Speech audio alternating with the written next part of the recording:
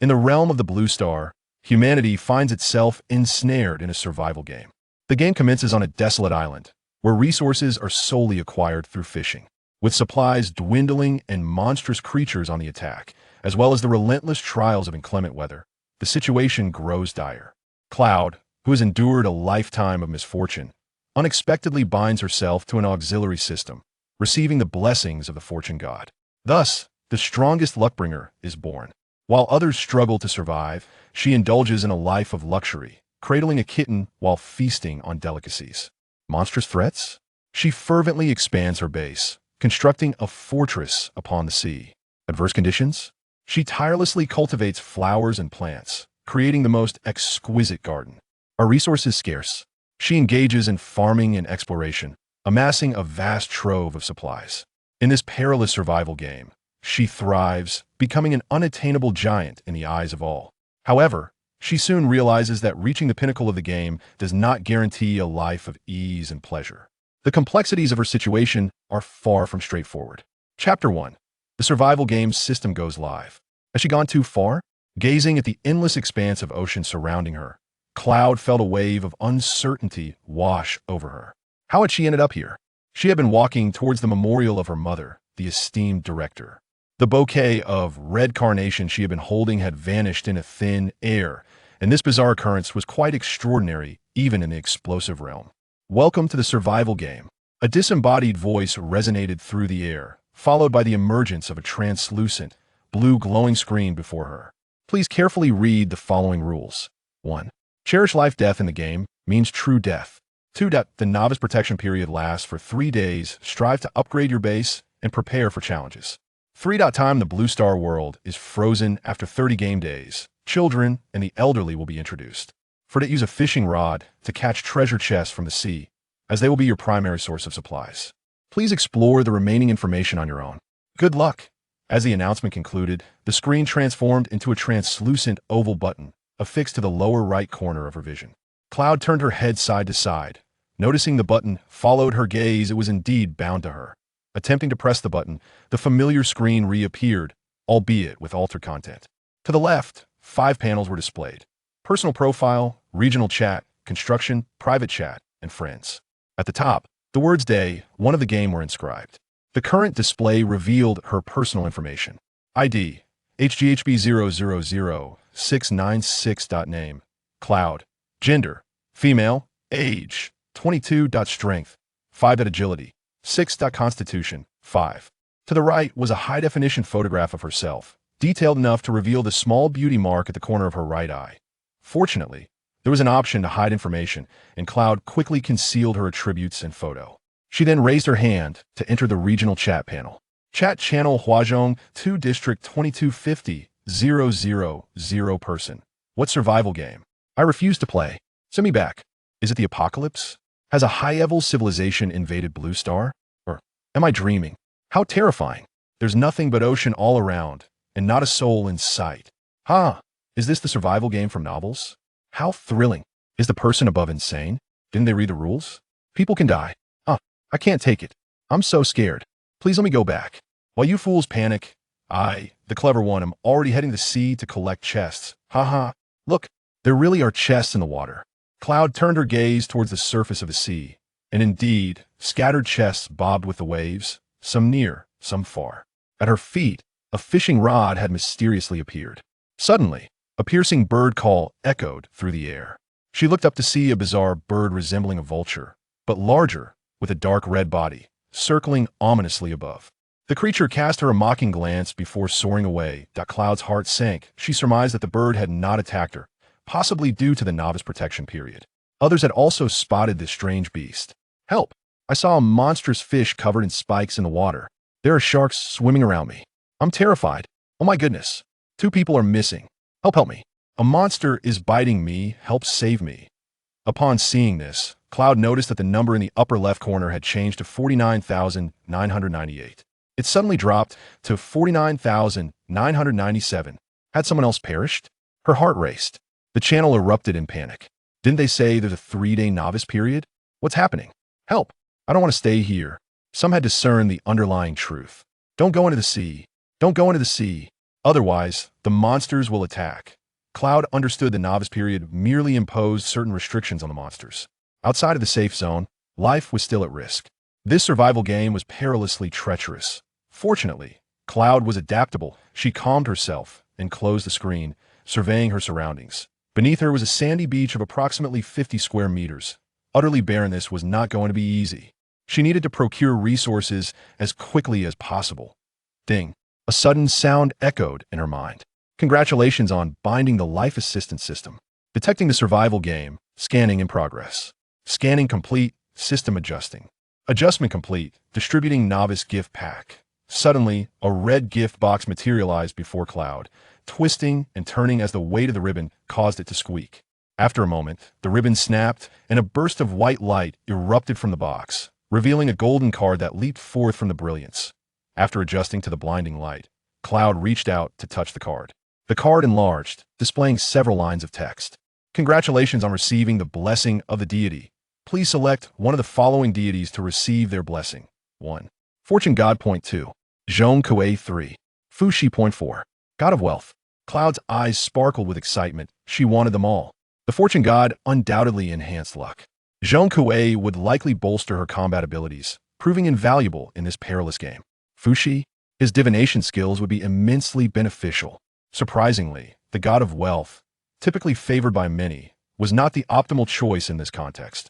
Regrettably, she could only choose one. Cloud bit her lip, ultimately resolute in her choice of the Fortune God. Her life had been riddled with bad luck, and she longed for the fortune enjoyed by those who sailed smoothly through life. Are you sure you want to choose the Fortune God? Yes. Congratulations on receiving the blessing of the Fortune God. As the system's voice faded, the card transformed into a golden stream of light, merging into her forehead. Cloud raised her hand to touch her brow. Was that all it took? The Fortune God is very pleased with your choice and has additionally bestowed upon you a jade ruby. In an instant, she felt a weight in her hand, revealing a palm-sized jade ruby, pure white as sheep fat.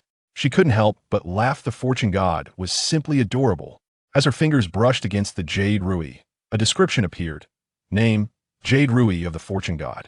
Description, grants an extra boost of luck, ensuring delightful surprises. Await you cooldown time, 72 hours. Current usable times, 11. It was indeed a Jade Ruby imbued with a skill. Cloud rejoiced. An additional layer of luck was a splendid boon. Eagerly anticipating the effects of her newfound blessing and Jade Ruby, she picked up the fishing rod at her feet and approached the shoreline. Just then, a wooden chest floated toward her with the waves. Cloud cast her fishing line, and upon contact with the chest, the hook automatically latched on. It was surprisingly simple as she dragged the chest to the shore. After some contemplation, she opened the chat interface, observing the myriad of messages displayed above. I am infuriated the box floated so far away, and I cannot venture into the deep waters, rendering fishing impossible. I only caught one box, and it contained merely a bottle of mineral water. Is this normal? Be grateful. Damn it, I struggled and nearly got bitten by that monstrous fish, and when I finally reeled one in, it turned out to be empty. One box yielded 2 steam buns, but alas, no water. What a choking experience. I am dying of hunger. Is the novice phase truly this arduous? I am at my wit's end. After perusing the circumstances of most individuals for quite some time, Yin Duo felt a sense of clarity. She raised her hand and opened the wooden box. Congratulations. You have obtained 2 bottles of mineral water, 1 cola, 2 vegetarian burgers, and 2 meat buns. Such an abundance, with both water and food. Yin Duo's eyes sparkled with excitement. Indeed, the blessings of the fortune deity are no trifling matter. At the very least, she should no longer worry about sustenance. Without hesitation, she opened a bottle of water. The clear, icy liquid soothed her throat, instantly alleviating her thirst and discomfort. Her luck after receiving divine blessings was already remarkably fortuitous. She could only wonder what further benefits would arise from stacking the Uru-E. Chapter 2. The Power of the Jade Ruby and Game Limitations. Closing the chat interface, she resumed her grip on the fishing rod and gazed across the sea. A few scattered boxes floated on the surface, but they were too distant to reach. Yun Duo patiently waited for over 10 minutes, and at last, a box drifted closer to her. Without hesitation, she cast her line and reeled in the box. Her heart brimmed with anticipation. It was time to test the power of the Jade Ruby. Suddenly, her peripheral vision caught an unusual glimmer. Upon closer inspection, it turned out to be a brass box. considerably heavy and thus previously unnoticed. Brass. It appeared far more sophisticated than the wooden boxes, undoubtedly promising valuable contents, which filled Duo with excitement. However, the distance to the box posed a challenge, leaving her somewhat troubled. With no other options at hand, she could only wait and pray for the brass box to drift nearer. Perhaps her prayers were answered, as the box slowly approached her. Closer, just a little more, Duo murmured to herself. Yet, the box seemed to suddenly halt, refusing to advance any further. The positioning was awkward. She would need to wade into the water a short distance to reach it. Could this be another game setting? She couldn't help but curse under her breath. As if in response to her thoughts, a silver fish, the size of an arm and adorned with sharp teeth, leapt from the water, circling the box twice. There was no doubt that if Duo entered the water, that monstrous fish would surely attack her. Should she abandon the box? She found herself in a dilemma. Suddenly, a spark of inspiration struck her as she glanced at the wooden box she had just reeled in. Dear God of Fortune, it is time to showcase your might. Closing her eyes, Duo swiftly opened the wooden box. Congratulations, you have obtained 2 inferior leg guards and 1 damaged machete. Joy surged within her as she examined the gear. Name: inferior leg guards. Description: can withstand damage below 10 strength for 3 instances. Though not much, it's better than nothing. Wouldn't you agree?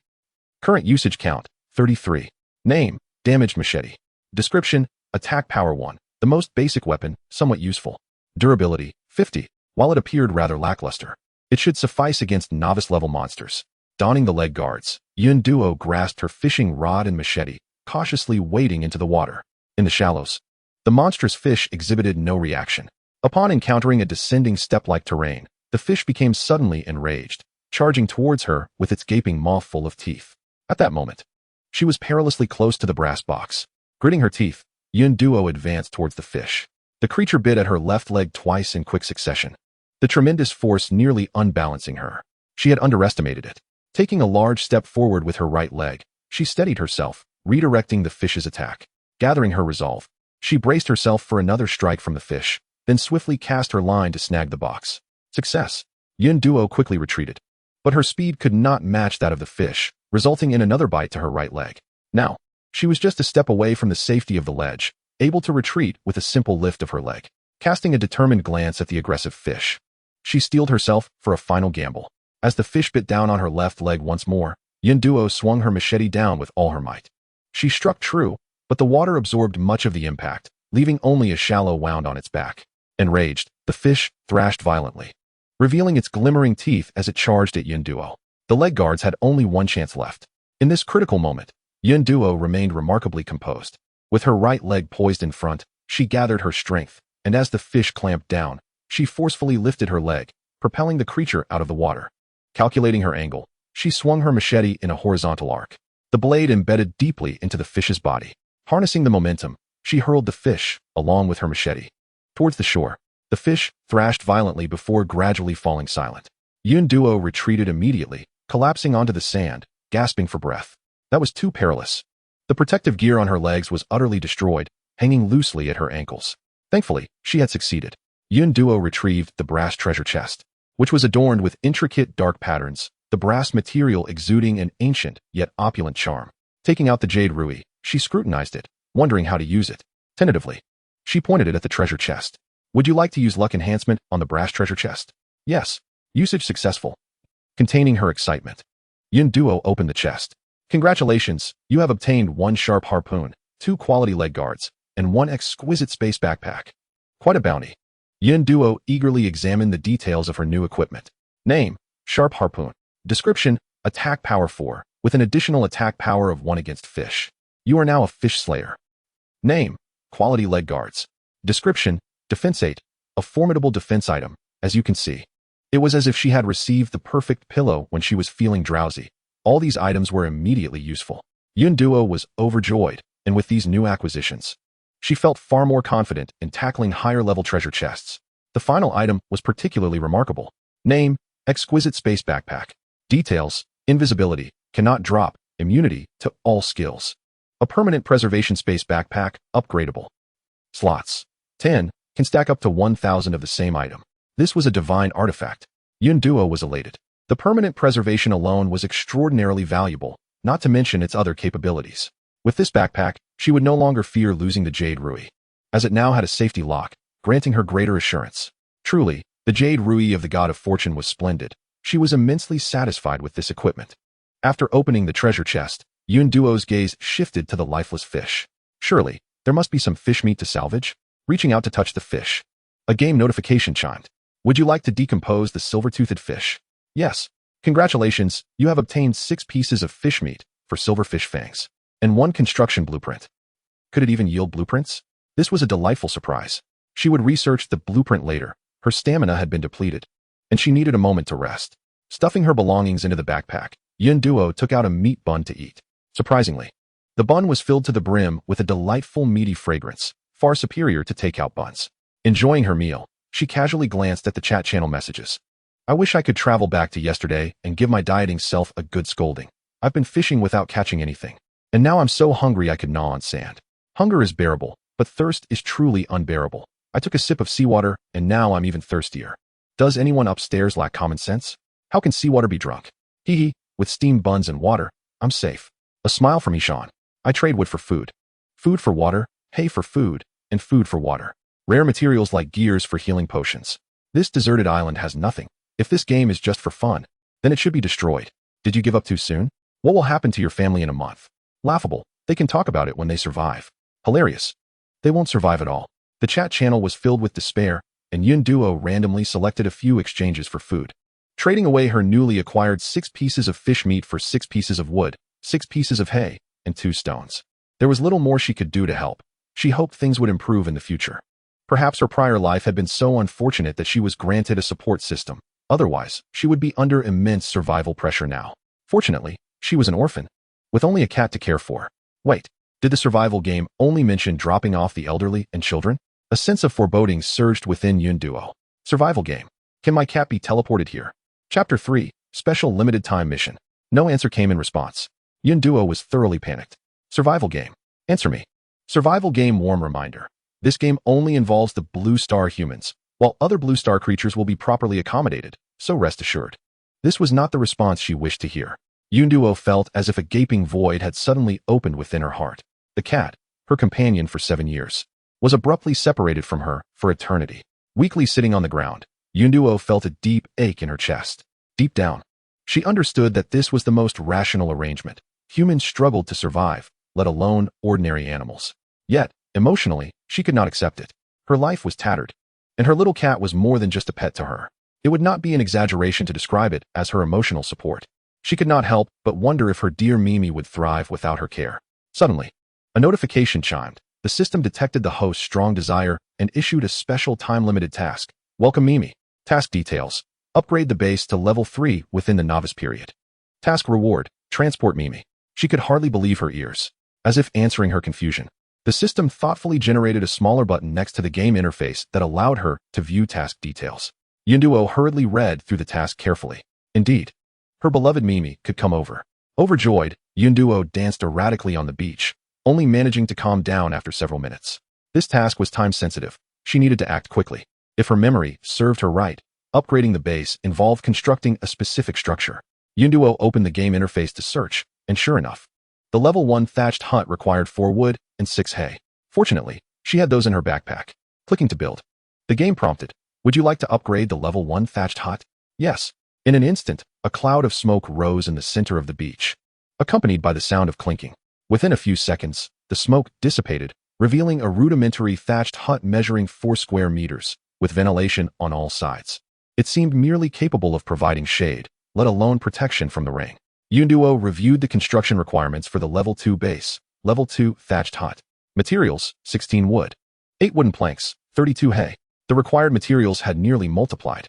Currently, Yun Duo's supplies included 15 bottles of mineral water, 1 cola, 2 vegetarian burgers, 1 meat bun, 2 wood, 2 stones, and 4 sharp teeth from silver fish, along with a newly acquired fish spear and a damaged machete with only 30 durability left. There was a significant shortfall. She needed to gather resources quickly. Yun Duo picked up her fishing rod and headed to the shoreline. After an hour of waiting, she caught 2 wooden boxes. Checking the chat channel, she realized that her catch was quite good. Some players did not even manage to catch a single box in that time. Opening the 2 boxes, she found the following supplies. Congratulations, you have obtained 2 wood, 1 wooden plank, and 2 sandbags. Congratulations, you have obtained 2 flour rolls, 2 sodas, and 4 steamed buns. Yunduo furrowed her brow. Excluding those born under a lucky star, her haul was decent but still far from sufficient. The materials for the level 2 base were substantial, and the level 3 requirements were even more daunting.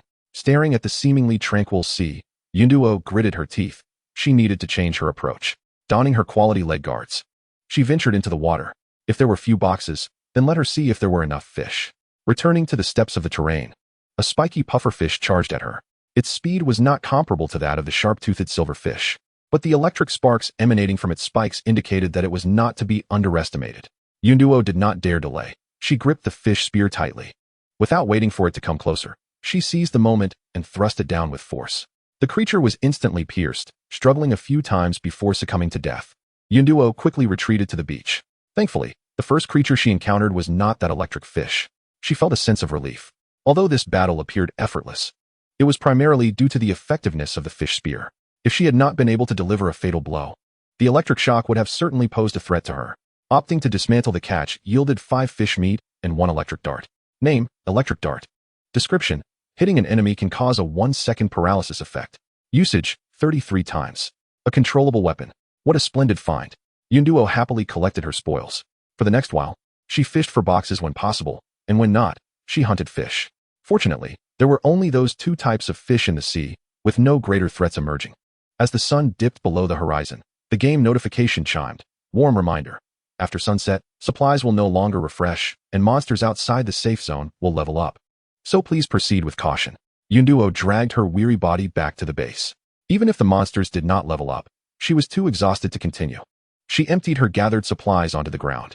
Counting, she found she had 2 wooden boxes, 3 sharp-toothed silver fish, and 2 electric fish. Rubbing her hands together, Yunduo took a deep breath, hoping this haul would provide a boost. She first opened the 2 wooden boxes. Congratulations, you have obtained 4 wooden planks. Congratulations, you have obtained 4 iron blocks. Alas, while the supplies were not bad, the iron blocks were not what she urgently needed. Turning back, she dismantled the fish one by one. In total, she obtained 28 fish meat, 8 sharp-toothed silver fish, 2 electric darts, and 1 watermelon seed. How peculiar that she even obtained seeds. However, lacking land at the moment, Yunduo casually tossed the seeds into her backpack. She organized her supplies and opened the chat channel. With no means to gather more supplies, most players had idled, and the channel was bustling with chatter. Is there a kind soul who can spare me some water? I am so thirsty, I just turned 16. How can a mooching pest like you, at 108 years old, still be around? Rare materials for external healing potions. Oh my goodness, I found a small steamed bun. How delightful. Those born under a lucky star do not deserve to live. May the lucky star perish. Wood for food, water for hay, whatever information was there, Yunduo found it dizzying. Not wanting to sift through each message, she posted a message. Fish meat for wood, wooden planks, or hay. In just a short while, her panel began to chime incessantly. Many players privately messaged her. Miss, could you spare me some? I will return it to you as soon as I have food. I do not have the materials you mentioned. Can I exchange something else? I am truly starving. I have 1 piece of wood. Can I trade it for 2 pieces of fish meat? Yunduo furrowed her brows. The audacity of these individuals. Attempting to take advantage of her. With patience, she scrolled through the messages, ignoring the unreliable ones and exchanging with those who made reasonable offers. After more than an hour of browsing, she finally exchanged all her fish meat. In total, she had 33 pieces of fish meat, trading for 20 wood, 6 wooden planks, and 34 hay. Except for the wooden planks, most trades were 2 materials for 1 piece of meat, and Yunduo felt she had been quite fair. Although the fish meat was raw, any cooked meat would not have been offered at this price. Yet, evidently, some were still unsatisfied. A player named Li Chung began to rant. Yunduo, your fish meat is raw. How can it be eaten? Isn't this deceitful? Return my wood. Taking advantage of others' difficulties to scam is truly malicious. Why are you silent? Are you feeling guilty? Chapter 4, Level 2 Base Prerequisites. Those unaware of the truth joined in to voice their opinions. Exchanging raw fish meat is indeed quite excessive. Oh, there are all sorts of people. In a survival game, there are bound to be many who deceive and trick others. Everyone should be a bit more cautious. Observing these outrageous comments, Yunduo nearly laughed in disbelief. She remembered Li Chung. He had initially wanted 1 piece of wood for 2 pieces of fish meat, which she had ignored. Presumably, seeing her lack of response had made Li Chung anxious, prompting him to lower his price. When he offered 2 pieces of wood for 1 piece of fish meat, Yunduo hesitated before agreeing. And now he had the audacity to come out and berate her? She could not be bothered to argue with such individuals. Yun Duo requested the return of her fish meat in exchange for 2 pieces of wood. A moment of silence enveloped the chat area before a wave of excitement erupted among the crowd. 2 pieces of wood for fish meat? How is it that I missed out on such a fortunate deal? I felt a twinge of disappointment, as I had traded 2 pieces of wood for merely a handful of steamed buns. Li Cheng, do not hesitate to trade with me. I will offer you 2 pieces of wood. Yet, Li Cheng remained silent. It became evident that he was merely attempting to take advantage of the situation. Fortunately, I managed to secure 1 piece for myself and displayed it to the others, a substantial chunk, weighing at least a pound. The game interface allowed for the sharing of item details, and upon witnessing such a generous portion of succulent fish meat, more individuals began to privately message Yun Duo in hopes of a trade. However, she had none left to spare. Yun Duo promptly announced in the channel, "I apologize, everyone, but the fish meat has all been traded." Even Li Cheng, who had initially been so eager, had vanished without a trace. After successfully exchanging for the necessary materials, Yun Duo moved a pile of boxes aside, clearing the area of her thatched hut. She then clicked to build. Do you wish to upgrade to a level 2 thatched house? Yes. A familiar cloud of smoke billowed forth, this time with a wider reach. The sound of clinking echoed as the smoke dissipated, revealing a thatched house occupying approximately 20 square meters. Upon entering and surveying the interior, Yun Duo noted that the 4 corners and beams were supported by wooden structures, while the remaining walls and roof were made of thick, sturdy thatch. The waist and base of the house were reinforced with wooden boards. Overall, it was a significant improvement over her previous structure, providing ample protection from the elements. After moving the boxes inside and assembling a small bed, her plans were perfectly set. Suddenly, a notification rang out. Congratulations. You have completed the achievement of building the first level 2 base in the area. We reward you with a latex mattress. Keep up the great work. To her surprise, such an achievement came with rewards. Yun Duo's face lit up with joy, for she had been worried about the discomfort of sleeping on boxes. After arranging the boxes and laying down the latex mattress, she reclined for a moment. Quite comfortable indeed. As dusk settled outside, her stomach began to grumble. The midday buns having long been digested, Yun Duo retrieved the remaining meat buns and, paired with cola, began to indulge. Having upgraded her base twice on the first day, she was now only 1 level away from fulfilling the task requirements. A sigh of relief escaped her lips. She casually opened the construction interface to review the requirements for a level 3 base. Level 3 wooden house. Materials, 60 wood, 20 wooden boards, 15 grass ropes, 30 stones, 30 soil blocks, 10 iron blocks. Prerequisites. 1.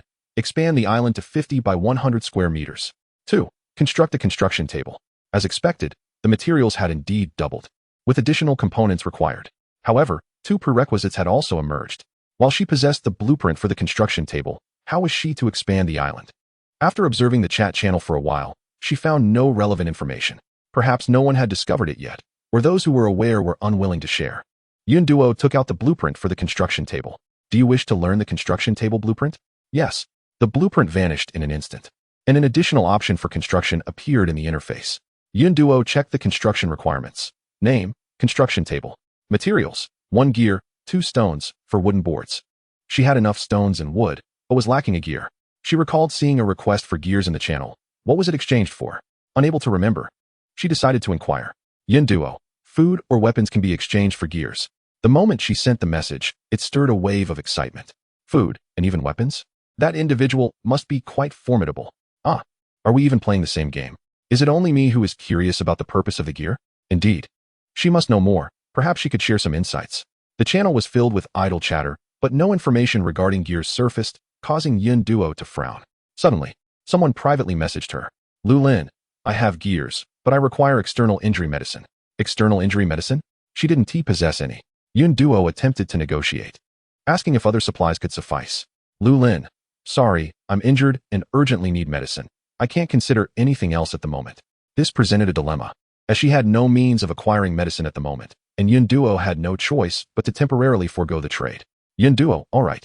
I currently do not have any. Perhaps we can trade tomorrow when I obtain the medicine. Lu Lin, okay. On the other side of the screen, the man, bare-chested and pale, glanced down at his abdomen, which was bound with torn clothing, dark red blood seeping through, a sight indeed horrifying. Despite his dire circumstances, there was no trace of despair on his face. This life felt like a second chance. Lu Lin was a special forces soldier who had fallen into an enemy trap during a mission. Even with his exceptional abilities, he was outnumbered and, during a moment of vulnerability, had been stabbed in the abdomen. Just as he was on the brink of death, the game pulled him in. Although he had escaped immediate danger, his abdominal injury was severe, and without treatment, his life remained in jeopardy. He was not one to sit idly by. Dragging his injured body, he had attempted to gather some supplies. However, he had not been able to obtain any medicine. After a full day, he had been unsuccessful. Watching Yun Duo state that she would acquire medicine the next day, Lu Lin remained non-committal throughout the day, aside from gathering supplies. He had kept an eye on the channel, yet no information regarding medicine had surfaced. Perhaps there were some, but no one had spoken up. Overall, medicine was not easy to come by. Unbeknownst to Yun Duo, her mind was preoccupied with calculating the materials she lacked. However, fatigue soon overtook her, her eyelids growing heavy. Tomorrow would be a day for research. She was utterly exhausted. A night without dreams passed, and as the morning sun streamed through the door's crack, Yun Duo's curled lashes fluttered slightly as she wrestled with sleep, finally awakening. Today, there were numerous tasks awaiting her. She pulled out a vegetable meat bun for breakfast and devoured it swiftly before taking her fishing rod and stepping out with renewed determination. Upon raising her gaze, she spotted 2 boxes floating by the shoreline. What luck! Yun Duo hurriedly ran over to fish them out and opened them immediately. Congratulations! You have received 5 bottles of mineral water and 2 small pudding ice creams. How delightful! Just as her water supplies were running low. She had even managed to acquire ice cream. With her insulated backpack, she could enjoy it later when the sun became scorching. She then opened the second box. Congratulations! You have received 3 healing ointments and 1 healing ointment blueprint. Healing ointment? Yun Duo felt elated. She had expected it to require considerable effort, yet her luck was remarkable. She had obtained it right away, along with a blueprint. Clicking to learn it prompted a notification. Learning the healing ointment failed. A construction table is required. Yun Duo understood now.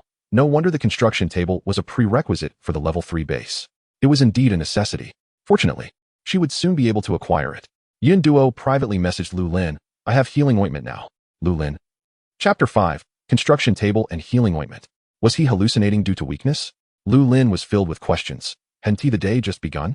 He had toiled all day with no results. Yet this girl claimed to have obtained it right away. Surely she could not be deceiving him. At that moment, Yun Duo sent a trade request. Healing ointment. The game's interface was considerate. When initiating a trade, both parties placed their items up for review, allowing them to confirm details before successfully completing the trade. After carefully examining the healing ointment's description, Lu Lin felt reassured and exchanged the gear. As he applied the ointment to his wound, the horrifying laceration visibly healed at an astonishing rate, the healing process resembling thousands of ants crawling across the surface. Lu Lin gritted his teeth, remaining silent. At that moment, he experienced a mix of emotions, relief at surviving a near-fatal encounter, yet a sense of unexplainable disparity lingered. He had witnessed the world's inequities firsthand. Despite this, he held a favorable impression of Yun Duo, as she had not taken advantage of his vulnerability to inflate her prices. Do not be deceived by the appearance of normalcy. Upon entering the realm of the game, devoid of restrictions, many individuals begin to magnify the darker facets of human nature for the sake of survival. When Lu Lin sought medicine, numerous individuals feigned possession of it to swindle him of resources. Establishing connections with trustworthy individuals for the exchange of supplies proved advantageous. Lu Lin sent a friend request to Yun Duo, who promptly accepted, appreciating the straightforwardness of the young man and looking forward to trading with him. Having gathered enough materials for the construction platform, Yun Duo immediately set about creating it. The platform measured approximately 1 square meter in width and 15 meters in height, which she positioned in a corner of her room near the bedside. The surface of the platform displayed several construction options across 5 categories: tools, buildings, healing items, equipment, and others. The tools category boasted the most options, including basic implements such as axes, pickaxes, shovels, hoes, and rakes. The building category contained only the construction platform option, with the remainder left blank. Notably, 2 buttons resided in the lower right corner: synthesis and decomposition. After some examination, Yun Duo discovered that synthesis allowed for the combination of 4 pieces of wood into a wooden board, or 3 pieces of straw into a straw rope, among other material combinations. Conversely, decomposition reversed this process, enabling even intact items to be broken down. For instance, a damaged machete could yield wood and iron scraps, while a wooden box could be decomposed into wooden boards and a copper box into copper blocks. Once she had fully grasped the functionalities, Yun Duo learned the blueprint for the healing ointment. The details were as follows. Name: healing ointment. Materials: Sanchi 1, Zhonglo 1. Description: the optimal choice for treating external injuries. The best companion for adventurers. Suddenly, a flash of inspiration struck Yun Duo. She could profit by crafting healing ointments using the construction platform. Surely, This would be a faster means of earning than fishing for boxes. She realized she could charge double the price of the raw materials. With determination, Yun Duo settled by the beach, keeping an eye on the boxes while opening the chat screen. To her surprise, someone had beaten her to it. Wang Ming announced, crafting construction platform. Price, for gears, 8 stones, 20 wood, 1 food, 1 water. Yun Duo gasped in disbelief. This person was quite audacious. Others echoed her sentiments, questioning the outrageous pricing and the unscrupulousness of his demands. Wang Ming maintained an arrogant demeanor, asserting that the construction platform was a prerequisite for unlocking all basic tools and the ability to decompose wooden boxes, deeming it an essential item. An inquiry arose regarding the tools available. Wang Ming, brimming with pride, proclaimed that he had hoes, pickaxes, and more, while they remained empty-handed. I currently possess 2 axes. I am quite secure. Deng Zhangwo suggested a reduction in price, noting that resources were scarce for everyone. Yet Wang Ming refused, intent on profiting handsomely. He retorted, if you cannot afford it, then do not use it. I have no time for charity. Unable to tolerate his attitude, Yang Qingqian interjected, hey, why are you so arrogant? Do you think you are the only one with access to the construction platform blueprint? We are still in the novice phase. Soon, these items will become plentiful, and then who will sell to you? Wang Ming dismissed her words, challenging anyone to prove him wrong. Yun Duo then chimed in. Crafting construction platform. Price, 2 gears, for stones, 8 wood. The crowd reacted with enthusiasm. Yang Qingqian exclaimed in delight. Was someone attempting to undermine his business? Wang Ming's face darkened. He was certain it was a ruse. He had obtained a rare one-time control item from a copper box, and he refused to believe anyone could be faster than him. He accused Yun Duo of attempting to disrupt his operations, warning that her actions would have consequences. In the chat channel, Wang Ming continued to boast. How ridiculous. A woman should know her place. Otherwise, she'll not know how she perishes. His remarks were met with disdain from many others, who retaliated against his behavior. Yang Qingqian expressed her disbelief at Wang Ming's antics. The channel swiftly devolved into chaos, with a fierce exchange of insults erupting between 2 factions. Yun Duo, disliking confrontation and unskilled in arguments, resolved not to suffer this indignity. She promptly issued a message, selling healing ointment. Price, Sanchi 2, Zhonglo 2, transactions with Wang Ming and his supporters are prohibited. The announcement ignited a frenzy in the chat. Yang Qingqian remarked on the swift retribution, while Deng Zhangwo emphasized the importance of mutual support among players, condemning harmful intentions. Those who had previously defended Wang Ming scrambled to clarify their positions, insisting they had not supported him but merely analyzed the situation. Yun Duo, uninterested in their explanations, blacklisted each one. Another box floated towards her, and she skillfully retrieved it, opening it to discover. Congratulations, you have obtained 1 harpoon blueprint. What a stroke of luck. This item was highly desirable. Yun Duo beamed with joy. Weapons were essential, not only for personal use, but also in high demand within the market. She immediately clicked to learn the blueprint. Name, harpoon. Materials, silverfish sharp tooth 2, wood 2. Description, a standard weapon, attack 2, additional damage of 1 against fish. With ample materials on hand, she crafted 6 harpoons. Observing the chat channel, she noted that the tide had turned, with only Wang Ming still unwilling to concede. It's just a healing ointment. Who cares? This is not useful during the novice phase. After that, it will be abundant. I do not understand why you are all so excited. Yun Duo then announced, selling weapon, harpoon, materials, silverfish sharp tooth 4, wood 4. Transactions with Wang Ming and his supporters are prohibited. After contemplating, Yun Duo added, if materials are insufficient, feel free to make substitutions. It is likely that very few people can defeat the monstrous fish now. Add weapons that enhance attack. Upon hearing this news, Wang Ming was left utterly speechless. Yang Qingqian quipped, keep whining. There are no entertainment programs at the moment. Watching your performance is quite amusing. Others joined in the derision, remarking that it was merely the first weapon capable of increasing attack and inflicting additional damage on the fish, something Wang Ming would certainly disdain. Indeed, he wielded 2 axes with great prowess. Wang Ming found himself at a loss, grappling with envy. This weapon not only offered protection, but also the potential for valuable resources. He could not let this harpoon slip through his fingers. A true man knows when to yield and when to strike. He could feign submission to Yun Duo, could he not? Wang Ming opened a private chat only to be met with the message, you have been blocked by the other party and cannot send messages. He stomped around in the chat channel in frustration. Yun Duo was too busy to pay him any mind, occupied with the construction table, healing salves, and harpoons. While her raw materials were quickly accumulating, Lu Lin messaged her, can I exchange basic materials for a harpoon? I currently have no special items, but I will acquire some for you later. Yun Duo readily agreed, not for the promise of future materials, but because she was in dire need of basic materials herself. Moreover, she was somewhat familiar with Lu Lin, while the remaining harpoons were traded for rare materials. Yunduo quickly dismissed the matter from her mind. The next day, with everyone's supplies running low, Yunduo paused her work by noon. At this point, she had amassed a considerable amount of materials for constructing the building table and healing salves. She converted these into finished products and traded them for the basic materials she required. In just half an hour, aside from the 3 healing salves she kept for herself, all other items were sold out. Yunduo sighed with relief. What a hassle, but it feels exhilarating. Looking over the scattered materials, her spirits lifted. She counted her gains: 2 energy stones, a pair of slippers, 10 charcoal, 6 sandbags, 22 iron blocks, 26 grass ropes, 32 wooden planks, 50 soil blocks, 50 stone blocks, 85 wood, and 105 dry grass. She also acquired 3 blueprints, 1 for a wooden bed, 1 for a wooden barrel, and 1 for a planting bed. The materials for upgrading to a Tier 3 base were finally gathered, with plenty left over. Only the expansion of the island remained. After learning the blueprints, she removed her damp shoes and donned a fresh pair of slippers, feeling a wave of relaxation.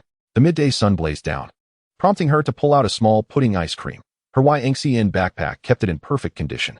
A refreshing, creamy bite of ice cream slid down her throat, and Yunduo couldn't help but exclaim, "Life is slowly getting better." She retrieved the 3 boxes she had fished out that morning and opened them one by one. "Congratulations, you have received 5 cotton cloth. Cotton cloth? It might be useful later," so she decided to keep it. "Congratulations, you have received 8 wooden planks. Not particularly useful, but better than nothing. Congratulations, you have received 4 windproof lighters." This was excellent news. Yunduo was thrilled. Now she had both a source of light and fire. Navigating the dark of night was indeed terrifying. Once she acquired a pot, she could brew a delicious fish soup. Suddenly, Lu Lin messaged again. "I have obtained the blueprint for the building table. Do you want it?" What would she need that for? She already had it. "No need, you keep it." Lu Lin responded, "All right, I'll get other materials for you." He was still thinking of her. The young man was quite considerate. After restoring her stamina, Yunduo donned her leg guards and set off to catch fish. Fish could yield both meat and materials, making their value comparable to opening boxes. Practice makes perfect. Yunduo's skills had improved significantly. She swiftly dispatched a silver-toothed fish and smiled broadly. Haha, this little monster is nothing special. Just as Yunduo relaxed, a colossal wave erupted from the sea, crashing onto the shore and sending her tumbling onto the sand. What was happening? She looked up to find a 3-meter-long shark. Its sharp teeth and massive size were a testament to its terrifying power. Next to the shark was a silver treasure chest. She glanced at its attributes from a distance. Attack power 10, speed 8, defense 10? Who would dare provoke such a beast? Yunduo took a few steps back. Its defensive capabilities could easily crush her. Even the treasure chest was not worth risking her life. Ding. Congratulations, you have triggered the quest. Defeat the great shark. Quest details. Yes, it's exactly what you were thinking. Quest rewards. 1 tree root, 1 essence of the sun, 1 essence of the moon, 1 golden strike. Friendly reminder. The shark has a novice period limitation. It is not advisable for you to give up. Ugh, how on earth was she supposed to fight that? Yunduo looked dejected. Yet, the quest rewards, though incomprehensible, seemed impressive, igniting a spark of desire within her. Missing this opportunity would be a grave mistake. Besides, having entered a survival game, one must strive to survive. Yunduo gritted her teeth. It was just a shark. She was determined. As for the novice period limitation, she speculated it pertained to its activity range. Cautiously, she approached the step-like terrain. And as soon as the shark sensed her presence, it turned and charged towards her.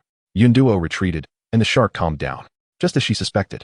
After assessing the shark's size and the coastal terrain, an idea struck her. Chapter 7, Ginseng Fruit Tree. Yunduo crafted several axes and placed them in her backpack, then sought out the least steep slope. Carefully, she moved forward to ascertain the safe zone's location, and her confidence grew. As she stepped over, the shark swam toward her.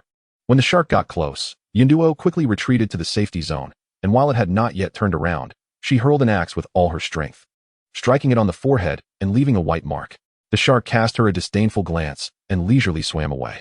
Once the shark returned near the treasure chest, Yunduo employed the same tactic again. Once, twice, thrice, until the shark began to grow impatient and agitated. Yunduo stepped out of the safety zone once more. At this point, the shark was furious, charging at Yunduo with incredible speed, causing the water to surge violently. Yunduo struggled to maintain her footing. This time, she allowed the shark to get even closer. The shark's eyes gleamed with ferocity, its jagged mouth poised to bite. In an instant, Yunduo drew out her electric blow dart and struck the shark 3 times in succession.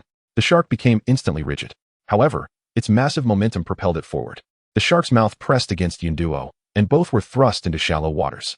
The shark, unaware of its precarious situation, aimed to bite Yunduo once more. Quick-witted, she fired another electric dart at it, and as it stiffened, she rolled out of its attack range. At that moment, the shark was left dumbfounded. It had beached itself. Without waiting for it to recover, Yunduo plunged the harpoon into its eye with force. The shark writhed in pain, thrashing violently, its powerful pectoral fins nearly striking Yunduo. She dodged and struck at its injured eye relentlessly. 1 hit, 2 hits, 3 hits, until the shark's resistance waned, and ultimately, it lay motionless. Ding! Congratulations. You have completed the quest. Defeat the great shark. Quest rewards have been distributed. Success. Yunduo hurriedly swam into the sea and retrieved the silver treasure chest. Exhausted, she collapsed onto the ground, gasping for breath. That was tiring. Taking down the shark required considerable effort, even during the novice phase. She realized she ought not to be overly complacent. The challenges ahead were plentiful. Yunduo first dismantled the shark.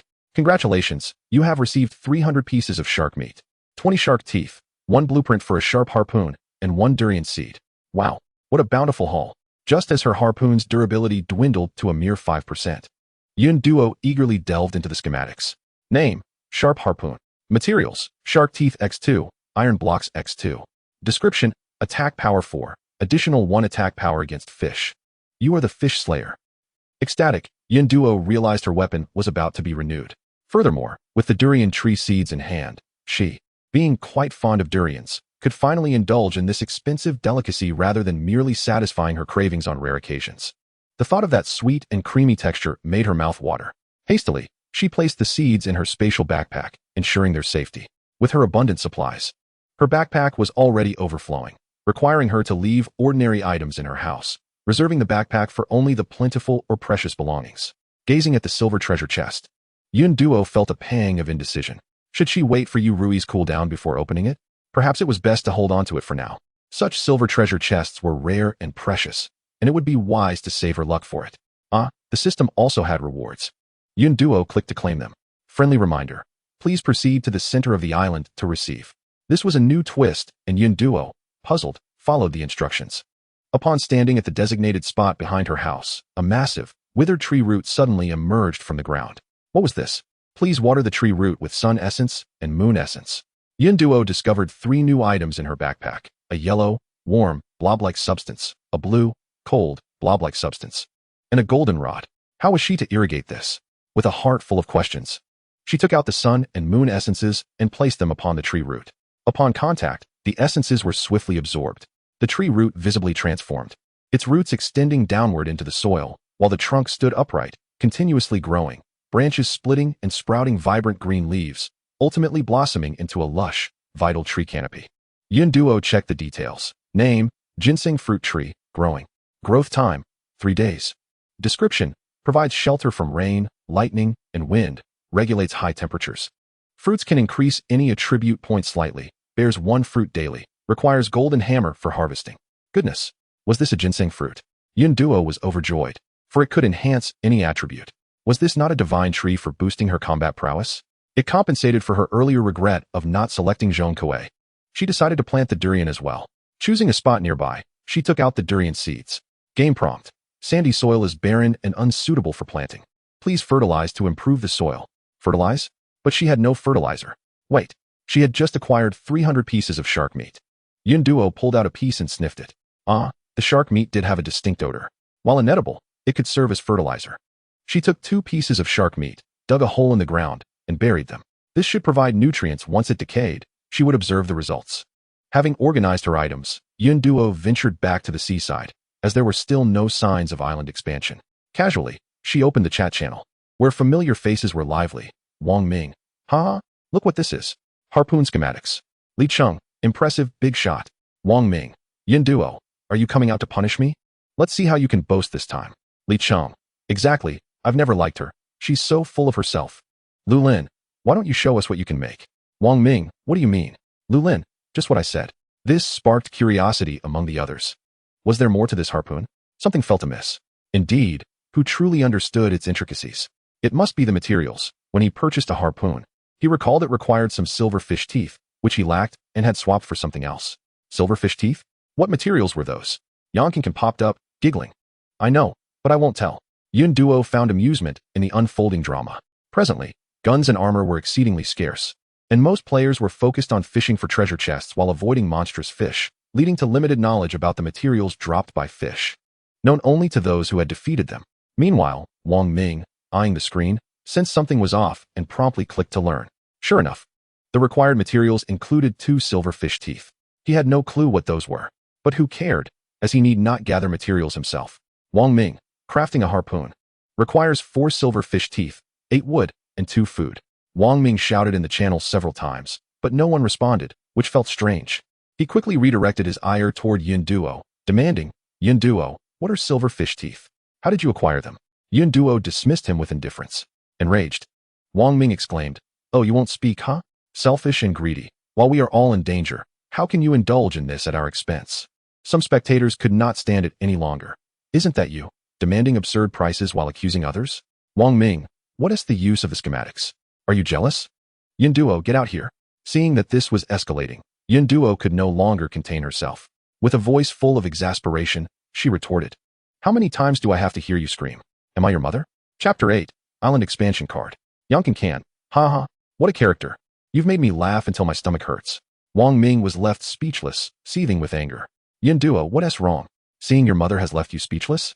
The crowd shared in their disdain for Wang Ming's attitude, relishing in his embarrassment, chiming in. Is this grown man still nursing? Poor thing. Afraid to sleep alone at night. I'm a neurologist. This child clearly has developmental issues. Wang Ming, consumed with rage, declared, Fine, Yun Duo, I'll remember you. You better pray we don't cross paths. Yun Duo rolled her eyes. Such a fool was merely arrogantly ignorant, not wishing to waste time on him. She noticed another brass chest drifting on the sea and closed her screen to continue hunting. In the following hours, Yun Duo collected 3 wooden chests, 3 silver-toothed fish, and 2 electric spike fish. Disassembling the fish yielded 28 fish meat, 12 silver fish teeth, 1 harpoon schematics, and 2 shock blow darts. The 3 wooden chests provided 6 rolls of paper, 1 pajama, 1 pillow, 2 Orleans chicken rice, and 2 milk teas. This was an excellent haul, containing items she could utilize, especially the paper, as she had no desire to live like a caveman. At that moment, Lu Lin messaged her. Island Expansion Card. Interested? Island Expansion. Yun Duo perked up instantly, eager to review the details. Name, Island Expansion Card. Description, expands island area by 10 square meters. This was precisely what she needed. Yun Duo's heart raced with excitement. She had to have it. What do you want? I'll trade with you. Lu Lin, no need. It's yours as promised. Before Yun Duo could respond, he directly sent her the card. This item was precious. She couldn't take advantage of him. Yun Duo promptly sent back a harpoon schematics, as she had extras that he could use. Lu Lin had previously defended her in the channel, leading her to believe he had also fought against monster fish, making this a perfect fit for him. Lu Lin accepted without hesitation. On the other end of the screen, he smirked. What had started as a favor had turned into an ever-increasing debt, but it was of no consequence. There would be future opportunities. Perhaps fortune favored her. As Yun Duo opened the last brass chest, discovering 3 more expansion cards. A total of 4. Only 1 more was needed for an upgrade. Inside, her little triumphant spirits danced with joy. She hoped to negotiate for another. The chat channel remained lively. Wang Ming, selling weapons, harpoon, asking for 4 rare materials, 10 basic materials, and 2 food.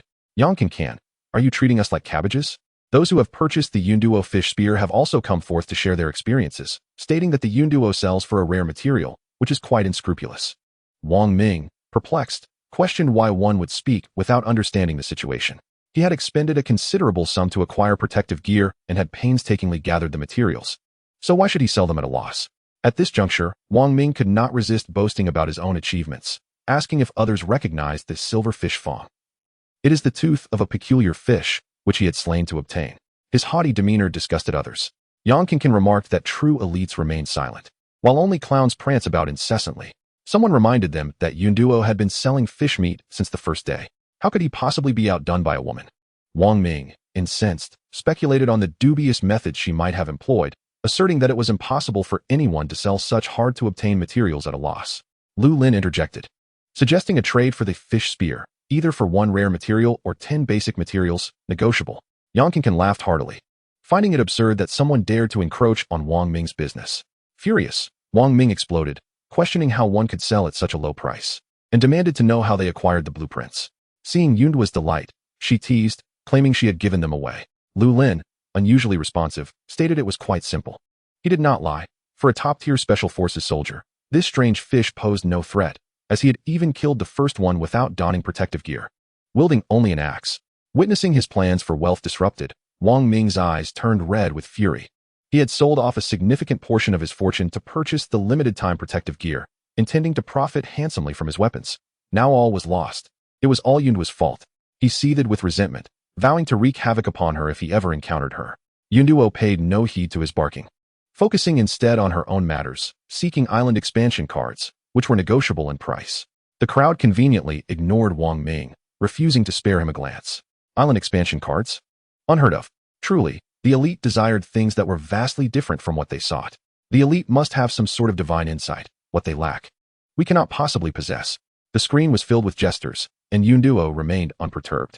Currently, only a small number of individuals could open bronze chests, and island expansion cards would likely appear in due course. In less than a minute, someone privately messaged her. Shinsu stated he had an island expansion card and was willing to trade it for 1 energy stone, 1 construction platform, 3 fish spears, and 3 healing potions. Was he treating her, Yunduo, as an easy target? This individual had previously traded a fish spear for an energy stone. Did he intend to reclaim his items and profit off her? Did he think Yunduo was so easily manipulated? Yunduo rolled her eyes and promptly blacklisted him. Within minutes, 2 more individuals messaged her. Although their offers were not as outrageous as Shinsu's, they were still grossly inflated. Truly, fame breeds envy. They all sought to take advantage of her. Yunduo decided to enter the channel and announced that those without sincere offers need not approach her. The island expansion card was not a difficult item to procure, and those seeking to exploit her should cease their attempts. Wang Ming scoffed, suggesting she was incapable of making a trade. Shinsu, feeling insulted after being blacklisted, retorted that items obtained from bronze chests were not easy to acquire. He accused her of being quick to blacklist others and having a terrible temper. A swarm of individuals displeased with Yunduo's success began to surface. They had long found her irksome, criticizing her haughty demeanor. How could a young woman, at just 22, possess any real capability? Speculation in the channel grew increasingly distasteful. Yet some could not bear to remain silent and attempted to counter the vitriol. What foul statements! Why should a girl not possess abilities? Their eyes were as red as rabbits, unable to tolerate others' success simply because they struggled themselves. Consequently, the group became more emboldened, questioning whether there was some hidden transaction occurring to defend her. One individual, exasperated, proclaimed that they were female. What of it? Did it strike a nerve? No matter how they argued, this group could always find twisted reasoning to smear those who spoke in Yunduo's defense. Yunduo furrowed her brow, realizing these individuals were incapable of rational discourse, and their attacks were growing bolder, ensnaring many into self-incrimination.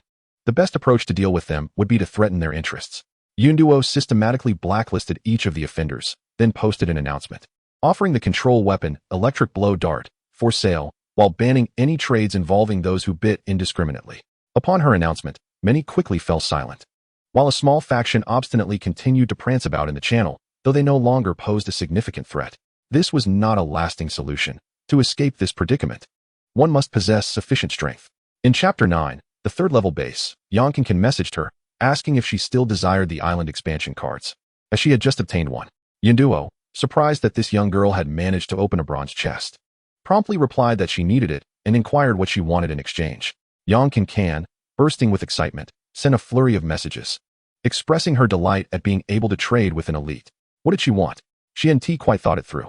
With weapons and protective gear already acquired and lacking for materials, she then asked if Yunduo had any delicious food. Yunduo, taken aback, realized this girl was a born lucky one, which explained her fortune in securing a bronze chest. After rummaging through her backpack, she offered Orland's chicken wings and milk tea. Chicken wings? Milk tea? It had been ages since she had enjoyed either. Yonkinkin nearly drooled, exclaiming her eagerness for them. Yunduo completed the trade. Did she need anything else? Yonkinkin promptly finished the transaction, declaring that food was all she required. Yunduo considered for a moment before responding that if she needed anything else in the future, she could reach out to her. Additionally, she requested that Yonkinkin simply call her by name, as Elite felt overly formal. The little girl, thrilled by this, exclaimed, "All right, Yunduo." After accepting Yonkinkan's friend request, Yunduo excused herself from the conversation, feeling somewhat overwhelmed by the girl's enthusiasm. A few individuals approached her seeking to exchange for the electric blow dart, of which she had few remaining. She selected 3 with suitable offers for trade. Receiving a compost barrel blueprint, 1 energy stone, 1 black soil, and 1 tomato seed in return. The purpose of the energy stone remained unclear, but she suspected it would prove to be an essential material. With the conditions for the 3rd level base finally met, Yunduo took out 5 island expansion cards. Would you like to use the island expansion cards? Yes. The cards transformed into a stream of light, merging with the system panel. And the ground began to tremble slightly as the island's area gradually expanded, doubling in size until the vibrations ceased. Observing the construction interface, she noted the changes. 3rd level wooden house. Materials: 60 wood, 20 planks, 15 rope, 30 stones, 30 soil, 10 iron. Prerequisites: 1 island expanded to 100 by 100 square meters, completed. 2 construction platform built, completed. She had long since gathered the necessary materials and promptly clicked to construct. Would you like to upgrade to a 3rd level wooden house? Yes. Familiar smoke billowed forth, this time covering a larger area, approximately 50 square meters. The newly spacious island felt tense once more. As the smoke dissipated, a delicate and robust wooden house stood before her. The ground surrounding the house was no longer soft sand, but sturdy soil, with stone blocks forming its foundation. Stepping inside, she found wooden flooring, and the house was divided into 3 rooms. Upon entry, there was a living room, empty of furnishings, with a wall of storage compartments perfectly sized for wooden boxes on the left. To the right was a bedroom, where she had stacked her boxes. The innermost room, the smallest, contained a commode, clearly serving as a restroom. The conditions had significantly improved. Aside from the absence of water and electricity, it was hardly inferior to a modern home. Yunduo felt immense satisfaction. After completing the house, the game notification chimed at the right moment. Congratulations. You have achieved the milestone of constructing the first level 3 base. You are rewarded with an indoor water purification system and 3 random attribute points. Keep up the good work. Another achievement reward? Yunduo felt a surge of joy. A water purification system. She would never have to worry about water again. After wearing the same dress for 2 days, it had become quite dirty, and this was the perfect opportunity to wash it. A fragrant bath awaited her, and merely thinking about it brought her comfort. Moreover, the 3 attribute points would significantly enhance her abilities. Suddenly, her friend notifications and private messages began to chime in with a flurry. What was going on? Upon opening the chat, a dazzling, highlighted world announcement caught her eye. Congratulations to player Yunduo for achieving the milestone of upgrading to a level 3 base. Players are encouraged to strive for further accomplishments. The vibrant announcement remained pinned for a full 3 minutes. Yunduo's expression turned dark. This was rather awkward. The comments section erupted with excitement. Is it really our Yunduo? Yes. The detailed information in that announcement was clickable. I saw the ID. It's definitely our Yunduo. Incredible. The world announcement has brought great pride to our Central China District 22. This is the first world announcement. A level 3 base? I'm still at level 1. What is this? And it even rewards random attribute points. The children are envious. Am I the only one coveting the water purification system? How delightful it must be to have an abundance of water. Her private messages were filled with congratulatory notes, including from her 2 closest friends. Lulin simply sent 2 words, congratulations.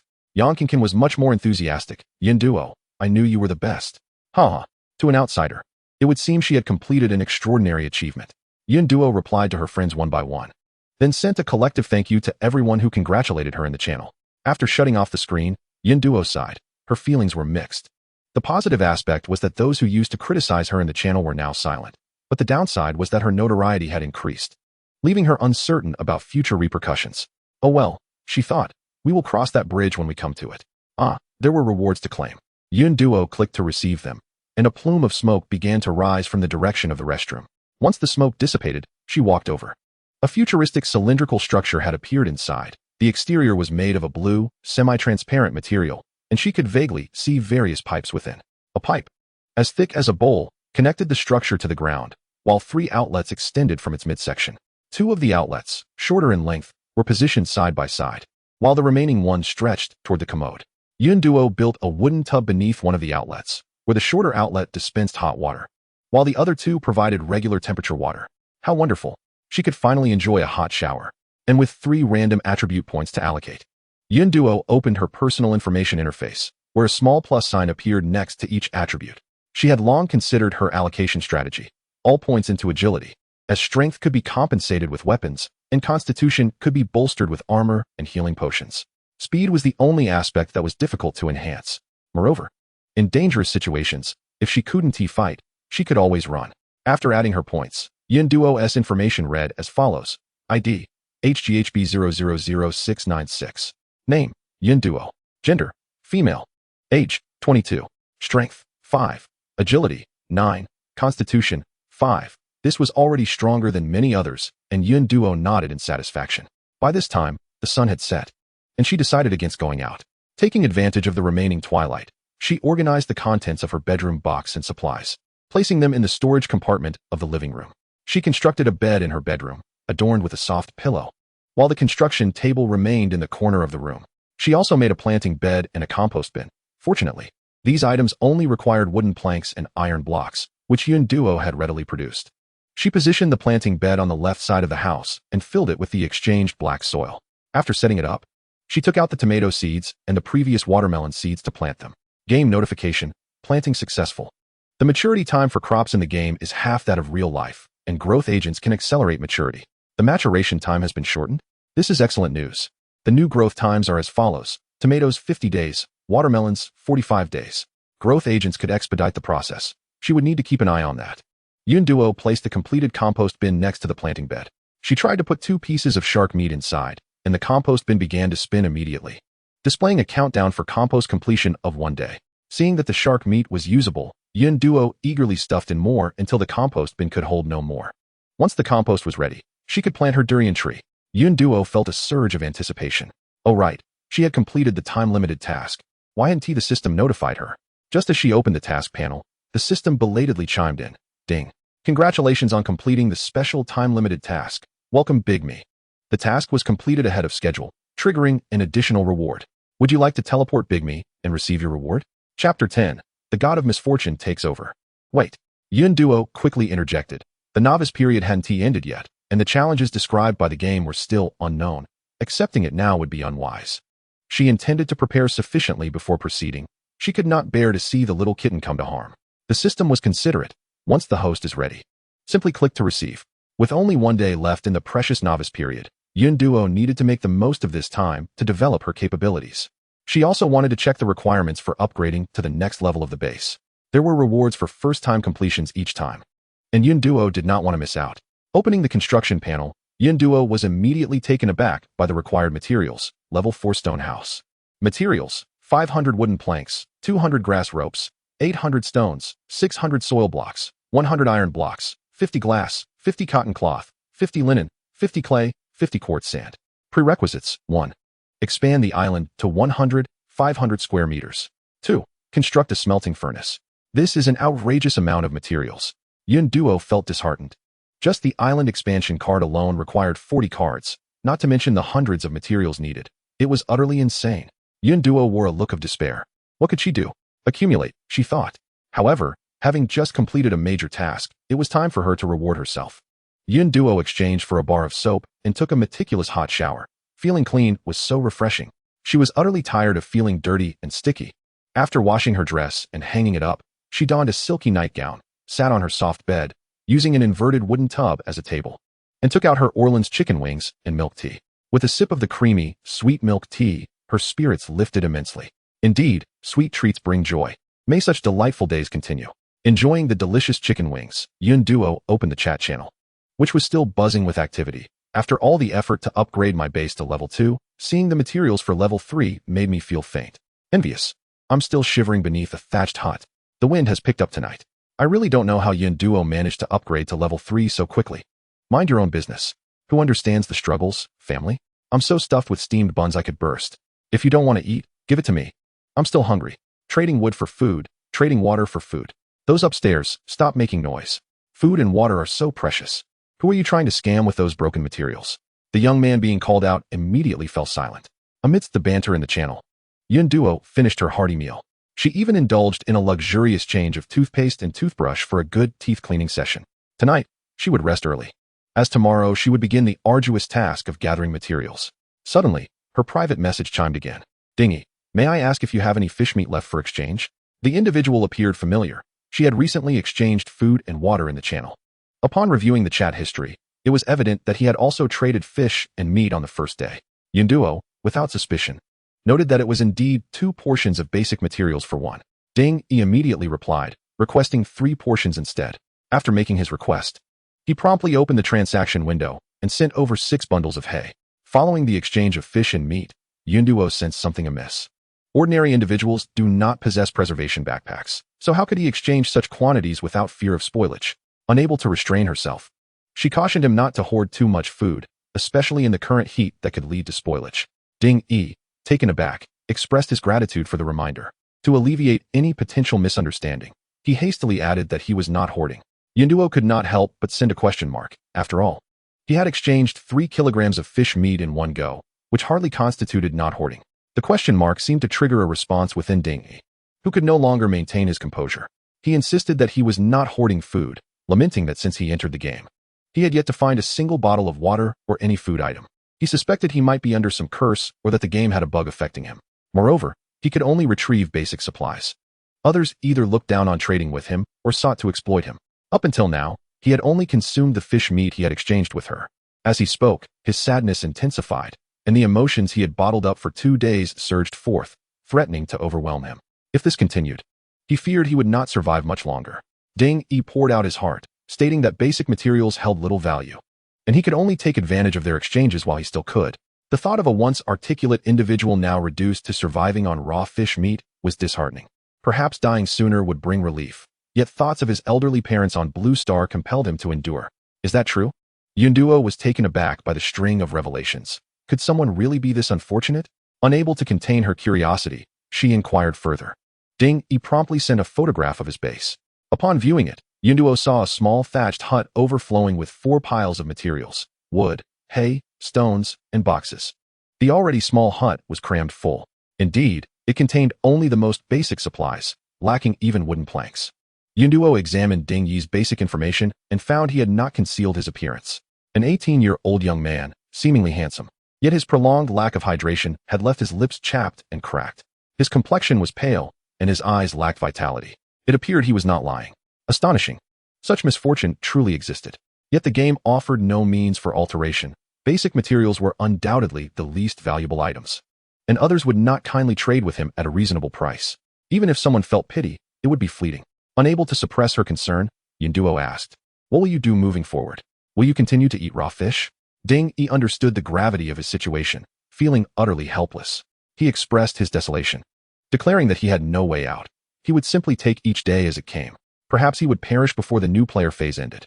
His despair compounded with each box he opened, shifting from doubt to disbelief and finally to utter resignation. It was a deadlock. He was merely holding on. Contemplating this, Ding Yi forced a smile, thanking her for exchanging food with him, allowing him to survive for a few more days. If he were to die, he would leave these worthless trinkets to her.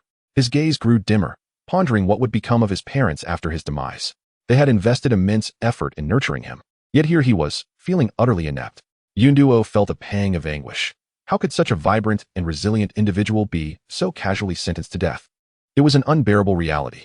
Yet, she could not alter the game, nor could she afford to support another person. Wait.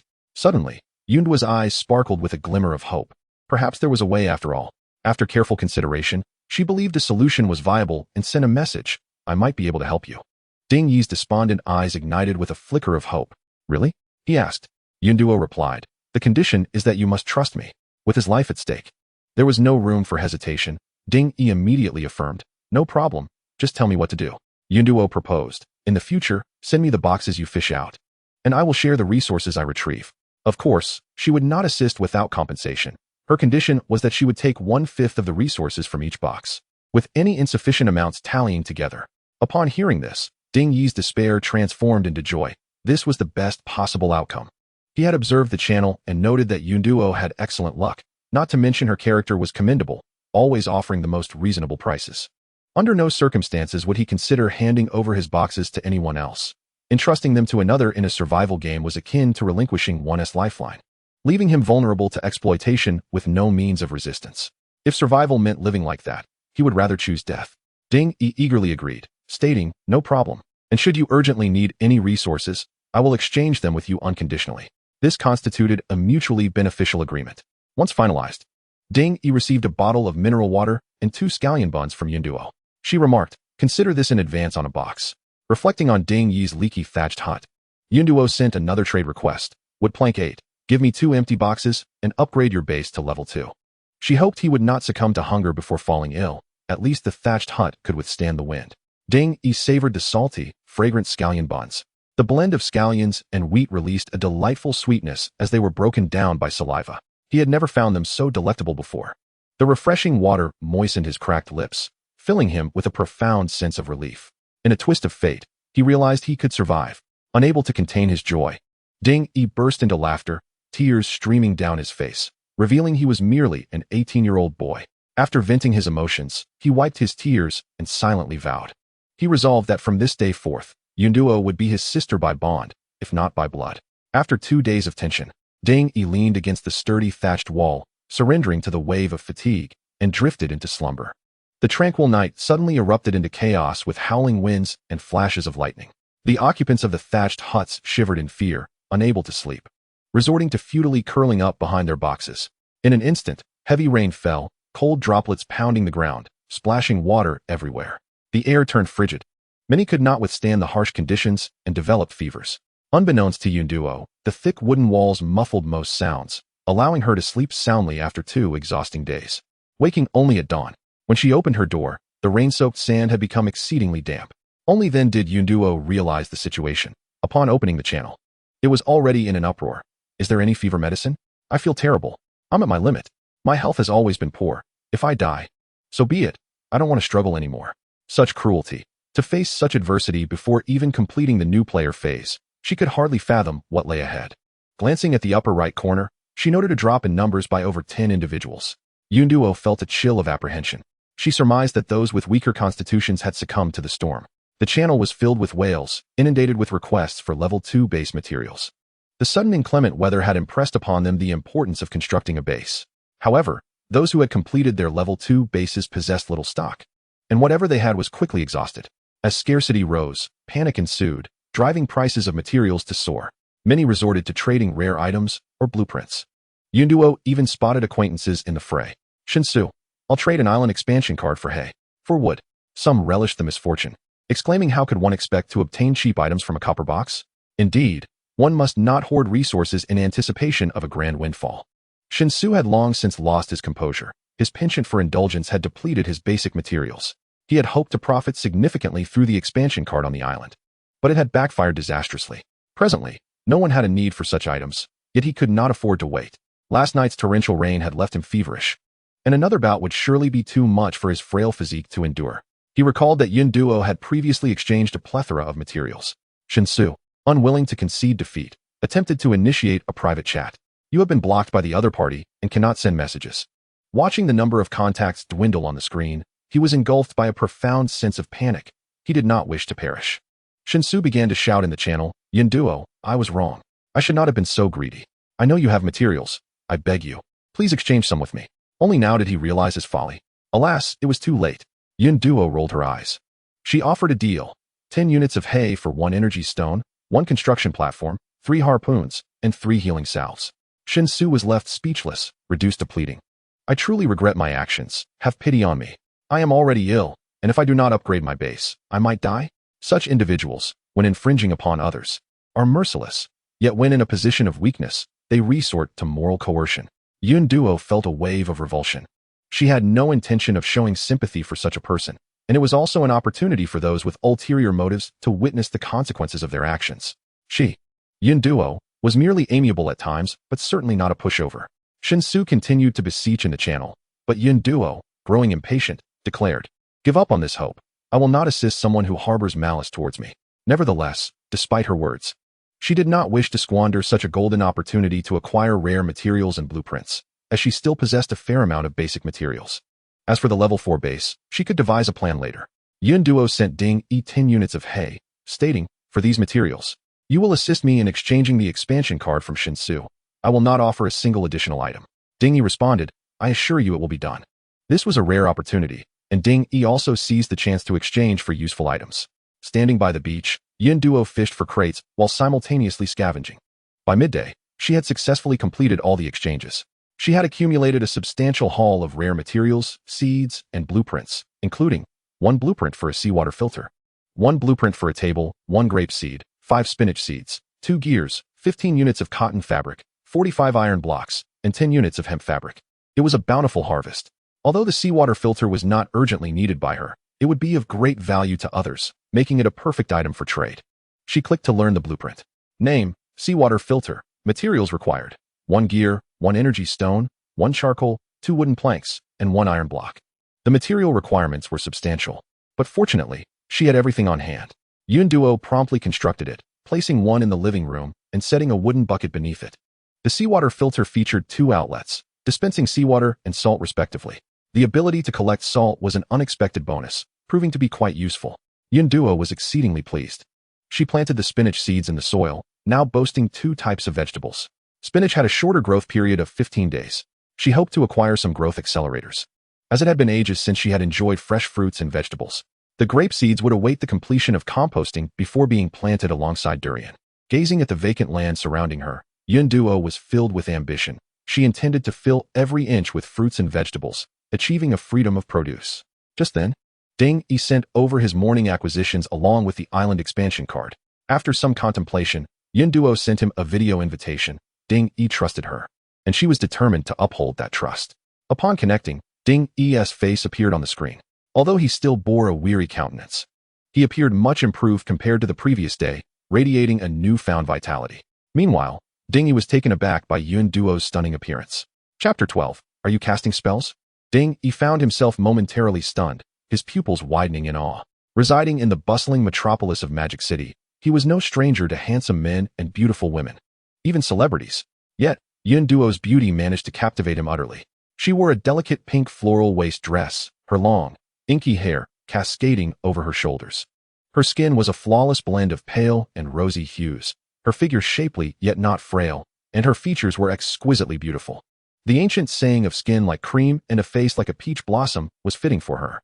Most striking were her large, bright eyes, which lent her an air of innocence and vitality, while the tear mole at the corner of her eye added a touch of allure. Yet, she emanated a resilient and composed aura. Such a contradictory blend of traits made her all the more unique. Hey, are you back with us? Duo remarked. Noticing Ding Yi's dazed expression, his face flushed crimson, as if engulfed in flames. I apologize. I didn't mean to stare. Ding Yi quickly stammered, mortified at having appeared so foolish. Cautiously, he glanced at Duo, fearing he might be perceived as a lecherous wolf. He truly hadn't meant to gawk. Observing his reaction, Duo stifled a laugh. The boy was quite amusing. It's fine. Whether his intentions were pure or not, after years of experience, I can discern the truth, she thought to herself. Adjusting the camera angle, she revealed the crates on the ground, stating, from now on, I'll open crates on video. This way, you can be at ease, and it will facilitate our exchanges of items. Ding Yi felt a wave of gratitude. Duo was genuinely considerate of his feelings, ensuring both his rights and his dignity were preserved. We don't need video. I trust you, Ding Yi asserted confidently. Duo merely smiled, remaining silent. After all, trust is not something to be taken lightly, especially at such a young age. Ding Yi sent over 5 crates in total, excluding one he had borrowed the previous night. He had 4 to open. Without hesitation, Duo raised her hand and swiftly opened one of the crates. Such a decisive action made Ding Yi's eyelids twitch. Sister, are you opening crates so casually? Shouldn't you say a little prayer first? Pray? Duo responded, puzzled. Why would I need to pray? Ding Yi felt somewhat disheartened. Was this the confidence of a lucky person? Unlike him, who felt compelled to pay homage to both Eastern and Western deities before opening a crate. He was not alone in this. Many others in the channel had even resorted to reciting auspicious incantations. It's nothing, Ding Yi muttered softly, realizing he had spoken out of turn. Duo noticed her daily crate openings had proven fruitful, and she anticipated the outcome of this one as well. Congratulations. You have obtained 2 strawberry cakes, 3 croissants, and 2 green teas. Watching Duo consistently produce food items, Ding Yi was astounded. What? He exclaimed uncontrollably. What's wrong? Duo inquired, having just retrieved the last bottle of green tea. Ding Yi's eyes widened, his finger trembling as he pointed towards the crate. Who is this generous person who opens crates full of food? The shock was overwhelming for him. Recalling the weeds he had unearthed, he felt a surge of indignation at the stark contrast. Why was there such a disparity? Not only was there food, but also delightful treats like cream cakes. While he was left with mere bread, Duo had pastries. Noticing Ding Yi's distress, Duo quickly reassured him. Don't be upset. This is all for you, after all. Oh right. Ding Yi momentarily snapped back to reality. This bounty was meant for him. He was immediately engulfed by joy, his emotions surging. Sister, you are truly my sister. Quickly send me one of those cakes. I'm about to faint from hunger. Duo reserved 1 small cake for herself, and sent the remaining items to Ding Yi. Upon receiving the goods, Ding Yi eagerly opened the cake and took a hefty bite. The rich, creamy flavor melted in his mouth, sweet but not cloying. And the soft cake became more delightful with each chew, the strawberry bits adding a refreshing sweetness. Ding Yi was nearly moved to tears. His previous existence had been mere survival, but now, under his sister's care, he was truly living. This life was one he must strive to maintain. With determination in his eyes, Ding Yi vowed, "Sister, rest assured, your matters are now my matters. Should anyone dare to clip your wings, I shall undoubtedly shatter their paradise." As Yunduo listened, a bead of sweat trickled down her temple. Could it be that this child had lost his senses? Ignoring Ding Yi, Yunduo continued to open her treasure chests. "Congratulations. You have received a lady's camouflage outfit and a pair of ladies' marten boots. Congratulations. You have received 5 wooden planks, 5 stones, and 5 soil blocks. Congratulations. You have received 2 charcoal, 1 energy stone, and 1 gear." Ding Yi, observing from the side, grew increasingly dazed. Eventually wearing a blank expression, he knew Yunduo was fortunate, but he had no inkling of just how fortunate. Was she merely opening chests? Was she casting spells instead? He had truly experienced the disparity of the world. Unable to contain himself, Ding Yi opened the chat channel, sighing. "Isn't it time to change that shabby outfit of yours?" Ding Yi replied, "No, I'm unwell." "Unwell? What ailment?" "Red-eye disease. I think you might be the one with a mental affliction." Ding Yi smirked, huffing. No one understood him at all. After finishing the chests, Yunduo sorted through her supplies. "You won't be needing the ladies' clothing and shoes for now. Let me trade with you. I'll add some materials to craft a seawater filter and a construction station." "How does that sound?" "That sounds splendid." Ding Yi eagerly nodded yes. Yes. After opening Ding Yi's chest, Yunduo casually consumed a vegetarian meat burger and continued her busy preparations. The final half-day of the beginner phase demanded ample readiness. During the afternoon, Yunduo spent her time fishing for treasure chests and battling monster fish. As she watched the sun dip below the horizon, she sighed regretfully. Her day of salvage had come to an end. Fortunately, her efforts bore fruit. She had fished out 9 wooden chests, 2 copper chests, and had slain 4 sharp-toothed silver fish and 3 spiny electric fish. Along with the wooden chest Ding Yi had returned, her haul surpassed that of most by a considerable margin. Regrettably, her quality leg armor had worn out. The loss of a defensive item severely diminished her sense of security. At that moment, Ding Yi sent her his chest. His luck had not been as favorable, having only fished out 3 chests. Yunduo opened a video link, laying out both Ding Yi's chest and her own on the ground. On one side lay the solitary 3 wooden chests, while on the other, a heap of wooden chests and 2 copper chests. Ding Yi could not help but shed envious tears. "Oh, come on. How could I have so few chests? And 2 copper ones?" Yunduo, adeptly smoothing his worries, reassured him. "Don't worry, once I procure defensive gear for you, you can challenge the monster fish and fish for copper chests too." Ding Yi sighed, but it isn't that easy. The current drop rates for weapons were exceedingly low, and defensive gear even more so.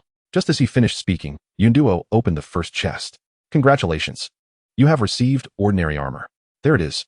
Chapter 13, Increased Drop Rates. "I suspect you are performing a miraculous act, and I have evidence," Ding Yi asserted emphatically. Yunduo had not anticipated such a swift outcome. She could not help but chuckle. What a coincidence. She opened the second chest. "Congratulations. You have received an ordinary helmet." "See, I told you." Ding Yi's voice reached a higher pitch. Has her luck truly improved? Yunduo pondered. No, perhaps the drop rates have increased. A nagging premonition stirred within her as she opened the chat channel, where discussions on this topic were indeed unfolding. "Ha! I finally fished out a weapon. Damaged machete. Please. What is that compared to mine? Ordinary iron sword. I envy you. I have only managed to obtain limited time armor. Where did this lucky dog come from? Crawl away. Am I the only one who feels the drop rates for weapons and defensive gear have increased today? Now that you mention it, it does seem so. It was overdue for an increase. I've been coveting copper chests for ages. It seems the game is not well balanced." Suddenly, Lu Lin sent a message, "Be cautious. Once the protection period ends, monsters may attack." Yunduo furrowed her brow. "Thank you for the warning." Lu Lin's conjecture aligned with her own. Noticing Yunduo's troubled expression, Ding Yi inquired, "What is wrong, sister?" Yunduo, still frowning, shared her suspicions. Ding Yi was taken aback. "Monsters? What do we do now?" He panicked, spinning in circles. "I've never even fought a fish. How can I face monsters? This is too terrifying." Yunduo, dizzy from his frantic movements, replied, "Calm down. We have defensive gear. What is meant to come will come. We must keep our spirits up." "You're right." Ding Yi halted, rallying himself. "I'm a young man. If my sister isn't afraid, I can't be cowardly." Yunduo opened Ding Yi's final chest, which, this time, did not yield defensive gear. Congratulations. You have received 10 soil blocks and 5 stones. Understanding that monsters would likely attack once the protection period ended, Ding Yi recognized the value of defensive gear and insisted, "Sister, take one of the pieces. I only need one." Yunduo felt gratified by Ding Yi's concern. "You keep them. With so many chests, I want to lack for gear." Considering Ding Yi still lacked a weapon, Yunduo crafted a sharp spear and sent it to him. "This is on credit. Bring me a copper chest in exchange tomorrow." Overwhelmed with emotion at receiving such a formidable weapon, Ding Yi's eyes glistened. "No problem.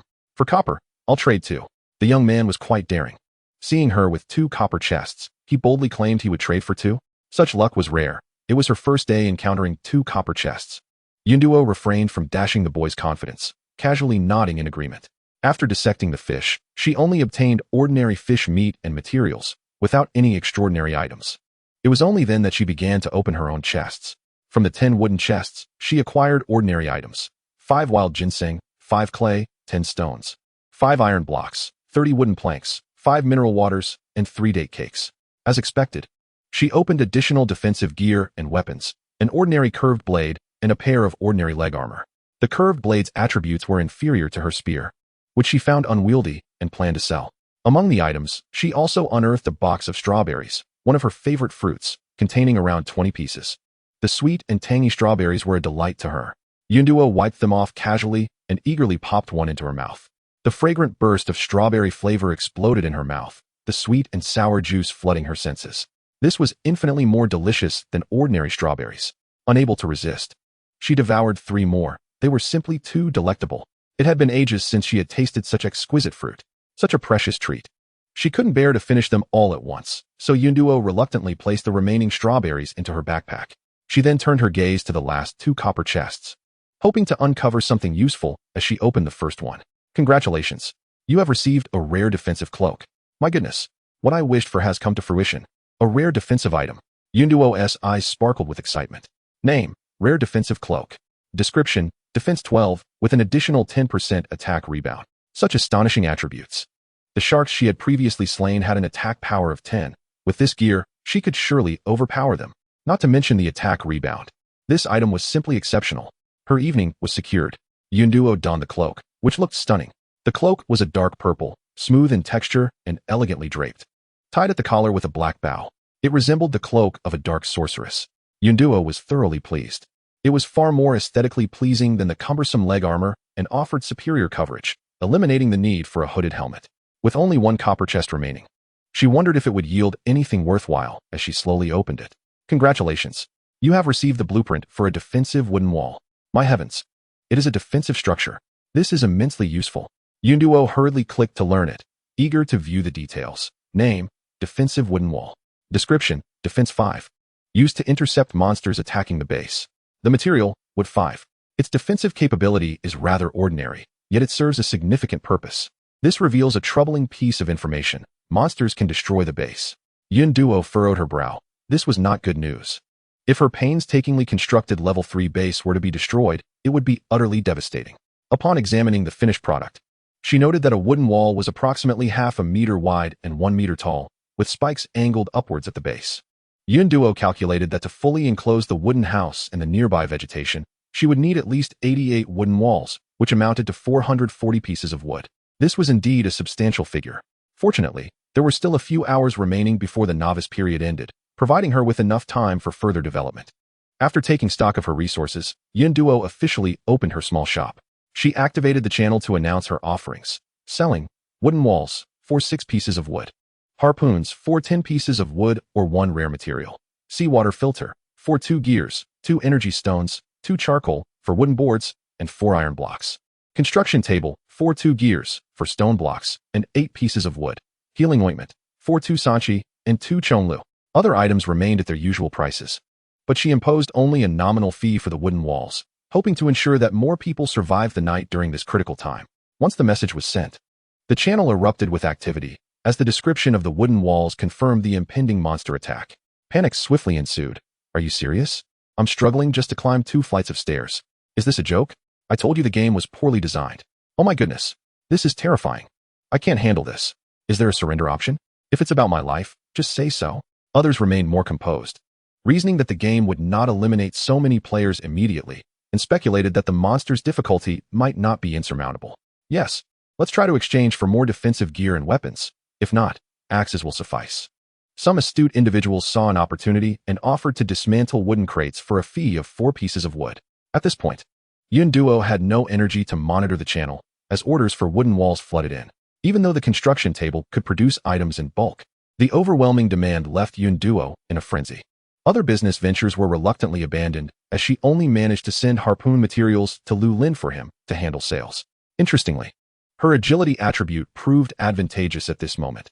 Her hands moved with such speed that she was confident her previous self could never have matched it. Despite this, supply remained woefully insufficient.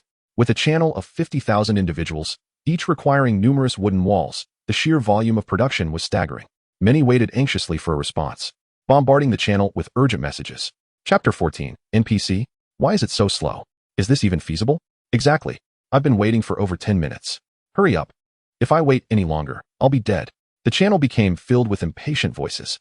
Some attempted to reason with the crowd. Have you all lost your minds? Why are you complaining? With so many people seeking her assistance, even if she had 1,000 hands, it wouldn't be enough. Just be patient. Charging only a single piece of wood as a processing fee was practically charity. It was baffling where their audacity to shout came from.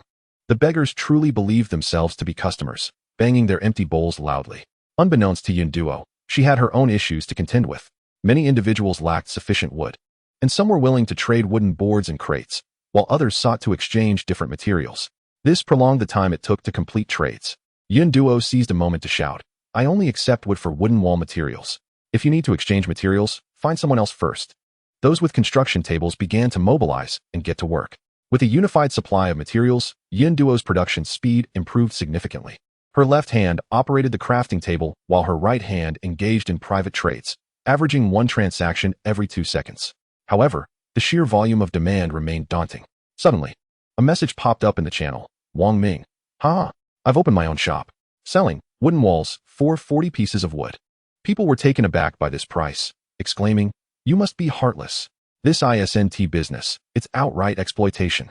He practically wore a sign that read robbing during a crisis. Wang Ming, unfazed, declared, love it or leave it. With nearly 50,000 people in the channel, do you think you can even get a spot in line? Desiring to profit further, Wang Ming slowed his tone, attempting to persuade. 40 pieces of wood is merely equivalent to 10 wooden boards, or 25 crates. Trading 3 days' worth of wooden crates could easily yield 9 wooden walls. That's quite reasonable compared to your lives. Some, with fiery tempers, hurled insults at him, but Wang Ming remained indifferent. As many were now anxious that they might miss out, seeking to buy wooden walls from him, reveling in the high prices he was charging for materials. Yun Duo was entirely unaware of the happenings in the channel. She was utterly swamped. Her private messages showed no signs of slowing down, only increasing exponentially. There was simply no time to spare. She calculated quickly. Even if she could trade with one person every 2 seconds, in 4 hours, she would only manage to assist 400 people, and that was in an ideal scenario. Yun Duo's anxiety caused her to break into a sweat, and at this moment, her mind was consumed with a singular focus. Each trade request, whether impatient or pleading, felt as though she were racing against death itself. Each completed transaction increased the chances of survival for another individual. She could not help but recall the moment she met Ding Yi. The despair and sorrow etched deeply in her memory. They were just like Ding Yi back then. Each one was a living person with parents and children. Now they were on the brink of peril, where a single misstep could lead to their demise. But there truly were no other options available. She had already exerted her utmost effort. Yun Duo continually reassured herself that it was the game's fault, and she need not burden herself with such immense pressure. While she understood the root of the problem rationally, her emotions remained unable to detach from the urgency. If only she could work just a bit faster. She knew she could trade with even more people. The frustration was palpable. Suddenly, a notification chimed. The system has detected the host's strong desire and is issuing a special time-limited task, trade wooden walls. Task details. Upgrade the base to level 4 within 3 days. Task rewards. 1-click order fulfillment by the system. Due to special circumstances, the system has initiated a mode where rewards can be claimed before the task is completed. Note: failure to complete the task will result in the retraction of any previously issued rewards. Do you accept the task? Oh my goodness. Did she just hear that correctly? 1-click order fulfillment. This was precisely what she needed. This task was like a timely blessing, providing immense assistance. Even if she were to fail, She could choose to reclaim the ginseng fruit tree. However, Yun Duo was filled with confidence. She was certain she could accomplish this task. Without a hint of hesitation, she shouted, "I accept." No sooner had the words left her mouth than an inexplicable force surged through the construction table and game interface, swiftly completing all pending trade requests. In just a few minutes, every transaction was fulfilled, even including the other types of orders she had initially abandoned. Yun Duo exhaled deeply, collapsing onto her bed, her hands suddenly aware of the aching soreness. Heaven does not forsake those in need. Ding. Transaction complete. You have received 184 energy stones, 232 gears, 96 stone blocks, 368 wooden boards, 368 iron blocks, 769 sanchi, 769 shonlu, and 676 pieces of wood. The base cannot accommodate the materials. They have been temporarily stored in the system space. The host can retrieve them at will. What? She couldn't have misheard. How much wood? Yun Duo immediately clicked on the system taskbar button, revealing an option for system space that contained the bounty from this transaction. Gazing at the string of numbers, her hands trembled with excitement. Units, tens, hundreds, thousands, tens of thousands. She had accumulated over 899,000 pieces of wood. This figure was simply astounding. Upon careful reflection, considering the channel boasts nearly 50,000 participants, with each individual averaging the acquisition of approximately 18 wooden walls, the figure begins to seem plausible. The harvest is indeed bountiful. Yun Duo exuberantly leaps about, for she is the most affluent player in the game. No arguments accepted. Furthermore, she has fortuitously encountered a spatial bug, allowing her to utilize her materials in a rather convenient manner, akin to a personal warehouse. Alas, this extraordinary circumstance is likely temporary. Once exhausted, it will vanish. Nonetheless, it is an unexpected delight, and she feels quite fulfilled. However, as her intellect regained its clarity, Yun Duo was struck by a major concern. The rapid completion of transactions would undoubtedly arouse suspicion among all players, potentially alarming the survival game. Would she be eradicated as a bug? A wave of trepidation washed over her, prompting her to urgently consult the system. Rest assured, host, the survival game detects no anomalies. Such certainty. Could this system be more formidable than the survival game itself? Yun Duo was puzzled, yet she had no choice but to place her trust in it. Opening the chat channel, she observed that others were discussing the matter. I finally secured the wooden walls. My luck has finally turned. I thought I was going to be left out tonight. I made it too. So emotional, sob. I also managed to get in. Meanwhile, on Wang Ming's side, a significant number of individuals withdrew their trade requests, leaving him both perplexed and anxious. What was going on with these cancellations? Hey, Yun Duo has filled my order. What a coincidence. So have I? To be honest, I did too. Observing these outrageous claims, Wang Ming found it absurd. It was impossible. The majority of his orders had been withdrawn. She couldn't possibly have that kind of speed. The crowd stood up to refute. Who cares about your orders? Show us the wooden walls. Wooden walls. Wooden walls. The channel instantaneously sparked an odd camaraderie as people lined up in formation. Seeing this, Yun Duo felt a pang of anxiety. Was she about to be exposed? Gradually, everyone began to realize the discrepancy. Wait, did so many people really complete their trades so quickly? This is a bit outrageous. Let us take another look. One timidly remarked, it's been ages since I saw anyone rushing. Indeed. Could it be as I feared? Why not just ask who hasn't completed their trade? I haven't traded. Yun Duo, I was mistaken. Please lift my block. Stop it. Those who have been blocked should just go away. After a long wait, no one emerged to urge the orders. People finally came to the realization. Yun Duo had completed all trades. The channel erupted in fervor. How did she manage that? I'm not Ligia. This was utterly surreal. Wang Ming, whose interests were jeopardized, was nearly driven to madness. There had to be a bug. I must report her. This opportunity for profit was snuffed out. He refused to accept it. The crowd had long harbored disdain for him. They would not pass up this chance to kick him while he was down. Report? Show me one. Trash deserves to be thrown in the dumpster. How can you not be furious? Scoundrel. Observing the unfolding drama, Yun Duo gradually relaxed. The questions were not a significant issue, and as long as the game remained undisturbed, there would be no problem. At that moment, someone suddenly had a flash of insight. Could it be possible that Yun Duo is an NPC? Chapter 15, Dogs Bite Dogs. Upon this declaration, the channel fell silent for a moment. Then suddenly, everyone's thoughts were ignited. Of course. Why didn't I think of that? It all makes sense now. Some, however, were unconvinced, arguing. But she has a game ID just like us, and she has completed game achievements. How do you explain that? Immediately, someone countered. Clearly, you haven't played enough. It's not unusual for NPCs to compete alongside players. in such a surreal global game. Don't apply your outdated reasoning. So how else can we explain her completing 50,000 orders in an instant? Not even Superman could do that. The speculations grew increasingly absurd. She appeared indistinguishable from a player. Perhaps she was a real-life NPC. Yes, I suspect she is a real-life NPC within the game's civilization. A portion of the crowd quickly accepted this explanation, while others remained skeptical. To conclude solely based on this was rather hasty. Perhaps there were special items involved. Some adopted a nonchalant attitude, caring little whether she was or not, as acquiring the wooden walls was what truly mattered. The channel erupted into heated debate over whether Yunduo was an NPC. Meanwhile, the secretly observing Yunduo was astonished by the outlandish direction of the conversation. This group certainly had imaginative minds. Could it really be interpreted this way? Yunduo's emotions were complex, yet she dared not step forward to dispel the rumors. She could not risk exposing her system. The private chat channel incessantly chimed with messages from numerous individuals seeking her confirmation, including Ding Yi and Yang Qincan. Ignoring the private messages, she and her two friends opted to reply with ambiguous smiles. Yunduo sighed. This situation was difficult to explain.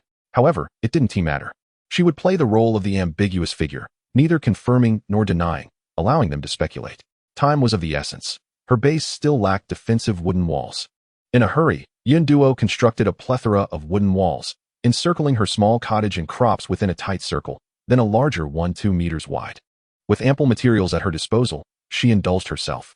Gazing at the 2 circles of wooden walls, Yunduo felt an overwhelming sense of security, immensely satisfied. Seizing the last moments, she indulged in some jujube cake to replenish her stamina. Simultaneously, she opened the channel to observe the unfolding events. Little did she expect to witness a captivating spectacle. As Yunduo completed her transactions with a single click, Wang Ming was left fuming over the multitude of withdrawals. Having scoured the game interface for a reporting option, ultimately having to concede that this silent loss was his to bear. The sole consolation was that a group of players, blocked by Yunduo, could only trade with him. Would he let this last opportunity for profit slip away? Wang Ming immediately hiked the price, demanding 40 pieces of wood and an additional rare material for each wooden wall.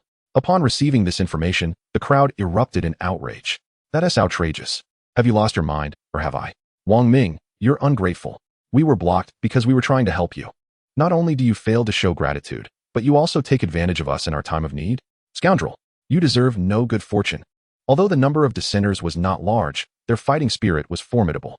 Moreover, there were those who had previously been duped by Wang Ming, but could not retract their trades. The channel was soon filled with calls for Wang Ming's condemnation. Yet Wang Ming remained unfazed. Would being cursed cost him any meat? One must look out for oneself. In a survival game, one must relentlessly scavenge resources to thrive. With a leisurely tone, Wang Ming stated, "No one is forcing you to buy, but I must remind everyone that time is running short." The crowd erupted in a fresh wave of vehement curses.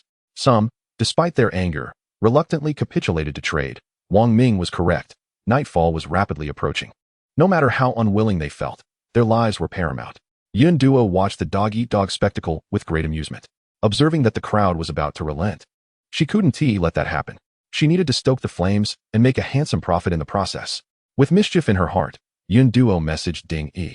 "I'll give you 100 wooden walls. Dig out all the good stuff from that group." Ding Yi understood the assignment and assured her he would handle it. He was well versed in such dealings. Enthusiastically, Ding Yi began to privately message each player. Sure enough, before long, Wang Ming reappeared. "What is going on? More withdrawals?" Those who had purchased wooden walls from Ding Yi rejoiced. "I no longer need them. Go scam someone else." Even more maliciously, others declared, "Everyone go buy from Ding Yi. He is much cheaper." Those who had yet to receive any news were puzzled. "Ding Yi? Does he have the blueprints?" Ding Yi promptly clarified, "No. But I have an abundance of materials and a stockpile of wooden walls." Understood, he was a scalper. However, the scalpers were in dire need of this. No price could compare to that of Wang Ming. More people withdrew their orders to seek out Ding Yi. Wang Ming was flustered. This was his last opportunity to gather resources. He hurriedly shouted, "Don't leave. We can negotiate the price." But he had already offended everyone. Who would still be willing to negotiate with him? Negotiate with you? Are you mad, or am I mad? You wish to deceive me? Think again in your next life. Wang Ming, you had better not fall into my hands. His pleas were utterly ineffective and even had the opposite effect. This group of people had grown to despise him immensely. The spectators in the channel were thoroughly entertained. The karmic retribution is swift. Greed leads to downfall. Why must one invite disaster upon themselves when fortune was so abundant?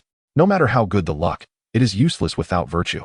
Yun Duo had ceased to pay attention to the aftermath, as she was happily gathering resources. Ding, he had traded 1 chandelier blueprint, 1 basic textile machine blueprint, 5 island expansion cards, 10 energy stones, 15 gears, 20 cotton, 10 cotton cloth, 15 hemp cloth, 5 clay, 10 quartz sand, 7 glass, and 5 marble. Yun Duo was beaming with joy. This wave of wealth was extraordinary.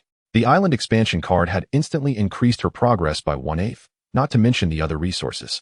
The 2 blueprints appeared quite useful, and Yun Duo immediately began to study them. Name, chandelier. Description, a lighting device, nothing more to say. Materials, 1 energy stone, 1 glass, 1 iron block, 1 copper block, 1 wood. A small chandelier, yet the material requirements are rather high. In the past, crafting even one would have pained her. But times have changed. With a flourish of her hand, she boldly made 5. 1 for each of the 3 rooms, 1 to hang on the ginseng fruit tree, and 1 for the entrance, all arranged meticulously. Before she could examine the textile machine, Lu Lin messaged her, bringing materials. Yun Duo smacked her forehead. She had completely forgotten that Lu Lin was helping her sell the harpoons. Upon opening the message, she was instantly astonished. 6 neatly arranged island expansion cards. Lu Lin timely sent another message. Thanks to you, I've upgraded to a level 3 base. I checked the requirements for level 4 and thought you might need these. I hope they are to your liking. Perfect. They are absolutely perfect. Yun Duo's eyes sparkled with excitement. Her island expansion card progress had now reached 1/4. She couldn't let him help her for nothing, so she immediately asked, "What do you need?" "I'll pay you a little something for your trouble," Lu Lin replied. "No need. You have already helped me a lot." Yun Duo was not one to take advantage of others. After a moment of thought, she sent him a chandelier. Lu Lin silently accepted it. There was no way around it. This item struck a chord with him. He would repay her later. Having settled things with Lu Lin, she could not neglect her little brother. Yun Duo swiftly sent a chandelier and a pair of leg guards. Ding Yi, receiving the gifts, once again rejoiced at his choice. Donning the leg guards, he was now armed to the teeth. "Little monsters, come forth. Grandpa is ready." As midnight approached, Chapter 16, The Offensive Monsters. The tide of night slowly encroached upon the islands, with a thin black crack appearing abruptly at the boundary between the sea and the shore. The crack gradually widened until it reached 2 meters high and 1 meter wide, then stopped. In the next moment, a ghastly white skeletal claw emerged from the crack. Followed by a leg, a head, and a body, a skeleton crawled out. This was just the beginning. As more followed, a total of 3 skeletal monsters emerged. The ample light from the chandeliers allowed Yun Duo to notice the anomaly right at the outset. She gripped her harpoon tightly, her body tense. The sound of cracking bones echoed from the skeletons, their hollow eye sockets appearing exceedingly menacing. Fortunately, the monsters had emerged by the seaside, and the 2 wooden walls could serve their purpose. Yun Duo suppressed her unease and began to observe closely. To her surprise, it seemed the skeletons moved rather slowly. She tentatively pointed at a skeleton from a distance and was astonished to see a game description appear. Name, low-level skeleton. Attributes, attack 5, agility 3, defense 6. This attribute is rather poor. Yun Duo breathed a sigh of relief. Even if the attributes were a step stronger, she could still handle it. The main issue was the terrifying appearance of the monsters, which instinctively invoked fear. Having grasped the skeleton's weaknesses, she no longer hesitated and leaped over the wooden wall, charging toward the skeletons. The 3 skeletons froze momentarily, seemingly taken aback that someone not only dared to approach, but also provoked them by crossing the defensive structure. How could they tolerate this? The 3 skeletons swung their bony claws at Yun Duo. Without waiting for them to get close, she swung her harpoon in a wide arc, and the skeletons fell to the ground in unison. "Little skeletons, your arms are too short." A smirk crept onto her lips, taking advantage of their fallen state. She unleashed a flurry of strikes at one skeleton's cervical vertebra. The low-level skeleton could not withstand her assault, and in an instant, its neck shattered, bones scattering across the ground. 1 down. The remaining 2 skeletons rose again, charging at Yun Duo.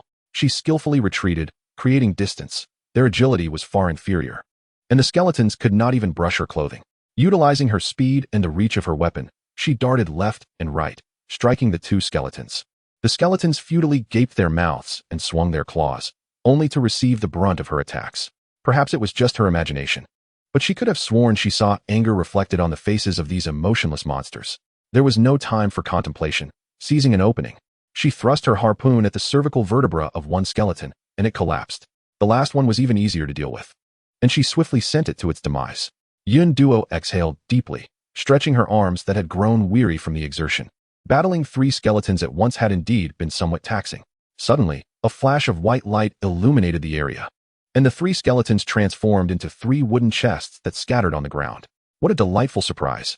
Yun Duo rejoiced. Before she could approach to inspect, a game prompt chimed in. Congratulations, you have defeated the offensive monster, low-level skeleton. Continue fighting or end battle. Please make a choice. Could she continue fighting? Yun Duo paused momentarily, then exclaimed, continue fighting. How could she pass up the chance to open those chests? In the next instant, a skeleton wielding a bone sword emerged from the crack. Yun Duo was utterly bewildered. What was happening? The skeleton before her was smooth and whole. Unlike the previous 3, whose bones were dull and somewhat fractured. The most significant difference was that this one was armed. Without hesitation, the sword-wielding skeleton charged at her. Its speed was significantly greater. Yun Duo quickly retreated while glancing at the information. Name, Skeleton Soldier. Attributes, Attack 10, Agility 6, Defense 8. Goodness. This creature's attributes were nearly on par with a shark.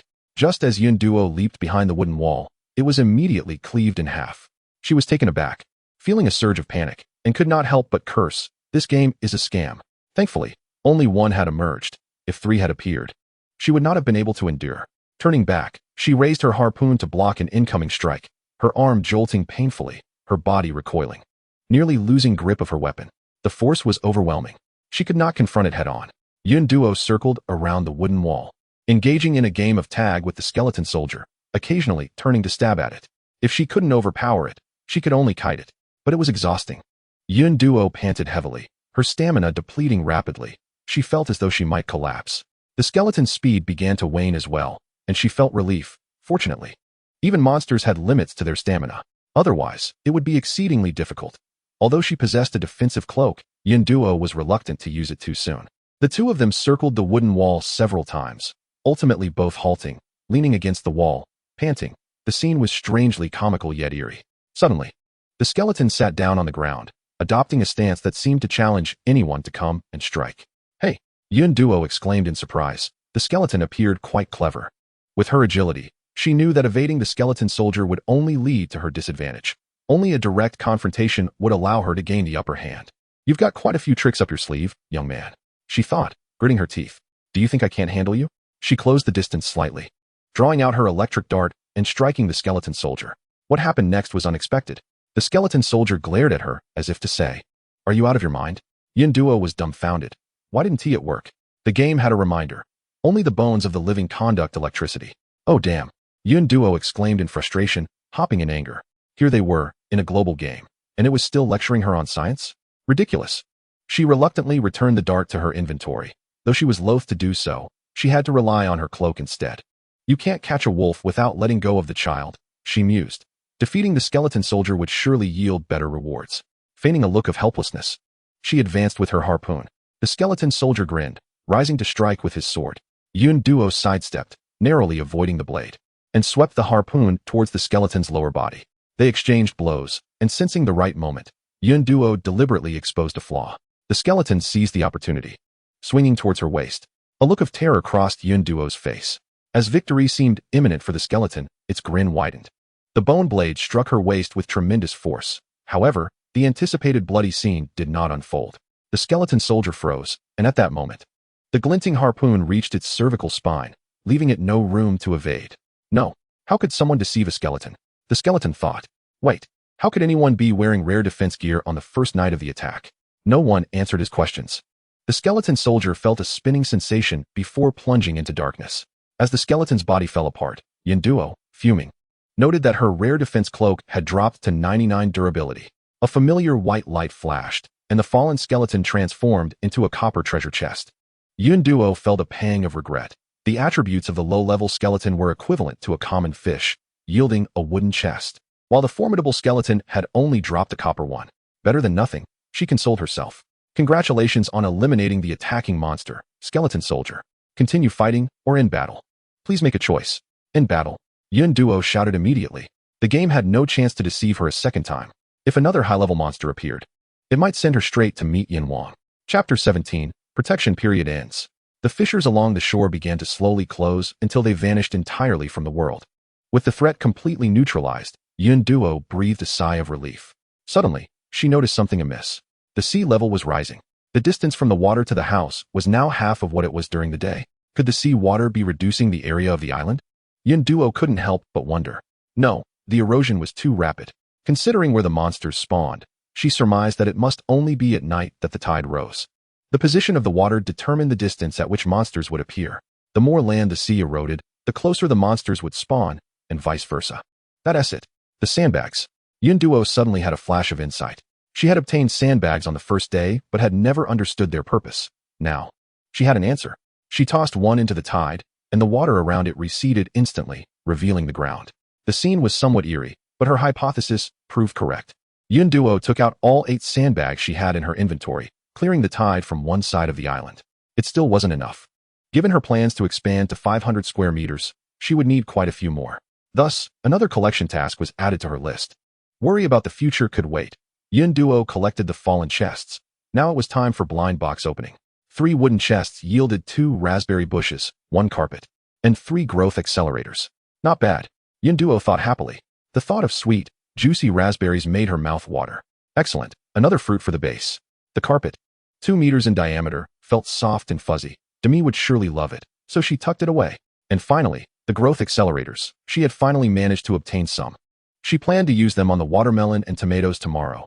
Just thinking about enjoying watermelon in the sweltering heat filled her with joy. Unfortunately, without a refrigerator, her happiness was somewhat diminished. As for the last copper chest, Yunduo slowly opened it. Congratulations. You have received a special dungeon key. This game actually had dungeons. Yunduo picked up the card in confusion. Name, special dungeon key. Description, allows you to actively select dungeon difficulty, type, and to open a dungeon. Number of players, 15. So, was the special part the ability to choose? She tentatively tapped on the card, and a shimmering screen unfolded. It displayed the difficulty levels and types. Difficulty ranged from easy, medium, hard, to nightmare, while the types included resource gathering, monster spawning, narrative, puzzle solving, and more. Selecting an easy dungeon seemed like a poor choice, and she did not yet have the strength for the harder dungeons. Ultimately, it was of no use to her at the moment. She stored the card carefully and tidied up before going to sleep. It had been a late night, and she had much to accomplish the next day. The following day, the sun rose as usual, casting warm golden rays across the sea, performing a symphony between ocean and sky. Such a beautiful scene, yet it lacked spectators. The deserted islands gradually sank into the sea, vanishing without a trace. Upon waking, Yunduo habitually opened her screen, only to be struck by the numbers before her. 44, 379 players, nearly 6,000 fewer. How could there be so many? Yunduo was astonished. The chat channel was in chaos, all discussing the monsters. At midnight, a skeleton appeared right in my face, and I nearly wet myself. 3 skeletons. This game truly has high expectations of me. My goodness, so many have died? Some wondered why it was surprising, for those with weaker physiques. Facing 3 skeletons was indeed quite difficult. Others found it absurd, but we have defensive wooden walls and weapons. How could this happen? They argued, low-level skeletons have low agility. Surely, they can't outrun you? I can confirm that you can indeed lead the skeletons to retreat. My physique is weak. I couldn't defeat them, but I lasted about an hour before they retreated. They can retreat? Why didn't anyone say so? I've already killed them and exhausted myself. Stop acting tough upstairs. Didn't you take the chests? Thus, the question arose. Why had over 6,000 people perished? A small number speculated the truth. They had been duped by the game. Most were confused and sought clarification. One player said, those who killed 3 low-level skeletons should have received a game prompt, right? I thought the low-level skeletons posed no threat, so I chose to continue. But what came out was not low-level skeletons, but a sword-wielding skeleton soldier with attack 10, agility 6, and defense 8. Upon hearing this, the crowd erupted in disbelief. The player upstairs is actually a big shot, with such impressive attributes. Their death was not in vain. This game is devious. They only mentioned continuing, and didn't mention the monsters would become stronger. A mutual respect emerged for every player who had encountered the skeleton soldier and survived. Some felt fortunate. Thank goodness I didn't choose to continue. Otherwise, I would have perished too. Indeed, it was wiser to play it safe. Yunduo realized that some players, like herself, had been lured by the treasure chests and chose to continue, only to meet their demise. This revelation struck like a thunderbolt, ringing loudly in the ears of all players, warning that carelessness could easily lead to death without a trace. Yunduo silently took note of this lesson. After a hasty breakfast, she resumed her business. Many were injured, and the channel was flooded with requests for healing potions. She happened to have an abundance of materials left for healing salves. Suddenly, a game prompt sounded. Congratulations to all players for successfully passing the first trial.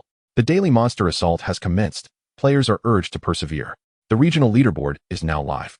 and team formation is available for personal exploration. In the Huazhong number 22 district, the number of survivors has claimed the top position, earning a reward of 1 hour of resource explosion, with a countdown of 10 minutes, so prepare accordingly. Amidst a flurry of explosive announcements, the game's chaos left Yun Duo in a state of shock. The channel became a tumultuous frenzy. How can this happen every day? Who can endure this? This game is infuriating. If only they would end me outright. Our district is ranked first. Is that truly remarkable? I dread to consider how many have perished in other districts. I am so worried about my husband. He is not in the same district as I am. How does one form a team? Is there a seasoned player who can guide me? How does the resource explosion occur? Shouldn't more boxes appear? Enough of idle chatter. I must guard the shoreline. Regaining her composure, Yun Duo made her way to the beach. As the 10-minute mark was reached, the surface of the sea erupted with a series of boxes. Wooden crates floated closer, while the more precious ones remained at a distance. Yun Duo even caught a distant glimpse of a golden treasure chest, but it was beyond her reach at that moment.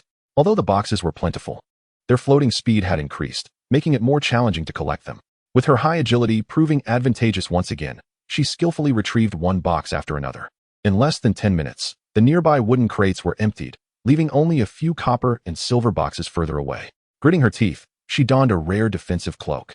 Such a precious opportunity was one she could not afford to miss. Entering the water, the cloak clung to her legs rather than floating. Without the protection of the novice phase, monsters surged towards her like wolves scenting flesh. Chapter 18, Second Card Collection. The variety of monsters had increased. With fish and crabs of all sizes and shapes, Yun Duo had no time to spare, allowing their futile attacks to strike her cloak while she focused on quickly hoisting up wooden and copper boxes. Watching the numbers in her exceptional backpack rise, her eyes sparkled with excitement. She could confidently assert that her haul was undoubtedly the largest. Others lacked a personal backpack, making the task of transporting boxes cumbersome. And more importantly, her rare defensive cloak rendered her immune to the sea monster's assaults. She only needed to concentrate on collecting the boxes. However, a multitude of ants can take down an elephant, and the cloak's durability was rapidly diminishing, causing Yun Duo to wince in pain. After successfully reeling in a silver box, she began her retreat. The cloak was down to 18% durability. Any delay could lead to its ruin. She still needed it to fend off the attacking monsters. Suddenly, a sharp pain shot through her foot as something struck her. Stumbling, she nearly fell but gritted her teeth to steady herself, hastily retreating toward the shore while using her spear to disrupt the attacking fish. Finally, she reached the safety of the beach. Looking down, she noticed a large tear in her right shoe, blood oozing from the wound. Quickly removing her shoe, she revealed a long gash along her foot's side, flesh torn and bone exposed. Frowning in pain, her hand trembled uncontrollably. Enduring the agony, she pulled out a bottle of mineral water to cleanse the wound and then applied healing ointment. Upon contact, an intense itch radiated from the injury, as if swarms of ants were crawling through her flesh, making her pound the ground in frustration. In stark contrast, the healing effect was remarkable. The wound visibly mended within mere seconds, vanishing entirely, leaving her skin smooth as if unscathed. Only the sweat covering her body and the lingering itch in her mind reminded her that this was not a mere illusion. She had never suffered such a severe injury before. This was a significant loss. Yun Duo meticulously noted this incident in her journal, vowing to exact revenge. But not now. For the time being, she circled the small island, collecting a few scattered wooden boxes. As each treasure chest disappeared, the resource explosion phase came to an end. Gazing at the boxes nestled in her backpack, Yun Duo was overjoyed. 38 wooden boxes, 11 copper boxes, and 1 silver box. Her haul in just 1 hour surpassed that of the previous 3 days combined. Alas, such opportunities are rare. Who knows when the next will arise? At that moment, Ding Yi sent a message, exclaiming, "Ha! I caught 15 wooden boxes and 4 copper boxes. Sister, please help me open them." Yun Duo glanced briefly, thinking, "Wait for your meager haul. I am currently occupied." Ding Yi replied, "Meager haul? Are you talking about me? That can't be right. I have plenty of protective gear and good aim. I've gathered a fair amount." Could it be that he was truly unaware of his own ineptitude? Unable to contain himself, Ding Yi opened the chat channel. "Happy New Year, brothers. I caught 12 wooden boxes, 14 wooden boxes, 3 copper boxes. Who else? Hee. I got 15 wooden boxes and 5 copper boxes. Envious of the big shots above, I dare not attempt to trade for copper boxes without protective gear." After observing the screen for a moment, Ding Yi confirmed that his assessment was accurate. His haul was indeed considerable. The issue lay with Yun Duo. Yun Duo, unaware of Ding Yi's internal frustrations, was busy soaring high. Yun Duo's little shop reopened. Thanks to the resource explosion, people had become more affluent. and many sought to trade with her for healing ointments, seawater filters, lanterns, wooden walls, and other materials. However, due to the resource explosion, an increasing number of players had unlocked blueprints, making this business venture likely the final wave. She needed to seize this last opportunity to gather materials for a level 4 base, particularly the island expansion cards. Last time, completing the tasks early triggered an additional reward, and Yun Duo speculated that accomplishing it ahead of schedule this time would yield similar results. The system's offerings are always of high quality. She must take advantage of this opportunity, not to mention the game rewards. Yun Duo's goal was clear: upgrade the base and reap the benefits. All other matters were to be postponed. Utilizing the blueprints at hand, Yun Duo swiftly gathered most of the required materials within a morning.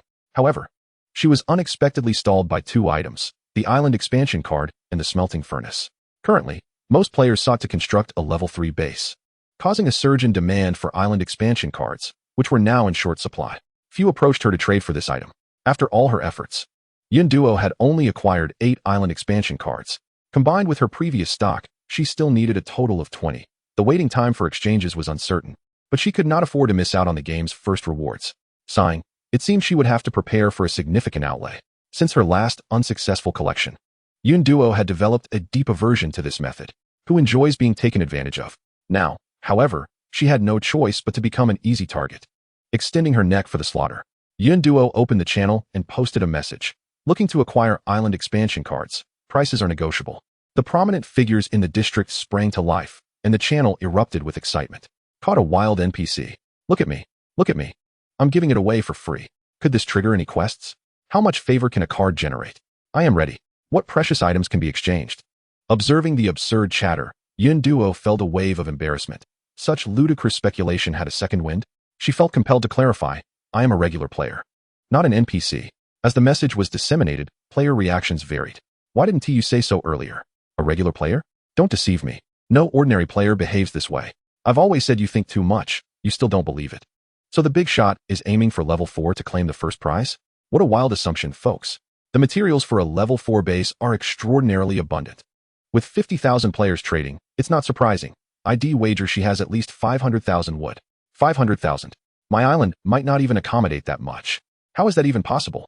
When it comes to the affairs of the big shots, best not to interfere. As the players' discussions began to veer increasingly towards herself, Yun Duo promptly redirected the conversation back to the island expansion card. She was fully prepared to part with some resources and was eager for someone to trade with her, as she had much to attend to.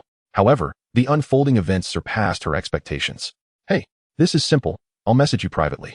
I understand your urgency, but please hold on while I check how many I have. You upstairs. How dare you mock a big shot? Consider yourself blocked. Here's one for you. No need to trade. Juju, I've messaged you. Witnessing such a surreal scene, Yun Duo couldn't help but wonder if she had suddenly become more popular today. Chapter 19, Level 4 Base. Private messages cascaded like snowflakes. Most offered prices that were quite reasonable, even bordering on cheap. A few were even more extravagant. Deng Jiangwo, I suspect you are aiming for the grand prize. Here's Island Expansion Card, X3. Take it first, and you can return it later if you have extras. Zhao Xiaoyan. Juju, here's Island Expansion Card, X1. This little card is not much of a gift, but I'll give it to you. Xiao Liang. Island Expansion Card, X1. Take it, little sister. Her friends also joined in the fray. Lu Lin. Island Expansion Card, X2. Yang Can. Island Expansion Card, X3. I want some delicious food. Why? Hee. Ding Yiding. You are not worthy of an island expansion card. Yun Duo was taken aback by the sudden influx of kindness. She was adept at countering negativity, yet this situation felt entirely foreign. A wave of emotion washed over her, leaving her torn between laughter and tears. Unsure of what expression to wear, she speculated that the increase in player survival rates due to the trading wooden walls had led to regional rewards. Yet, truth be told, her initial intention was merely to acquire some materials. The completion of the trade had primarily been facilitated by the system, with her contribution being minimal. Selecting a few seemingly legitimate traders, Yun Duo successfully gathered enough materials.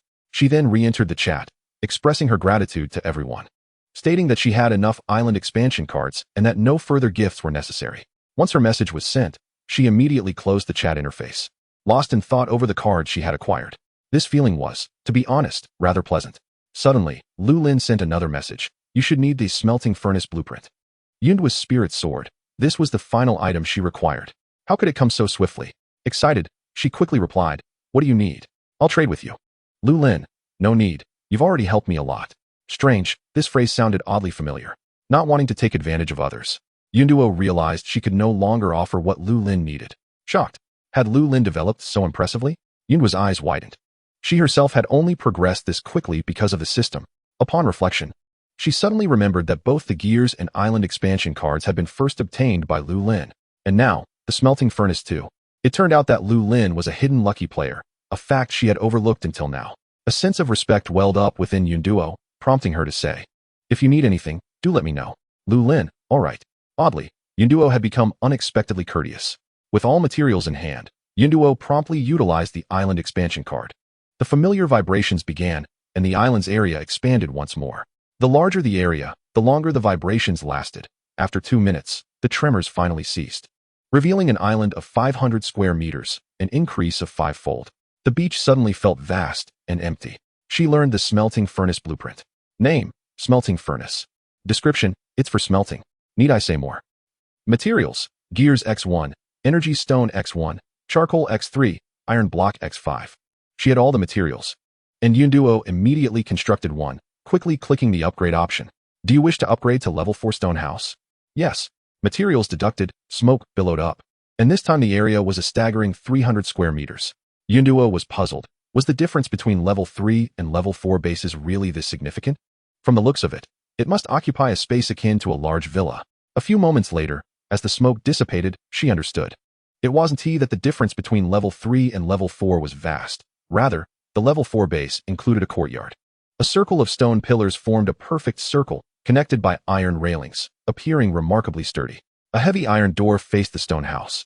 She tapped to view the game information. Name, Stonewall. Attributes, Defense 10. Description, can be repaired with stone blocks and iron blocks. This was fantastic.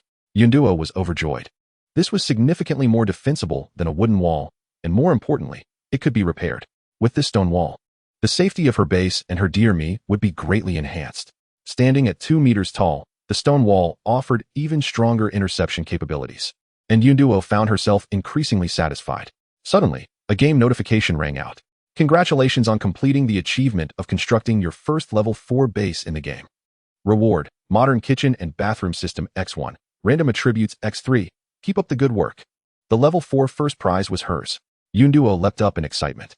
Indeed, there were attribute points. This time, she allocated them to strength, determined to crush those skeleton soldiers. Perhaps that was an exaggeration. She wouldn't go that far. But she could certainly hold her own in a direct confrontation. Once again, smoke ascended from the direction of the stone house, and after a few seconds, it cleared. Eagerly, Yunduo dashed into the courtyard, curious to see what her new home looked like. The kitchen and bathroom system sounded absolutely splendid. A stone pathway led from the main entrance to the center of the stone house, while the rest of the courtyard was bare earth. The stone house occupied the central position of the courtyard, covering 100 square meters, with a growing ginseng fruit tree behind it, and the planting bed and compost bin still situated to the left of the house. The entire stone house appeared robust and solid, looking far more secure than a wooden structure. The foundation of the stone house had also been raised, and a long corridor now adorned the entrance. Inside the corridor was a large floor-to-ceiling window, presumably for the living room. Ascending the steps, she pushed the door open. The entrance led directly into the living room, where a row of wooden shelves replaced the storage compartments, holding her boxes. In the center stood a solitary seawater filter. To her surprise, there were curtains at the windows, a creamy white color. Yunduo pulled them aside and found they blocked light quite well. The flooring had transformed into pristine white ceramic tiles, and while the bedroom-esque location remained unchanged, its area had increased slightly. The changes to the bathroom were even more pronounced. Not only had it grown in size, but after the installation of the kitchen and bathroom system, it resembled a modern restroom entirely. The walls and floors were tiled, and at the entrance was a wash basin with a mirror. Further inside was a fully automatic toilet, with a bathtub and shower occupying their own corners, complete with a heat lamp and ventilation system overhead. To the right, a shelf held an array of bath products, including a hairdryer. Yunduo's eyes sparkled with joy. For a girl who cherished cleanliness, this reward truly touched her heart. The water purification system had vanished, likely relocated to the kitchen. Yunduo stepped into the additional room, which was similarly tiled, containing an integrated stove, shelves, and a sink, with the water purification device located at the far end. What delighted Yunduo most was the presence of a double-door refrigerator. A refrigerator. Once she ripened some watermelons, she could indulge in icy watermelon treats. Just thinking about the refreshing juicy taste of watermelon made her giddy with excitement. No one in Huagua could resist the allure of a cold watermelon in the summer. No one. The integrated stove was also quite handy, making it convenient for her to prepare fish and meat. For me, cooking was another matter entirely. She often had peculiar inspirations in the kitchen, and the results were often less than visually appealing. Over time, Yunduo had given up on her culinary endeavors. It was simply not her forte. In District 32 of the North, upon seeing the game announcement, a young man with yellow hair couldn't help but curse. Damn. How could it happen so quickly? The entity known as Yunduo appears to be problematic. The middle-aged man conversing with him dismissed the matter nonchalantly, urging Jack to maintain composure, as he had merely secured 2 first prizes. The individual referred to as Jack scoffed, exclaiming, 6 attribute points. You are truly generous. The man reassured him not to be anxious, asserting that their influence had already been established and that future first prizes would be of no concern to her. Jack managed to calm his emotions, hoping for the best. Chapter 20. Welcoming to me. At this juncture, Yunduo received a belated system notification. Ding. Congratulations on completing the special time-limited task, trading wooden walls. The task has been completed ahead of schedule, triggering additional rewards. Would you like to accept the rewards? Without hesitation, Yunduo accepted, eagerly anticipating the nature of the reward. Additional rewards have been sent to your backpack. Please check at your convenience. Upon inspection, Yunduo discovered a sparkling, transparent gem within her backpack. Name, Exceptional Space Stone. Description, a dedicated space stone for upgrading exceptional backpacks. Grid, 20. This item was splendid. Yunduo rejoiced, having long felt that her backpack space was insufficient. The items she possessed, Yuru E, Jean Jeezy, Harpoon, and Cloak, occupied 5 fixed slots, and with food and seeds, the 10 slots felt rather cramped. Without delay, Yunduo utilized the stone, and her exceptional space backpack instantly expanded to 30 slots, providing ample space. After capitalizing on the game's and system's advantages, Yunduo hurriedly organized her belongings. She needed to prepare for the arrival of her little kitten. Her excitement caused her heart to race. She relocated the seawater filter, construction table, and smelter to the wall of the living room, laying down a soft carpet in the center. Suddenly, Yunduo recalled that she had learned to craft a basic weaving machine and wondered if she could create some mats for Demi. Name, Basic Weaving Machine. Description, an essential life item. Materials, 1 gear, 1 energy stone, for wooden planks, 2 iron blocks. The materials were easily obtainable, and Yunduo swiftly crafted a machine of 1 square meter in length and width, standing 15 meters tall. The operation table displayed only a few items available for construction: a 4-piece bedding set, a vest, and large shorts. What a disappointment. Yunduo lamented the absence of mats, something that required no technical skill. Suddenly, she noticed an upgrade button. The basic weaving machine could be upgraded? She tentatively clicked on it. Upgrading to intermediate requires 5 energy stones. Would you like to upgrade? 5 energy stones seemed extravagant for an ordinary player, yet for her, it was a trivial matter. Without further thought, she upgraded to intermediate. Upgrading to advanced requires 10 energy stones. Would you like to upgrade? Upgrading to professional. Yunduo clicked through without a second glance. Apologies. You do not have enough energy stones. What was this? Yunduo was astounded. Could she really be short on energy stones? That was impossible. She had previously checked her backpack and found over 200. Upon closer inspection of the operation table interface, Yunduo finally understood why she was lacking. Upgrading to master level requires 500 energy stones. Wow, what a demanding requirement. Yunduo's eyes widened. This modest weaving machine had quite the appetite. Unable to upgrade further, she concluded that the professional level weaving machine would suffice for now. The contents of the weaving machine had significantly diversified. Categories included home goods, apparel, tools, pet supplies, and maternal and infant items, among others. With so many options available, a search bar was conveniently located in the upper right corner for easy navigation. With little time to spare, Yunduo directly accessed the pet category and selected cat beds. The variety of cat beds dazzled her. Most required materials such as cotton cloth, linen, synthetic fibers, and cotton. She chose 3 semi-open cat beds that appeared comfortable and private: a pink one for beside the living room floor-to-ceiling window, a gray one for the carpet, and a white one for the bedroom.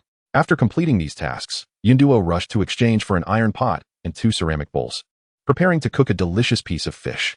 Almost ready, Yunduo rubbed her hands together excitedly, took a deep breath, and opened the system's task panel. She clicked on the Accept Rewards button. System rewards have been distributed. Please check your inventory. As the system's voice faded, a vortex emanating white light appeared out of nowhere. In the next moment, a pure white, heterochromatic, long-haired lion cat fell from within. The kitten executed an elegant mid-air flip before landing on the ground. Upon surveying the unfamiliar surroundings, it immediately became anxious. What was happening? How could it suddenly find itself in a different place after being comfortably at home? The kitten crouched low, ears perked up, eyes wide as it began to survey its surroundings. Suddenly, it caught a whiff of a familiar scent. Wait, wasn't this its owner? The kitten immediately relaxed, padding over to Yunduo with a high-pitched voice. Meow meow meow. Demi, you returned from hunting so early today. Yunduo felt a lump in her throat, fighting back tears as she embraced Demi. When the soft, warm little body pressed against her, Yunduo could no longer contain herself and burst into tears. Demi, oh, what has happened to my owner? After a prolonged moment of weeping, Yunduo finally regained her composure, taking a couple of deep breaths before releasing Demi before it could grow impatient. Just in time, the fish was nearly ready. She placed the bowl of fish in front of Demi. The delectable aroma immediately caught Demi's attention as it eagerly dug in. Meow meow meow. Demi, this flavor is delightful. Next time, catch more. Yunduo sat cross-legged beside Demi, inspecting her additional rewards. There were 2 items in total, both located in her backpack. The first was a gift box. Name, Pet Gift Pack. Description, as it's a gift pack, how could I spoil the surprise? Unwrap it yourself. Yunduo opened the gift box to find 5 items. 2 litter boxes, 99 odor-eliminating litter, 2 cat climbing frames, 1 cat water dispenser, and 1 pet food processor. These items were splendid. Yunduo beamed with joy, having previously worried about the litter box situation. Demi, being a clean-loving female cat, would surely find discomfort with a single box of sand. This resolved her concerns. The climbing frame was self-explanatory, and Demi, like many cats, preferred drinking running water. Initially, Yunduo feared that Demi's quality of life would decline upon moving, but it seemed there were no issues after all. Yunduo was ecstatic. The gift was excellent, truly remarkable. The final item, the pet food processor, was something she had never encountered before. Name, Pet Food Processor. Description, capable of transforming ingredients into easily storable freeze-dried, jerky, pellet, etc. Wow, this device was indeed practical. Yunduo thought gleefully. When she was unable to feed Demi in time, she could prepare freeze-dried food in advance. She quickly unpacked the items. The contents of the gift box were small models, and once taken out, they transformed into a larger holographic image, allowing Yunduo to find suitable placements for them. 1 litter box and 1 climbing frame were set in the living room and bedroom, respectively, while the water dispenser was placed beside the food bowl. The pet food processor was positioned in the kitchen. It was a cylindrical machine with a funnel on top and a food outlet on the side, accompanied by a display screen above the outlet. Yunduo placed a piece of fish into the machine, and the screen displayed 2 options, fish jerky and freeze-dried. She selected freeze-dried, and after a dozen seconds of operation, several snow-white freeze-dried fish pieces tumbled out of the outlet. Yunduo casually popped one into her mouth for a taste. It was purely fish-flavored, quite palatable. There was still 1 item left in her backpack. She recognized it as a pokeball. Name, JNGL Ingchi. Description, generates a suitable space for the bound pet, allowing it to rest and accelerating the healing of its injuries. This item is quite satisfactory for Yandu. It serves as an excellent tool to protect DM. In times of danger, she can simply place it inside. As for accelerating injury recovery, she deems it of little significance. Combat is the responsibility of the shoveler, while the little kitten is meant to indulge in food and leisure. Yandu pointed casually at DM, who was engrossed in eating, and surprisingly, a description appeared. Name, LNQing SHZMO. Gender, female spade. Attributes, Strength 1, Agility 9, Constitution 2. Yandu, these attributes are absolutely dismal. Her brows knitted tightly. She found it almost unbearable to look at. With such a petite physique, running away might be feasible, but if confronted, it would undoubtedly be a disaster. What a distressing situation. Yandu sighed heavily. Suddenly, an idea struck her. She has a NSHN tree. Once matured, it would bear fruit daily, and within half a month, DEM's attributes could surpass those of an average person. With this thought, Yandu felt a sense of relief. As long as there is hope, her attributes can be improved through diligent gameplay. The next phase involves advancing to a level 5 base. Sitting on the carpet, she watched DM, now sated, begin to survey the house with a smile of satisfaction. As for the materials for the level 5 base, she could easily guess their daunting difficulty. After managing to rest for a short while, she had no desire to add unnecessary pressure on herself.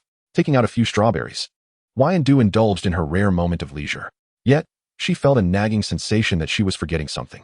What could it be? D'ing Y, Your Majesty. Do you still remember D'ing YH by DMing H? Chapter 21, Farming in the Greenhouse. Ah yes. Yandu suddenly recalled that she hadn't yet dealt with her fruits and vegetables. D'ing Y, Yandu hurriedly stepped outside. where the compost bin indicated successful composting, yielding a total of 6 portions of fertilizer, which was not much. She crafted an iron hoe at the construction station, cleared a patch of land, applied the fertilizer, and planted the long-desired durian seeds. The 2 raspberry bushes were planted to the side. When it came to the grape seeds, Wyandu found herself in a quandary. She didn't know how to build a grape trellis. Flipping through the chat channel casually, her eyes suddenly brightened. Why who? Li In Ling blueprint. Exchange for wood. Name, Li In Ling. Description, a decorative structure, best complemented with climbing plants, providing shade and rain protection. Materials, 50 stone, 40 wooden planks. For current players, the Li In Ling can be considered a resource-intensive yet underperforming structure. Many have mocked it, making jokes about survival games selling decorative buildings. Who would even buy such a thing? Indeed, what could one exchange that would be worthwhile? This is nothing short of a scam. Observing these comments, Waihu felt quite helpless. He had just upgraded to a level 3 base, and his wooden walls had significant gaps. He knew this structure was useless, but he genuinely lacked alternatives. If he didn't gather enough wooden walls today, he feared for the night. If only he had known to delay upgrading the base. Suddenly, his private chat pinged. To his surprise, it was the renowned player Wyandu reaching out to him. Waihu's heart raced. Perhaps his blueprints could actually sell. Wyandu, how much for your blueprint? As expected, she was seeking to purchase it. Waihu suppressed his excitement and pondered carefully. He recalled that Wyandu despised being ripped off. Cautiously, he replied, "Would 30 pieces of wood work? If that is too much, I can adjust." Wyandu, "Would 30? How refreshingly straightforward." Waihu hurriedly completed the transaction and, after a moment's thought, added a useless flower as a bonus. He wasn't trying to take advantage. He was simply being generous. Eagerly, Waihu dashed off to construct wooden walls. Meanwhile, Wyandu was overjoyed. Trading 30 pieces of wood for a blueprint, plus a rose as a bonus. What a tremendous gain. Both parties felt they had come out ahead in the exchange. Wyandu joyfully set about constructing the Li In Ling. Given its length, she placed it directly on the stone path, perfectly extending from the gate to the house. In one corner near the gate, she planted the rose, and in the other corner by the house, she planted the grapes. That was that. Wyandu gazed at the elongated Li In Ling with immense satisfaction. As a decorative structure, it featured round stone pillars adorned with ancient carvings, and wooden benches lined either side for resting.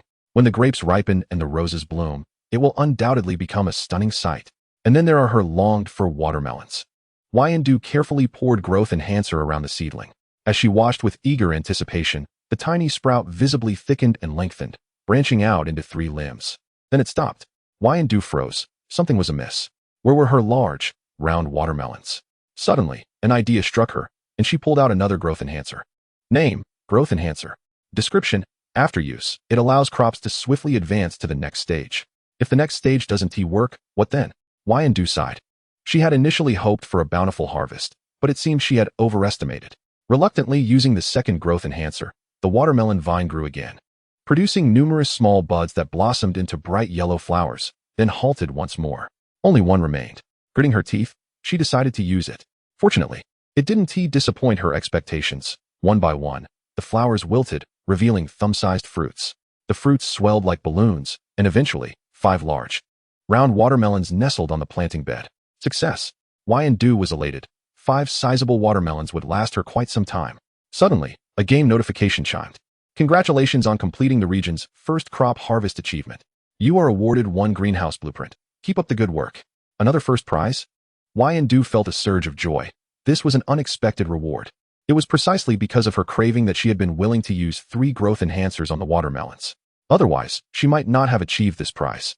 Reflecting on it, her greed didn't seem like such a bad thing after all. Wyandu happily reviewed her reward. Name, greenhouse.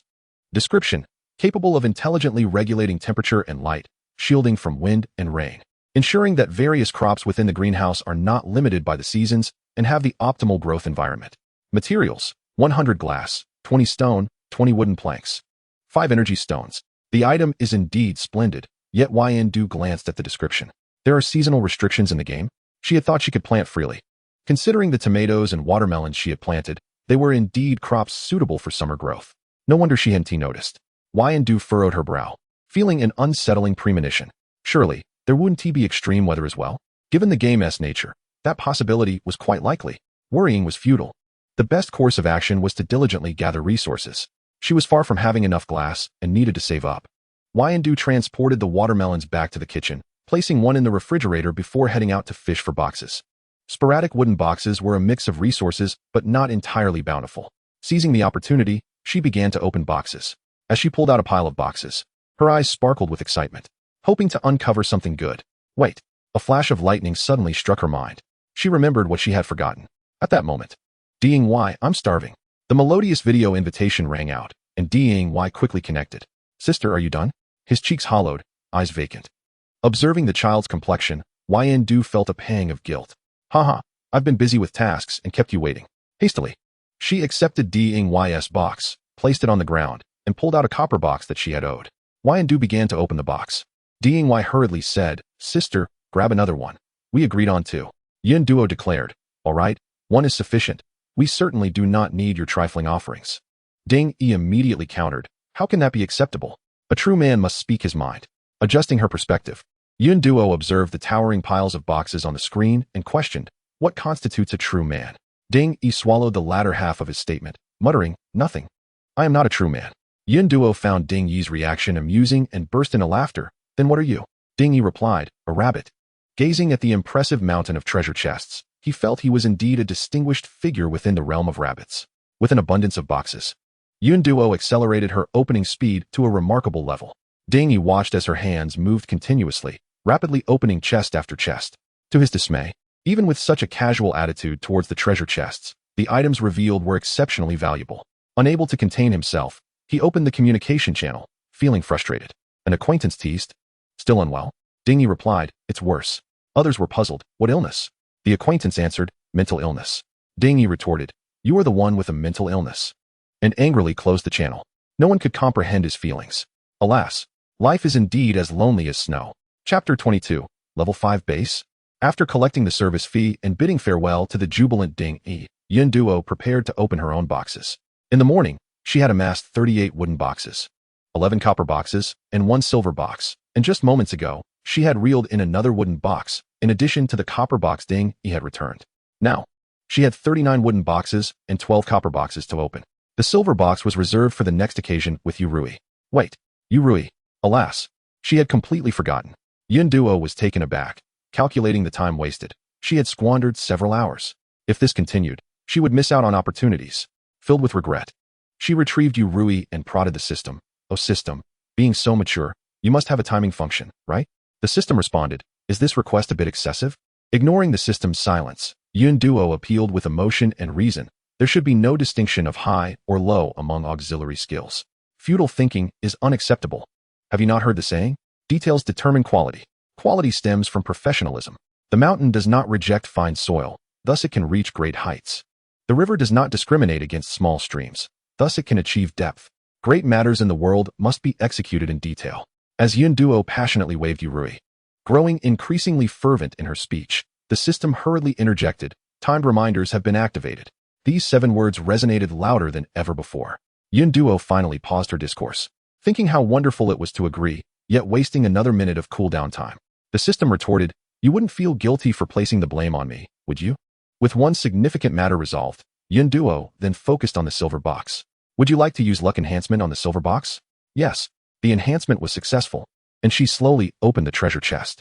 The previous copper box had yielded a spatial backpack. She wondered what splendid items this higher-tier silver box might contain. "Congratulations.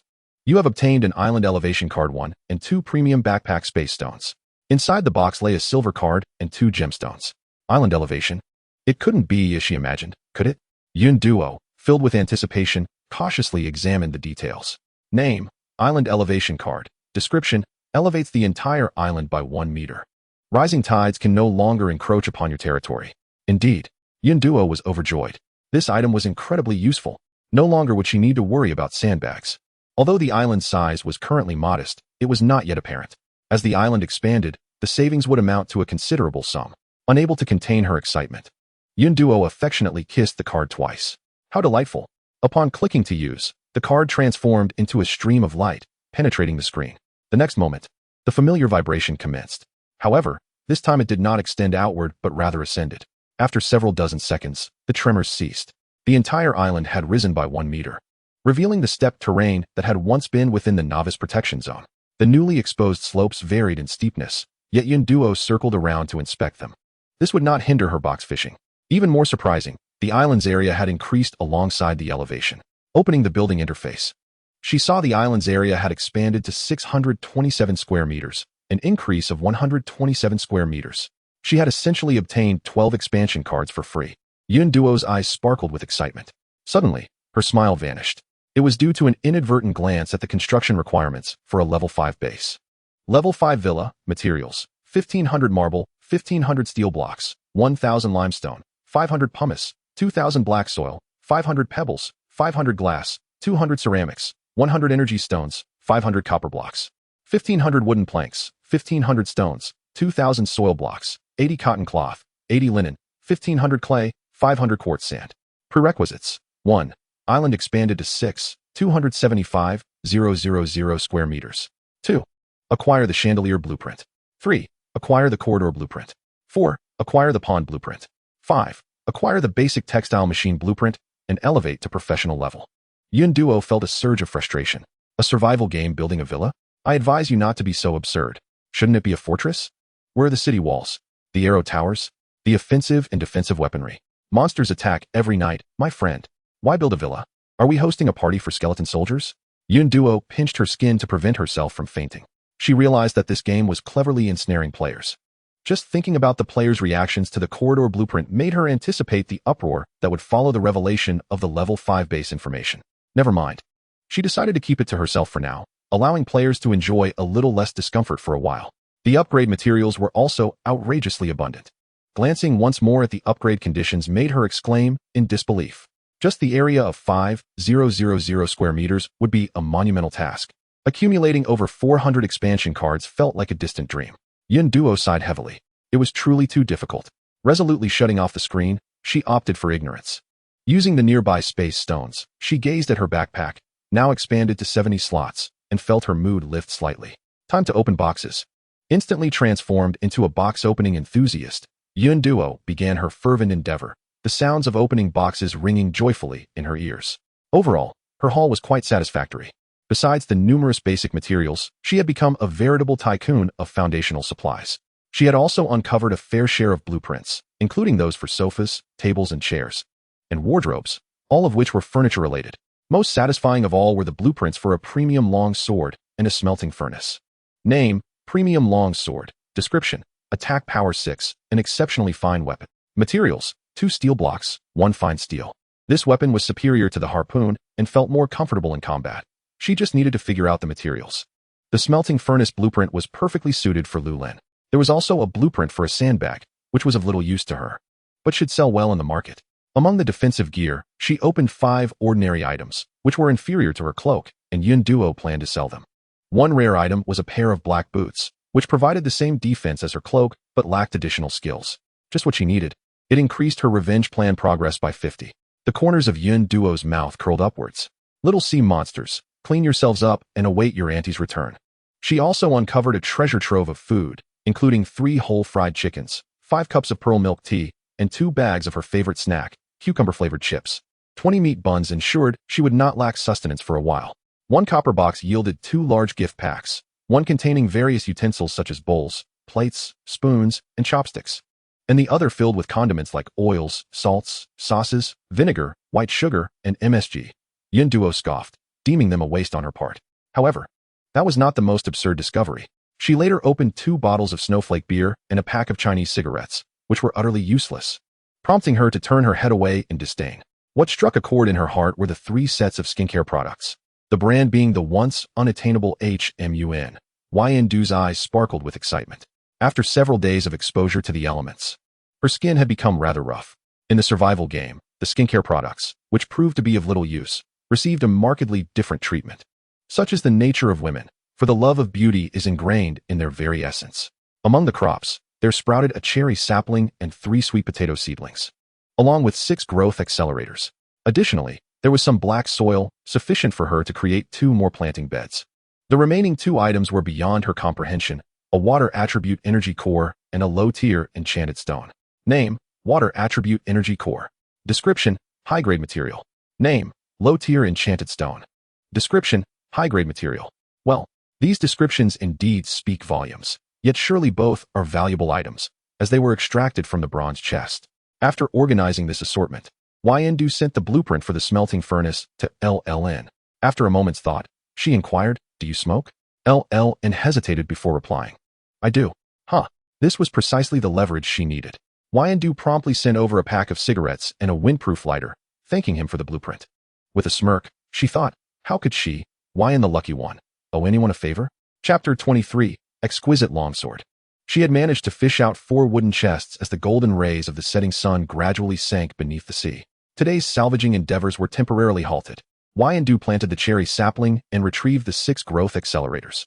After a moment's contemplation, she decided that since food was not an immediate concern, she could use them on the saplings to ensure they grew robust enough to withstand any adverse weather conditions.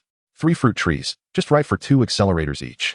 Once the nutrients were applied, the newly sprouted saplings grew rapidly, their trunks thickening and lengthening, sprouting branches and leaves, and eventually blooming with clusters of vibrant yellow and pink flowers. The grapevines also wound around the pillars, gradually covering half of the corridor. The entire courtyard instantly became more verdant, the blossoms adding to its splendor. Yndu felt a profound sense of comfort. A garden filled with flowers and fruits had once been her dream, and now it was realized within the game. Setting aside her worries, she found the present life to be quite splendid. Having finished her outdoor tasks, she busied herself indoors. All the furniture was crafted, the wardrobe placed in the bedroom, and the living room furnished with a sofa and tables. The once empty house was gradually filled. DM hopped onto the sofa, playfully kneading the cushions, clearly enjoying the texture. As she cooked fish, Yndu began to study the weaving machine. It contained numerous useful items, and with her daytime schedule being so packed, this was the perfect opportunity for a thorough examination. She had 3 sets of bed linens, each with a variety of styles. She chose one with a daisy pattern, another in gray-pink hues, and a third adorned with green floral lace. She also had a comforter, which had been hanging out to dry for 3 days. Fortunately, it was summer, so she had not frozen. The blanket and decorative cushions for the sofa were also all arranged. What delighted Yndu the most was the clothing section, filled with an abundance of beautiful garments, each dress making her heart soar. Indeed, girls have an irresistible attraction to beautiful things. She selected a few appealing pieces made from simple materials. Yndu restrained her eager hands, thinking she had enough for now. Although her resources were plentiful, she was not yet at the point of extravagance. Reluctantly, she exited the interface, vowing that once she became more accomplished, she would buy all the beautiful clothes and wear them daily, one in the morning and another in the afternoon. The smelting furnace stood nearby, a prerequisite for a level 4 base, undoubtedly a valuable asset. However, the interface was somewhat perplexing. The screen displayed no instructions, just 2 boxes connected by an arrow. After considerable effort, Yndu could not uncover any hidden menus. It was quite the conundrum. Suddenly, a spark of inspiration struck her. Smelting must pertain to processing materials. She attempted to place an iron block into the furnace, and the left box displayed an iron block. Yet nothing else changed. Could it be due to insufficient quantity? She added more until she placed 5 iron blocks inside, and the screen responded. The right box revealed a steel block. An option for whether to smelt appeared below. Yndu promptly clicked yes. The furnace whirred to life, and within mere seconds, a steel block emerged before her. So this is how it works. Filled with joy, she wondered if this was how fine steel was produced. She created 4 more steel blocks, gathering 5 to place in the box. Sure enough, fine steel appeared on the right. Did she not now possess the materials for the exquisite longsword? Yndu's spirits soared as she eagerly crafted one. A silver longsword, 1 meter long and 5 centimeters wide, manifested on the construction table, its all-metal blade giving it a somewhat hefty appearance. The sharp edge glinted with a chilling light, signifying its formidable lethality. Grasping the hilt, she swung it a couple of times. The long sword sliced through the air, emitting a resonant hum. Its weight surpassed that of a harpoon, slightly shorter in length, yet it felt remarkably comfortable to wield. Excellent. Her advantage against the skeleton soldiers had just increased. Having resolved one matter, she felt exceedingly elated, eagerly anticipating reclaiming her territory that night. For now, it was time to indulge. She had long been longing for the bathroom. Yndu sank into the bathtub, the mildly warm water enveloping every crevice of her body, the gentle steam causing her cheeks to flush. Unable to suppress a sigh, she exclaimed, "This is so blissful." Soaking in the bath was truly one of the best ways to relieve stress. She lingered for quite some time, only rising once her bones felt utterly relaxed. After applying skincare products, she donned her freshly changed light green cheapao. Yndu struck a pose in front of the mirror, reveling in the fact that becoming beautiful indeed lifted her spirits. At the bathroom door, DM stood guard with her round, glistening eyes. Wyandu had never understood this behavior. Ever since she was little, DM had insisted on watching her while she used the restroom, never allowing the door to close. Did she truly fear that Wyandu might fall into the toilet? DM, oh. As dinner time approached, Wyandu planned to celebrate in style. She laid out a spread of strawberry shortcake, fried chicken, chilled watermelon, bubble tea, and DM's cooked fish. DM, with her ears perked up, dashed straight for the cream cake. Meow? DM, I want to eat oh. Wyandu skillfully sliced off a small piece of cream. Watching DM devour it voraciously, she fell into deep thought. While fish was delightful, it was rather monotonous, and there were no snack jars available. It seemed she needed to explore additional food sources. The little sea monsters at the door looked promising. She remembered there were shrimp and crabs among them. However, she was uncertain where to procure other poultry or meats. Slowly but surely, Wyandu tore off a piece of fried chicken, the crispy skin mingling with the rich aroma of fat, boldly enticing her taste buds. With each bite, tender chicken meat and savory juices burst forth, a hint of spiciness tantalizing her tongue, elevating the flavor of the fried chicken to new heights. This fried chicken was delicious. It ranked among the best she had ever tasted in her life. Though she was not accustomed to spicy food and a light sheen of sweat began to form on her forehead, she could not bring herself to stop. Paired with the rich, sweet bubble tea and the chewy, tender pearls, Wyandu's spirits soared to their zenith. The combination of carbohydrates and fats was truly a source of human joy. After feasting to her heart's content, she indulged in refreshing chilled watermelon for dessert. Wyandu could not help but exclaim once more, "This life is marvelous. If only there were no external threats." Opening the chat channel, she found discussions about the rising tide. This game, a dog of a game, never missed an opportunity to deceive. Wyandu nodded in agreement, affirming how spot on that was. Some suggested that if one could only block the monsters at the spawning points, it would save a lot of sandbags. Oh, what makes you think that a dog of a game would have fixed monster spawn points? Where did the fool come from? Get him out of my sight. Just focus on managing the sandbags. The screen was momentarily inundated with information about selling sandbags. At this moment, predictably, a familiar figure emerged once again. Wang Ming, ha. I am the chosen one. Sandbag blueprint, selling sandbags. The asking price is 8 sand, 8 sisal, and 1 rare material. Yun Duo remained unperturbed.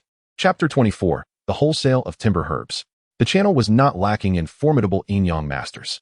Yours truly, Wangbu Bao Fubu Ming, was online right on time. Such resilience, unyielding spirit, and unwavering determination commanded respect. He truly moved me to tears. The chosen one, I hoard supplies in the survival game. As he observed the screen filled with mockery directed at him, he could not help but feel puzzled. Shouldn't there be more trade offers?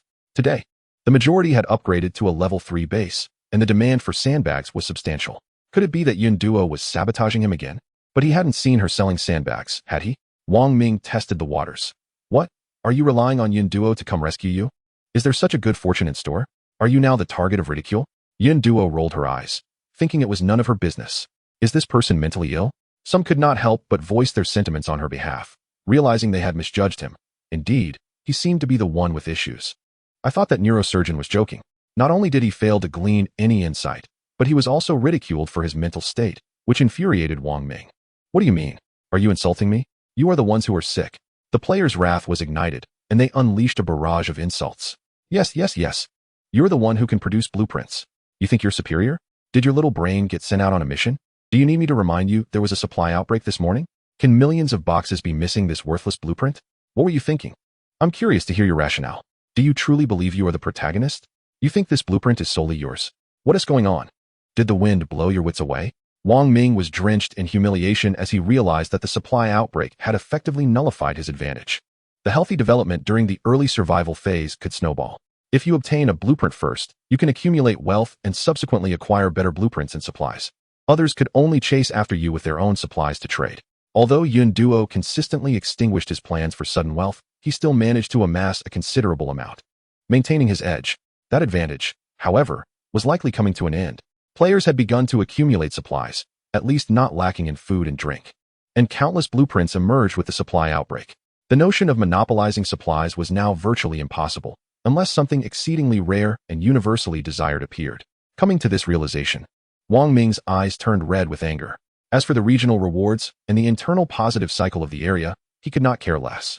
He only cared about how many good items he could procure at that moment.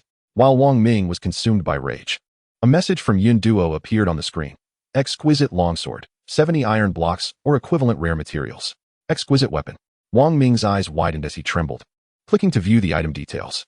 How could it be that she, Yin Duo, was the one presenting such a rare item? His eyes burned with fury. He felt short of breath and could not help but collapse to the ground. Yin Duo, I will not rest until you are defeated. Yin Duo had grown accustomed to the barking and dismissed him without a second glance, continuing to trade the longsword while researching the game interface. Today, new features for team formation and rankings had been unlocked, but she hadn't had time to explore them. The team formation aspect was straightforward. In the rankings section, there was a leaderboard for regional survival. The top position was held by Huazhong 2, District 22. The second was Huajing I, District 01. The third was Huajing I, District 03. Yun Duo was astonished. In the global rankings, Huahua had taken the top 3 spots. Following that, other countries gradually appeared. The fourth was Maatsu, District 13. The fifth was Fuan, District 05. The sixth was Huabei, District 18. Yun Duo glanced through the ranks. Those at the forefront were either regions known for their fierce spirit and combat prowess, or those with strong organization. As for the boastful Freedom Country, there was not a trace to be found. Each ranking had a comment section, but the names were obscured, only displaying the speaker's region. Yun Duo clicked into the Huazhong 2, District 22 section. Huazhong 2, District 22 Chicory is mighty. Huazhong 2, District 22 Chicory saved my life. Huazhong 2, District 22 Chicory is worthy of the Great Temple. Huazhong 2, District 22 The Great Temple is full. I'll build you another one. All she saw were rainbow praises beginning with Chicory. Yun Duo was at a loss as to what expression to wear. Should she thank them for their praise?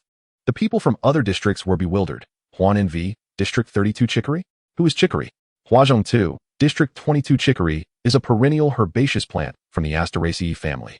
With an upright stem, solitary and entirely green, featuring ridges. The basal leaves form a rosette, lanceolate and ovate.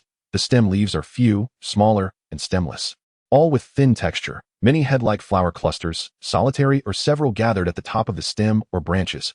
The involucre is cylindrical, with the outer layer being lanceolate. The upper half green and herbaceous, while the lower half is pale yellowish-white and leathery. The achene is obovate, oval, brown with dark brown spots. Flowering and fruiting period is from May to June. Huazhong 2, District 22 What nonsense are you spouting? Chicory is clearly for wholesale timber. Huazhong 2, District 22 actually. What was said above is not incorrect. Huazhong 2, District 22 therefore, in conclusion, chicory is a herbaceous plant for wholesale timber. Huashi 7, District 10 I haven't read much. Don't deceive me. Huan and I, District 02, I thought we agreed not to turn into spirits after the establishment of the nation. Watching the conversation take such a bizarre turn, Yun Duo found herself both amused and exasperated. A herbaceous plant for wholesale timber? How could they even think of that? The players from District 22 had a unique way of thinking. Big shots. The repetition shows closeness and sounds like chicory.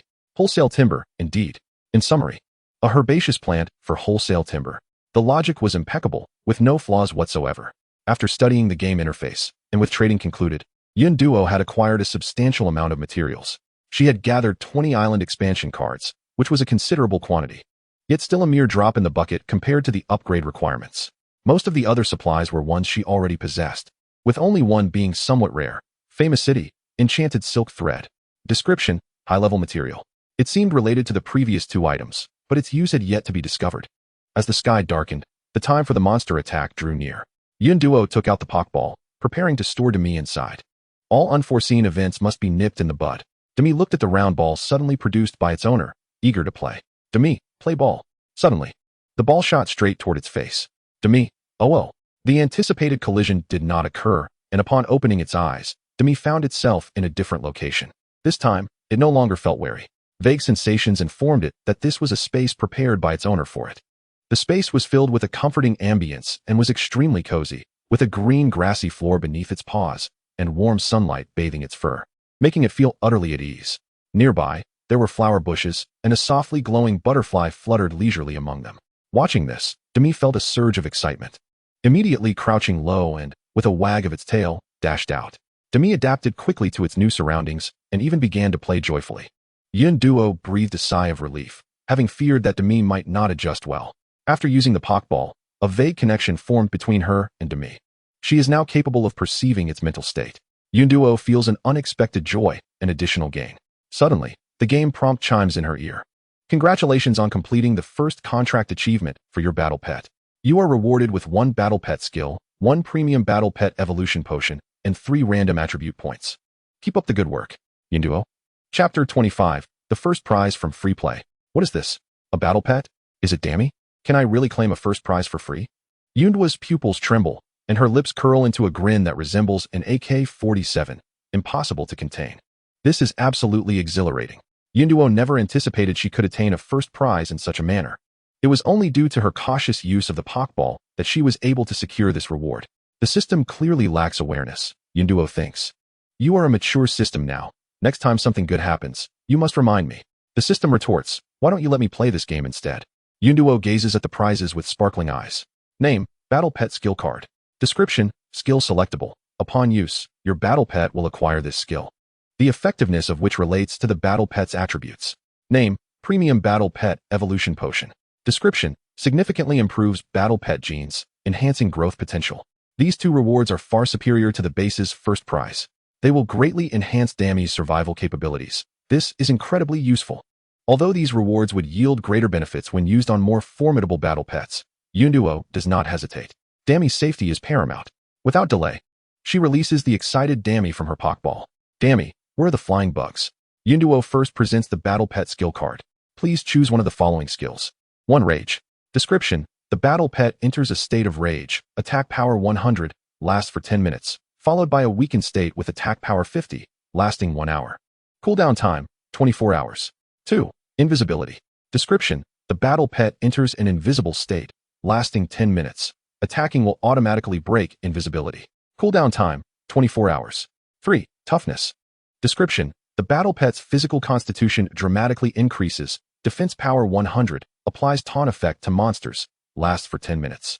Cooldown time, 24 hours. 4. Mark.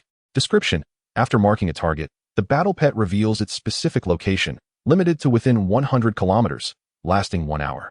Cooldown time, 24 hours. Each combat ability has its merits. Yet Yunduo's criterion is survival, making her choice exceedingly simple. She promptly selects the second option, invisibility. The card transforms into a familiar stream of light and penetrates Dammy's forehead. The little kitten merely senses a sudden addition, quickly dismissing it from her mind. For Dammy, the concept of skills is entirely foreign, let alone how to use them. Observing that Dammy displays no adverse reactions, Yunduo retrieves a bowl and pours in the Premium Battle Pet Evolution Potion. The potion emits an enticing aroma, enticing the little kitten to lick it eagerly. In no time, the potion is licked clean. Dammy raises her tiny paw to begin grooming her face. But after just 2 licks, she tumbles onto the bed, unconscious. Yunduo gasps in shock, shaking Dammy vigorously in her arms. Dammy, don't scare Mama. What's wrong? Wake up. The system, startled by her shrill exclamation, nearly crashes and hastily reassures her. Please remain calm, host. The slumber is a normal phenomenon. You may place her in the Pokeball to accelerate evolution. Only then does Yunduo regain her composure. Observing closely, Dammy's breathing is steady, and she is indeed not in peril. Following the system's advice, she places Dammy into the Pokeball. In mere seconds, Yunduo breaks into a cold sweat, genuinely frightened by the incident. This little surprise ignites her worries, reminding her of the lurking dangers in the survival game. Yunduo furrows her brow in concern. No, the base's defenses are too weak. It cannot withstand any unexpected events. She must seek out fortifications for defense and offense, unbeknownst to the other players in the survival game. A fervent builder of maritime fortresses is being born at this moment. Of course, those are matters for another time. With the 3 acquired attribute points, Yunduo once again invests in strength. After 3 enhancements, her profile reads as follows. ID, HGHB000696. Name, Yunduo. Gender, female. Age, 22. Strength, 11. Agility, 9. Constitution, 5. She is now capable of contending with skeleton soldiers, which brings her great satisfaction. The time until the monster attack draws closer. Yunduo casually opens the channel to observe. Today, everyone seems notably more emboldened, and the atmosphere in the channel is much lighter. Many are chatting casually, while others discuss Yunduo's battle pet. How did you acquire a battle pet? There isn't a single hair near the base.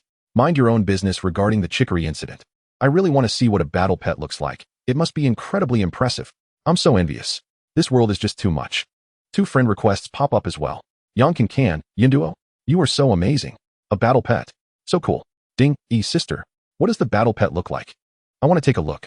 Yunduo thinks of Dammy's appearance, which is far from impressive, and replies, maybe one day. This truly is a beautiful misunderstanding.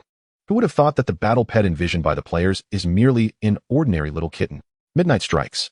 The familiar black fissure appears by the seaside, gradually expanding into a large black hole. As expected, the spawn location differs from yesterday. Skeletons continuously emerge from the black hole.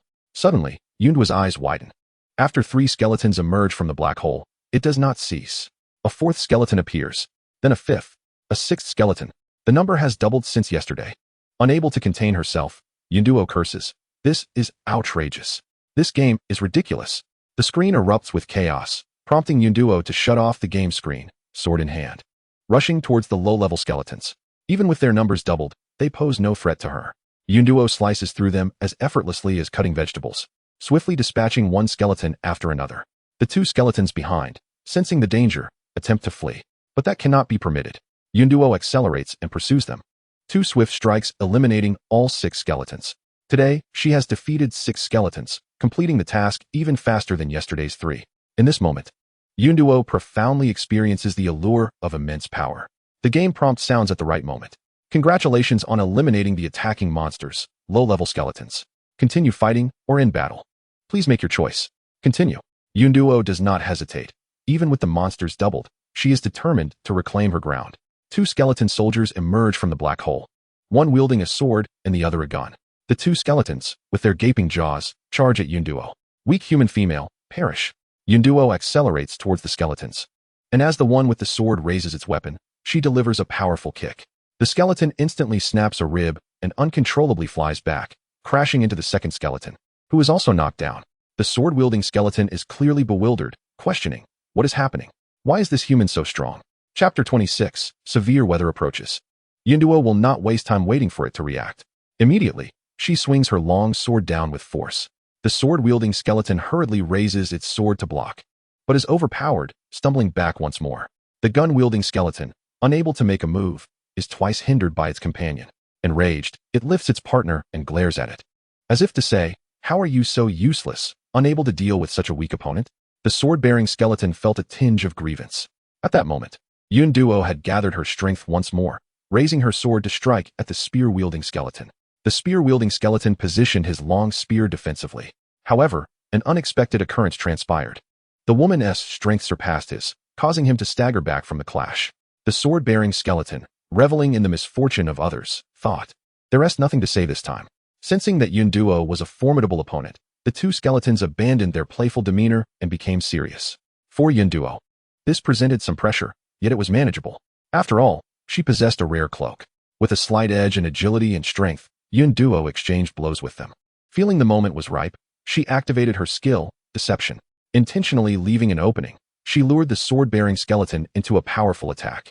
As it seemed Yunduo could not evade, the 2 skeletons grinned widely. Yet, Yunduo secretly gathered her strength and suddenly swung her sword at the spear-wielding skeleton. The skeleton's bone sword blocked her strike outside the cloak, failing to penetrate. In an instant, Yunduo severed the head of the spear-wielding skeleton, who fell to the ground. She could not help but feel a surge of delight. This trick was indeed effective. Observing the unfavorable turn of events, the remaining sword-bearing skeleton fled in haste. But Yunduo would not allow him to escape. She swiftly pursued him, and despite his desperate resistance, the disparity in attributes rendered his struggle futile. After several exchanges, he fell beneath her blade. Choosing to conclude the battle, Yunduo stowed away the treasure chest, 6 wooden boxes, and 2 copper boxes. With thoughts of Demi occupying her mind, she hurried back indoors. The spirit ball remained silent. The aimless waiting stirred her anxiety. She poked at the system, inquiring how long until Demi's evolution was complete. The system responded, depending on physique. The time varies from 13 days. 13 days. Yunduo sighed, realizing her time to cuddle with the little kitten would be postponed once more. Looking at the boxes nestled in her backpack, she felt a reluctance to open them. The variety and quantity of supplies were increasing, leaving her nearly out of space. Not to mention the considerable pile in the system's storage. If only she had blueprints for a warehouse. Nonetheless, she reasoned that she must open them. What if she stumbled upon something valuable? Yunduo laid out her spoils. Starting with the wooden boxes, she had a total of 10, including those she hadn't opened in the afternoon. She obtained 8 gold, 30 limestone, 20 sand, 1 umbrella, 1 raincoat, 2 goose feather fans, and 20 stones. The items were not particularly impressive. However, Yunduo's sixth sense was sounding alarm bells. The drop rate for unusual materials had increased. Past experiences suggested that a sudden rise in drop rates rarely heralded good fortune. Eyeing the first three materials, she felt a flutter of unease. Yet, she could not discern any clues. The raincoat and umbrella hinted at the potential for inclement weather. When the soldiers come, I shall defend. When the rain comes, I shall bury. Worrying would not change the outcome. Suppressing her anxiety, Yun Duo opened the remaining 2 copper boxes, acquiring 1 blueprint for a lightning rod and 1 blueprint for an island foundation. Great, there was no escaping stormy weather. She examined the details. Name, island foundation. Description, building material. Not sure what this is for, I'll hold on to it for now. Name, lightning rod. Description, absorbs lightning attacks within a radius of 5,000 square meters. If you don't want your base to catch fire, be sure to prepare it. Materials, for gold, for stones. Yun Duo was taken aback. Lightning attacks could ignite buildings? After toiling for half a year, would she return to square one? This was terrifying. In a flurry, she crafted one and placed it in the courtyard. Finally breathing a sigh of relief. She finally understood where the goosefeather fan could be used. Name, goosefeather fan. Description, fire extinguishing tool. Moments ago, she had been puzzled. It turned out to extinguish fires at the base. This was significant information, although it might incite panic. Yun Duo was prepared to disseminate it. As the night deepened, messages in the channel remained fervent. Players who had just escaped crisis were passionately chatting, venting their frustrations about the game. Did the game developers lose a few fathers? They lamented, as players insulted the game itself. The game felt overtly transparent, as if they were afraid the road to the underworld was too long. While being besieged, she had seen the Elder beckoning to her. The survival count at the top of the channel was steadily declining, now falling below 40,000 and still not stopping. Yun Duo felt a chill. Behind each number lay a life. There was no time for sorrow. She immediately sent out a message. Lightning rod, goosefeather fan, may indicate extreme thunderstorm weather. Everyone should collect fireproof materials. As soon as the message was sent, it was like adding fuel to the fire, causing the channel to explode with heightened activity. Panic, curses, and anxiety erupted, creating a chaotic scene. Yun Duo ceased to pay attention to the ensuing messages, as many sought her out to exchange for lightning rods, and she became busy once more. It wasn't until the early hours of the morning that she stopped, having accumulated a considerable amount of raw materials for lightning rods. She managed to send one to Ding Yi with a note before collapsing into bed, utterly exhausted. The next morning, she was awoken by a flurry of private messages, all requesting exchanges for lightning rods. Outside, the rain had begun to fall lightly. Dressed in her raincoat, Yun Duo made her way to the beach, fishing for boxes while conducting business. Throughout the morning, players continuously fished up copper boxes containing blueprints, while Yun Duo's trade gradually dwindled. Observing the intensifying rain, she decided to cease trading. She needed to prepare for the sea monsters, which were still on her mind. If the rain grew heavier, her plans would be delayed. She didn't mind, but Demi needed small snacks when she emerged. Donning her protective gear, Yun Duo plunged into the sea, where the small snacks, no, the sea monsters, came rushing at her, claws waving and mouths agape. Drawing her harpoon, she was ready to strike when a strange fish floated belly up. Yun Duo? What? Did she scare it to death with her overwhelming presence? This fish was merely the beginning, as more small sea monsters inexplicably succumbed thereafter. Yun Duo was left bewildered. Suddenly, a flash of lightning struck her mind. Reflective damage. The additional skill of her cloak. Those small sea monsters had attacked her numerous times before. It was likely their health had already been depleted by then. She had retreated quickly. Had she been even a moment slower, she could have discovered it. But it felt inconsequential. Yun Duo gleefully collected the bodies of the sea monsters. This reflective damage was astonishing, the harm dealt silently. She had even forgotten about this skill. Reflecting on it now, the skeleton soldiers from that first night had also fallen victim. She initially thought it was her luck that had allowed her to pierce through the skeleton. Little did she realize, it was the result of reflective damage. Regrettably, such an excellent cloak was nearing its end, with durability plummeting to 4. Yun Duo frowned. Such fine equipment would not be easily replaced. Without it, the threat of the skeleton soldiers loomed larger. She would have to gather more copper boxes in the next few days, hoping to uncover rare defensive gear. The sea monsters were dispatched with remarkable ease. Shortly, Yun Duo had amassed a diverse collection, totaling no less than 20 sea monster corpses. Fish, crabs, shrimp, tentacled creatures, variety abounded, marking a bountiful harvest. The sea monsters in the game were formidable, their sizes impressive. Even a single shrimp rivaled the length of a small arm, resembling a large lobster. Crabs were equally massive, resembling large wash basins. Yun Duo was elated. Seafood was her favorite. It required no culinary skill, simply steaming would suffice. The thought of steaming crabs, both fresh and plump, made her salivate. Most of the corpses were broken down, leaving 2 whole shrimp and crabs. Tonight, she would treat herself to a grand seafood feast. Chapter 27. The Windproof Stove. Besides the materials from the 20-plus sea monsters, she also obtained several items. 1 blueprint for a bamboo basket, 1 blueprint for a backpack, 1 eggplant seed, 2 tomato seeds, and 1 cucumber seed. As the spoils were gathered, the weather had turned exceedingly treacherous. Torrential rain poured down in sheets, while fierce winds whipped through the air, causing the clouds to sway precariously. Lightning, akin to serpentine dragons, danced amidst the clouds, gathering energy for its imminent strike. Yunduo swiftly returned indoors, transforming a portion of the seafood into delectable freeze-dried snacks for Dammy, while the rest was stored in the refrigerator for future use. Before long, the rain intensified, accompanied by the resounding roar of thunder, as bolts of lightning cleaved through the sky, forcing the players to retreat to their base. A few stubborn souls, however, braved the storm, hoping to gather more supplies, but the extreme weather was no trifling matter. Powerful gusts of wind swept through, lifting several individuals off the ground. Those fortunate enough landed on the island with minor injuries, while the unfortunate were whisked away into the sea, where they met a gruesome fate at the hands of marauding sea monsters. Players who had not yet constructed lightning rods found their base struck by lightning, and strangely, the torrential rain failed to extinguish the flames. Players were left scrambling to douse the fire with seawater. The number of survivors in the channel dwindled once again. Unbeknownst to Yunduo, she gazed out the window at the swaying branches, grateful for the decision she had made the previous day. Had she not used the growth enhancer, all 3 fruit trees would have perished, much like the tomatoes and spinach in the planting bed. The loss of the 2 vegetables was bearable, but any more would be painful. Yunduo rummaged through her greenhouse blueprints, realizing this was something she needed to prioritize. Name: greenhouse.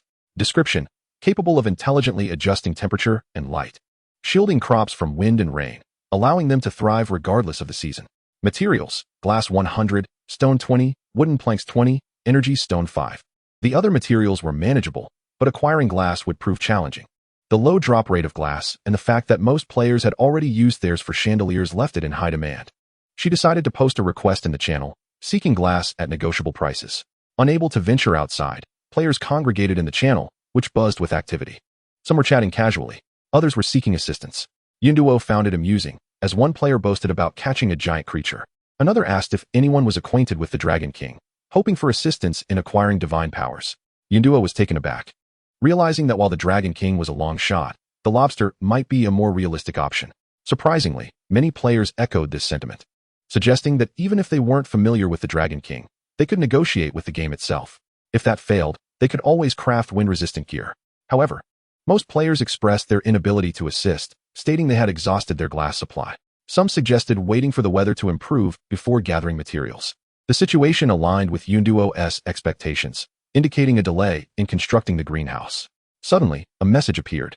Hu Jingjing, I have 2 pieces of glass and would like to borrow the giant's hands for a moment, if that is all right. This request was somewhat peculiar, leaving Yunduo puzzled about its intended use. Hu Jingjing, I've saved up for a copper chest and would like your help in opening it. Yunduo was both amused and bewildered. She had no idea she had branched into such services. Familiar with the task, she quickly responded, agreeing but cautioning that she could not guarantee the contents would be valuable. Hu Jingjing, yay? No problem. The players watching were equally impressed by Hu Jingjing's initiative, wondering why they hadn't thought of that themselves. Yunduo sent a video invitation to Hu Jingjing. After a brief wait, a big-eyed, adorable girl appeared on the screen. Hu Jingjing appeared slightly nervous, her cheeks flushed, and upon seeing Yunduo, her eyes sparkled as if ignited by laser beams. She clasped her cheeks and exclaimed, "Ah, Yunduo, you're making me feel all fluttery." Yunduo was utterly confused, questioning what had just transpired. Hu Jingjing wiggled, responding in a high-pitched voice that Yunduo was making her heart race. Yunduo's mind went blank. She had never encountered such a situation before.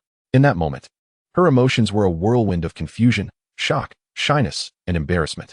She even wondered if she had become too mature for her age, creating a generational gap with contemporary young women. Observing Yunduo's reaction, Hu Jingjing broke into an odd, love-struck grin before forcing herself to regain composure to avoid scaring her. Yunduo, you've already scared me. Thank you. Hu Jingjing sent over the copper chest, allowing Yunduo to breathe a sigh of relief as she redirected her focus. Speaking of which, this girl was quite fortunate. If one counted a day from sunrise, this would be the first chest she had opened today. Yunduo adjusted her perspective to reveal the copper chest before lifting her hand to open it. On the screen, Hu Jingjing clutched her chest in shock, marveling at Yunduo's deftness. Congratulations to Ding Yi. At this moment, Someone finally empathized with him. Inside the copper chest lay a blueprint. Name, wind-resistant stove blueprint. Description, a source of heat, providing wind resistance within a 500 square meter radius. Materials, limestone 2, sand 2, charcoal 2. This was exactly what everyone needed, allowing players to continue gathering resources. Yunduo sent the blueprint over, exclaiming how fortunate Hu Jingjing was. Upon seeing the details of the blueprint, Hu Jingjing let out an incredulous scream. "Ah, this is amazing." She spun in excitement, her voice tinged with disbelief. "Am I dreaming? Is this really mine?" Yunduo, feeling dizzy from the whirlwind of enthusiasm, reassured her that it was indeed real. Receiving confirmation, Hu Jingjing couldn't contain her joy, leaping 3 feet into the air, proclaiming, "Yunduo, you are my savior. Yunduo, this is problematic. I'm starting to get used to it." Hu Jingjing sent over the 2 pieces of glass along with a newly crafted stove, thanking Yunduo profusely and promising to help her in the future. Yunduo nodded absent-mindedly, quickly shutting off the video call. This overwhelming enthusiasm was more than she could bear. The players in the channel eagerly anticipated. "Hu Jingjing, are you done? What did you get? Let us see." Excitement filled the air as they awaited the moment of revelation. Among the chatter were some naysayers, claiming they wouldn't even lick the ground for them. After a long silence, it was clear that Hu Jingjing had opened something worthless.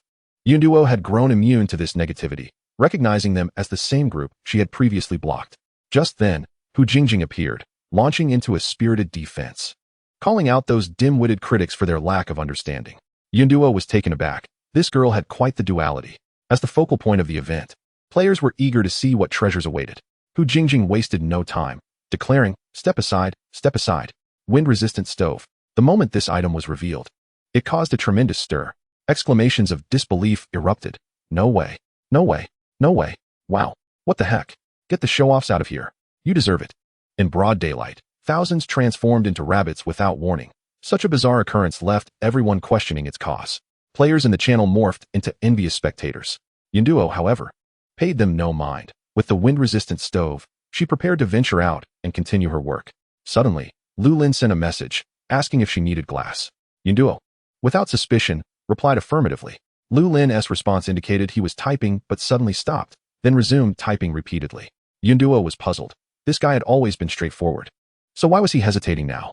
After a while, Lu Lin sent a message stating that the smelting furnace could transform sand into glass, suggesting that she might want to give it a try.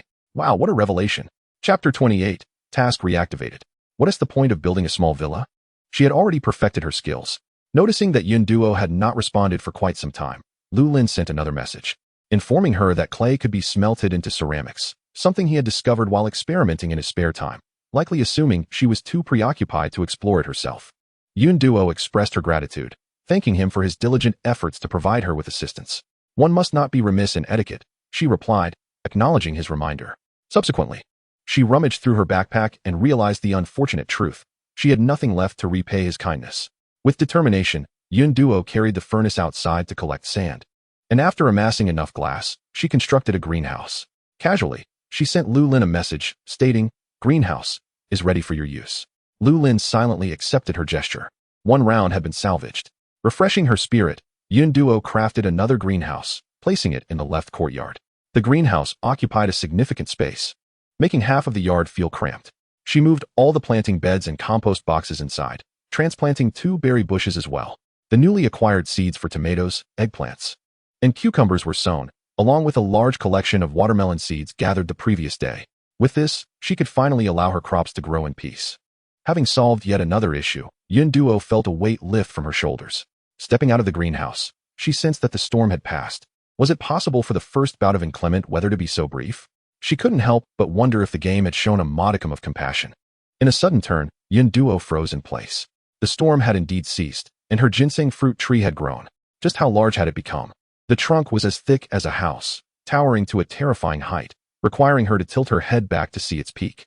With the massive canopy extending towards the seaside, from an aerial perspective, the tree would completely envelop the island, which measured over 600 square meters. Stunned, she stood there for an extended moment, unable to comprehend the magnitude of this mythical tree. Upon inspecting the details of the ginseng fruit tree once more, she noted, name, ginseng fruit tree. Description, provides shelter from rain, lightning, and wind, regulates high temperatures, and its fruit can enhance any attribute point. Bears 1 fruit each day, which must be harvested with a golden tool. Fruit growth time, 24 hours.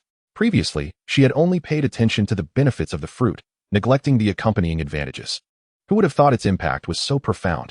Gazing around, the area outside the ginseng fruit tree remained tumultuous with thunder and waves crashing upon the shore. Yet beneath the tree was a serene paradise. There was no need for lightning rods or windbreak furnaces. A single tree sufficed. As for regulating temperature, it was akin to a natural giant air conditioner. Standing at the base of the tree, Yunduo felt her spirits lift, inhaling the invigorating scent of plants. The fragrance of the ginseng fruit tree was simply delightful. Tears of joy streamed down her face. Oh dear, she mimicked Hu Jingjing's tone. Are there more such tasks? I'm not afraid of a little trouble. Bring them on. System, I advise you to communicate respectfully. Yunduo was taken aback. Why not mention that sooner? System woman. Behaving like this may lead to my departure. With the threat of the storm eliminated, Yunduo retrieved her fishing rod and resumed her fishing endeavors. During the remaining time, she caught 2 copper chests and 3 wooden ones. The wooden chests yielded 25 kilograms of rice, 5 liters of cooking oil, and a large bottle of cola. It was a feast for a foodie indeed. As for the 2 copper chests, Yunduo silently prayed for siege structures, rare armor, or warehouse blueprints. Anything would suffice. Upon opening the first chest, she received, "Congratulations! You have obtained 7 growth agents and a Monica David Rose seedling." Well, that's useful. Upon opening the second chest, she was greeted with, "Congratulations! You have obtained a rare sword." It was slightly skewed, but not entirely off. Upon checking the description, name, rare sword. Description, attack power 10, with an additional 10 true damage. My goodness. Yunduo was overwhelmed with joy. What a fantastic find. With that attack power boost, would the skeleton soldiers not be akin to mere vegetables? Furthermore, the true damage ignored defenses, dealing devastating blows. Yunduo was elated. She even began to contemplate whether to unleash a third wave of monsters. Based on the discrepancies in attributes from the first 2 waves, she estimated that the third wave might possess an attack of 15, agility of 9, and defense of 10. If it were only 1, she was confident she could prevail. 2 would be a challenge. Moreover, this was merely conjecture. The actual attributes could very well be higher. Yunduo stifled her impulsive thoughts. Caution was paramount. One could never predict when the game might deliver a cruel twist. Ding! Congratulations. You have triggered the task. Defeat the third wave of assaulting monsters. Task details. Yes. It's exactly as you imagined. Task reward. 10 random attribute points and 1 precious defensive cloak. Friendly reminder. This task is rare, and it is not advisable for the host to abandon it. Yunduo's eyes widened in shock. Was this the opportunity you spoke of? The silence was deafening. She was incensed. 2 high-level monsters are perilous, you know? And the cloak only has 4 durability left. Am I expected to take the hits with my feet? The system was utterly unconcerned about her potential demise. Yet despite this, Yunduo could not bring herself to forfeit the task. 10 attribute points were worth more than 3 first-place game prizes, not to mention the coveted defensive cloak, which she eyed with envy. Gritting her teeth, she made a resolute decision and accepted the challenge. This was a chance to become stronger. She would not let it slip away. At worst, she would stockpile healing ointments, enduring the blows while applying medicine. Come what may, the afternoon had only just begun, with plenty of time until midnight. Yunduo took a moment to open a box for Ding Yi. The weather was dreadful, and that unfortunate soul had only managed to catch 4 boxes. She decided to give him her unused windbreak furnace, along with the lightning rod from yesterday, and received 2 boxes in return. These boxes yielded no miracles, just a collection of basic supplies. Yunduo casually glanced at her backpack. There were still 7 growth agents available. After considering, she allocated 3 for the tree and 4 for the flowers. The vegetables could remain in the ground. Planting was her passion, but cooking was her Achilles heel. She positioned the newly acquired Monica David Rose seedling at the front of her house's corridor, applying 2 growth agents. The rose's branches rapidly extended, sprouting numerous offshoots, with buds slowly emerging at the tips, eventually unfurling. Yunduo was filled with delight. This rose was truly beautiful. The petals layered exquisitely, creating a lush bloom, with the core transitioning from pink to white, each petal adorned with a delicate tip, stunning and elegant. Yunduo was immensely satisfied. It was precisely her preferred style.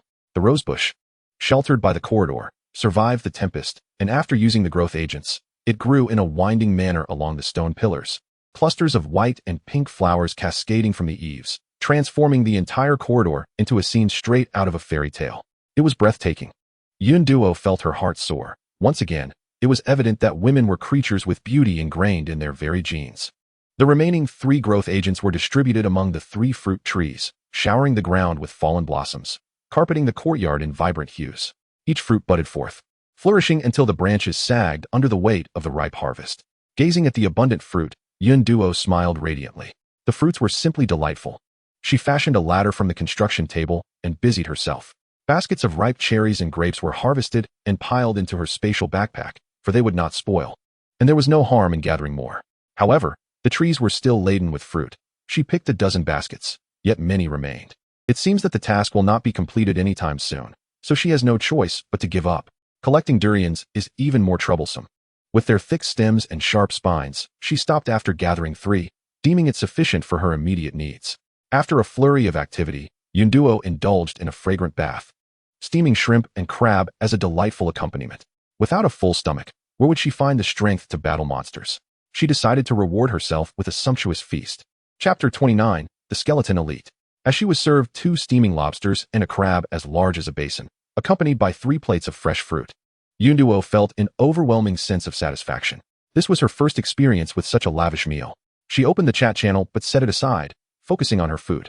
She took a bite of the long-desired durian. The soft, sticky flesh melted in her mouth, and the rich aroma flooded her senses, delivering a moment of exquisite sweetness. The velvety fruit required little chewing, sliding effortlessly down her throat. Yunduo closed her eyes in bliss, savoring the flavor. How delicious it was. In the past, she had often been tempted by street-side durians but hesitated at their steep prices, only occasionally treating herself to a small one. Now, she could indulge freely, durian freedom. After enjoying 2 pieces of durian, Yunduo eagerly reached for the lobster. Once she peeled the shell, the remaining lobster meat was too large for her hand to grasp. Taking a bite, she found the texture firm and bouncy, the taste exquisitely fresh with a hint of sweetness, compelling her to take one bite after another without pause. She was utterly satisfied. Yunduo's delight continued with the plump crab, which was undeniably delicious, its juices rich and full, the crab roe entirely free of bitterness, leaving a savory aftertaste. The more she ate, the more engrossed she became, completely oblivious to the chat channel, having no time to spare for a glance. Surrounded by a table of delectable food, she felt her belly round with contentment. After a satisfying meal, Yunduo sank into her chair, entering a state of blissful relaxation. Only then did she notice the atmosphere in the chat channel was rather somber, having endured a day of trials. The winds of misfortune had left her with only 2 chests, which yielded no food, forcing her to resort to grilled fish again. The complaints from the upper floors were growing tiresome. She had had enough of grilled fish and buns in this lifetime. The beans she had painstakingly cultivated had been wiped out. She felt like crying. It was evident that this game offered no respite. She wondered how long this would continue, as the weather made battling monsters particularly challenging. Today, the monsters had doubled what awaited her. Suddenly, Yunduo received a message from her friend, Yang Kankan. Yunduo, do you still have grilled chicken rice? I'm willing to trade for other delicious items. Yunduo rummaged through her backpack, finding 2 pieces of fried chicken and 2 cups of bubble tea. Although she would normally hesitate to trade, she was willing to share with Yang Kankan, who had previously helped her. She sent over the fried chicken and bubble tea, then asked if Yang Kankan liked durian. Yang Kankan's excitement was palpable. I love it. Absolutely adore it. Yunduo sent over a durian, a bunch of grapes, and some cherries. Upon receiving the items, Yang Kankan was astonished. Oh my goodness. So many delicious treats. Yunduo, you're incredible. She then expressed her overwhelming gratitude, saying, I feel so lucky to know you. If I can't eat something good again, I might just fall into depression. Yunduo was taken aback. Is it really that severe? Yang Kankan's lamentations grew more dramatic. You don't understand. For a foodie, eating the meager rations provided by the game every day is pure torture. As her sorrow deepened, Yang Kankan launched into a rapid-fire list of cravings. I miss Sichuan hot pot, Northeast skewers, Mongolian lamb, Shaanxi Shaoxi noodles, and authentic Anhui beef bamiyan from Hebei. Noticing Yang Kankan showed no signs of stopping, Yunduo quickly interjected, Haha, you certainly have a variety of favorites. Yang Kankan's enthusiasm surged. As long as it's delicious, I love it. Food is my life's creed. You wouldn't believe how much I've traveled across Huagua just for food. Yunduo, eager to steer the conversation towards business, interrupted again. By the way, what do you have to trade? Yunduo did not expect anything of great value. She simply hoped to finalize the trade quickly, as she could hardly handle Yang Kankan's exuberance. When they turned to the matter at hand, Yang Kankan paused. I'm not sure what you need. Let me send you a screenshot of what I can trade. Yang Kankan sent over 2 images, one of rare materials available for trade, and another showing buildings that could be constructed at the building station. Yunduo casually browsed through the images until she suddenly halted. There was a warehouse option at the building station. This was something she had long desired. Yunduo immediately inquired, "What materials are needed for the warehouse?" "I want to build one." Yang Kankan replied, "It's quite difficult. It requires 10 space stones. And I haven't found a single one yet." Space stones. Yunduo recalled that she had used high-grade space stones for her backpack upgrades, surmising that these must be of a lower tier. No wonder the warehouse blueprints were so scarce. It seemed the materials were hard to obtain. Disappointment washed over her, as she did not possess any of those either. Yunduo resolved to gather the necessary materials before attempting to trade again, and then ended the video call. By this time, night had fallen. Through the window, she noticed that fireflies had appeared in the yard, casting a dreamlike glow. Yet, she had no time to admire the scene and began her preparations for battle. Under her cloak, she donned basic armor and leggings. Although the defense was low, it was better than nothing. She prepared 50 healing potions and placed them in her backpack for easy access. Finally, she circled the perimeter, erecting a line of wooden walls for defense, reiterating the notion that it was better than nothing. Still feeling uneasy, Yunduo ventured outside the walls to dig 3 deep pits, covering them with hay that matched the color of the sand. To make the traps less conspicuous, she removed a nearby lamp and relocated it further away, leaving only a dim light. Just as she completed her preparations, a dark fissure opened at the seaside. The monster attack had begun. Yunduo anxiously watched as skeletons emerged one by one from the black void. 1, 2, 3, 4, 5, 6. Fortunately, the number of monsters had not increased. She sighed in relief. If they had doubled again, she would have surely abandoned the task. The first wave of monsters was swiftly dispatched, and the second wave fell easily under the might of her sword. A game notification chimed. "Congratulations on eliminating the attacking monsters, skeleton soldiers.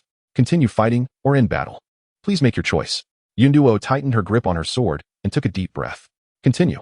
No sooner had she spoken than 2 armored skeletons, one wielding a shield and the other a sword, stepped forth from the darkness.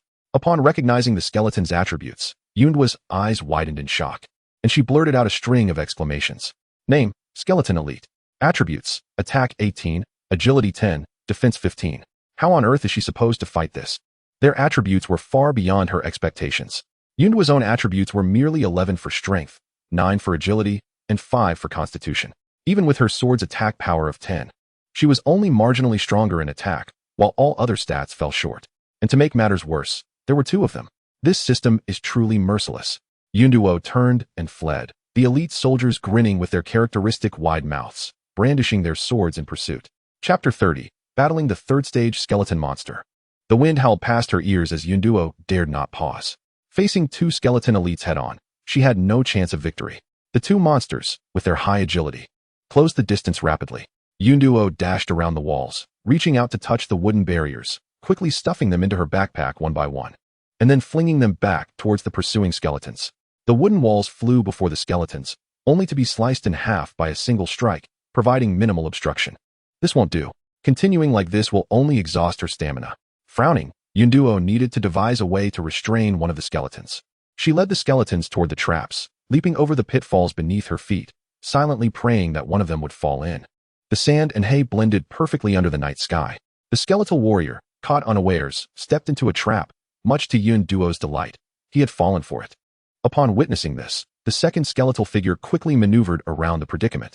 Unfazed, one skeleton turned swiftly, raising her sword to strike at the second.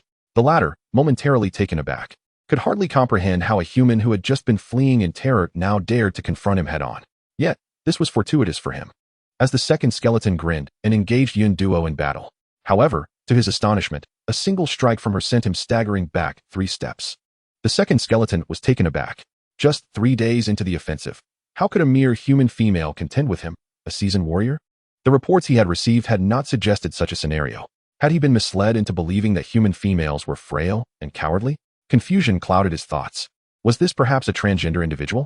The second skeleton fixated his gaze on Yunduo's chest, seeking a flaw to exploit.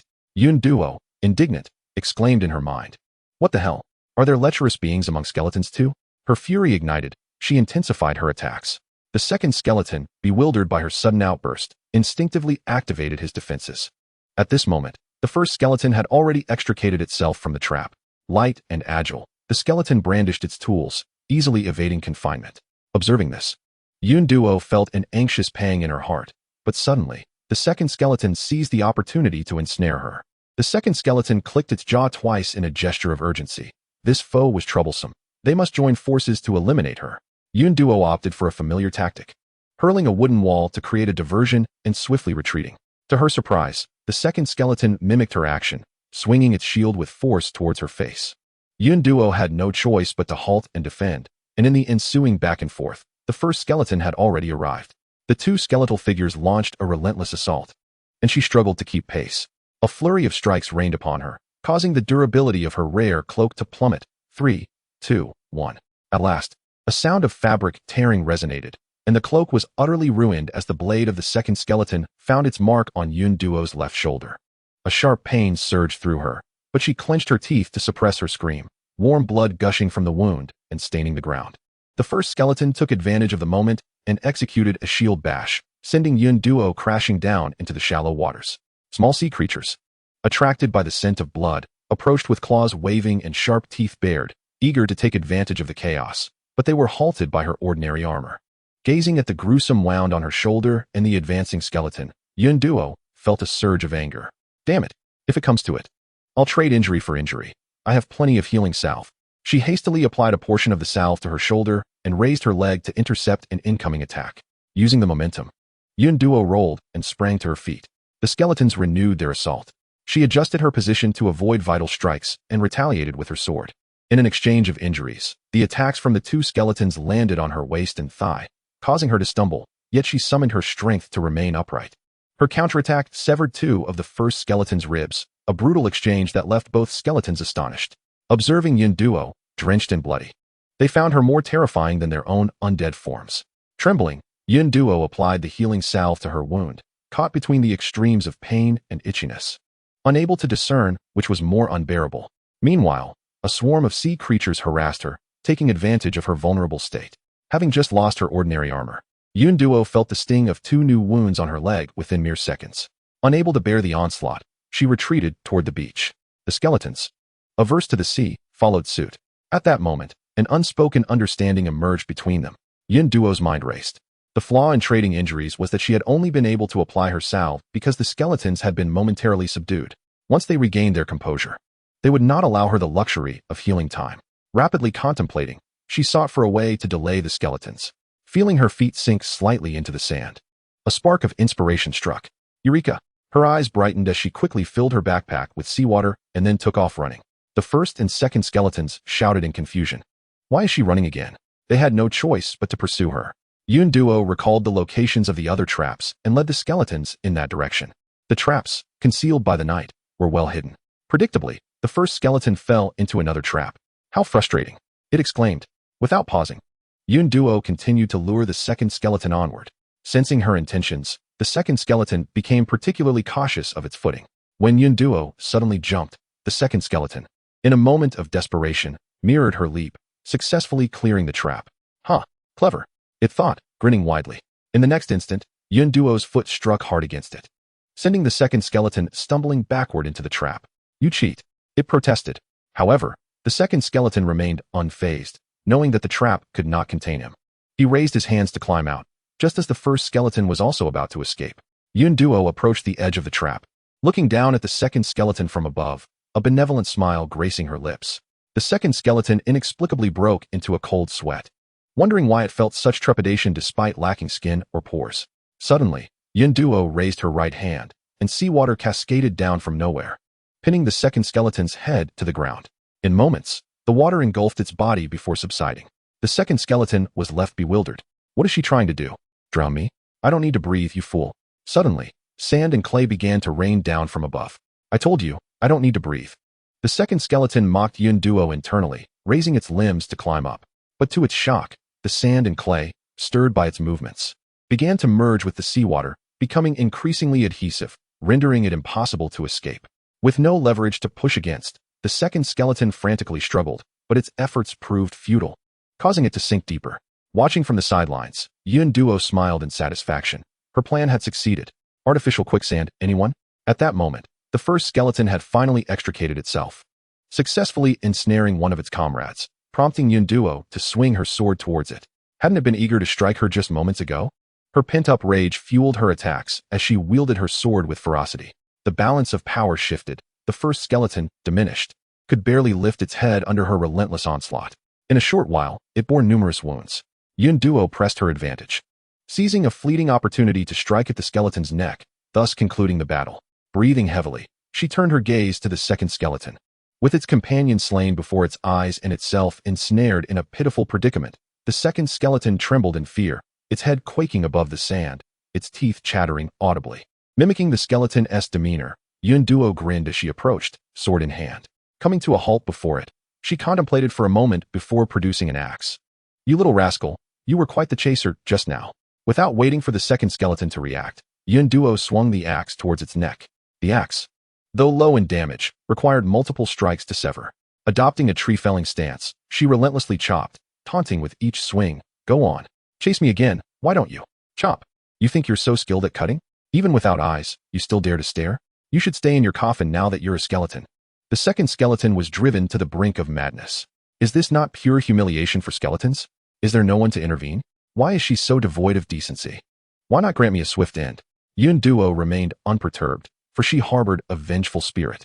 Once wounded, she would ensure retribution was merciless. With each swing of her axe, the cervical vertebrae of Skeleton B began to crack, ultimately severing under a final blow. Skeleton B departed, filled with resentment.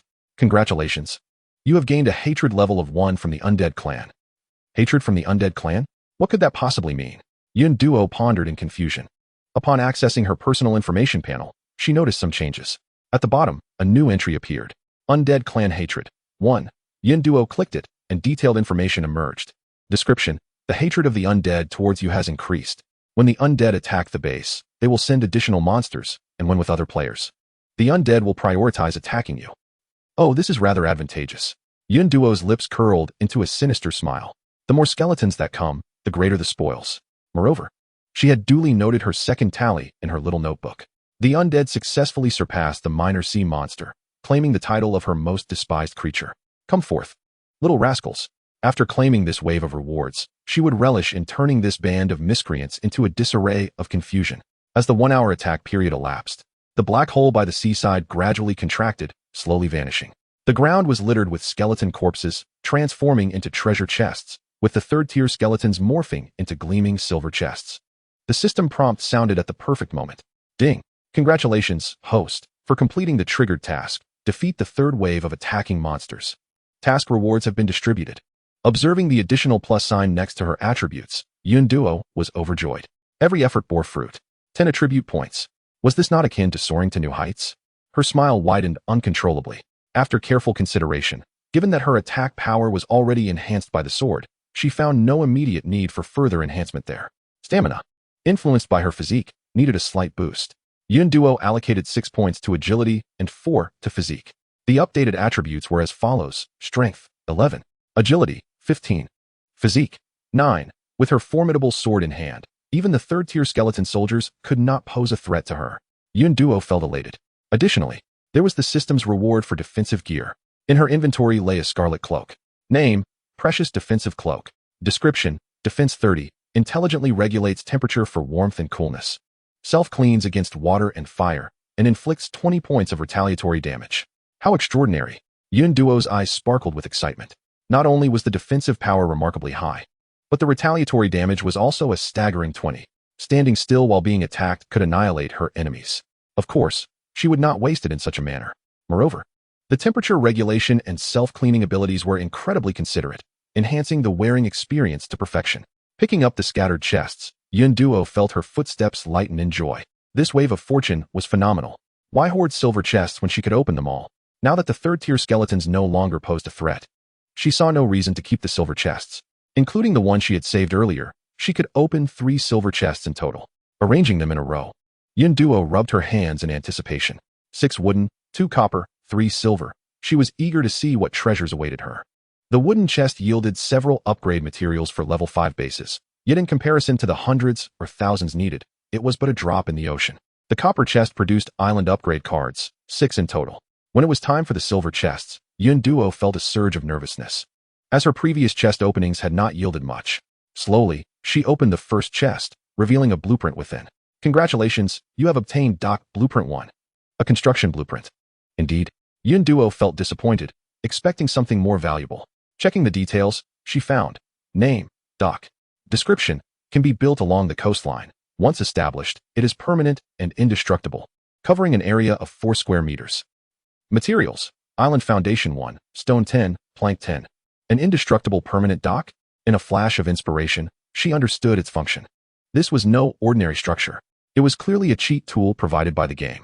Did this not effectively increase the island's area? Yet, the most remarkable aspect was that the dock could expand the fishing area. Just imagine, if the dock were constructed sufficiently well, fishing for treasure chests could be accomplished without ever needing to venture into the sea, making silver chests as easy as casting a line. Moreover, during a resource boom, golden chests would be within easy reach. Yunduo was nearly overwhelmed by the immense excitement. Golden chests. She had never acquired one before. However, the materials were somewhat challenging to gather, as she had obtained the island foundation from the copper chest previously. Reflecting on the dock's extraordinary utility, she found it understandable. Without hesitation, Yunduo crafted one and placed it by the seaside. The dock was square, with wooden flooring laid above, supported by several wooden posts submerged in the water.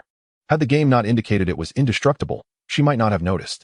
However, the area increased by one dock was minimal, and she had a long way to go to achieve a substantial scale. Sighing, Yunduo realized she had yet another resource to procure over time. With such a rewarding first silver chest, her anticipation only grew. Opening the second chest, she found a pile of gemstones and a white card. Congratulations! You have obtained 18 space stones and 1 attribute card. Yunduo beamed. Her warehouse was finally in reach. She had been longing for this for quite some time. That said, these space stones could only be obtained from silver chests. No wonder she had heard nothing until now. The little warehouse proved to be quite elusive. Yunduo stored the space stones away, eagerly awaiting the opportunity to work with Yang Can on the warehouse. The attribute card also piqued her interest. Name: Attribute card. Description: upon use, it can increase any one attribute value. Goodness, it truly was an attribute enhancer. Yunduo was thrilled. Attributes could now be obtained from chests. This was indeed a remarkable development. After all, winning top prizes was increasingly difficult and time-consuming. Now, this issue had been effortlessly resolved. As long as she defeated enough monsters, she had no fear of her attributes stagnating. With great delight, Yunduo utilized the attribute card to increase her physique by 1 point. Now, her attributes reached double digits, filling her with joy. With only 1 silver chest remaining, Yunduo opened it slowly. Congratulations, you have obtained low-level Arrow Tower Blueprint 1. An arrow tower. The defensive structure she had yearned for? Yunduo could hardly contain her excitement. She had finally acquired one. Name: Low-level Arrow Tower. Description: fires attacks at enemies within range when filled with wood, dealing 8 points of damage, with a firing rate of 1 every 5 seconds, and an attack range of 500 square meters. Materials: Stone 100, Marble 20, Low-level Enchantment Stone 1. She had the materials. It turned out the high-level materials she had previously obtained were intended for this. Yunduo realized with a start. Unfortunately, the drop rate for low-level enchantment stones was rather low, and she only possessed one. Thus, she had yet another item to procure. Eagerly, Yunduo crafted one and positioned it to the left of her gate. The arrow tower stood 3 stories high, constructed of solid stone, exuding durability, with a slot at the bottom for inserting wood. Testing it, she filled it with 100 pieces, indicating it was full. It appeared she would need to check the materials occasionally. Despite its minor flaws, having such a structure significantly enhanced her sense of security and freed her hands. At least, she would no longer need to intervene with the first and second-tier skeletons. Having garnered bountiful rewards from the 3 silver chests, Yunduo felt immensely pleased. Tidying herself up before burrowing into her cozy bedding, she treated herself to a well-deserved long rest. Having played the game for 5 days, she had yet to enjoy a proper respite. Chapter 32, Warehouse First Prize and Dungeon. The following morning, Yunduo was still lost in delightful dreams when the game notification abruptly rang in her ears. Congratulations, player, for surviving. In certain regions, the number of surviving players has fallen below 10,000, triggering a merger of areas. The merged regions will lose their eligibility for the leaderboard. The leaderboard rewards are distributed every 7 days. The first place winner receives a resource explosion for 1 hour, with a 3-point enhancement to all players' attributes. The second to 5th place winners receive a half-hour resource explosion, with a 2-point enhancement. The 6th to 10th place winners receive a 10-minute resource explosion, with a 1-point enhancement. The 11th to 50th place winners receive a 10-minute resource explosion, while the 51st to 100th place winners receive a 5-minute resource explosion. A new gameplay feature is set to launch, so stay tuned. Yunduo was roused from her slumber, her newly activated mind hazy and momentarily sluggish. Area merger? Leaderboard? She raised her hand to activate the light screen, revealing a new system announcement board. The details of the freshly released information were meticulously documented. After a thorough reading, Yun Duo concluded that the system was up to its usual tricks. A 7-day settlement? It seemed likely that monsters would become stronger every week. And as for the leaderboard rewards, had her initial 3 attribute points just been swallowed whole? Yun Duo felt a surge of frustration upon reading the conditions for the area merger. The merger indicated that only 1/5 of the players in a region remained. It was only the 6th day of the game. She could only imagine how brutal things would become in the future.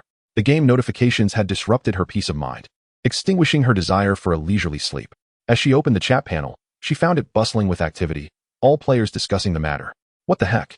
Did 4/5 of another region perish? How terrifying. Shouldn't they focus on their own survival instead of worrying about others? The game is clearly up to no good. New gameplay feature? I'm going to get you all. This ridiculous game took my 3 attribute points. Without them, it just handed me 3 big skeletons instead. Am I supposed to be happy about that? We are merely fish on the chopping block. Let us hope to reclaim those points next time. It was tough. Even though their region was still in first place, the gap was narrowing. Yun Duo glanced at the leaderboard and confirmed that Huazhong Air District 22 held the first position with 32,220 players. The second place was not far behind at 31,997, and even the top 10 were all under 30,000. One misstep could lead to an immediate fall in rank. Many players began to ping Yun Duo, asking about her prolonged silence. Indeed, for the past couple of days, several first prizes had been claimed by other districts. It was only natural. Securing a first prize was no easy feat if one managed to achieve it even once in a lifetime. It would be akin to striking gold. Where's the fire? The first prize is about to slip away. Peering at the defensive tower, Yun Duo thought of the treasures she possessed, confident that they could not match her. She attempted to send a message, offering 2 low-tier enchanted stones in exchange for a treasure. To her surprise, this managed to stir the top players, igniting a flurry of excitement in the chat. Low-tier enchanted stones. I've never heard of such a material. It's rather advanced, not suitable for us. Good heavens.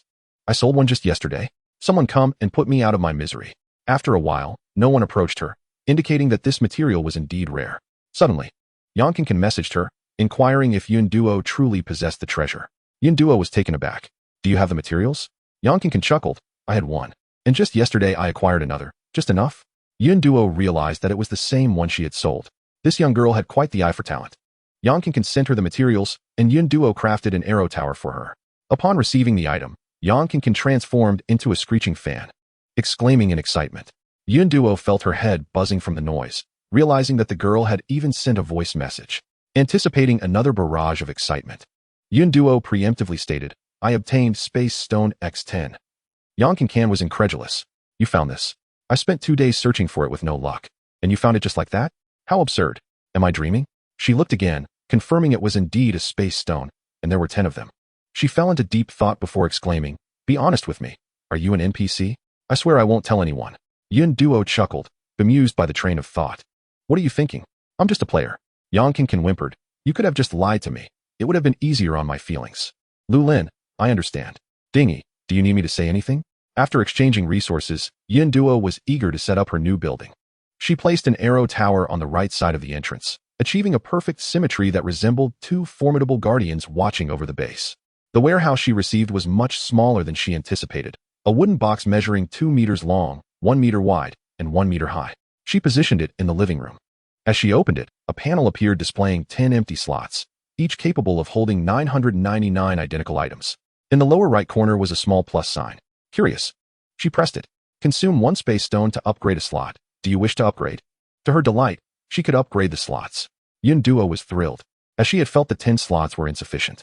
She promptly used the remaining 8 stones, resulting in 8 additional slots. After tidying up the pile of boxes in her living room, it felt remarkably more organized. Now, seeing the remaining boxes outside sparked a desire within her. She needed to acquire more space stones to satisfy her collecting obsession. After a quick breakfast, Yun Duo proceeded to the seaside to fish for treasure chests. The surface of the sea was calm, devoid of any disturbances. After a while, feeling restless, she recalled the messages she had seen in the chat regarding the recent first prizes. She nudged Ding Yi, asking about the recent announcements. Based on the comments, there had been quite a few first prizes in the last few days. Yun Duo pondered where these players had found such opportunities, as she had completely missed them. Asking Ding Yi was a wise choice, as he was well versed in all matters discussed in the chat. Ding Yi recounted the events, noting that all the prizes were related to dungeons. The first was from a couple of days ago when 5 players from Free North District 32 completed a gathering dungeon for the first time. The second was from the same afternoon when 5 players from Huajing District 01 completed a storyline dungeon for the first time. He detailed each first prize announcement without missing a beat, concluding with a sigh, "We're all in the same island survival game. Yet some players can enter dungeons while others cannot. It's truly a case of varied fates." Yun Duo was in shock. Dungeons. Trembling. She retrieved her special dungeon opening card. Was this the key? Chapter 33, Monster Dungeon and Team Formation. Oh no, I almost missed another first prize. Yun Duo gritted her teeth and silently vowed that if she encountered any rare items again, she would not hesitate to stockpile them. System, you better not. Fortunately, it was not too late. She checked the leaderboard and confirmed that no one had yet claimed the first prize for the monster dungeon. Hurriedly, Yun Duo created a team chat and invited her 3 available friends. With the sudden formation of a team, Ding Yi, ever the enthusiastic one, exclaimed, "Sister, are you finally starting to build a faction? Does that mean I'll become an elder? How exhilarating." Yang Can, caught up in the excitement, exclaimed, "A faction? An elder? Is that true? Am I really that lucky?" Only Lu Lin remained composed, questioning if there was something significant at play. Fearing that the opportunity might slip away, Yun Duo succinctly explained their intention to enter the dungeon and requested recommendations for reliable friends, urging them to bring good equipment. Entering a dungeon was a significant opportunity. Everyone was abuzz with excitement, yet Yun Duo felt the urgency as no one lingered for idle chatter, swiftly preparing their gear. Ding Yi, lacking companions, remained silent, while Lu Lin, not one for socializing, also had no suitable candidates. Frequent contributor Yang Can has recommended a certain individual, Deng Jiangua. This person, Yun Duo, seems familiar. Previously, he had unconditionally requested 3 island expansion cards from her. Yun Duo readily agreed and allowed Yang Can to bring him into their group. Yang Can proceeded to explain the situation, and as soon as Deng Jiangua entered, he proclaimed that he was prepared with his items.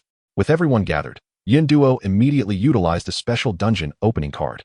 She selected a monster hunting dungeon with a difficulty level marked as easy, although she could challenge a medium difficulty on her own. The uncertain strength of her teammates led her to opt for the easier option as a precaution. Upon confirming her choice, a white vortex materialized before them, and Yun Duo stepped into it. Game prompt. You have entered an easy difficulty monster hunting dungeon. Complete the game task to exit. Exceeding the task will yield additional rewards. Death within the dungeon equates to true demise. Good luck. As the blinding white light dissipated, Yun Duo found herself standing on a scorched yellow patch of land, directly facing a massive city wall. Before she could take a closer look, a series of bright flashes signaled the arrival of her teammates. Once the 5 were assembled, the notably boisterous Ding Yi exclaimed, "A monster hunting dungeon. My goodness, this is a brand new dungeon. Do I have a chance to win first prize?" He then exuberantly clung to Yun Duo's leg, exclaiming, "Sister, you are too kind to me. From now on, if you tell me to go east, I will never go west. If you tell me to chase dogs, I will not chase chickens." Familiar with Ding Yi's character, Yun Duo rolled her eyes. "If you don't let go, I shall introduce you to the iron fist of affection." Ding Yi shivered, chuckled sheepishly, and withdrew his grasp. Only then did Yun Duo take the opportunity to observe her teammates. Lu Lin was tall and robust, his physique bulging with muscle, exuding an aura of strength, complemented by his handsome features, embodying the quintessential rugged charm that attracts young women. Yang Can, a slightly plump girl of short stature with a round face and bobbed hair, appeared adorably youthful. Were it not for her age of 20 listed in the data, one might mistake her for a middle school student. Most surprising was Deng Jiangua, an elegant elderly gentleman leaning on a cane, his hair mostly turned silver. Despite relying on a cane, he appeared dignified rather than frail, a remarkable individual. While Yun Duo assessed her teammates, they, in turn, scrutinized her. Her age and gender were no secret.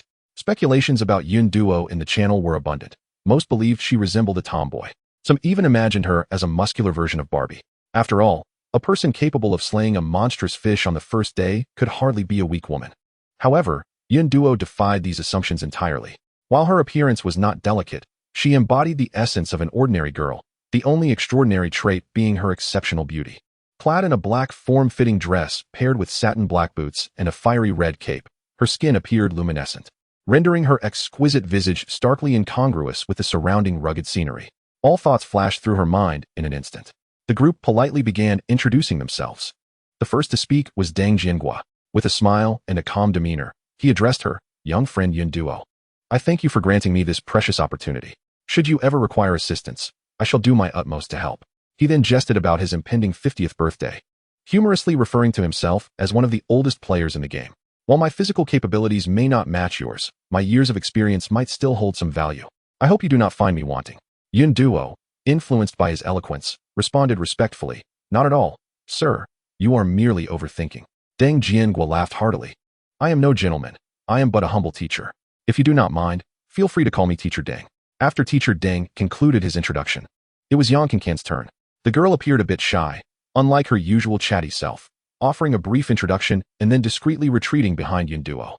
Dingy, in contrast, was the complete opposite, introducing himself extensively, detailing his name, personality, and hobbies. Were it not for Yun Duo's restraint, he would have delved into his family's history.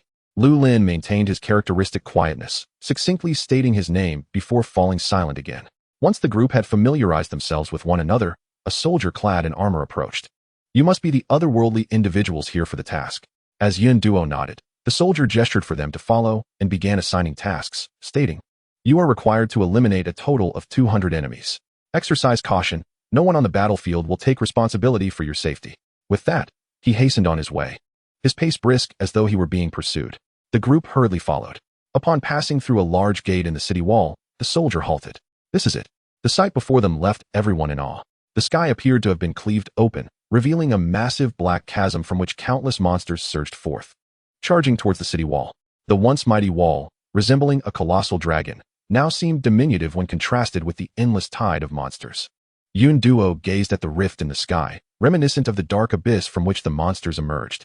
Among the monsters, she recognized the familiar sight of skeletal undead, accompanied by many unknown creatures, beasts, aberrations, fire breathers, ice spewers, aerial attackers, and ground runners.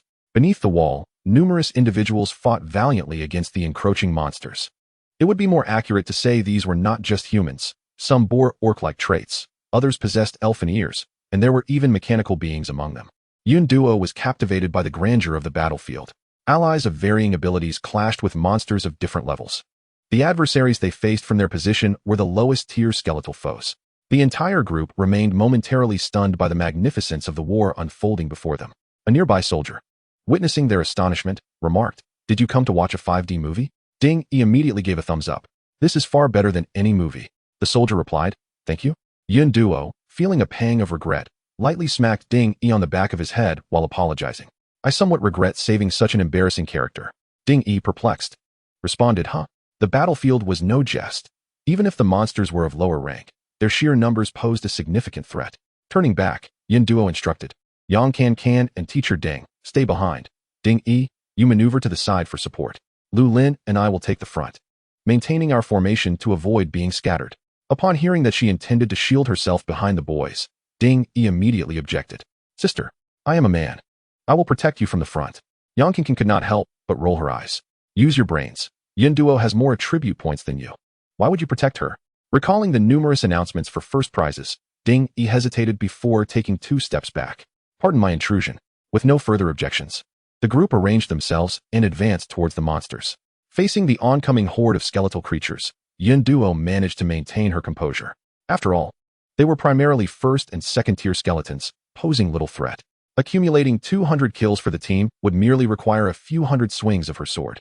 With a glint of determination in her eyes, she unsheathed her sword and charged forth. "Skeletons, your grandparent has arrived. Prepare to meet your doom." The grievances of the previous night lingered fresh in her mind, fueling her fervor. With a fierce attack, she wielded her sword with remarkable prowess, dispatching several foes with each strike, truly an unstoppable force. Lu Lin, lagging slightly behind, was taken aback by Yun Duo's combat prowess. His usually impassive expression finally cracked into a semblance of surprise. "Is she really this strong? She's not inferior to me at all." After all, he was renowned as an ace in the special forces. If only Yun Duo had received systematic training, honing her techniques and skills, she could potentially match him blow for blow.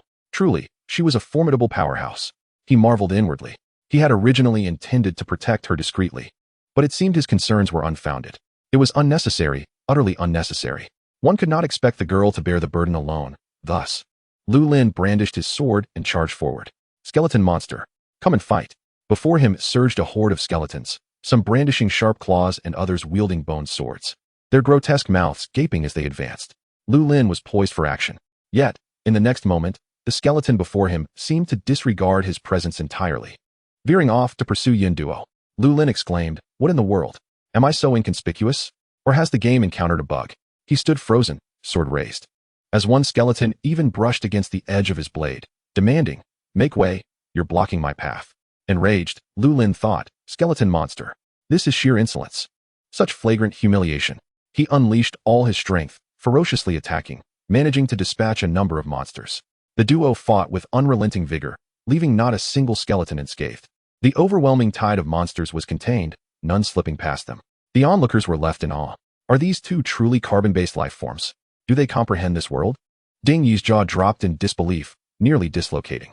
He had known Yunduo was formidable, but he had no idea she was this powerful. He felt somewhat superfluous. The three found themselves inexplicably idle for a moment. Time paused for 2 seconds.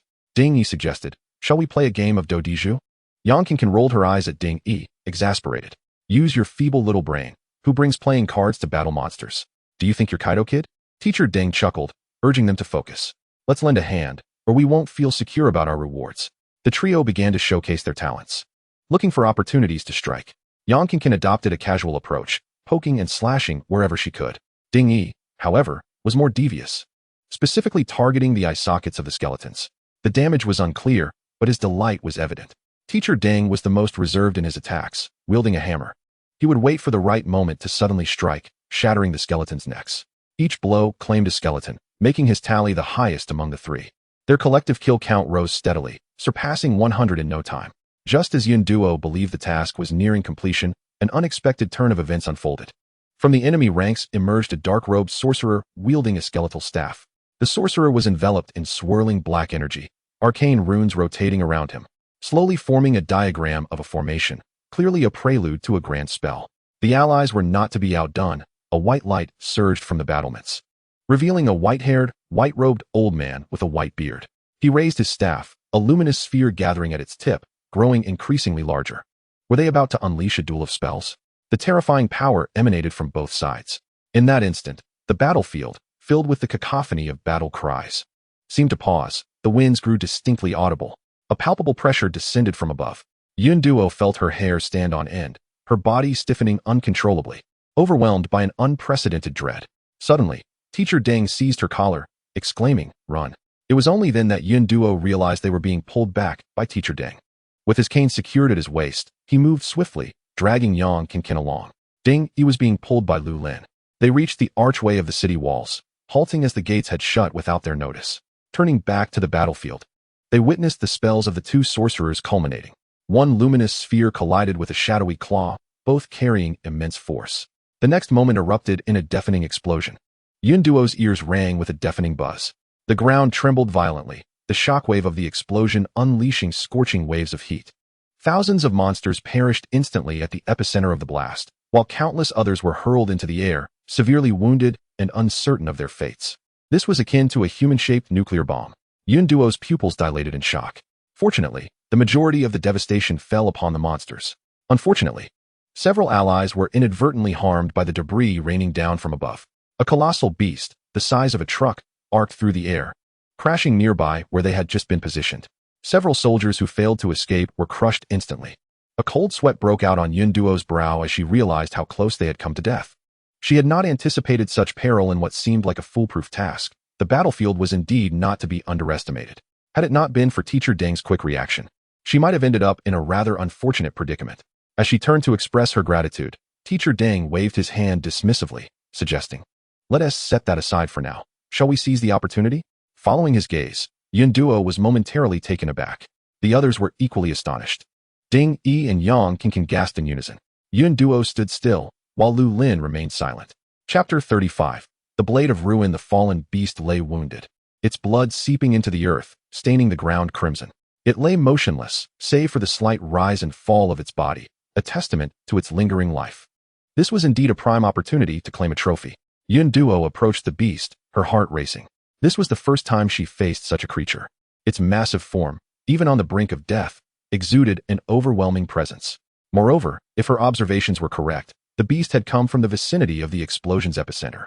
Its survival indicated formidable power. Should the beast struggle, a moment's miscalculation could result in her being swept away.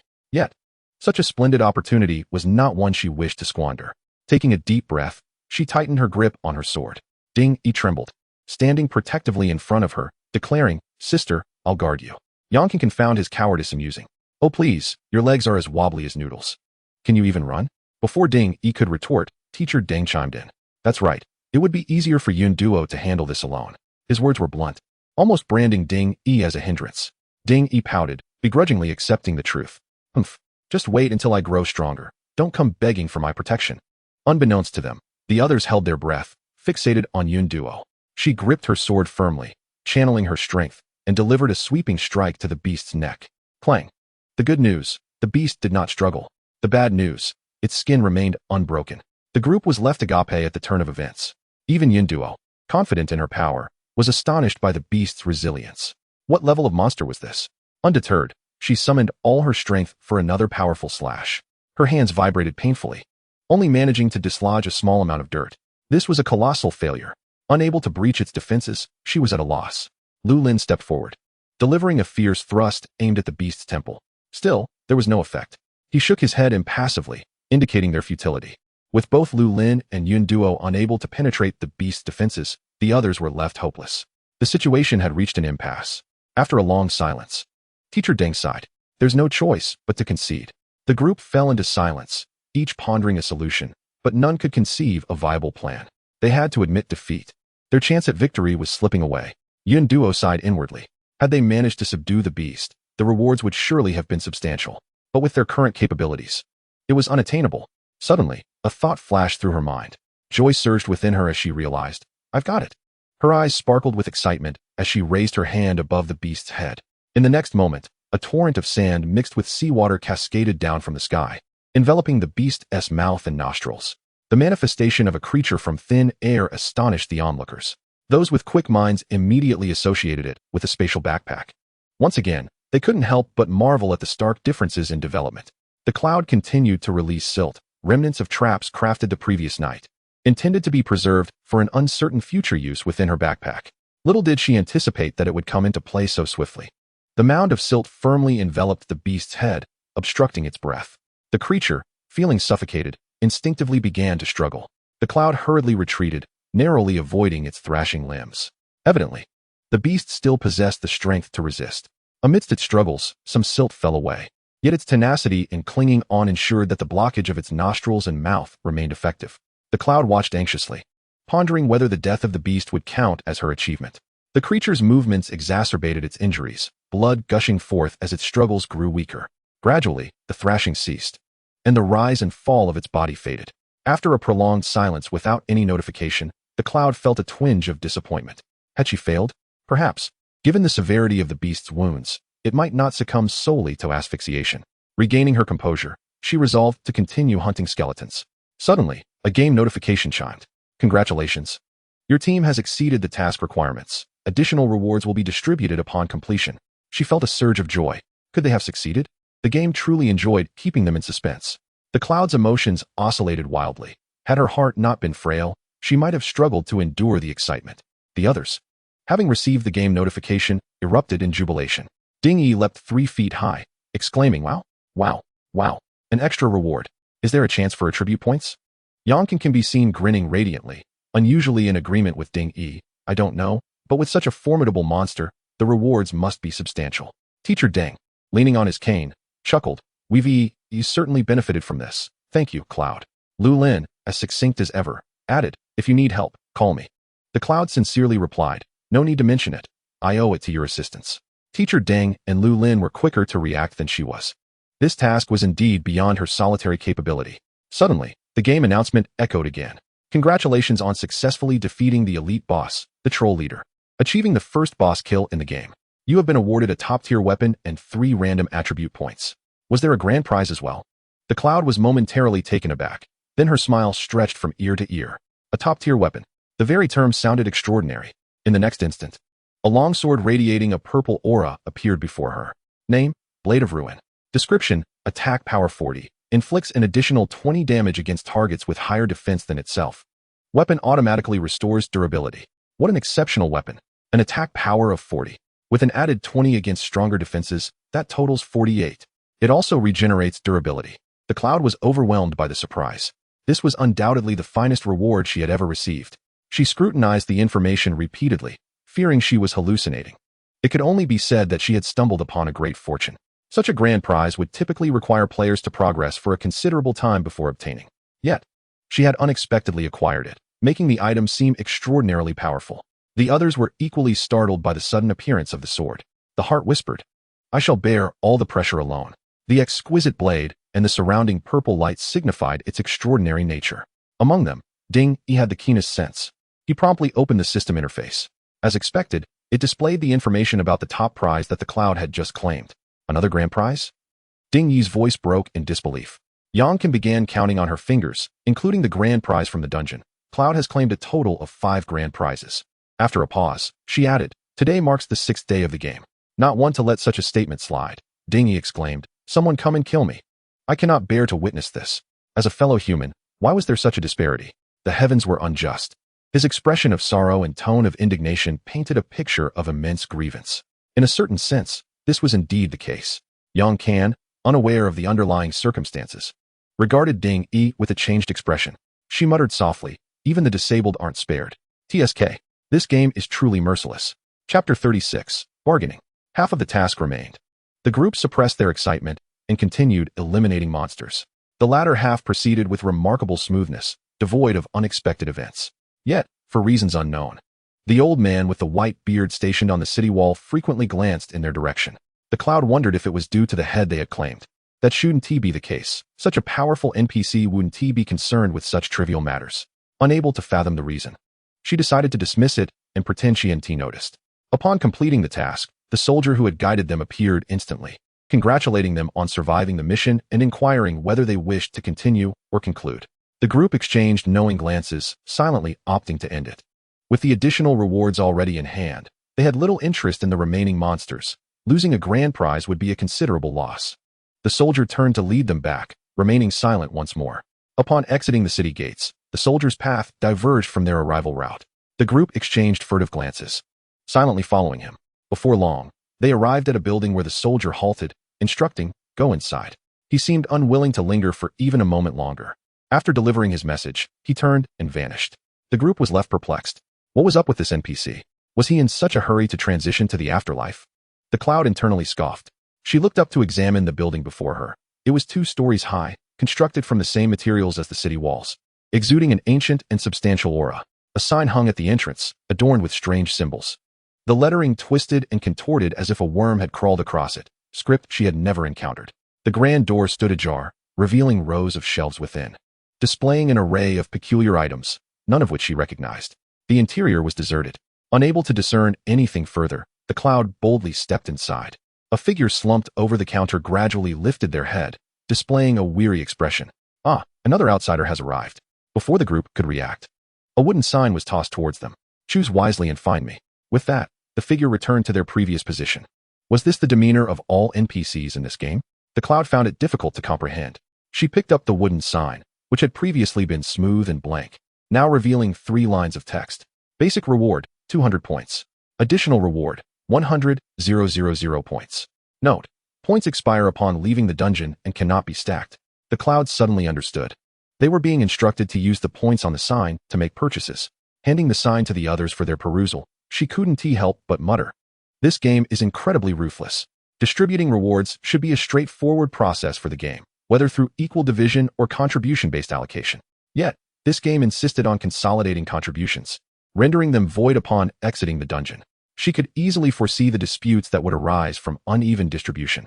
Casting a casual glance at the nearby shelves, she was astonished to discover special types of defensive towers for sale.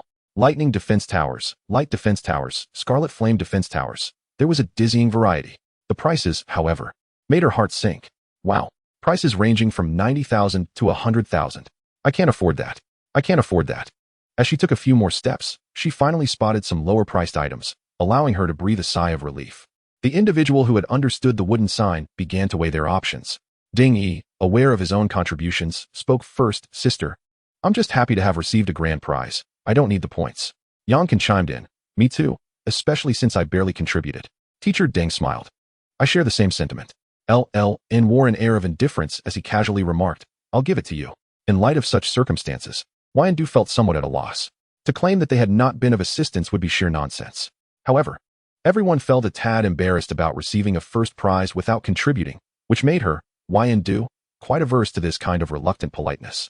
With a sigh, she expressed, "The invitation for you to claim the first prize is a reflection of your prior aid to me. Fairness is paramount, and I am no heartless capitalist." After a brief pause, she continued earnestly, "Without Teacher Ding, I might very well have perished, and without Ying in alongside Teacher Ding, LLN would have nearly wiped out half of the monsters alone. Only Ding is a complete slacker. It was impossible to disentangle the contributions made.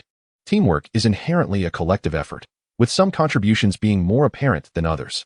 At this point, Wyandu reminisced about her days as a healer in online games, where she was constantly scorned for not dealing damage. Despite her strenuous efforts in dungeons, she always received the least loot, finding it particularly challenging to progress, which ultimately led her to abandon the game. "In my opinion, we should simply split it evenly." As soon as her words fell, the expressions of those present shifted. Ding and Ying's eyes sparkled with admiration. LLN's demeanor softened for a moment. Teacher Ding's approval was unreserved, and his smile became more genuine, acknowledging her exceptional abilities while also appreciating her willingness to consider others. "We shall graciously accept this share." However, Teacher Ding's expression grew serious. "Let's forego the equal split. You take half, and we shall divide the remainder." Just as Wyandu was about to voice her opinion, Teacher Ding pressed a hand to calm her, urging, "Do not be so quick to refuse. You need to develop more rapidly." Repeated announcements have already caught the attention of many, and while the regions remain unmerged, you will face numerous dangers once they do. Be aware, we are not living in a lawful society. Teacher Ding's warning struck her like a hammer, awakening her to the reality she had momentarily overlooked. Her smooth progress in recent days had dulled her sense of urgency. This simply would not do. Wyandu nodded in agreement, refraining from further refusal. The group began to browse the shelves, with Ding and Ying brimming with excitement, jumping around in glee. Wyandu headed straight for the most expensive item she could afford. A 50,000 point item should not disappoint her, ignoring some equipment-type items. Many appealing goods caught Wyandu's eye. Name, Leaf of the Great Spirit. Description, randomly summons a Great Spirit to assist. With the Great Spirit possessing top-tier boss-level combat power. Duration, 10 minutes. Price, $49,888. Name, Mechanical Wings. Description, grants the ability to fly for 1 hour, with a cooldown of 12 hours. Price, $49,999. Name, War Tree Seed. Description, a mysterious species. Once mature, it becomes a formidable war machine, with a high potential limit. Price, $50,000, currently on a 50 discount, originally priced at $100,000. Such opportunities are rare. All three items appeared quite promising. The Leaf of the Great Spirit would significantly enhance combat power, useful in emergencies. The Mechanical Wings looked incredibly cool, enabling exploration of nearby maps while maintaining combat practicality. The War Tree Seed was shrouded in mystery, with vague details regarding its combat capabilities and growth time. The 50 discount made Wyandu feel as though passing it up would be a loss. Glancing at the promotional spiel, Wyandu felt a twinge of doubt. She discreetly probed the system. "TNGZ, how about this War Tree Seed?" The system, unusually straightforward, replied immediately, "Not recommended for ordinary players." Wyandu inquired, "Why is that?" The system explained, "The growth conditions for the War Tree are exceedingly stringent. It requires a flourishing environment and abundant spiritual energy, which is challenging to cultivate." Wyandu understood. While fostering plant growth might be easier, ensuring abundant spiritual energy was no simple feat. Only exceptional plants could generate such energy. Suddenly, Wyandu had an epiphany. An extraordinary plant. Don't I have one readily available? Tentatively, she asked, "Does ARNSHN fruit tree meet the criteria?" As soon as she uttered the question, she felt a pang of regret. The ARNSHN fruit tree. A mythical plant. If it didn't qualify, what else could? Without waiting for the system's response, Wyandu seized the War Tree Seed and approached the shopkeeper, thinking it was imperative to negotiate a better price. Chapter 37, A Windfall. Wyandu placed the seed on the counter. The shopkeeper NPC raised his head, asking if she had made her selection. Wyandu did not miss the fleeting glimmer of delight on the shopkeeper's face upon seeing the seed. Indeed, something was amiss.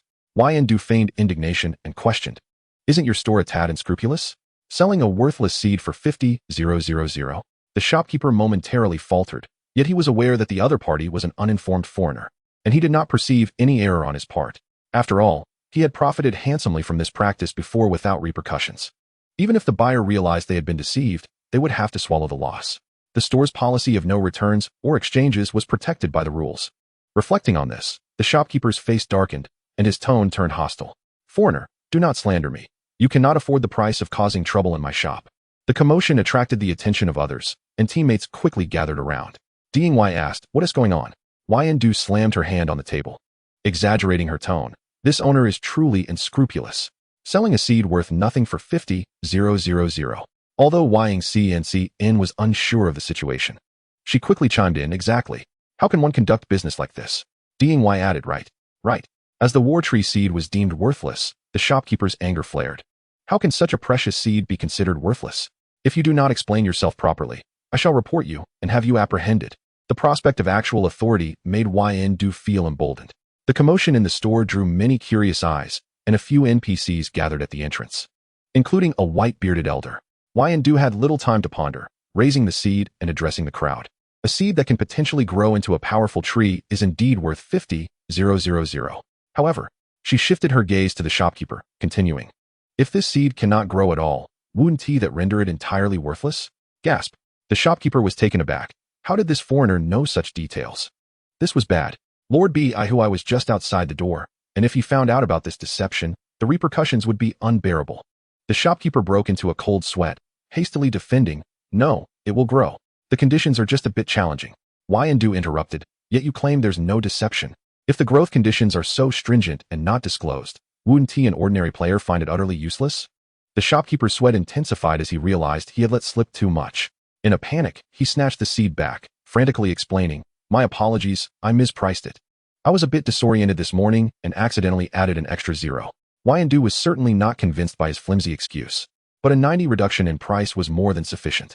Just as she intended to conclude the matter, the white-robed elder stepped inside. Yan Du noticed the shopkeeper trembling visibly. She understood. After all, he was a human-shaped nuclear bomb. The elder approached and addressed Yan Du. "I apologize for this oversight. It is an issue on our end in Sishing City." The human-shaped nuclear bomb actually came to her an apology, leaving Yan Du somewhat flabbergasted. However, why did this elder keep glancing at her feet? Had she stepped in something? Yan Du discreetly glanced down. No, nothing there. The elder then turned to the shopkeeper, commanding him to grant these foreign individuals a 50 discount. It was a tone of authority. The shopkeeper felt like crying. Didn't he, Lord B.I. who I despise, trouble? Why was he now taking the initiative to intervene? And a 50 discount. This was akin to slicing off his own flesh. The shopkeeper's heart bled as he reluctantly acquiesced.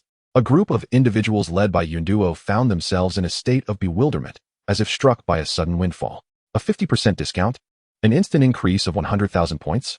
What kind of miraculous turn of events was this? Her teammates regarded Yunduo with newfound admiration, their expressions a mixture of disbelief and reverence. Truly, she was an extraordinary player, effortlessly exploiting such a significant bug. Yunduo felt a bit speechless under their gaze. "Please, do not look at her. She was just as confused as they were. Her initial intention had merely been to request a discount on the tree seeds. Regardless, this esteemed NPC had aided her, and she felt compelled to express her gratitude. May I inquire how to address you? I appreciate your assistance with the earlier matter," Yunduo said. The elderly man with a white beard chuckled, "No need for formality. Just call me by Hua." He then rummaged in his sleeve and produced a seed resembling a palm tree. "This is a gift for you. With it, the war tree seeds can flourish." Yunduo was taken aback. How could a simple expression of thanks trigger such a generous gift? As her teammates looked on in increasing disbelief and admiration, Yunduo began to question her own luck. Could it be that her luck also influenced the NPC's fondness? Suddenly, Bai Huai pretended to cough, a hint of shyness in his tone. "May I see your battle companion?" "What? Battle companion?" Yunduo's heart skipped a beat. What battle companion? Was it Demi? Wasn't Demi supposed to be evolving peacefully within its Pokeball? At that moment, Demi, who had been invisible nearby, assumed its owner had finally noticed it. It promptly deactivated its invisibility and leapt into Yunduo's arms. Yunduo gasped, nearly dropping the little creature. Upon seeing Demi's sudden appearance, she realized the truth. It was not her high affinity with the NPC that intrigued him. Rather, he was coveting her little cat. This old man, though seemingly kind, harbored ulterior motives. Alarms rang in Yunduo's mind as she subtly stepped back, choosing to observe from a distance. It must be noted that Demi's beauty had evidently enhanced after its advancement. Its originally pristine white fur now gleamed with an almost ethereal brightness, the silky strands reflecting light like satin. Its unique eyes appeared even more luminous.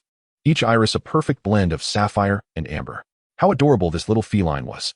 Demi, now filled with excitement after a refreshing slumber, felt remarkably clearer-headed. It could identify many things instantly and communicate with its owner more effectively.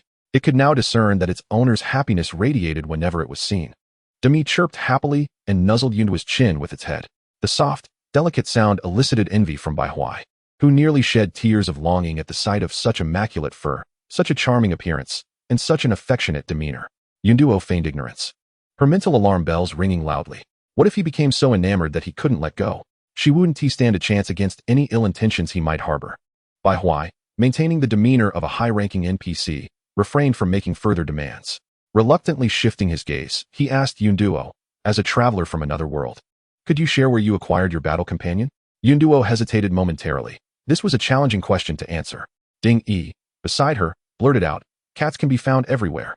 Glancing at Demi, he added, "But one as beautiful as this is rather rare." Bai Huai nodded in agreement. Indeed. The cats raised by witches were typically dark and unappealing.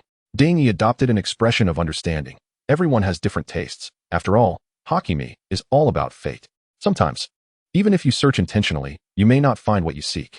Bai Huai pondered this notion, seemingly convinced that perhaps fate had not yet aligned. The two conversed animatedly, albeit on different subjects. Finally, Bai Huai felt he had gleaned enough information and turned to depart. Yang Qinqin admired Ding Yi, giving him a thumbs up, impressed by his audacity in engaging the formidable NPC. Chapter 38, The Lightning Defense Tower. Ding Yi, perplexed, exclaimed, "What nonsense are you spouting? I wasn't deceiving him." Yunduo recognized that he genuinely hadn't understood. Would he return seeking answers if he couldn't find the supposed fate he was looking for? Ding Yi responded with a startled, "What?" He exclaimed in disbelief. "Does this game not even have a single little white cat?" Yang Qinqin shrugged, relishing the moment. "Who knows?" Suddenly, Teacher Deng voiced his thoughts. "I thought I was the only one who brought something into the game. I didn't expect there to be others." This caught everyone's attention, and Ding Yi remarked in surprise, "You can bring items in?"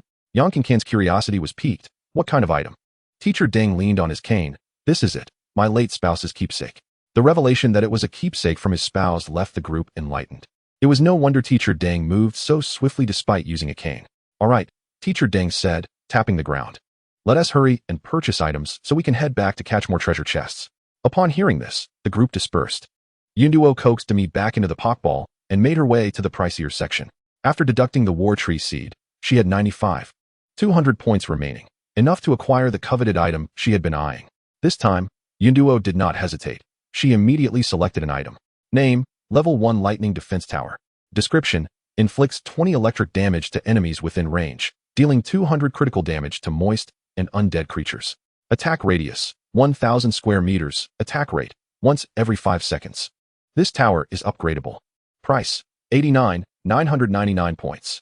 This tower's critical damage against undead creatures was particularly suitable for her current needs, and being an upgradable structure made it a worthwhile investment. With a critical damage of 200, she calculated that it could easily handle the third-tier skeleton soldiers that had posed a significant threat the previous night without her needing to intervene. Even 4th and 5th-tier skeletons would be no match for it. The thought of soon obtaining treasure chests of gold or even higher specifications filled Yunduo with uncontainable excitement. She had struck gold. Yunduo's exhilaration was palpable. With her remaining points, she purchased another war tree seed and some materials for a level 5 base.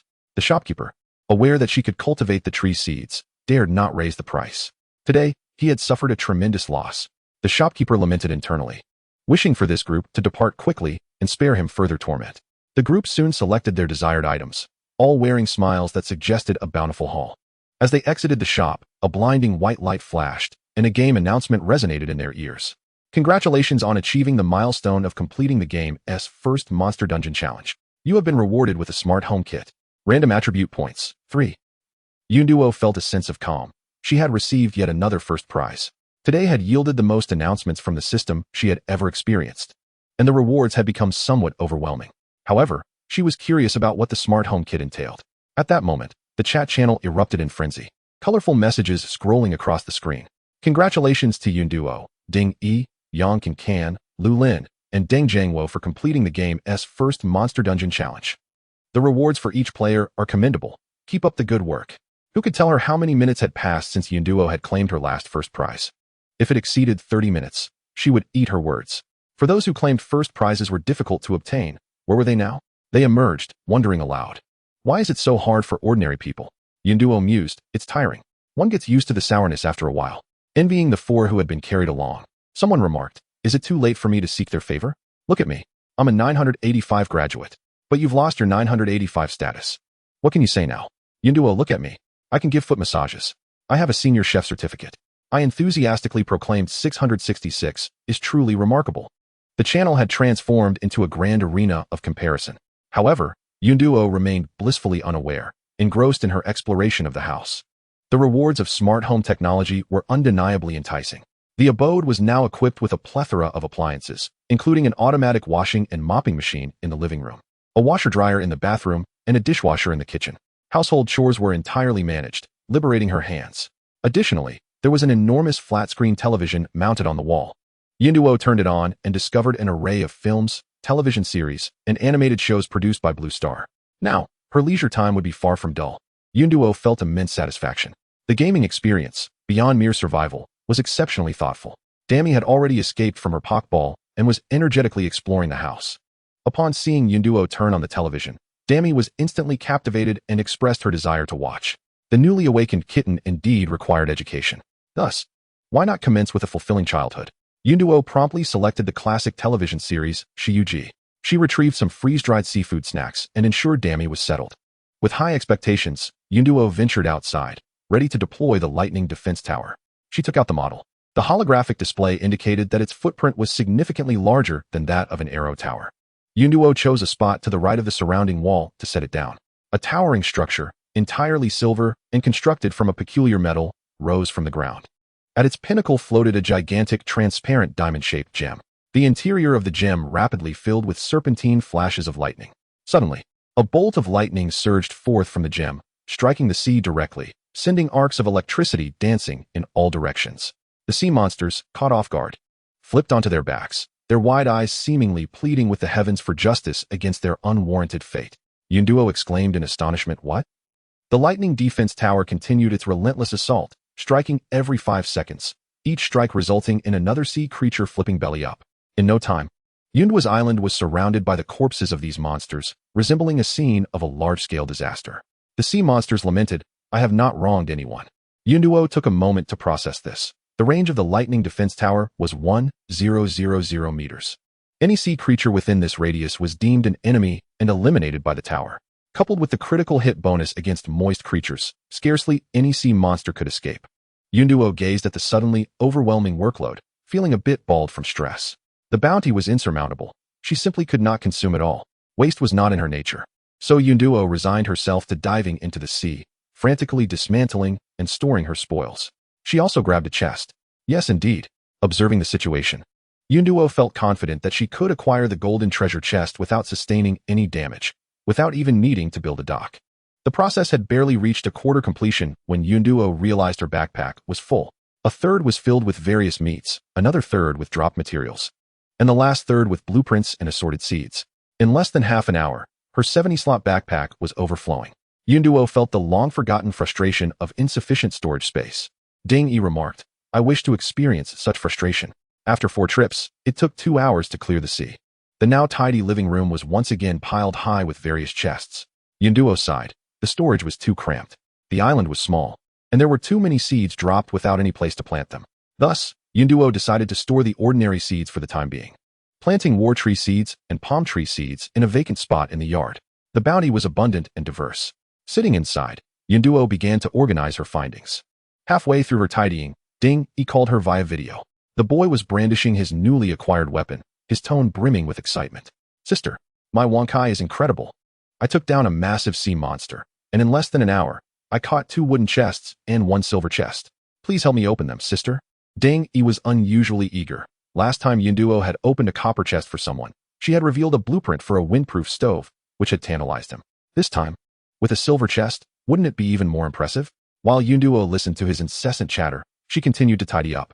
Ding Yi noticed her holding a thick stack of papers, counting them as if they were currency, occasionally setting one aside. Ding Yi, puzzled, asked, Sister, what are you doing? Yunduo replied, organizing blueprints. Ding Yi was taken aback. I shouldn't have asked. Chapter 39, Ranking Update. Ding Yi stared blankly at the pile of blueprints, his voice trailing off. What are those? Yunduo glanced over casually and replied, duplicates of no use. Duplicates of no use. Ding Yi's face contorted in grievance. He wouldn't dare dispose of toilet paper in such a manner. Miraculously, he was spared from Ding Yi's shrill outbursts. Yunduo was taken aback. Indeed, there was progress. Ding Yi, suddenly enlightened, found it impossible to smile. This kind of progress was not something he particularly desired. Not wishing to tease him further, Yunduo opened the silver chest first, anticipating a worthwhile reward. Congratulations. You have obtained a pet egg. Wow, this is truly excellent. She had never seen such a thing before. Yunduo pulled out a melon-sized egg from the chest. Ding Yi, the subway grandpa, peered at his phone and exclaimed, ostrich egg? I don't have a pot that large. Rolling his eyes, Yunduo teased, I have one. Shall I lend it to you? On the other end, Ding Yi had once again transformed into a screeching chicken. Aw, pet egg. Sister, you are the best. You shine brighter than the sun. You are the most remarkable, ruler of the vast sea. Yunduo felt a mix of exasperation and amusement. Stop. I can't help but feel you must have escaped from a mental hospital. Do you believe that if I punched you, your withered little brain would expand back to normal? Yunduo clenched her fist, ready to demonstrate what paternal love truly meant, if not for the barrier of the screen. Ding Yi, feeling wronged, insisted, I am being sincere. Observing Yunduo's compassionate gaze, Ding Yi's courage waned. Forget it. My sister is always so easy to praise. As a man, he must be tolerant. The pet egg could not be divided into 5 portions, and it was indeed a precious resource. Ding Yi pondered, sister, what do you lack? I will supply you. What could he possibly provide that she was missing? Yunduo had no expectations, just give me those 2 wooden chests. With a plethora of items still unprocessed, she returned to her busy work. Ding Yi pursed his lips, I can help you sell those duplicate blueprints. Yunduo, without a second thought, agreed, perfect. I was just thinking selling things was too troublesome. This old collection took her another 2 hours of effort. All materials were categorized and stored. Despite the abundance of blueprints, most were of little use, ranging from fan massage devices to pots and storage baskets, with home-related items taking up the majority. There was also a small assortment of entertainment items, such as surfboards, swings, and gaming consoles. The materials required were quite common, and Yunduo crafted them all. She delighted in making her life more comfortable within her capabilities. The most useful blueprint was for the cellar. Name, cellar. Description, extends the decay period of stored food by double. Materials, 50 stone blocks, 50 soil blocks, 50 wooden planks. Although her backpack was relatively spacious, food was accumulating. Especially items such as rice, flour, and oil that she had no use for, only occupying space unnecessarily. The cellar would perfectly resolve this issue. Yunduo positioned the cellar within the greenhouse for convenient storage of vegetables and fruits. The cellar entrance was a wooden board parallel to the ground, taking up no space. Opening it revealed a staircase descending at an angle. Upon entering, the temperature noticeably dropped, leading to a 5 by 5 by 5 meter enclosed space surrounded by stone walls. With rows of wooden shelves tightly affixed to the walls, the space was adequately sufficient for the time being, and she felt quite pleased. After storing the food, Yunduo gazed at the newly available slots in her backpack and felt an immediate sense of relief and joy. This was the bliss of an organizer. The remaining pile of boxes was something Yunduo intended to keep, planning to open them together after the monster attack ended at night. She still had 6 attribute points left. Excitedly rubbing her hands together, this was only the second time she had such a significant increase in her attribute values. The 3 attributes would be evenly distributed. Yunduo's updated attribute information was as follows: Strength, 14, Agility, 18, Constitution, 13. Perfect. A smirk danced on Yunduo's lips. She refused to believe that anything could threaten her now. Humming a little tune, she made her way back to her room. Today had been exhausting, and she longed to cuddle with her little cat and rest. Suddenly, the game notification chimed again. Congratulations, player, you have survived. Leaderboard opened. Regional Comprehensive Personal Rankings. Regional Points Rankings. The Regional Comprehensive Personal Rankings and Hidden Points affect score acquisition. Players are encouraged to improve.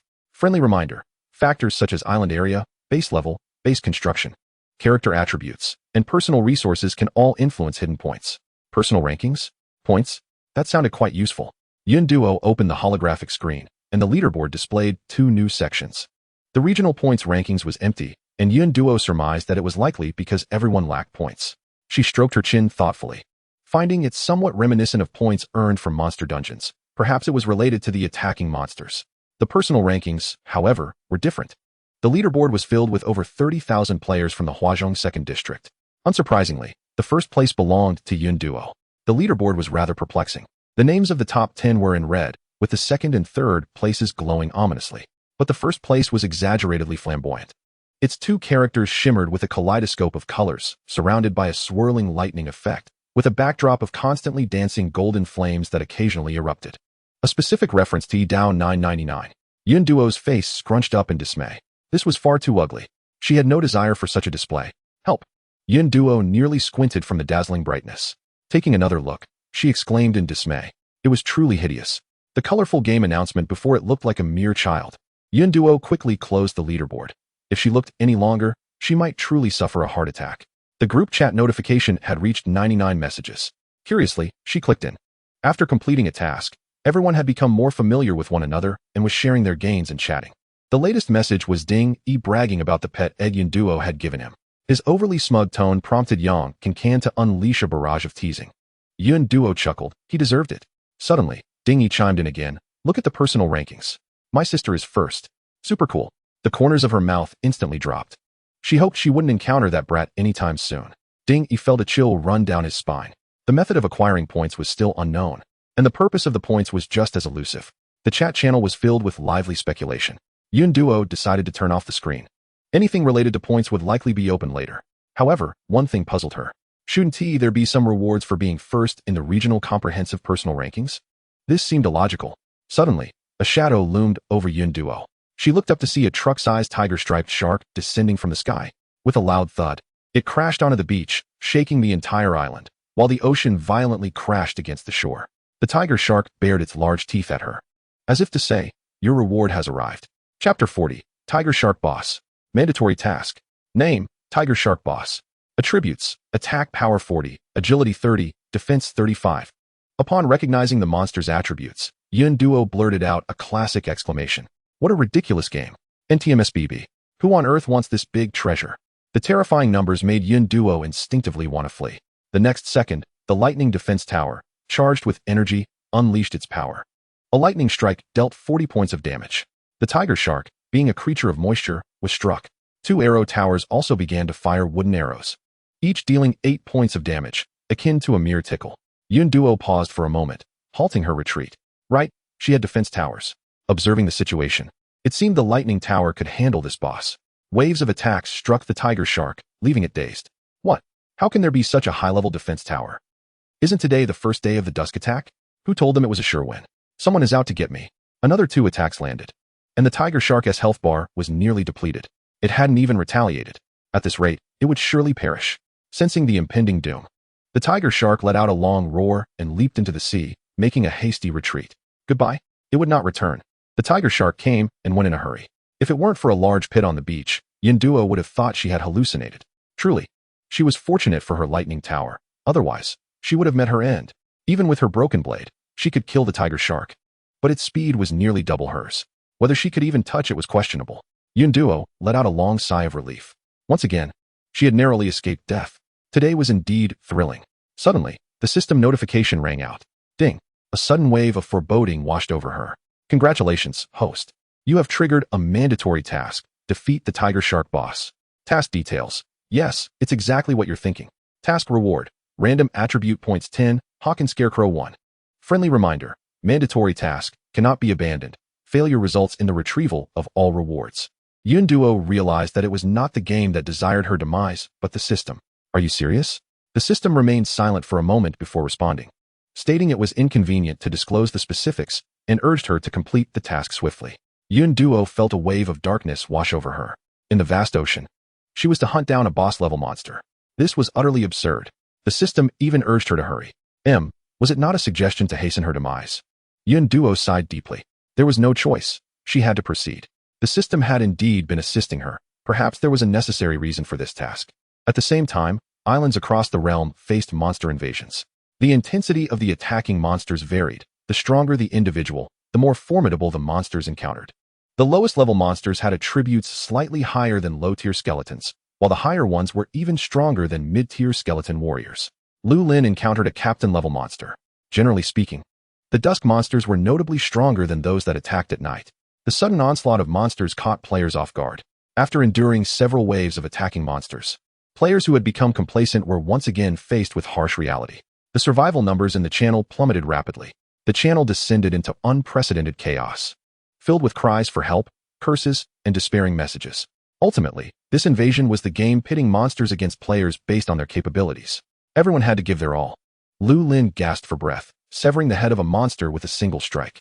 The green-skinned monster's body disintegrated into light points, gradually vanishing, leaving behind 2 dropped items. The game notification chimed. Congratulations on defeating the captain-level fishman monster, earning 1,000 points. Dusk attack has ended. Congratulations on topping the regional points rankings. Keep up the good work. Finally, it was resolved. Lu Lin collapsed onto the ground, pulling out ointment to tend to his wounds. The creature is exceedingly formidable, and it has inevitably inflicted considerable wounds upon him. Fortunately, he has acquired a new weapon today. Otherwise, victory would have been uncertain. No, wait. Lu Lin furrowed his brow, recalling that the game indicated that individual hidden scores influence point acquisition. Additionally, personal resources affect the hidden score. This implies that without this new weapon, the monsters he encountered would not have been so formidable. Understanding this logic, Lu Lin hastily opened the team chat. How is everyone? Yonkin Kan, having suffered a significant scare, exclaimed, "Goodness! What merit do I possess to face an elite monster? If it weren't for the newly constructed defense tower, I would have met my end."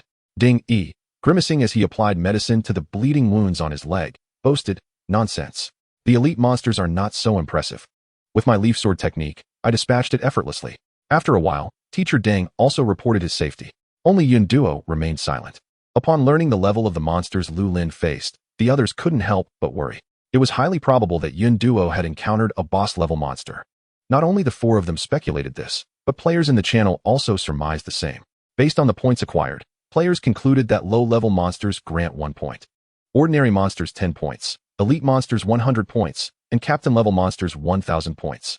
Currently, the highest scorer is Lu Lin, yet he occupies only the 2nd position on the personal leaderboard. The 1st place, Yun Duo, likely faced a captain-level or even a boss-level monster. Most players had dealt with the Twilight monsters and had garnered points to ascend the regional leaderboard. Yet, Yun Duo was nowhere to be found on the list. The naysayers emerged, predicting her demise without a second thought. So what if she had won the top prize 5 times? Those 15 attribute points are nothing against a boss. Indeed, all the boasting, and yet she is merely a lucky little girl? She meets a monster and is done for.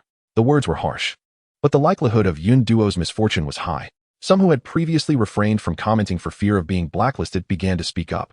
They had long harbored disdain for her, addicted to the spotlight as if the world revolved around her. Exactly. She only dares to boast in front of players. Does she think a boss will spare her? The comments grew increasingly harsh, prompting those who could no longer bear it to join the fray and engage in a verbal battle. Picking up a bowl to eat, then putting it down to curse? Winning the top prize and seeking recognition? I am in stitches, truly. A jealous rabbit sees everything in red. Ding Yi, unusually restrained, declared, "I'm taking note of every name." Yonkin can performed admirably. Many turned their ire towards Ding Yi. Hey, isn't that Yun Duo's dog? Quite bold. Still barking when its master is gone. Everything transpiring in the channel was unbeknownst to Yun Duo. She was crouched on her surfboard, one hand holding a fan submerged in the water, racing across the sea in the direction of the fleeing tiger shark. As long as one's mind does not falter, methods will always surpass difficulties. Chapter 41. Defeating the tiger shark. The sea monsters along the way stood dumbfounded, their eyes wide. What just zipped past? Some curious ones gave chase. Hey, it's a human. This is a gift delivered right to their doorstep. The excitement gleamed in the eyes of the sea monsters as they swiftly charged towards Yun Duo. Then, she sent them directly to the Monster Express with a single strike. They swiftly bypassed the stages of life and death, safely arriving at their destination. The sea monsters, quite unexpected. The onlooking sea creatures retracted their burgeoning desires. It was too much to provoke. Retreating was the wiser choice. After piloting her makeshift airship for over 10 minutes without sight of the tiger shark, Yun Duo frowned. The vast ocean indeed made it difficult to locate. Yet, aside from the direction in which the tiger shark had departed, she had no other leads. Just as she pondered, a distant island emerged faintly. It turned out to be a wild island. From afar, she could discern the lush greenery covering it, confirming that it was not a player's base. Joy surged within Yun Duo. Perhaps there were abundant resources. With a stroke of luck, she might even uncover clues about the tiger shark. She revved the fan to full power and sped towards the island. Upon reaching the island, she beheld scattered coconut trees dotting the beach, while lush trees blanketed the hills in the distance, with the occasional bird taking flight, their songs resonating melodiously. There were indeed resources. Yun Duo's spirit soared. This island was sizable. She could return to explore it thoroughly later. For now, finding the tiger shark was paramount. She began to venture inward. Logically, the tiger shark should be in the water. However, the boss's mode of entry, combined with its ease of movement on land, indicated that it was an amphibious creature. An amphibious shark, how fitting for a game. After circling the beach, Yunduo found no signs of large creatures. Could it be that it wasn't here? She wondered. Surely it wouldn't be in the woods? Considering the tiger shark's massive size, Yunduo shook her head. Unlikely. She poked the system. System, a hint please? This time, the system chose to remain silent, not a word uttered. Yunduo pouted, realizing that for trivial matters it was whimsical, but for significant ones, it was unreliable. It seemed she must rely on herself. She scanned the beach anew, seeking anything unusual. After a meticulous search, she indeed spotted something peculiar. It was a half-person high cave resembling a sand dune. Yunduo entered to investigate. The cave was dark and unclear. Donning her cloak and covering her hand, she cautiously reached inside. As she extended her arm, she encountered an obstacle. It was soft, slippery, and elastic, presumably a living creature. Her touch stirred the being. With a chirp, it began to move, prompting Yunduo to quickly withdraw. Moments later, a creature with large, glistening eyes and a tiger-striped pattern, standing less than half a person tall, wriggled out. Was this not the tiger shark's offspring? Yunduo was elated. With the child in hand, how could the father refuse to show himself? A sinister smile crept across her face as her wicked hands reached towards the tiger shark pup, whispering in a devilish tone. Call your father out. The tiger shark pup, oh? With a firm grip, she squeezed. A piercing scream erupted from the pup's mouth. Daddy, help! In the next moment, a shadow loomed over Yunduo. With a thunderous crash, the beach trembled and the trees swayed. The tiger shark boss descended from the heavens. The sight of its nemesis ignited an intense fury within the creature. This human was the culprit that had injured it, and now, she dared to harm its child. The tiger shark's rage surged as it opened its gaping maw and lunged at Yunduo with lightning speed. The speed was astounding. Caught off guard, Yunduo executed a clumsy roll, evading most of the attack. Even with her swift reflexes, she was grazed by its sharp teeth. The durability of her defense cloak plummeted by 30. This simply wouldn't do. Yunduo's heart sank. 2 more hits like that, and the cloak would be rendered useless. It seemed she had to take a different approach. She forced herself to remain calm, keeping a vigilant eye on the tiger shark's movements. When one attack failed, the tiger shark opened its massive jaws and launched a second assault. Gathering all her strength, Yunduo seized the moment and leapt. She dove straight into the tiger shark's mouth. Success! The tiger shark? How dare you? In an instant, Yunduo drove the broken blade deep into the shark's mouth, stabilizing her position. What a joke! With such agility, who would engage in a direct confrontation? She executed a cunning strategy, leaving the tiger shark bewildered. In the blink of an eye, the tiger shark comprehended Yunduo's intentions. Humans are truly despicable. It seethed with rage. Were it a normal battle, it would easily dispatch that human. The tiger shark thrashed violently, shaking its body and furiously whipping its head.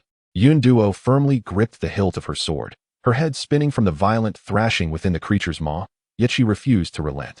Torrents of blood gushed from her wounds, and the tiger shark grew increasingly anxious. This human was proving difficult to dislodge. Already injured, she would surely perish if this continued. The tiger shark's gaze sharpened. With a sudden leap, it plunged into the depths of the sea, its jaws wide open as turbulent waters surged into its mouth. Caught off guard, Yunduo choked on a mouthful of seawater. This tiger shark boss aimed to drown her. Holding her breath, she fiercely twisted the ruined blade within the tiger shark's wound. Let us see who falters first. The air in her lungs gradually diminished while the gaping wound in the tiger shark's mouth expanded. Vivid blood mixed with seawater obscured Yunduo's vision. Gritting her teeth, she focused intently, one hand staunchly clasping the gaping wound while the other swung the sword with all her might. She raced against time. In its prime, the tiger shark might have stood a chance.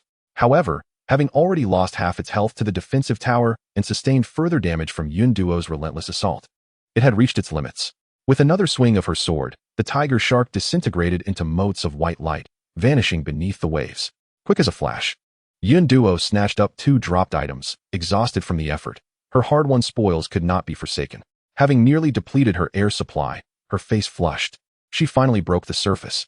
Gulping in fresh oxygen, the explosive sensation in her lungs subsided, and her blurred vision gradually cleared. She had succeeded. A broad grin spread across her face as she reveled in her triumph. She, Yunduo, had single-handedly defeated the boss. The game notifications chimed in timely succession. Congratulations on defeating the tiger shark boss. You have earned 10,000 points. Dusk Assault concluded. Congratulations on ranking first on the regional leaderboard. Keep up the great work. So that was how affection points were accrued. No wonder there were no treasure chests. She glanced at the 2 dropped items. Name, tiger shark skin. Description, high-grade material. Name, tiger shark eye. Description, high-grade material. Yet more high-grade materials. Yunduo casually tossed them into her backpack. Exhausted, she climbed onto the sandy beach. A baby tiger shark stared at her with round, dark eyes, glistening with unshed tears, appearing quite adorable. Yunduo stepped forward, her face alight with a smile. With a swift strike, she dispatched it. Chapter 42, Hawk and Scarecrow. Attempting to feign cuteness would avail it nothing. Better to take its life while it was still young.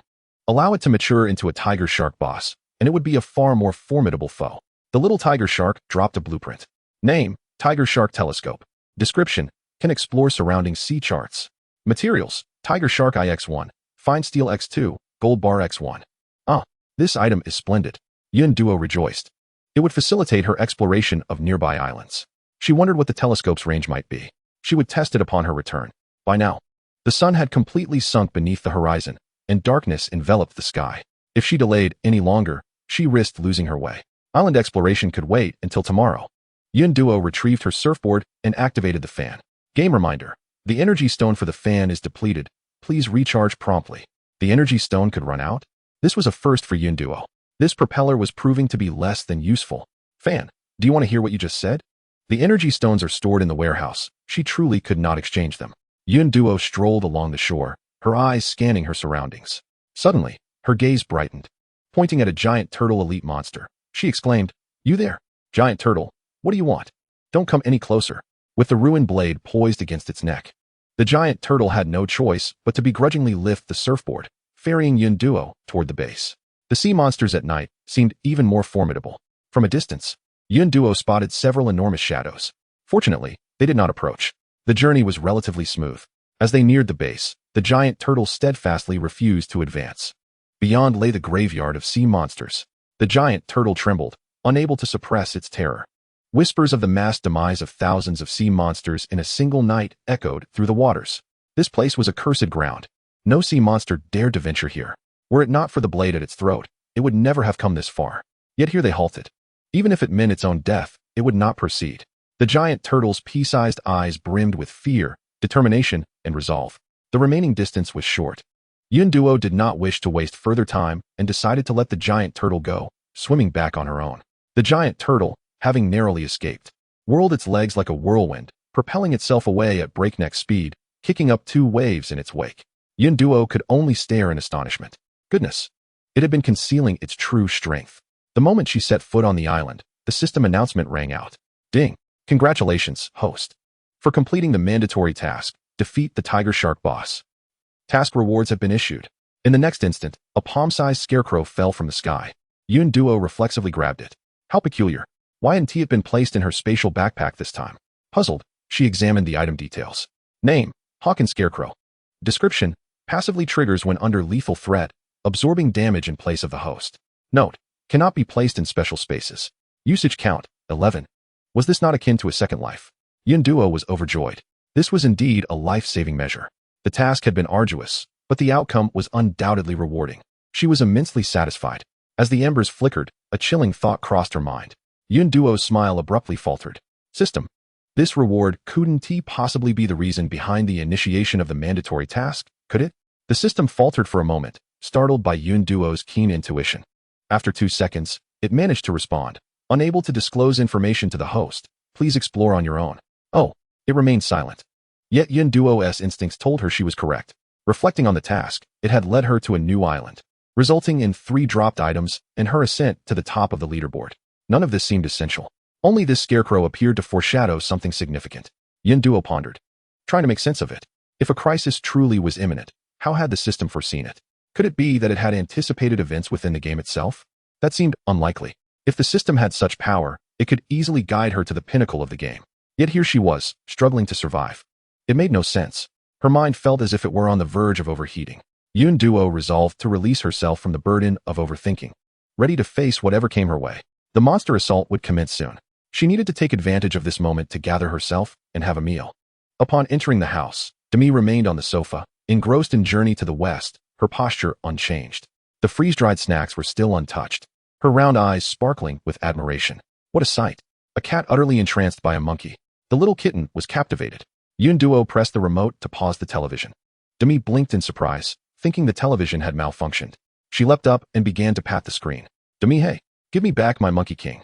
Sensing Demi's agitation, Yun Duo sighed, attempting to soothe her. How about we finish our meal first, then watch the monkey king? Hearing Yun Duo's voice, Demi paused. The litter bearer had returned. Demi, with a high-pitched voice, scampered over. Alas, such a strong scent of blood. Had she been injured while hunting? The little kitten's pupils dilated in alarm, nervously circling Yun Duo and sniffing. After a thorough investigation, she realized the scent of blood did not originate from Yun Duo. Only then did Demi relax, feigning calmness as she moved aside to groom her fur. Sensing Demi's concern, Yun Duo's heart softened. The exhaustion brought on by a day filled with arduous challenges was effortlessly soothed in this very moment. After tidying up, a sliver of time remained. Yun Duo opened the game interface. She had 10 attribute points to allocate. After much deliberation, she decided to balance her attributes. Believing that a versatile player would be more stable, the updated attributes were as follows: attack power, 18, agility, 18, constitution, 19.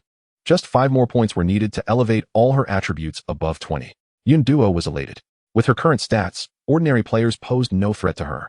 The game notifications had previously been disabled by Yun Duo, and upon glancing at the screen, she was taken aback.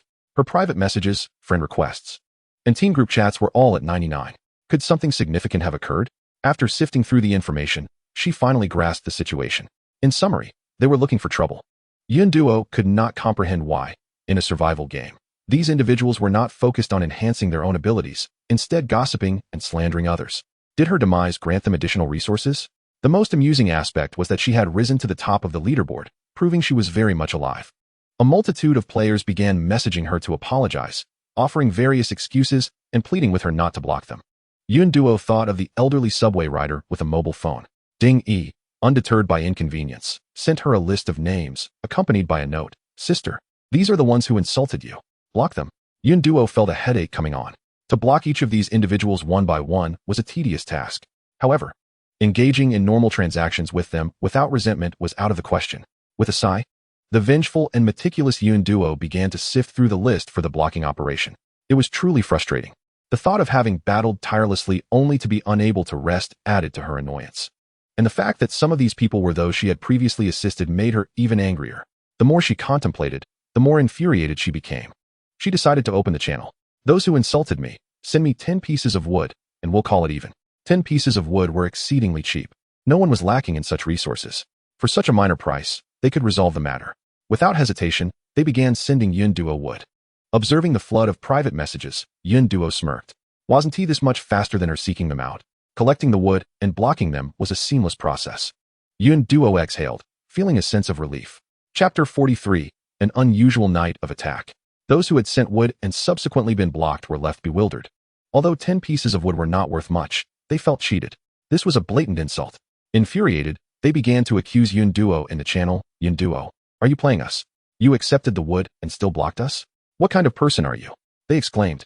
See, this is her true nature. A duplicitous and petty character. Yun Duo, come out and explain yourself. We demand double the wood back and a retraction of the block, then we will forgive you. Double isn't enough, we want 10 times. Spectators who reveled in the chaos were delighted by the unfolding drama, adding fuel to the fire. Indeed, Yun Duo is outrageous. How could she cheat someone out of 10 pieces of wood?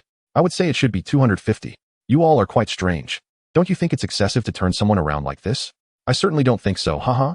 One person brandished a metaphorical long knife, claiming they would take action against those upstairs. The microphone was passed around, encouraging anyone who could speak to say more. No one came to their defense. The channel was filled with masters of mockery. The crowd was seething with anger, yet to no avail. Some began to regret their impulsive actions and fell silent, while others doubled down, escalating their behavior. Regardless of their choices, an unexpected visitor soon approached them. Wang Ming, is it uncomfortable having Yun Duo riding on your head? Would you like to join my organization to take revenge on her and share her resources? The idea of retaliating against Yun Duo was daunting. Some felt intimidated.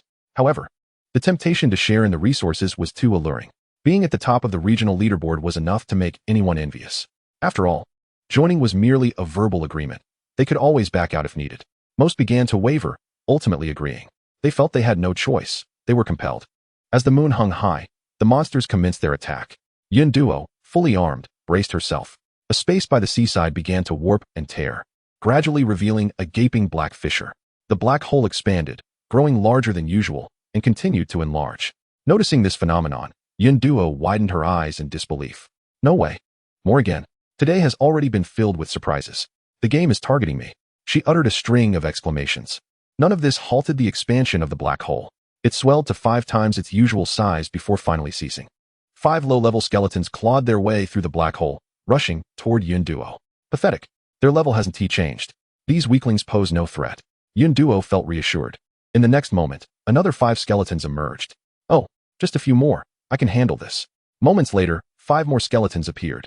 No worries. I have the defensive arrow tower to assist me. Again, 5 more skeletons came forth. Steady. The lightning tower is formidable. Yet again, 5 more skeletons emerged. What is going on? Is this endless? Did I stumble into the wrong monster battle arena? The 3 defensive towers safeguarding the base began their work. However, the rate of their attacks could not keep pace with the relentless influx of monsters. Yunduo stared blankly as the skeletons continuously poured in from the rift, unceasingly. Could these be siege monsters with increased aggression? The undead seemed quite irritable. Very well. Yunduo decided to show some mercy this time and assist the undead in their passage. Grasping her ruin blade, she charged toward the skeletal army. With each sweep, rows of skeletons fell, dissipating into motes of white light. This time, the monsters did not drop any treasure chests. Yunduo surmised they had transformed into points instead. The ceaseless onslaught of monsters left her no time for further contemplation. She swung her sword, slaying one skeleton after another. The old skeletons vanished into white specks, replaced swiftly by new ones. Around Yunduo, flashes of flying white light danced, appearing and disappearing in succession. The arcs of blue light emitted from the lightning tower served as a backdrop. The terrifying and violent battlefield surprisingly allowed her to express a sense of beauty and romance. However, the central figure of this picturesque scene was not pleased. She was quite fatigued. From the moment she opened her eyes, she had been fighting from morning to afternoon, and from afternoon to evening. Was it possible that this game was attempting to exhaust her to death? For a fleeting moment, Yunduo questioned herself. Had it not been for the enhancement of her constitution points, this level of physical exertion would certainly have been the end of her. Suddenly, the skeletons ceased to emerge. The black hole quieted. Yunduo secretly sighed with relief. Having eliminated the low-level skeletons, she could take a moment's respite before continuing. But before she could settle, the black hole extended skeletal claws once more. However, this time, they were not low-level skeletons, but rather skeleton warriors. Yunduo laughed in furious disbelief. How bold. The game announcer has been swallowed whole. They are sending in second-tier skeletons directly.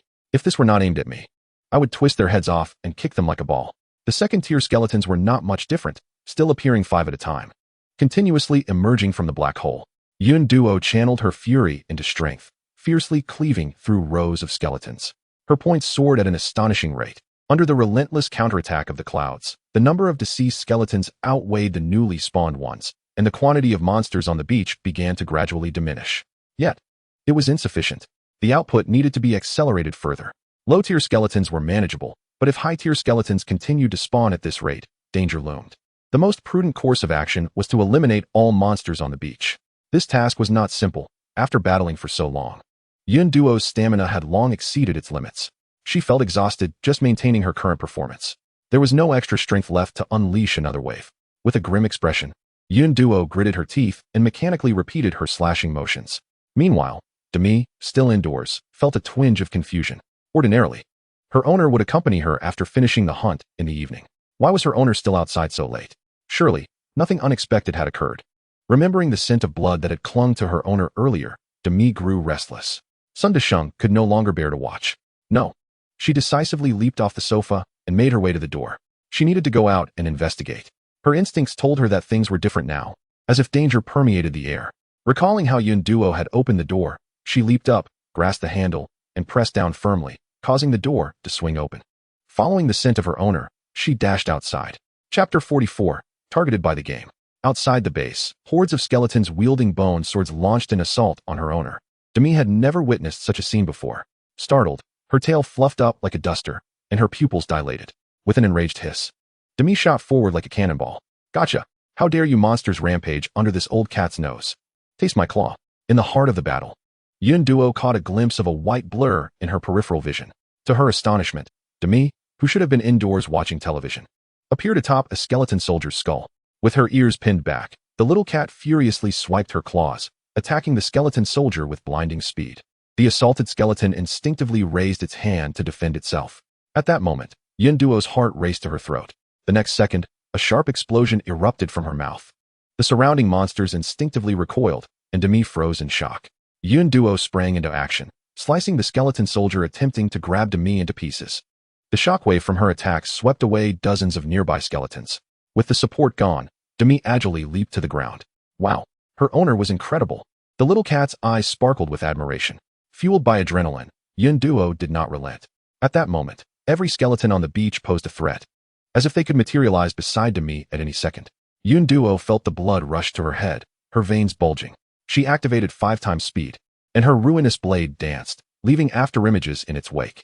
Waves of skeleton soldiers fell swiftly, dissolving into white light. From a distance, it appeared as if fireworks were being set off. Without pressure, one would never discover their true potential. In mere seconds, the monsters on the beach were eradicated. Yunduo breathed a sigh of relief, blocking the entrance to the black hole while violently slashing at the newly spawned monsters. She turned her head, raising a gentle smile to coax Demi. "Be good, my dear, I'm just exercising. I'll be back shortly, why don't you go check on Deshang?" Demi responded. "Exercising? It feels like my owner is just trying to deceive me." After some persuasion, Demi was finally calmed down. However, Yunduo's worries did not dissipate. She had thought that with the lightning defense tower, they would be invulnerable, but it turned out there were still tactics involving sheer numbers. The game was filled with tricks. No, the base's defensive structures were still too rudimentary. She needed to construct more. The black hole paused its spawning momentarily before beginning to spew forth Tier 3 elite soldiers. Still in groups of 5, they continued to spawn without interruption. Fearless, Yunduo wielded her ruinous blade, for all foes beneath boss level were mere underlings.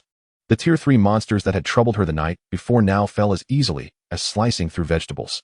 Her points began to soar, incrementing by hundreds. Time passed, and the black hole refreshed with Tier 4 skeleton monsters. This time, they were unlike any she had seen before. Name: Skeleton Captain. Attributes: Attack 25, Agility 13, Defense 18. The Skeleton Captain was significantly larger than a typical skeleton, standing at least 2 meters tall, and its imposing size emitted a potent aura of intimidation. Thanks to its long arms, its attack range was also broader, dramatically increasing the difficulty of combat. Fortunately, due to its size, the black hole could only spawn 2 monsters at a time, and the refresh interval was considerably extended. With the assistance of the lightning defense's attack, Yunduo found herself able to catch her breath. The relentless monster assaults were indeed hers alone to face. Other players' bases experienced varying degrees of monster increases based on their strengths, but none were as extreme as hers. Naturally, the game's announcements were not silenced. Many players who had finished their base assaults stared blankly at the regional leaderboard, astonished by the meteoric rise in Yunduo's score. The channels erupted in discussions about this phenomenon. Report: the giant's score has escalated to a new level, now increasing by 1,000 points at a time. No way. 1,000 points is a captain-level skeleton. This is absurd, folks. I can't even handle Tier 3 skeletons. Report: Yunduo's score has surpassed 180,000. The growth is steady. Investigate. It's surreal. It feels like she's playing a different game than us. Watching her own score of just a few hundred, one player burst into tears, realizing they couldn't even reach her decimal point. To be fair, I truly admire her. Nearly an hour had passed, and I hadn't seen her stop. Indeed, while we were chatting idly, she was giving her all. She deserved to be impressive. The giants are indeed formidable, relentless in their pursuits. What a grand misunderstanding. Yunduo was nearly exhausted to the point of collapse. The black hole continued to spawn monsters. If she could survive tonight, she would ensure her base was filled with defensive towers. Physically and mentally drained, Yunduo began to evade the skeletons, relying solely on the lightning defense tower for output. This hour was truly torturous. Each second felt like a snail's crawl, as if time had been pressed to 0. 5 speed. Yunduo frequently glanced back at the black hole, which showed no signs of change. However, calculating the time, it was nearly over. Hurry up and stop. Please retract. The hour-long assault finally drew to a close. The black hole by the sea ceased spawning monsters, slowly beginning to retract. Yunduo's spirits lifted. She finally saw the light of dawn. The remaining task was to clear the skeletons on the beach. Suddenly, a larger skeletal arm emerged from the contracting black hole, resembling a creature of a higher tier. Yunduo's heart tightened, fixated on that spot. Yet, the diminishing black hole was too small to allow the monster to emerge. The arm retreated once more. Yunduo's heart sank. She was completely spent, unable to muster even a shred of strength. With the assistance of the defense towers, The remaining skeletons were swiftly eradicated. Yin Duo collapsed onto the beach, too fatigued to even move her fingers. Her heart raced like it was performing hip-hop, thumping incessantly.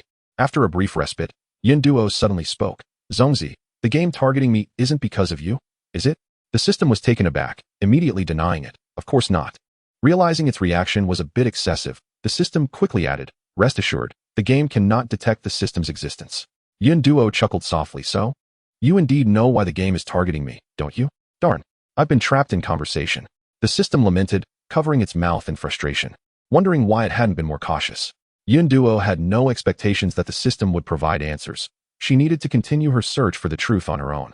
As the game screen illuminated, it remained quite vibrant. Yin glanced at her score, 301550. With just over 300,000, she was in a commanding lead. The second place was LLN, with a score of 29,344. She had accumulated a fair amount of points, yet was uncertain about what could be exchanged for them in the future. With the absence of golden treasure chests and the inability to utilize the Rui boost, she wondered if it would result in a loss. Suddenly, Ding sent a message. Upon opening it, Yin was greeted with a list of materials for level 5 bases, 220 pieces of marble, 117 steel blocks, 316 limestone, 180 perlite, 210 black soil, 450 pebbles, 200 ceramics, 68 energy stones, 50 copper blocks, 522 soil blocks, 44 cotton cloths, 86 linen, 500 clay, and 250 quartz sand. Yin was astonished. Ding, did you go and raid something? Chapter 45, Points Mall. Ding, feigning innocence, replied, how could I? All of this was obtained through legitimate transactions. Could it be? Just the pile of useless blueprints she had given? How could it possibly yield such a bounty of materials? Yin sent a question mark. Ding chuckled. I didn't sell those blueprints directly. I learned from them. All these materials are what I earned through trading. It turned out that Ding had opened a shop. Yin understood.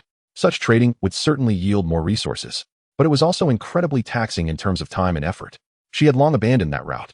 Gathering so many materials must have taken Ding a great deal of effort. Yin felt bad for letting Ding work for free. She had merely intended to purchase a blueprint. Yin said, just give me the materials equivalent to the blueprints, and keep the rest for yourself. To her surprise, Ding flatly refused, his tone growing serious. My combat skills cannot compare to LLN's. My experience and intellect do not rival Ding Lash's. And my luck is, frankly, at the bottom of the player pool, even worse than Ying and CNS. I have survived until now solely thanks to you. Although you may take some things, you are right. It amounts to trifles compared to what you have provided me. I do not wish to be a burden. I want to prove that I am also a person of value and capability. Though Yin could not see Ding's expression, she could imagine that his usually jovial face was now uncharacteristically earnest. Yin fell silent, surprised to see this side of him. Indeed, despite his cheerful disposition, Ding was a passionate young man. Anyone with a semblance of ambition would find it hard to comfortably rely on others. Yin did not refuse again. After a sufficient rest, she dragged her weary body back to her room. After a quick wash, she collapsed onto her bed. Ding followed closely, snuggling into the blanket with her. The small cat's body was tiny yet warm, its fur smooth and soft, perfect for petting. Yin felt a wave of contentment wash over her. After nearly a week of gaming, she could finally cuddle the little cat to sleep. Silencing all notification sounds from the game screen, Yin smiled, TNGZ, unless I'm dead tomorrow, don't disturb me. Understood, replied the system. Content with this affirmation, Yin drifted off into a peaceful slumber. She intended to indulge in a long, lazy sleep. The following day, undisturbed, Yin slept until noon. The soothing purring of the little cat filled her ears, and sunlight streamed through the curtains, casting a golden line on the floor. Yin felt achy all over. The soft bed seemed to possess an immense magnetic pull, making her reluctant to move. Just this once, I'll indulge in some laziness, she decided. Let the boxes by the sea drift away. I'm not going to work today. She began scrolling through the game screen. Not having checked for half a day, the content had significantly updated. Most notably, a points mall and trading market had been added. The trading market was excellent, facilitating player transactions. Yin listed all her useless low-level equipment and weapons for sale, exchanging them for level 5 base materials. Speaking of which, combined with what she had saved and what Ding had gifted her last night, she had already gathered more than half of the materials needed for a level 5 base.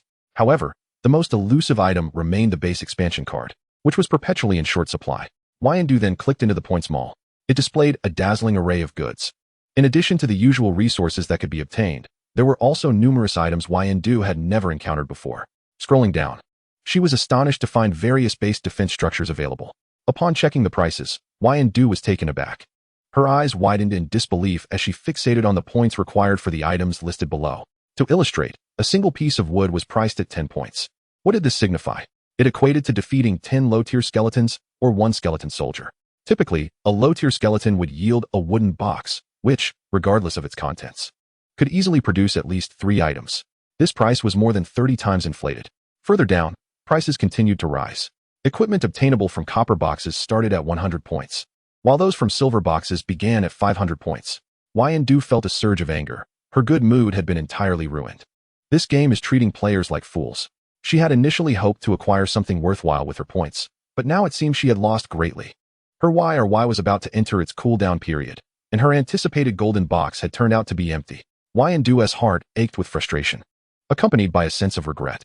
Had she known, she would have saved a silver box. Entering the chat channel, as expected, players were voicing their outrage. This game is inflating prices. May it not prosper. The developers must be some kind of swindlers. Their true colors are absolutely vile. A survival game that still resorts to deception. I'm disgusted.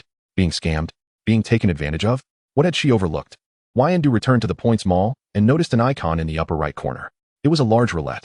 Clicking into it revealed another interface. The roulette cost 10 points for a single spin or 100 points for 10 spins. The items within were categorized: 40 white, 30 green, 20 blue, 9 purple, 0, 9 red, and 0, 1 gold.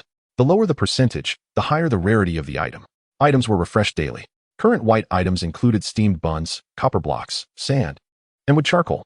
Green items consisted of island expansion cards, ordinary bows and arrows, and gears. Blue items were rare armor and spatial backpacks. Purple items were attribute cards. Red items included intermediate arrow towers. Golden items were random island fragments. There were plenty of appealing items. Yndu eyed the offerings, particularly intrigued by the island fragments, which sounded impressive. The price of the roulette, compared to the points mall, was significantly more favorable. Should she land a red or gold item, it would be a windfall. This would undoubtedly transform most players into avid gamblers. On the right side of the interface, a box continuously reported winners, constantly enticing others to join in the gamble. Yndu even spotted her teammate's name. Congratulations to YNCN from District 22 of Huzich for obtaining the red item. Intermediate Arrow Tower. The allure was undeniable. With that, who among the foolish would continue shopping in the points mall? However, the roulette had its drawbacks. For high-level players who were not in need of low-tier materials, the randomness of obtaining high-tier items could lead to spending points that could have directly purchased the desired item. Unlike the mall, where one could directly buy what they needed, it was essentially a scheme to extract money. Another issue was the limited selection. The items offered often failed to meet specific needs. For example, the intermediate arrow tower, which Yndu desperately required for defense, was not particularly appealing to her. Without hesitation, Yndu returned to the points mall, leaving the roulette for later. She was determined to secure something exceptional first. Yunduo flipped through the options, halting at the defensive tower area. The variety of defensive towers above was astonishing, surpassing even what she had encountered in monster-dispelling instances. Naturally, the prices were considerably higher. A few unique defensive towers particularly caught Yunduo's eye. Name: Dead Series Adorable Death Defensive Tower. Description: this tower embodies the essence of adorable beings from myriad realms, confusing enemies within its range with its appearance, thus reducing their aggression and attack power by 50. Range: diameter of 5 kilometers. Price: $289,999. Chapter 46, The Grand Roulette. Name: Dead Series Frightening Death Defensive Tower.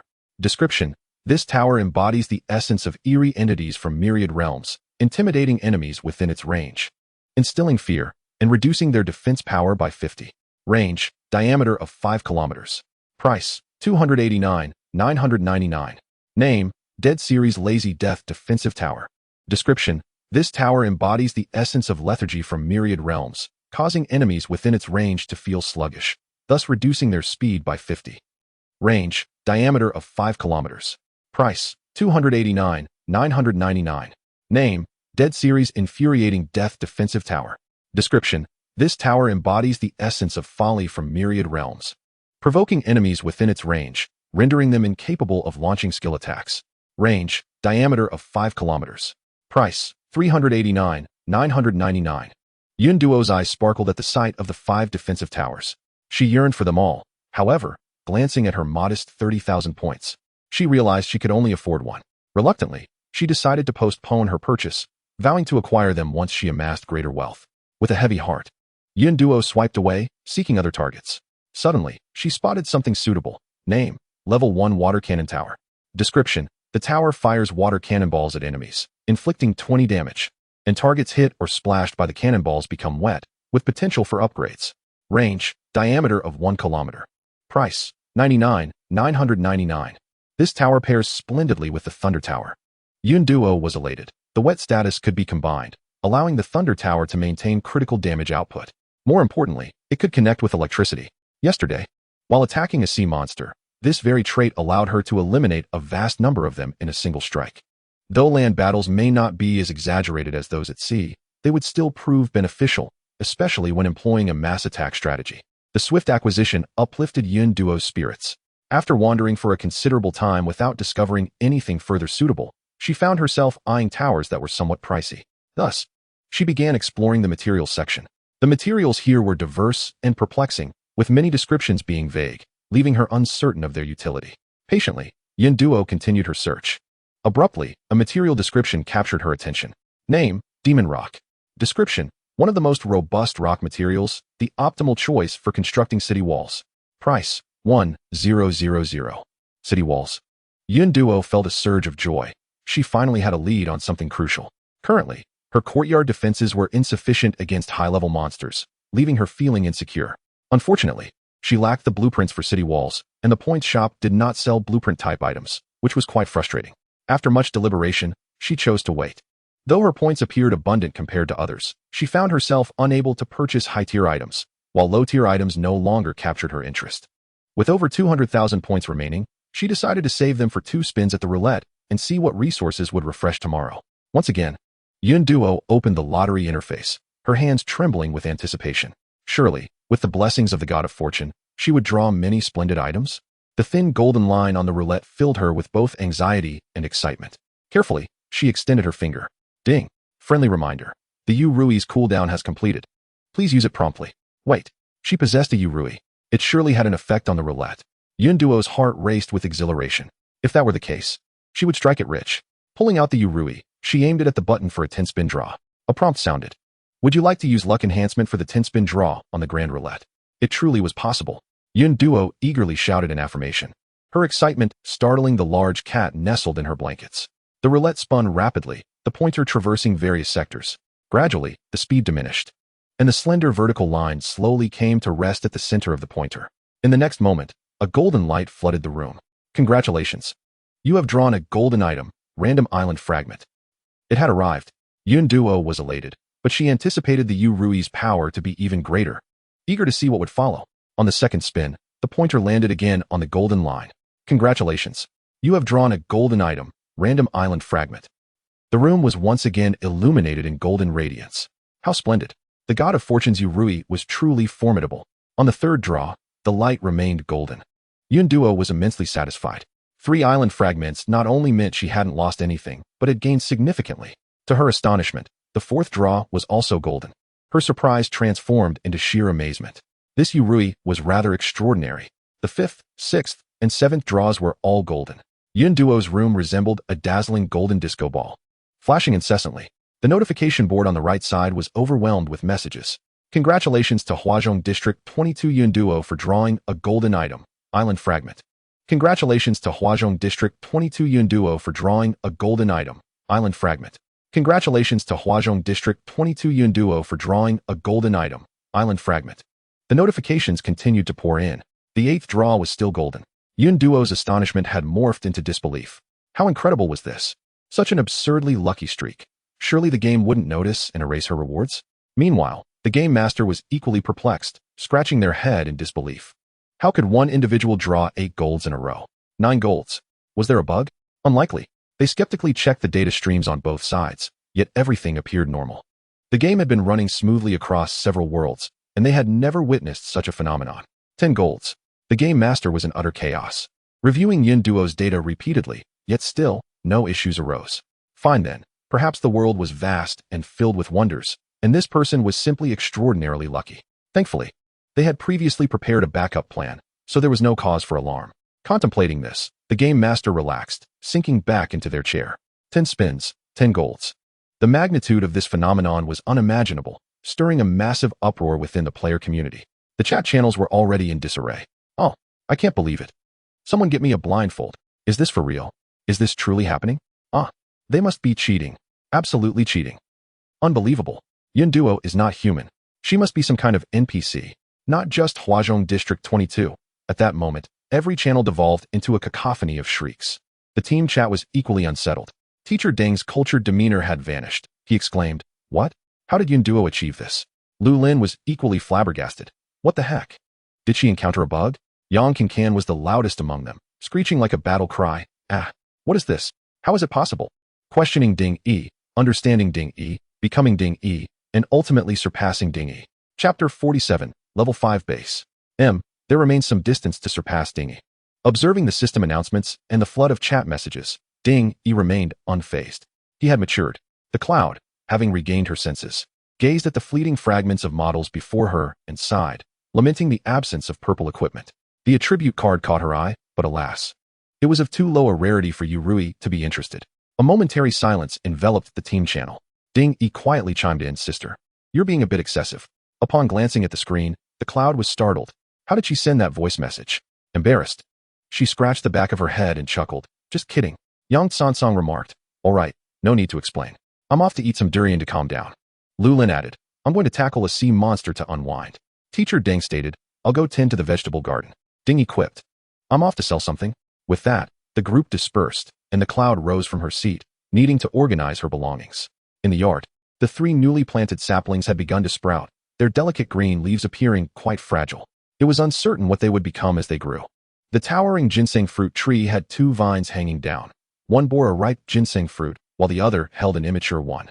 Yesterday, the cloud had been so busy that she hadn't had the chance to pick the ginseng fruits. They would be harvested together when fully ripe. Exiting the gate, the cloud took out the 10 island fragment models to inspect.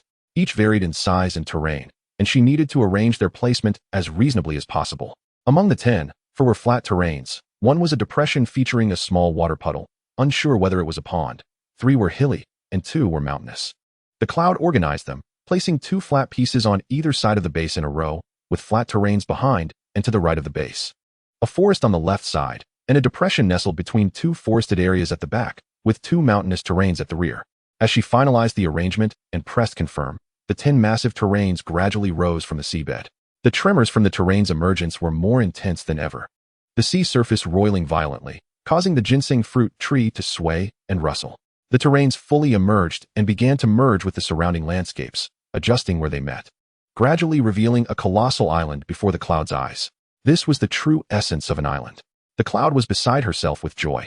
In stark contrast to the vast flatlands, the level 4 base appeared minuscule, with the ginseng fruit tree that once dominated the island now occupying only a small area. In the distance, the 2 hilly regions bore scattered patches of green, unknown plants. The rocky mountain was bare, yet its lofty altitude made it suitable as a lookout tower, especially with the addition of a tiger shark telescope for her exploration of the terrain. The cloud accessed the construction interface, revealing the base area to be 590,000 square meters. It was already twice the size of the Beijing National Stadium. The cloud was extraordinarily exhilarated. Such a vast space would allow her ample opportunity to flourish. The challenges of constructing a level 5 base were swiftly resolved. She immediately entered the trading market, rapidly gathering the remaining materials. The first prize was within her grasp. In the Free North District 32, a young man with yellow hair appeared anxious, continuously tapping the team channel. "Damn it. Have we not gathered the island expansion cards yet? What a bunch of useless layabouts." One person attempted to reassure him. "Calm down, Jack. We're moving as fast as we can. This item is exceedingly rare, and several other factions are offering high prices." "Exactly, especially the Black Dog Gang, who have been opposing us lately. If it weren't for them, we would have collected it by now." Jack's face contorted with rage. "A bunch of worthless fish. I will annihilate them." Suddenly, someone shouted, "Heads up. I've got it. I got it. 5 cards. Just enough. I've sent them to you." Jack's fury transformed into joy. "Well done, Anton. How did you manage that?" Anton boasted. "I set sail on a boat and encountered an unfortunate soul, took his life, and besides the expansion cards, I gathered plenty of loot." "Is there truly such fortune?" Jack exclaimed with excitement. "You have made a significant contribution to Simon. You shall be handsomely rewarded. Let us spread the word." We must seize this opportunity and amass more advantages. With that, Jack eagerly collected the island expansion cards. He and the Simon faction were on the verge of gaining renown across the world. Jack's smile stretched wide. But he had not heard the game announcement, as the base upgrade button had already been pressed. This shouldn't be happening, Jack thought, perplexed. Opening the game channel, the glaring system announcement caught his attention. Congratulations to player Yun Duo for achieving the game's first upgrade to a level 5 base. Reward, Energy System 1. Random Attribute Points 3. We encourage all players to keep up the good work. In that moment, blood surged to his head, his eyes reddening. Yun Duo? It's you again. I will tear you to shreds. Aside from Jack in Free North District 23, numerous players and factions across the game had designated Yun Duo as their primary hunting target.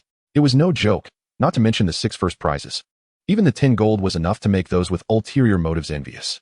Killing one person could yield such bountiful resources. There was no better business than this. However, this did not dampen Yun Duo's current good spirits. She was exploring her upgraded base. The entire yard had expanded nearly tenfold, the walls transformed into iron barriers, and the defensive capabilities increased to 20. Although still vulnerable to high-level monsters, it was better than nothing. The house had transformed into an exquisite 3-story villa. The kind that Yun Duo had never been able to afford even after 100 years of hard work. A smooth path led from the entrance to the house, flanked by vintage-style metal street lamps. The corridor and plants had been relocated to the garden, which currently housed only a single Monica David rose, with the rest being pebbled paths and bare flower beds of various sizes.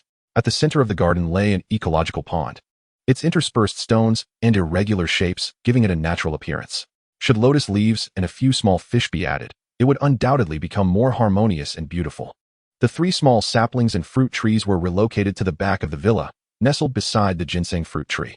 The left side of the yard, where the greenhouse stood, had become much more spacious, leaving room for additional structures. Approaching the front door revealed even more changes. Numerous bookshelves and tables had been added, styled in a pastoral manner that Yun Duo adored. The ordinary 3-seater sofa was replaced by an oversized luxurious sectional, the single bed transformed into a 2-meter king-sized bed, and the stools upgraded to comfortable seats, elevating everything within to a new tier. The area of the first floor had significantly increased, although the layout remained unchanged. The second and third floors now featured several vacant rooms, totaling 3 guest rooms, a dining room, 2 bathrooms, and a large terrace on the third floor. Yun Duo, living alone, had no need for such space, so she casually glanced around before departing. On the other hand, Demi displayed an insatiable curiosity for the newly expanded territory, bustling about without a moment's rest. Chapter 48, Game Rewards. One aspect that puzzled Yun Duo was the energy system mentioned in the game announcement. She had yet to see it and was uncertain of its purpose. This time, rather than inquiring about the system, it spoke up on its own. Host, look up at the roof. Following the instruction, Yun Duo dashed out of the yard and peered intently at the villa's top. Indeed, there was an object, a slender stick supporting a small orb. After staring for some time, game information appeared. Name, Energy System. Description, this system automatically collects energy from the environment to sustain the energy consumption of various devices within the base. Essentially a modern power system. Understood. Yun Duo felt a twinge of disappointment. The first prize for the level 5 base, and she had expected something rare, only to find this? It merely spared her the trouble of replacing energy stones. Did she really need those few energy stones? The system was indeed rather stingy. The cloud sighed as they opened the panel, evenly distributing points among the 3 attributes. Observing her stamina break through to 20, her mood slightly improved. She also had a first-tier water cannon tower purchased today. The cloud placed it next to the lightning defense tower. The water cannon tower was a tad shorter, its structure resembling that of the lightning tower, crowned with a similarly metallic cannon at the top. Suddenly, the cloud noticed something unusual. A small plus sign appeared on the tower's body. What could this mean? The cloud tentatively clicked on it. Would you like to upgrade the first-tier water cannon tower using a water element energy core? 15. The fact that an upgrade required this material was surprising. The cloud felt a surge of joy. Finally, there was a glimmer of hope. She happened to have one from earlier. However, upgrading to the second tier required 4 more. After some contemplation, she decided to search the market for them.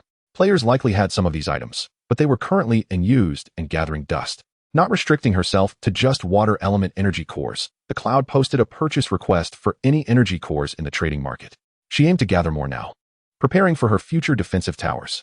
The cloud attached the exchange materials to her island expansion card, as she wouldn't need it in the short term. Having sorted out these matters, the cloud let out a sigh of relief and strolled through her territory. 2 islands, each the size of bird nests. brought her both joy and frustration. The joy was self-evident, but the frustration stemmed from the immense effort required to develop such vast land. The barren hills seemed to mock her. Even several bags of seeds might not suffice to cover them entirely. The cloud meandered towards the back while rummaging through the pile of seeds she had gathered yesterday. She found several suitable tree species. There were plenty of pomegranate seeds to plant, as well as various peach trees. Oh, a cherry blossom tree. That would be lovely to grow. And ginkgo trees. She adored these even more. She envisioned collecting more growth agents to create a ginkgo grove.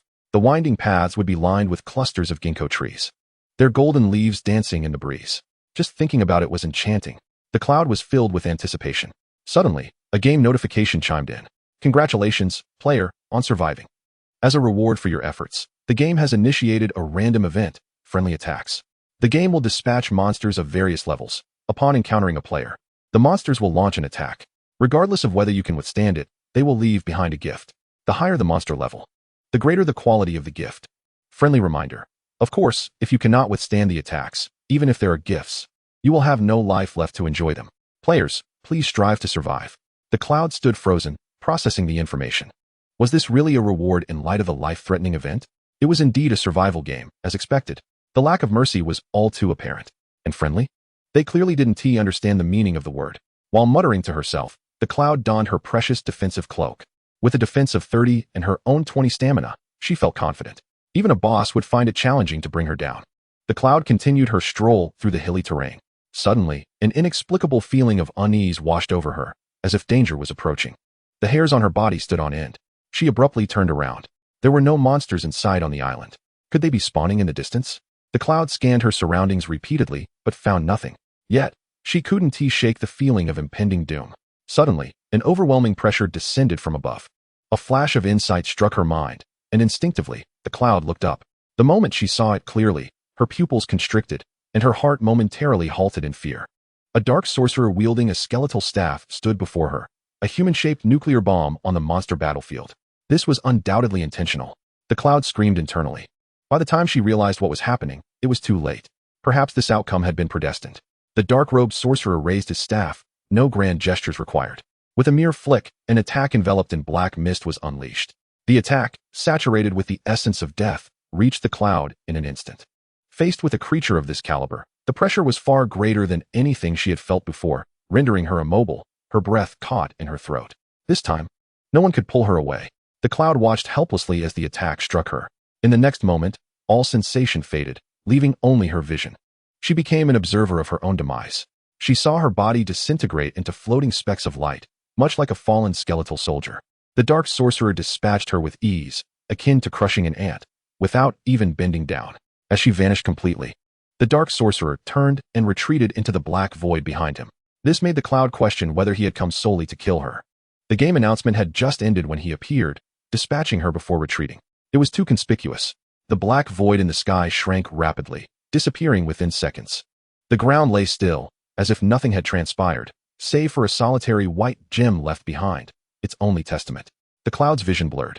In the next moment, her senses returned, and she opened her eyes, her heart racing furiously. In a fleeting instant, she found herself drenched in sweat. She lay on her bed in the bedroom, the place designated for the hawk and scarecrow. The cloud stared blankly at the ceiling light, her mind a chaotic whirlwind. Extreme fear, utter shock, profound anger, and intense hatred. All these overwhelming emotions intertwined, pushing her cognitive limits to their breaking point. She longed to grow stronger. Strong enough to kill the dark sorcerer with the same ease he had used to end her. Strong enough to render all threats and malice powerless against her. Strong enough to stand against this game, which treated life as mere fodder. The cloud's emotions sank into an unprecedented abyss. Various desperate methods to gain strength flitted through her mind. She knew this was not normal, but the malicious emotions dragged her down relentlessly, leaving her powerless to resist. Meow? The fluffy head of Demi peeked through the door crack, gazing at the cloud. Demi said, "Shoveling master, weren't you going out? What are you doing here?" Chapter 49, Legendary Materials. Gazing at the kitten's pink nose and sparkling eyes, the cloud squealed and sprang off the bed. "Oh dear, my little cat." She scooped up the kitten and showered it with affection. "Hee hee, my little cat is so cuddly." "Hee hee what? Bad thoughts. I have none." "Nonsense. Only those with problems would think that." After inhaling a face full of cat hair, the cloud contentedly exited the room. Her planting plans were yet to be completed. She still had plenty of seeds for fruits and vegetables. Just in time for the expansion of her base, she could plant all of them. The variety of seeds was astonishing. Common ones like eggplants, potatoes, chrysanthemum greens, green beans, and various leafy vegetables. Less common ones like cabbages, okras, and basils were also part of her collection. One greenhouse was simply insufficient. Thus, she expanded by constructing 2 additional greenhouses. After watering the freshly planted seeds, the cloud felt as though she had forgotten something. What could it be? After pondering for a while, she couldn't recall. Never mind. She would address it after finishing her tasks. The planting beds in the 3 greenhouses were filled to the brim. Just envisioning the future bountiful harvest filled with ripe produce made her exceedingly excited. The only regret was that she didn't know how to cook any of those vegetables. Reflecting on this, she found herself feeling a bit peckish. Although the cloud didn't have a significant craving for food, after consuming the game's instant products consecutively, she felt overwhelmed. She longed for a stir-fried dish, fresh, tender, and crisp greens. Suddenly, an idea struck her. She could exchange with someone who could cook. How could I have overlooked such a simple matter before? Truly, I have erred due to my habitual thinking. Yun Duo eagerly rushed to the group chat, inquiring who could cook, as she wished to change the dish to stir-fried vegetables. Yang Can, concerned about food, chimed in indeed. Who can cook? I want to change too. I am longing for scrambled eggs with tomatoes. I crave stewed potatoes with green beans. I desire spicy and sour shredded potatoes. Ding, E1. Lu Lin. 1. Truly, they embody the essence of contemporary youth. For individuals could not muster a single pair of hands. The pressure fell upon the sole elder in the group. Silence enveloped the chat for a moment. Teacher Deng finally spoke. I can cook, but I lack the conditions to do so. A glimmer of hope arose. Yang Qingqin was the first to respond. I have pots and pans. Lu Lin quietly added. I have various seafood ingredients and vegetables. Ding Yi rummaged through a box, stating, whatever is missing, I will trade for. Yun Duo boasted, I have everything. The 4 appeared as though they were refugees gnawing on tree bark, ready to sacrifice anything for the sake of food. Teacher Deng, unable to refuse their earnest request, accepted the order to cook. A solitary elderly man, over 50, catering to 4 robust young individuals. Truly, the world has lost its warmth. Yun Duo felt a pang of guilt and promptly sent over various ingredients. Please fry the lettuce, thank you.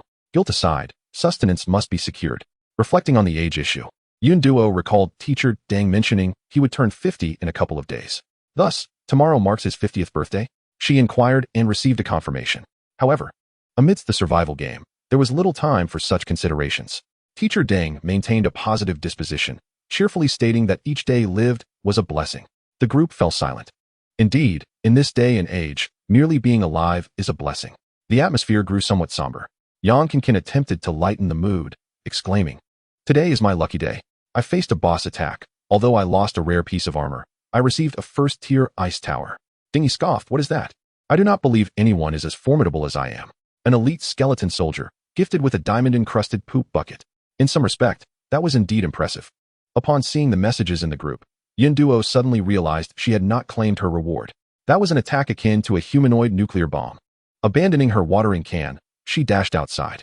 If she were to lose that reward, she would truly twist her head off to kick it like a ball for Demi. It was a matter of life and death. The scene was flat and devoid of anything extraordinary. Yun Duo crouched down, searching for quite some time before finally locating it. A white gem, half buried in the soil, rendered it rather inconspicuous. Had she delayed any longer, it would have been entirely covered, leading to great regret. Inspecting the item details, she read, Name, Attribute Less Legendary Energy Magic Core. Description, Legendary Grade Material. Extraordinary. A legendary grade material. Though the description was rather vague, the mere mention of the word legendary was already a triumph. Yun Duo's eyes sparkled with excitement. System, do you still have the scarecrow? I can die once more. The system responded, Woman, do not be so fickle. As expected, no reply came. Yun Duo began to study the material. The name seemed familiar, Attribute Less Energy Magic Core. She fell into contemplation. Could it be related to the water element energy core? Only experimentation would reveal the truth. Yun Duo returned to the Thunder Defense Tower. Both towers displayed a plus sign simultaneously. If her guesses were correct, containing her exhilaration, Yun Duo clicked on the Thunder Tower's plus sign. Would you like to upgrade the legendary tier Thunder Defense Tower using the Attribute Less Legendary Energy Magic Core? 11. A legendary tier defense tower. Unable to contain herself, Yun Duo let out a scream.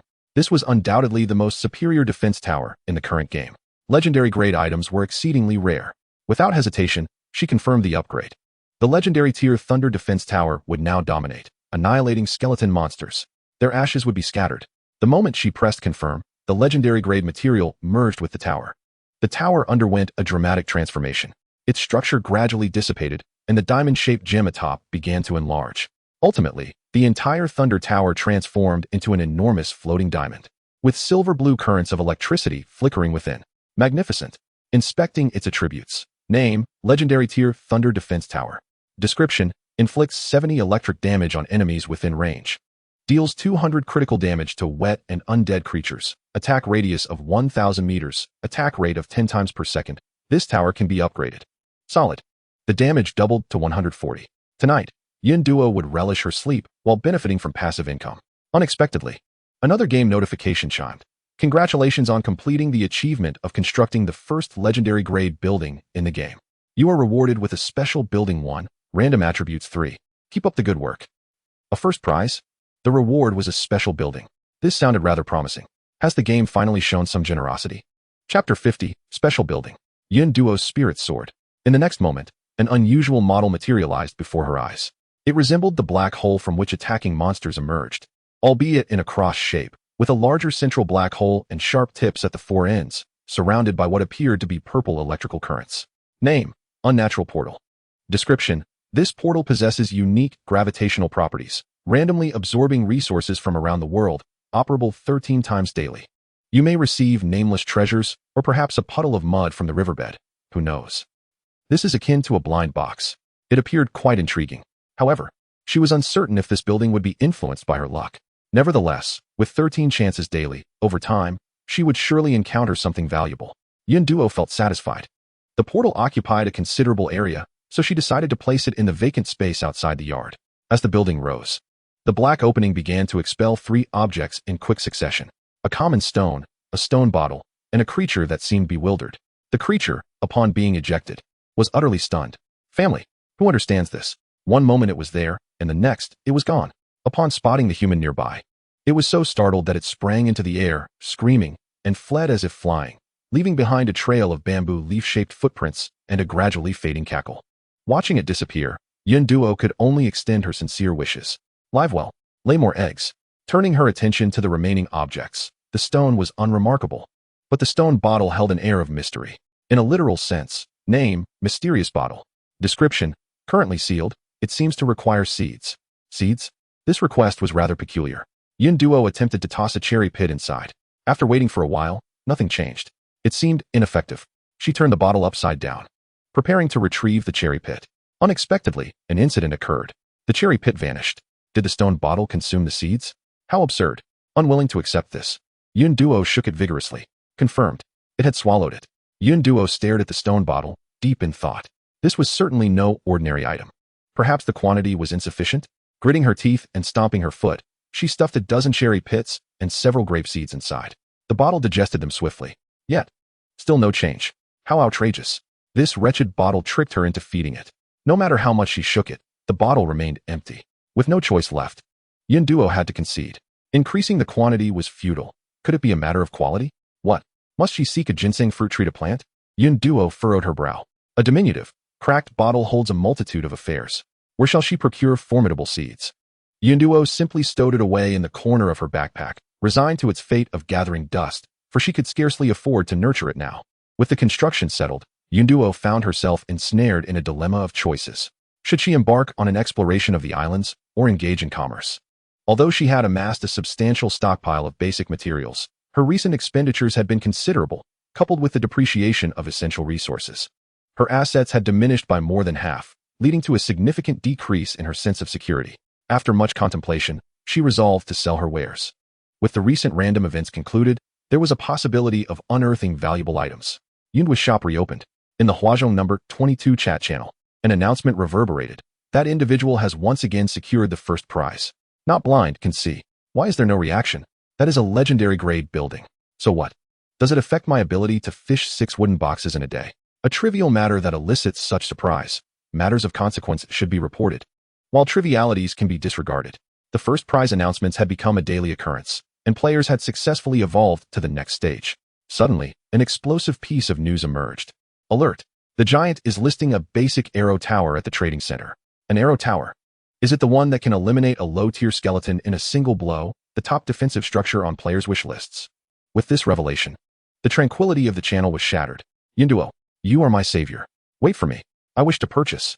The players in the channel erupted with excitement, for this pertained to their very survival. A frenzy ensued as players rushed into the trading market. Not only was there a defensive tower, but Yunduo had also listed other items. One eager player clicked on the listing. The low-tier arrow tower requires only 2 island expansion cards. How remarkably cheap. Unfortunately, he possessed only one. Just as disappointment washed over him, he noticed something else. Yunduo is also selling island expansion cards. What is this sorcery?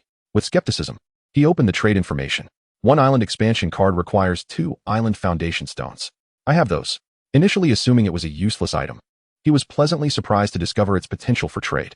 With glee, he exchanged his card and acquired the coveted arrow tower. It must be said that the giant had an abundance of excellent goods. He couldn't help but express his admiration. Simultaneously, he glanced at the other items for sale. A dock? What is that? After reading the item description, his eyes gleamed. A tool for fishing boxes. If I buy a few, perhaps I can finally reel in those coveted silver boxes. Eagerly, he checked the trading information. It indicated that 2 low-tier enchantment stones were required in exchange.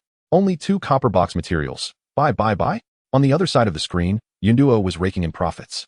The island expansion cards traded for island foundation stones, which were then exchanged for low-tier enchantment stones, which in turn were used to craft arrow towers, further traded for island expansion cards. This cycle resulted in an 8-fold increase in the value of the island expansion cards. Yunduo was delighted, and the players were equally pleased. Collecting island expansion cards was merely the first step in her grand design. Players' wealth and points gradually accumulated, while other materials faced the risk of devaluation. Conversely, the demand for island expansion cards only grew as more tower defenses and buildings were constructed. In the foreseeable future, island expansion cards could essentially serve as the hard currency of the game.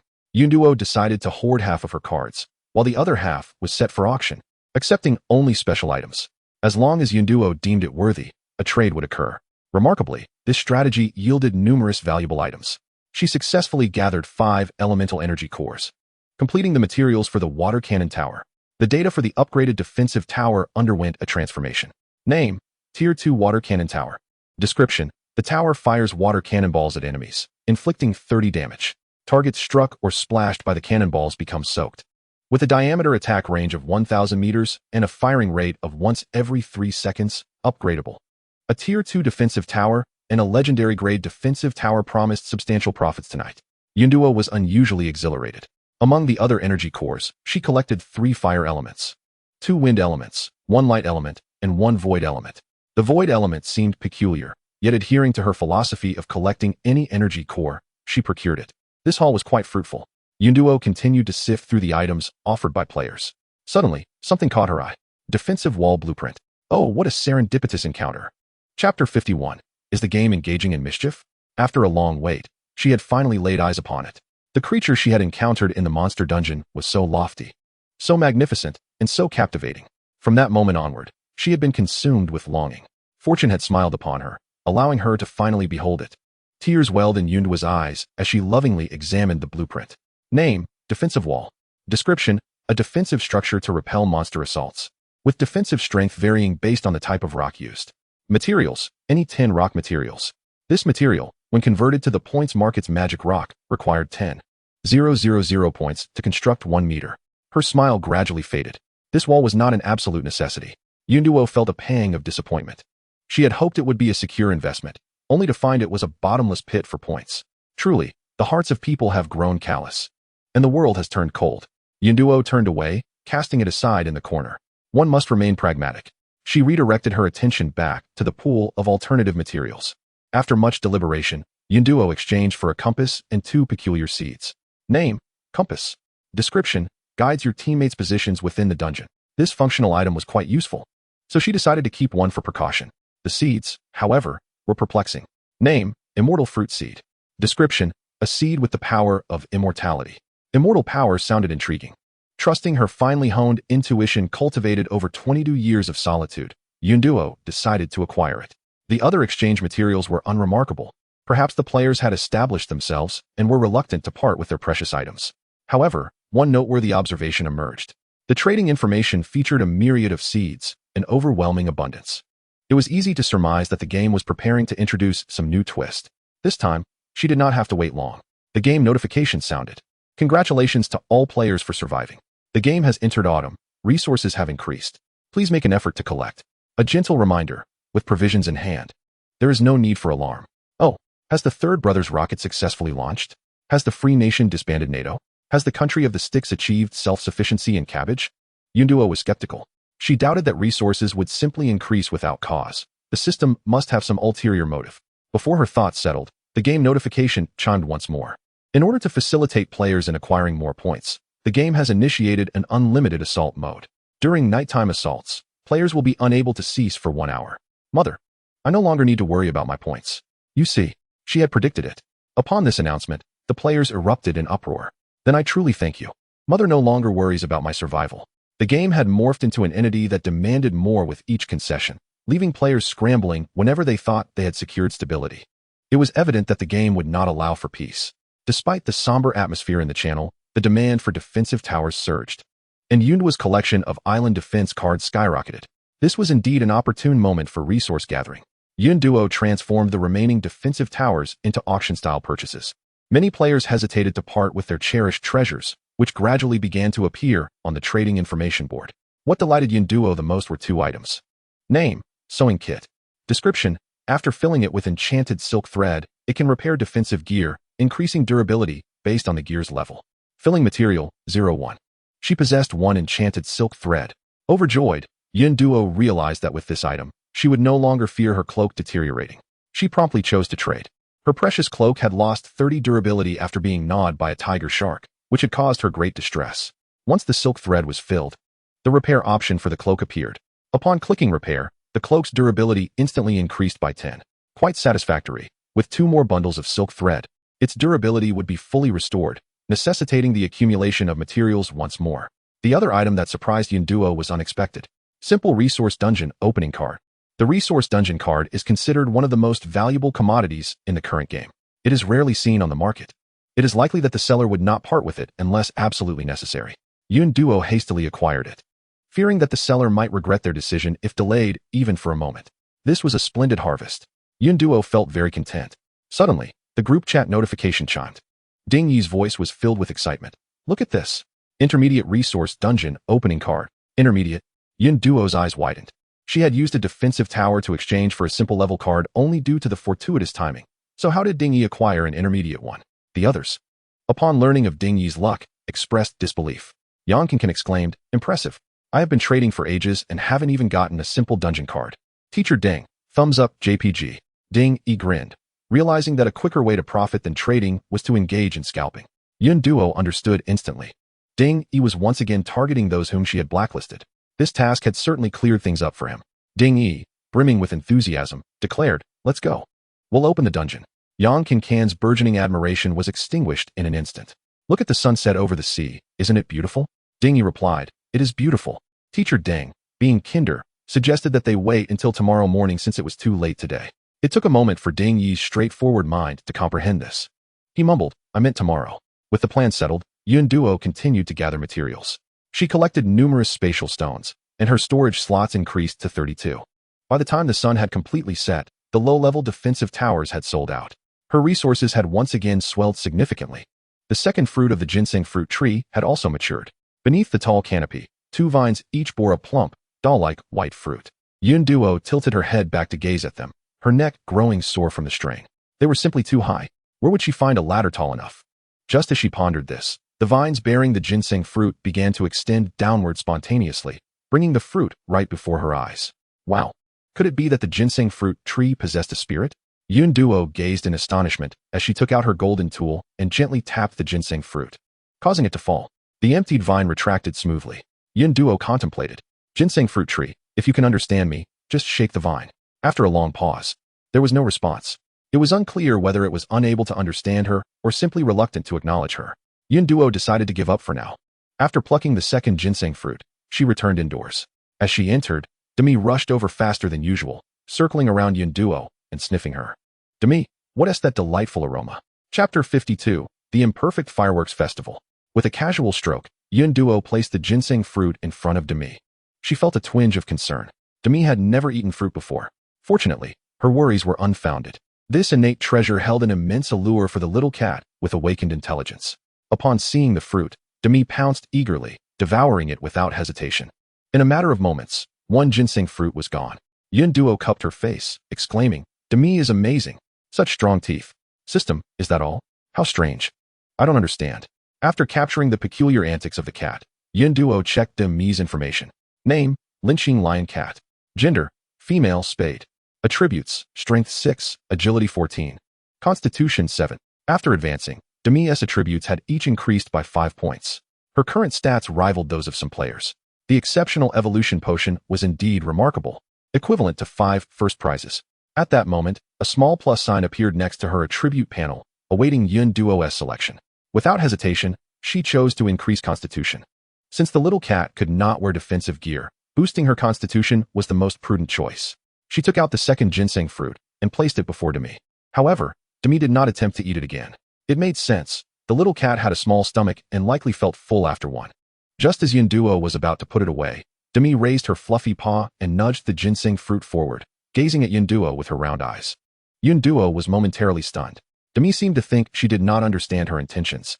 Again, she pushed the fruit forward with her soft paw, indicating her desire. Meow?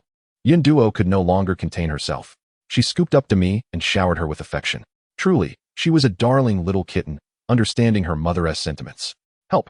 The litter box attendant has gone mad. Demi looked displeased, swatting Yun Duo's face with her paw. My fur. You got snot on it. Releasing the struggling Demi. Yun Duo's eyes brimmed with tears of gratitude. Wait. Once I become stronger, I'll have that exceptional evolution potion for you as a drink. We'll stack your attributes. She envisioned throwing the skull boss as a toy for her. Yun Duo's ambitions soared as she consumed the remaining ginseng fruit. She realized that her concern had led to distraction. She should seize the opportunity to grow stronger to obtain better resources. Time passed peacefully into the evening. Perhaps the game did not wish to apply too much pressure. There was no attack from the dusk monsters today. Yun Duo sighed with regret, missing out on a potential 10,000 points.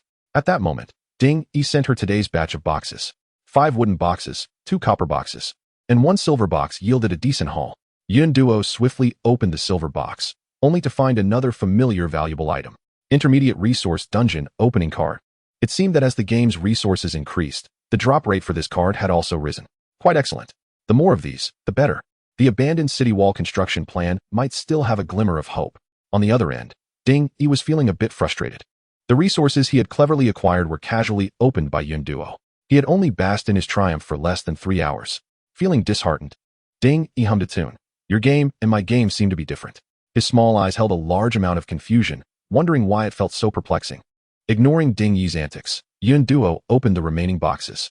Aside from the usual resources, she uncovered a snack gift pack, 1 bag of chips, 1 bag of 5 spice seeds, 3 jellies, and 2 chicken feet.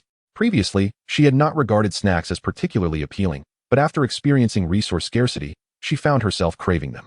Yun Duo collected the seeds and chips and bid farewell to the exuberant Ding Yi.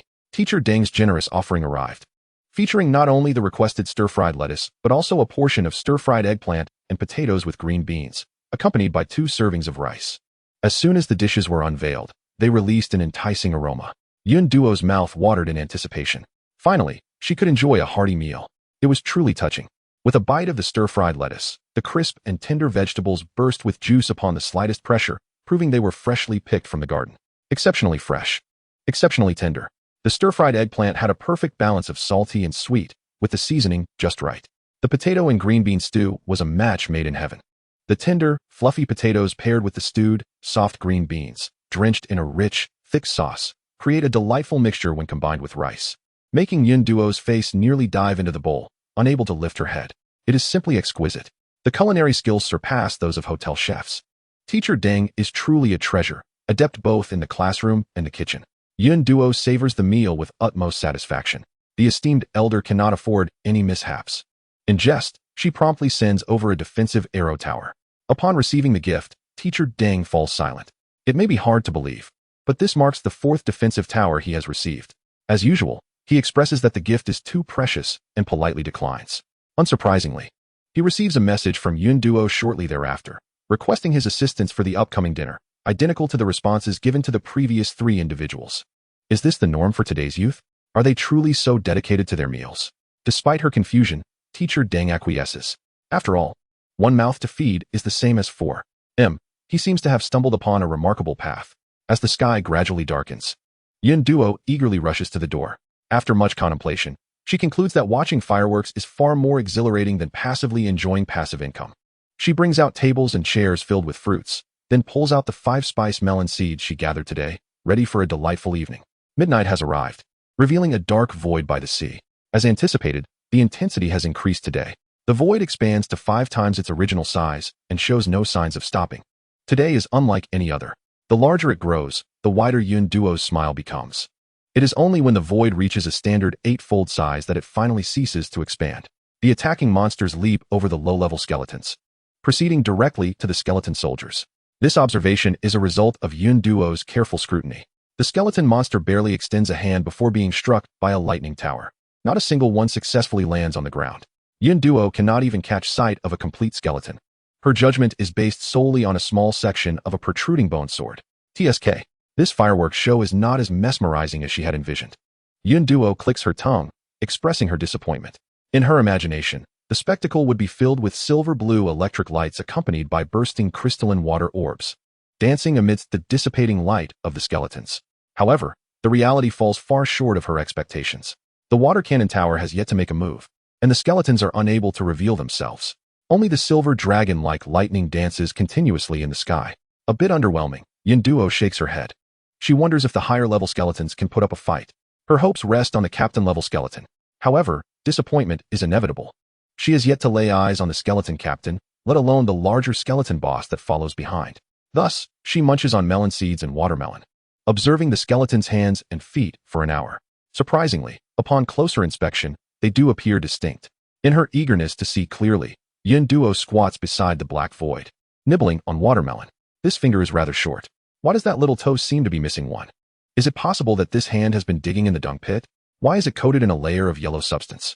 Skeleton, how presumptuous of you. After observing for a long time, Yun Duo finds almost no 2 hands or feet alike. This leaves her perplexed. Is the game exceptionally well crafted? Or is there a deeper mystery within this game world? As the time for attacking passes, the black void at the seaside begins to contract. Suddenly, much like yesterday, a higher-level skeleton extends its claw outward, emitting a threatening signal, as if to say, "Wait, I shall return tomorrow." In the next moment, a bolt of lightning strikes down. Lightning Tower, there's no need to wait. Let us take care of this today. Chapter 53, Simple Resource Dungeon. 1,000 miles to deliver ahead. The weight of gifts is matched by the weight of feelings. With this final strike, Yun Duo's score dramatically increases by 100,000, opening the interface. Her cheeks ache from smiling so broadly. Along with the remaining 200,000, she now possesses over 1,800,000 points. She has struck gold. Yun Duo's eyes sparkle with excitement. The Undead series, here I come. Just yesterday, she felt that purchasing a single pricey defensive tower was a daunting task, yet now, with a wave of her hand, she effortlessly gathers them all. Money is no object. Unlike ordinary defensive towers, these 4 towers consist of 2 parts, a square base and a distinct form of spirit above. The adorable defensive tower resembles an unknown animal, entirely snow white. With seemingly soft fur, round and plump, its small head adorned with 2 large eyes, akin to a juvenile seal with limbs. The spirit occasionally adjusts its posture on the base, yet upon closer inspection, it lacks intelligence, showing no reaction to its surroundings. The lazy defensive tower also resembles an animal, particularly a sloth. Unlike the cute tower, this spirit lies motionless on the base, true to its name. The anger-inducing and fear-inducing defensive towers are shapeless orbs. Differentiated by their colors, the fear tower is deep red, while the other is black. Yun Duo separates them, placing the lazy and cute towers on the left side of the entrance, and the fear and anger towers on the right. The structures are modest in size. Comparable to ordinary stone lions, one might mistake them for mere decorative pieces. Wishlist completed. Yun Duo feels elated. 4 stacked buff auxiliary towers, a 2nd-tier water cannon, and a legendary-level lightning tower.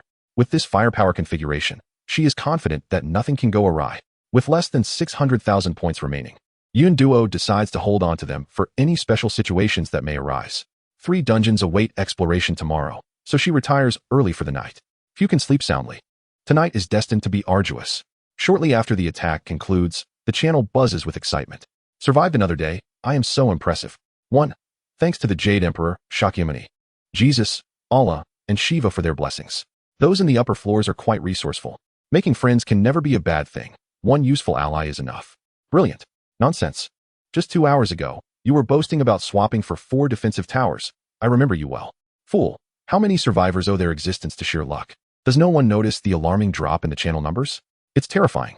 25,000. I can't believe our area is still in the top 10. I dread to imagine what the other regions must be like.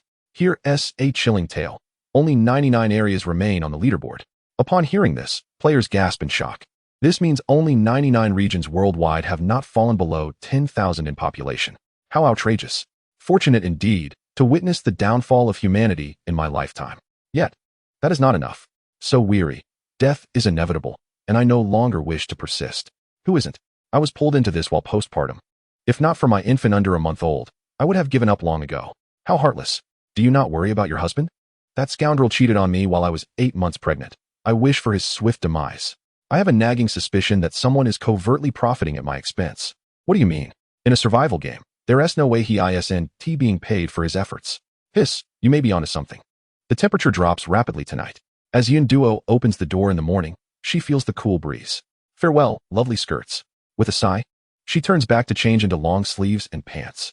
After a hasty breakfast, she gives numerous reminders to Demi. Do not go outside or open the door while I'm away. Stay home and watch television. And remember to eat if you get hungry. Do you remember? Repeating those 3 sentences, she drills them in. Demi, hurry up and leave. After ensuring Demi is settled, she calls upon her teammates. Yun Duo embarks on a simple level resource dungeon. Crossing the whirlpool, the game notification rings out. Game notification, you have entered the simple resource dungeon. The team position will be randomly assigned, and the dungeon has a time limit of 1 hour. Once time expires, players will automatically be ejected, and death within the dungeon signifies true demise. Best of luck to you. As the white light dissipated, a wide river materialized before their eyes, with lush jungles lining the opposite bank and a vast prairie stretching behind the clouds. The other team members arrived one after another. Yet Ding Yi was nowhere to be found. Yang Zansan wondered what was taking him so long. Yun Duo opened her holographic screen, intending to send a message to urge him on. At that moment, a peculiar sound emerged. Glub glub. The group turned towards the sound. Witnessing violent splashes erupting from the river, Lu Lin reacted swiftly, diving in and dragging out an unidentified creature. Unfortunately, it was none other than Ding Yi. Teacher Deng could not help but exclaim, "Heaven certainly has put thought into your fate." Ding Yi sputtered water, his expression grim. Do I look happy? After some tribulations, the group was finally gathered. With limited time, the 4 unanimously decided to explore the forest, as the flat prairie yielded no useful resources.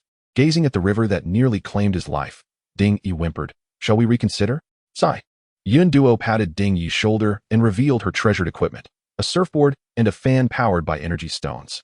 The fan remarked, "Is this never-ending? I could sue for labor exploitation in a lawful society." Amidst the astonished gazes of her companions, Yun Duo safely and swiftly transported Ding Yi across the river. Yang Zansan marveled, indeed, a true expert, brilliant in mind. Ding Yi's eyes sparkled as he gave Yun Duo a thumbs up, impressive. After 4 trips back and forth, the group had successfully relocated. The forest before them was teeming with diverse plant species, with small animals darting about, creating a lively and vibrant scene. Yang Zansan squealed and circled around a small tree. Huh? Sugar tangerine tree. My love. Teacher Deng's eyes lit up as he squatted before a small red flower, astonished to find it was Asparagus cochinchonensis. Quite remarkable. Ding Yi, puzzled, asked, "What is Asparagus cochinchonensis?" Lu Lin, well-versed in knowledge, explained. It is a type of traditional Chinese medicine, known for its properties of clearing heat, reducing swelling, alleviating cough, and dispelling bruises. Teacher Deng reminisced. I often used it to brew soup for my throat during lectures. Who would have thought I would see it again today? The forest was rich in resources, and the group spread out to search for their preferred items, but remained within a safe distance from one another to prevent unforeseen accidents. Yun Duo collected various fruits and transplantable seedlings, aiming to cultivate a thriving island paradise. She discovered a wild blackberry bush and, suddenly, spotted something white peeking through the branches. Upon closer inspection, she found an egg. Her eyes brightened. Perhaps there were wild chickens. Chapter 54 Intermediate Resource Dungeon.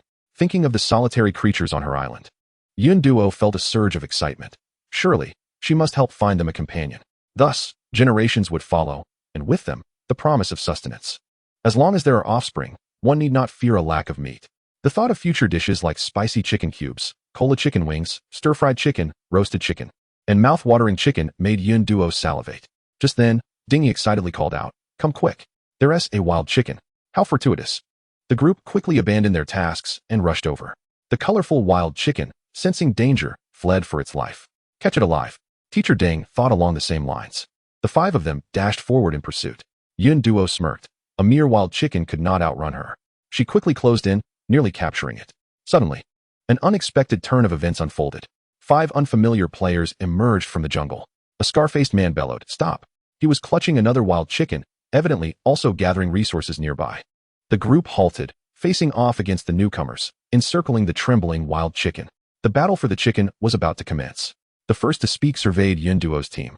Scoffing and arrogantly declared, "Hand over everything you have and scram." His bravado was understandable. The opposing team consisted of 5 burly young men. In stark contrast to Yun Duo's group, which included 2 women, an elderly man with a cane, and a weakling, save for Lu Lin, who had a formidable stature.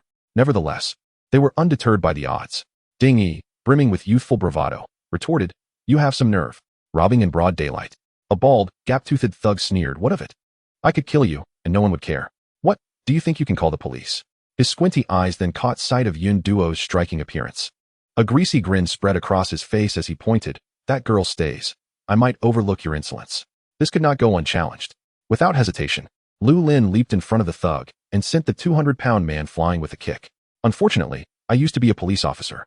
The fallen thug howled in agony, as if his ribs had shattered. The others erupted in fury. How dare they lay a hand on him? The scar-faced man brandished a machete, his expression menacing. "You've asked for it. Brothers, take him down." The 4 rushed at Lu Lin. However, they were nothing more than overgrown buffoons with little strength. Lu Lin dispatched them effortlessly, each with a single kick. The sound of cracking ribs echoed sharply. Little did they know, this man was a formidable opponent. The scar-faced man, inching closer to Yun Duo, glared fiercely, suppressing his pain as he charged at her. Is he trying to pick on her? Unfortunately, his judgment was poor. Yun Duo narrowed her eyes, gripping her iron shovel tightly, and with a swift swing, a gaping wound opened in his abdomen. The scar-faced man stared in disbelief. How could a shovel without a blade possess such power? He had encountered a tough adversary. His face twisted in rage, he shouted, "Run," and fled, leaving his innards behind. Ding Yi, infuriated, exclaimed, "Sister, chase him down and kill him." Yang Zansan chimed in. "Let us finish off these fools." Teacher Deng raised a hand to stop them. "They don't even have spatial backpacks. They clearly lack resources. Our time is limited, and wasting it on them would be unwise." Stroking his beard, Teacher Deng added, "Besides, they won't last long." Ding Yi, puzzled, inquired, "What do you mean?" Lu Lin elaborated, "With fractured ribs, they cannot heal with external medicine. Any strenuous movement could worsen their injuries or even damage their organs. They can only lie and rest." In this survival game, however, the chance for rest was non-existent. Yang Zansan gazed at Lu Lin with adoration. Such skill without bloodshed. How impressive. The commotion had caused both chickens to escape. However, one cannot outrun fate. Yun Duo concealed herself behind the bushes, waiting for the chickens to return. Before long, she successfully captured the wild chicken couple. The wild chickens muttered, "Old schemer, you won't meet a good end." With little time remaining, no further incidents occurred, and the group gathered a substantial haul. Besides collecting various plant species, Yun Duo also discovered a nest of baby rabbits. Excellent. This would enrich the diet of Demi. Before departing, Yang Zansan grasped Yun Duo's hands earnestly, saying, "You must take good care of them. My future chicken meals depend on you." When time was up, the group was ejected from the dungeon.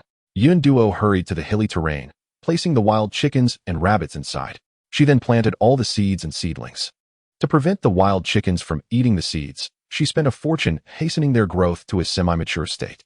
The desolate island finally gained a small patch of greenery. The growth accelerator she had just collected was depleted in an instant. Yun Duo sighed, "What a drain on resources." Before departing, Yun Duo placed several bunches of grapes and some cherries on the ground to prevent the animals from going hungry. After organizing these provisions, the others had also nearly finished tidying up. The intermediate resource dungeon was about to commence. The game prompt had changed. Game prompt: You have entered the intermediate resource dungeon. Team positions will be randomly allocated. The dungeon is time limited to 2 hours. Upon expiration, players will be automatically ejected, and death within the dungeon equates to true death. Good luck. The time had been doubled, a fortunate turn of events. Upon opening her eyes again, the environment was drastically altered. Beneath her feet lay hard rock, barren of any vegetation, and just a step forward revealed an entirely different landscape. The ground appeared to have been divided by a ruler, with a straight line leading to a swamp on the other side, where a blood-red mosquito buzzed ominously overhead. Suddenly, A tentacle shot forth from below, flailing wildly and producing a series of whooshing sounds. The mosquito, struck, perished instantly, its body dissipating into specks of light, and an unidentified item fell into the swamp. The tentacle, having lost its target, retracted back into the mire, hiding once more. Upon closer inspection, there were numerous items scattered across the ground. It was clear that getting too close would result in a painful sting. The other teammates were also surveying their surroundings. Suddenly, Dingy exclaimed, pointing excitedly, "Look over there. There's a reflection. Could there be treasure?" Yunduo followed his gaze, noticing that in the distance, among the jagged rocks, there were faint glimmers reflecting off certain stones. Perhaps they were ores, Yunduo speculated. They should investigate further. The intermediate dungeon felt unusual, and everyone proceeded cautiously. After passing a pile of stones, they stumbled upon the skeletal remains of a beast, the bones charred black, as if burned to death. Tension gripped the group as they scanned their surroundings nervously. The seemingly short distance felt prolonged. Fortunately, no dangers emerged, and they safely reached their destination. Yunduo focused intently on the stones, and game information appeared. Name, demon, or vein. Description, what are you standing around for? Grab a pickaxe and start mining. This was indeed the demon or vein, valued at 1,000 points per piece in the points shop. Yunduo was overjoyed. This was a windfall. The others quickly pulled out their prepared tools, ready to get to work. At that moment, a voice interrupted them. Stop. Yunduo frowned. More trouble? Turning to see the source of the voice, she was taken aback. They were not players but 3 small fairies, with pointed ears, light-colored hair, and mismatched eye colors. Intruders, leave this place at once, or we shall not be merciful, threatened a fairy with orange irises and silver hair. A fairy with green irises and short silver hair stood expressionless, drawing a delicate bow aimed at them. The smallest fairy, with golden eyes and hair, clutched onto the orange fairy's arm, half hidden behind her, looking anxious. They were all quite small, the tallest barely reaching Yunduo's chest. Yet she did not dare underestimate them. Secretly checking the fairy's information, she noted, name, underage fairy. Attributes, attack 35, agility 45, defense 28. The underage fairies possessed attributes that could easily overwhelm a skeleton boss. And there were 3 of them. They were not to be trifled with. The group exchanged glances and slowly began to retreat. Yunduo found it peculiar that underage fairies would be guarding a desolate or area. The situation felt incongruent. She was not alone in her thoughts. Yonkinkin mumbled softly, "Is this what a fairy territory looks like? What a disappointment." She thought her voice was low enough. But it did not escape the fairy's ears. "Damn humans, be quiet. Our territory does not look like this." Small Orange's tone rose, clearly irate. The noble taste of the fairy race should not be questioned. Yunduo raised an eyebrow, wondering why the underage fairies were so anxious without any adult fairies around. A smirk appeared on her lips as she accessed the point shop, executing a series of commands before stopping and turning around. "You snuck out, didn't you?" The faces of the 3 little fairies turned frantic in an instant, and Small Green tightened the bowstring, sternly declaring, "This has nothing to do with you. Leave quickly." Bingo. Yonkinkan was frightened enough to pull Yunduo back, fearing that an arrow would turn them into skewers. Yunduo exchanged a glance with her teammates, signaling them to remain calm. She spoke nonchalantly. "Aren't you afraid of being caught by your elders for unlawfully hindering others from mining?" The 3 little fairies appeared as though an invisible hand had grabbed them by the scruff of their necks, their eyes betraying clear panic. Small Orange steadied herself, insisting, "You need not worry. If you know what's good for you, depart from Ask Territory at once." Ask Territory? Was that the name of the intermediate resource dungeon? The group exchanged bewildered looks. Did the fairies mean for them to leave the dungeon? Yunduo's expression grew troubled as she slowly retrieved an item, feeling quite conflicted. It seemed she had no choice but to use this. Name, Leaf of the Great Fairy. Description, randomly summons a Great Fairy to assist. The Great Fairy possesses top-tier boss-level combat power, lasting for 10 minutes. A trump card against unruly children. Call for their parents. The 3 little fairies turned pale with fright. Wait. Small Green lost all bravado, the bow dropping from her grip as she raised her hands in a gesture of peace. "Let us talk this over." Small Gold and Small Orange gasped, their hearts racing. Seeing the situation, Teacher Ding remarked on the gravity of the trouble they might have caused, fearing them so. Ding chimed in, noting that despite their fear, they still intended to act. Such fortitude at such a young age. Yonkinkin quipped, "You're quite the flatterer." Yunduo, uninterested in worrying about someone else's rebellious children, proposed a compromise. "If you don't interfere with us, I won't call for help." Small Orange furrowed her brow. Caught in a dilemma, Small Gold tugged at her sleeve, reassuring her, "A little resource won't hurt. We just need to find the core quickly." Resolutely, she glared at them and declared, "Let us go." The crisis averted, the group sighed in relief. Yonkinkin's eyes sparkled with admiration, Yunduo, you're so clever. How did you think of that? Lulin added, cleverness alone isn't enough. The leaf of the Great Fairy costs 100,000 points in the shop. Hiss. The group gasped at the exorbitant price. With limited time, they returned to the original spot to mine. The demon ore was stubborn to extract, with Yunduo averaging over 2 minutes to procure a single piece. Those with lower attributes struggled even more, taking up to 5 minutes for each extraction. Nevertheless, everyone remained enthusiastic. Ding E counted aloud, 1,000 points, 2,000, 3,000. Just as they thought they would safely navigate through the dungeon, a familiar figure returned, accompanied by a formidable threat. Help! The cry echoed from afar. The group turned to see the 3 little fairies sprinting frantically, pursued by a massive dragonfly covered in dragon scales, its enormous eyes glowing like lava, surrounded by fierce flames. The temperature in the vicinity surged alarmingly. Name, Fire Dragonfly Boss, Frenzied State. Attributes, Attack 40, Agility 45, Defense 40. Skill, Frenzy, which doubles its attack. Run. The group dashed in the opposite direction. This was no jest. With an attack power doubled to 80, this creature was not something they could handle.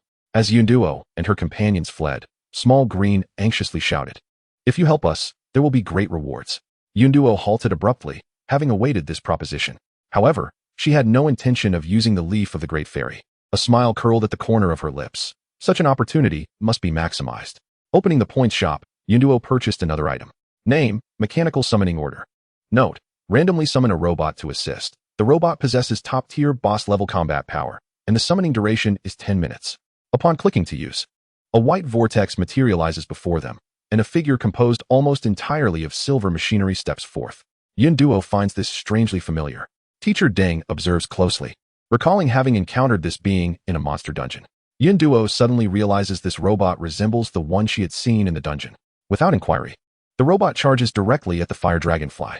From its chest, 2 cannon tubes emerge. One continuously fires water blasts, gradually suppressing and extinguishing the flames of the fire dragonfly. The other cannon fires ice arrows, causing the fire dragonfly to slow down upon impact. The 3 little sprites, witnessing this, promptly draw their bows to add further damage. The fire dragonfly crashes to the ground, its body stiffening. In mere moments, it disintegrates into motes of light, leaving behind a plethora of resources. Within 10 minutes, the task is effortlessly accomplished, and the robot turns to head back towards the vortex.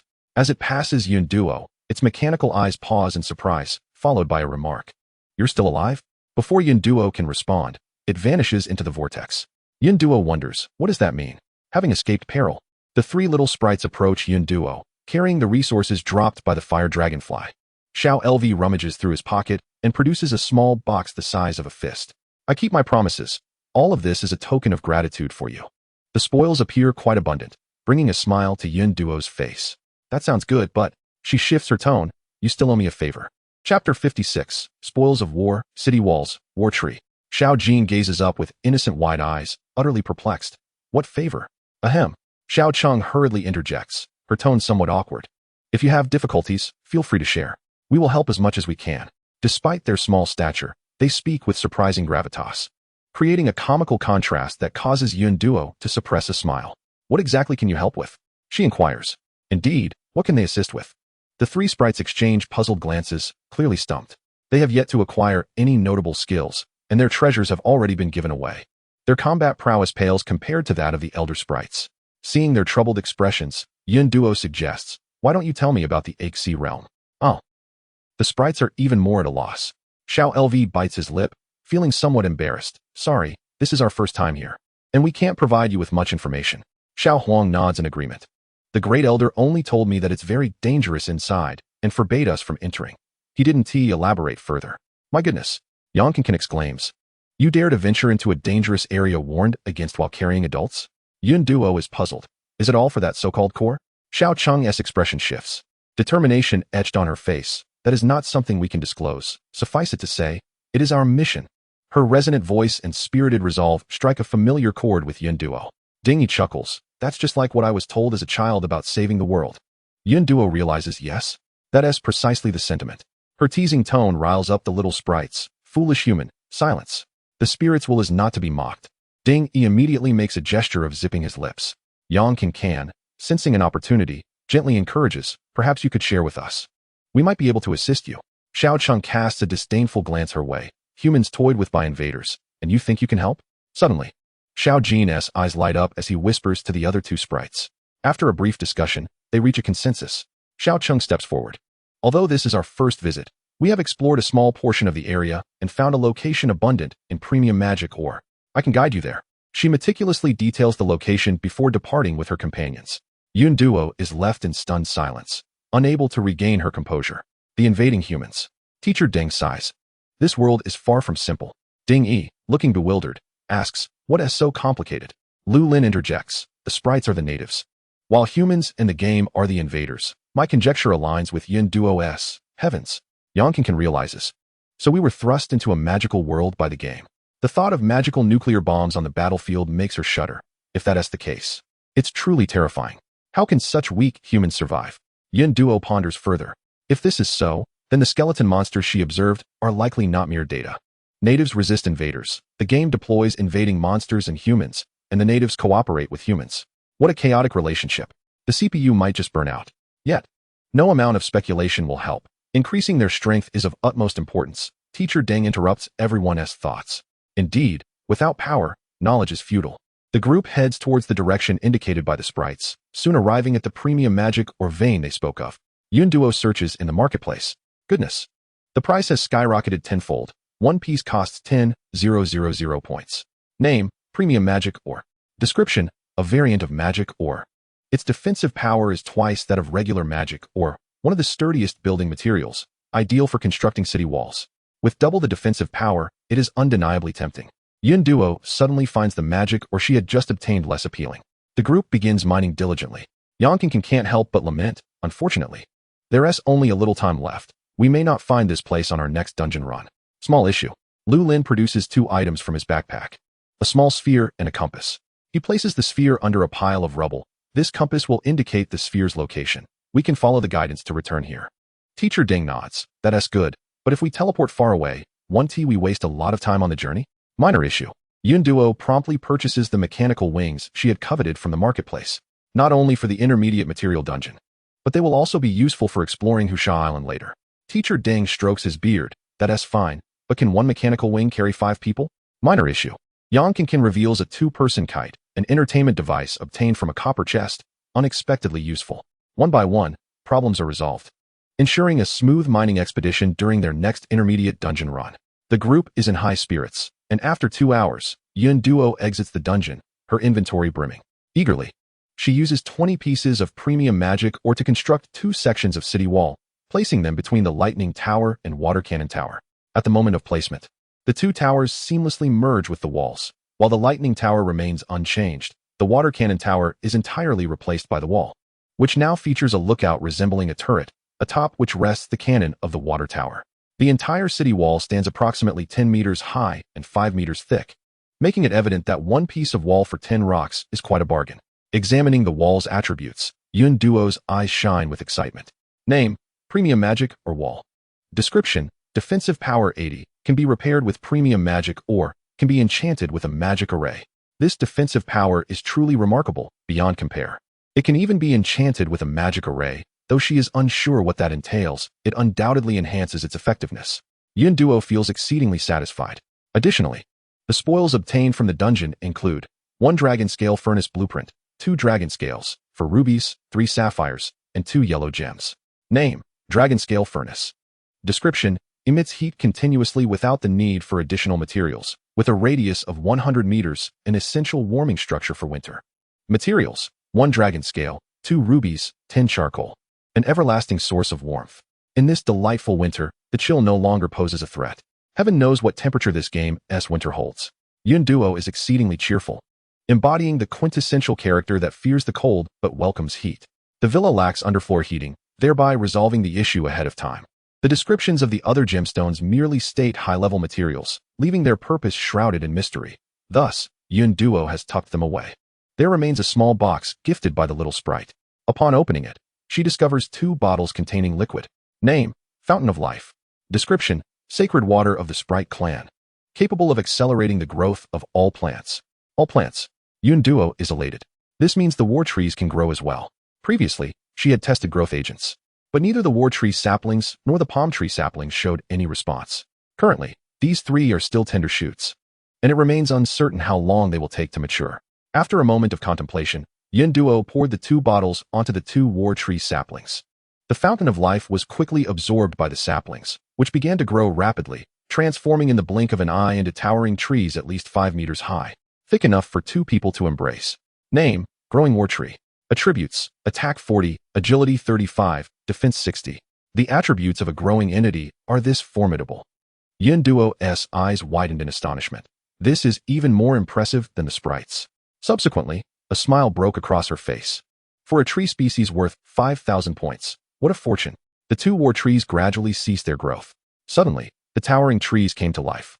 With branches resembling stout arms, they pressed against the ground and uprooted themselves, their roots resembling legs as they dashed forward. To Yin Duo's astonishment, they sprinted to the base entrance, where they forcefully kicked down the low-level arrow tower that had long become a mere decoration, subsequently taking root in its place. Low-level arrow tower, workplace bullying. Chapter 57, Skill Book. These trees are rather feisty. Yin Duo gasped, as they, in their juvenile stage, were eager to engage in battle, truly embodying the essence of war. Unfortunately, there was no surplus of the holy water of life. Otherwise, she could have cultivated more. She browsed the point store and was astonished to find that there were no war tree seeds available. The items in the store were not as comprehensive as she had hoped. Disregarding this thought, she turned her attention back to the task at hand. The 2 dungeons had consumed nearly half the morning, and everyone unanimously decided to take a brief respite at noon before venturing into the final intermediate resource dungeon in the afternoon. Seizing the opportunity, Yin Duo perused the channel to check for game-related news. The channel was as lively as ever, sparked by a small group of players who had finally discovered the game's pitfalls, venting their frustrations within the channel. Let me show you a great treasure. Requirements for building a level 5 base JPG. What? You've clearly leveled up to a level 4 base. Upstairs, look at the photo before you criticize. I can attest, it's true. A small villa. Are you joking with me? Should I be wielding a wine glass while slaying skeletons? Or perhaps flaunting a grand diamond ring and carrying an LV bag? This is certainly the vibe. This game is absurd. What is the point of all this effort for such useless things? I can't level up anymore. TSK, I don't believe it. A small villa. Upstairs. Swear to Mazu that you're not tempted? I lied. Unsurprisingly, the players were in a fervor, angrily criticizing the game for its unfairness. This served as a reminder for Yin Duo. She had yet to examine the upgrade requirements for a level 6 base. Typically, the most challenging aspect of upgrading a base lies in the island's area. However, for Yin Duo at present, this posed no problem. Doubling the building materials would be a mere task, merely requiring some trade. Yin Duo was extraordinarily excited. Perhaps she could advance 2 levels. Just the thought of significant attribute points entering her account filled her with exhilaration. Without hesitation, she resolved to act. With determination, she opened the construction interface. In the next moment, the smile vanished from her lips. Legendary base. Materials: Energy Defense Shield 1. Prerequisites: upgrade to a level 5 base. This game is truly unpredictable. Yin Duo furrowed her brow, perplexed. What is this energy defense shield? She had never even heard of it. She searched the point store again. Indeed, it was absent. How disappointing. Gazing at the construction interface buttons, Yin Duo grew increasingly discontented. Opening this feature had never once brought her satisfaction. Out of sight, out of mind. She clicked into the roulette interface to see what delightful items awaited today. To her delight, there were indeed treasures. Today's roulette offerings included white materials, iron blocks, random vegetable seeds, soil hay, green materials, food gift packs, enchanted threads, black rocks, blue materials, space stones, rare machetes, explosive talismans, purple materials, warehouse construction, red materials, random skill books, golden materials, level 5 wind blade towers. Today's roulette was enticing. Yin Duo's spirits brightened instantly. Not only did it feature the coveted space stones and warehouse, but also the undoubtedly useful explosive talismans and skill books. The level 5 defense tower was certainly a must-have. She simply had to indulge in a few tenfold draws. Having spent nearly 30,000 points in dungeons today, with merely 20 points left, otherwise, she would have insisted on 20 or even 30 draws. The gambling mode was activated. As she initiated a tenfold draw, the screen's colors shifted continuously. Green, blue, purple, red flashed in quick succession. It must be said that Yin Duo's luck was exceptional, as she managed to draw a golden item. The results of the tenfold draw were as follows: Enchanted Thread 1, Food Gift Pack 1, Space Stones 2, Rare Machete 1, Explosive Talisman 1, Warehouse Construction 2, Random Skill Book 1, Level 5 Wind Blade Tower 1. Yunduo was exceedingly satisfied with this outcome. The explosive talisman and random skill book brought her significant delight. Name: Explosive Talisman. Description: a one-time item that, when triggered, generates 30 points of explosive damage at the center with a diminishing splash damage radius of 100 meters and inflicts burning effects. This item is undoubtedly a battlefield weapon. If she could collect a few more, she could rake in points during monster-clearing dungeons. The prices in the points store were exorbitant and lacked flexibility. Yunduo felt quite familiar with the store owner now. Perhaps she could negotiate a discount next time. Upon examining the random skill book, it appeared as a parchment-like item. Yunduo initially thought there would be options for random selection, only to discover that the system had directly chosen for her. Name: Thorn's Armor Skill Book. Description: special physical skill, passive trigger, when damaged. It returns true damage equivalent to 25 points of defense, constitution. Wow, true damage reflection. I adore it. In the future, with a high constitution, she might just be able to eliminate foes by merely standing still. Without hesitation, she chose to learn it, and the skill book transformed into a familiar white light. Penetrating her forehead, Yunduo felt no immediate changes. However, her personal information did update to include a skill section. The first tenfold draw was a bountiful harvest, and Yunduo eagerly proceeded to draw 6 more times. She drew 3 more gold items, 5 reds, 7 purples, and various other materials. Yunduo felt invigorated by her collection. She longed to exhaust her points in one go. However, considering there was still an intermediate dungeon to conquer, she restrained her eager hands. It was wise to reserve some points as a safety net. She listed the unnecessary black rocks and rare machetes on the market. The 4 wind blade towers were placed a little distance from the base. She planned to construct an enormous wall encircling the island. Her ambitions were lofty. But as the saying goes, great journeys begin with small steps. At least now, a considerable number of defense towers had been established. The outline of her sea fortress was beginning to take shape. Yunduo gazed upon her gradually developing territory, filled with pride. Who would have imagined that just a week ago, this place was merely a barren 50-square-meter island? Give her some time, and she will undoubtedly construct an impregnable fortress. The eyes of Yunduo blaze with fervent desire. Naturally, this requires her to continuously enhance her strength and strive diligently. Yunduo gazes upon 5 skill books, one of which complements her thorn armor perfectly. Name: Steel of the Heart Skill Book. Description: a special physical skill. Upon learning, defense, constitution, is increased by 20. With her current constitution at 20, it will elevate to 24. Is this not akin to adding attribute points? Moreover, as the attribute values grow, the increment will only become more substantial. How delightful! However, aside from these 2 exceptional physical skill books, the other 4 remain inaccessible for the time being. The reason is simple. They require magical energy, colloquially known as blue. But what sane human possesses that? Yunduo recalls her past gaming experiences and ponders if there might be prerequisite content, perhaps a job change? Chapter 58, Difficult Level Instance. Still no sign of magical energy. Yunduo decides to store them away for now. She then begins to organize the supplies in her room. With a total of 8 warehouse structures and 16 spatial stones, she finally has a place to store her abundant resources. Yunduo designates an empty room on the 2nd floor as a warehouse, arranging the storage boxes in a row and categorizing the materials. The once cluttered living room now appears clean and spacious. Yunduo feels a sense of relief. The joy of tidiness has been thoroughly satisfied. On the wooden rack against the wall, she removes the copper and wooden boxes, leaving only the silver ones. This serves as her metal wall, a constant source of motivation. For now, there are only silver boxes, but one day, she shall fill the rack with golden ones. With the tidying nearly complete, her teammates are also prepared. The intermediate resource instance is about to commence. This time, the spawning location is different. The surrounding temperature is exceedingly high, and the air shimmers with heat. In less than a minute, Yunduo is drenched in sweat. Have we arrived at Flame Mountain? Dingy gasped for breath. It seems so. Look over there. Teacher Deng points in a direction. Yunduo follows his gaze. Goodness. A pool of fiery red liquid emitting white smoke. Is that not a magma pool?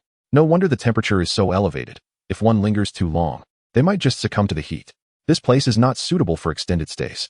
The group hastily dons their equipment and, under Yunduo's lead, takes to the skies. The dual kites carrying Lu Lin and Teacher Deng are tethered to Yunduo's waist, while Yang King tightly clutches Yunduo, and Dingy hangs onto her leg. The 5 of them ascend unsteadily into the air. It is their first attempt at flying, and they are overloaded. To be honest, Yunduo feels a tad anxious. 5 lives depend on her. Thankfully, the mechanical wings prove reliable, providing a remarkably smooth flight. Gradually, Yunduo begins to relax. As they ascend higher, the view expands. Looking down at the ground, Yunduo is momentarily stunned. Below, the landscape resembles a patchwork quilt, composed of various regions, each with distinct environments. In addition to the observed magma pool area, there are desert regions, snowy mountains, forests, and more. Suddenly, Yunduo recalls her previous entry into the instance. She was situated at the boundary between the Ur region and the swamp region. What an extraordinary realm this Sea Jing truly is. Diverse environments coexist harmoniously without conflict.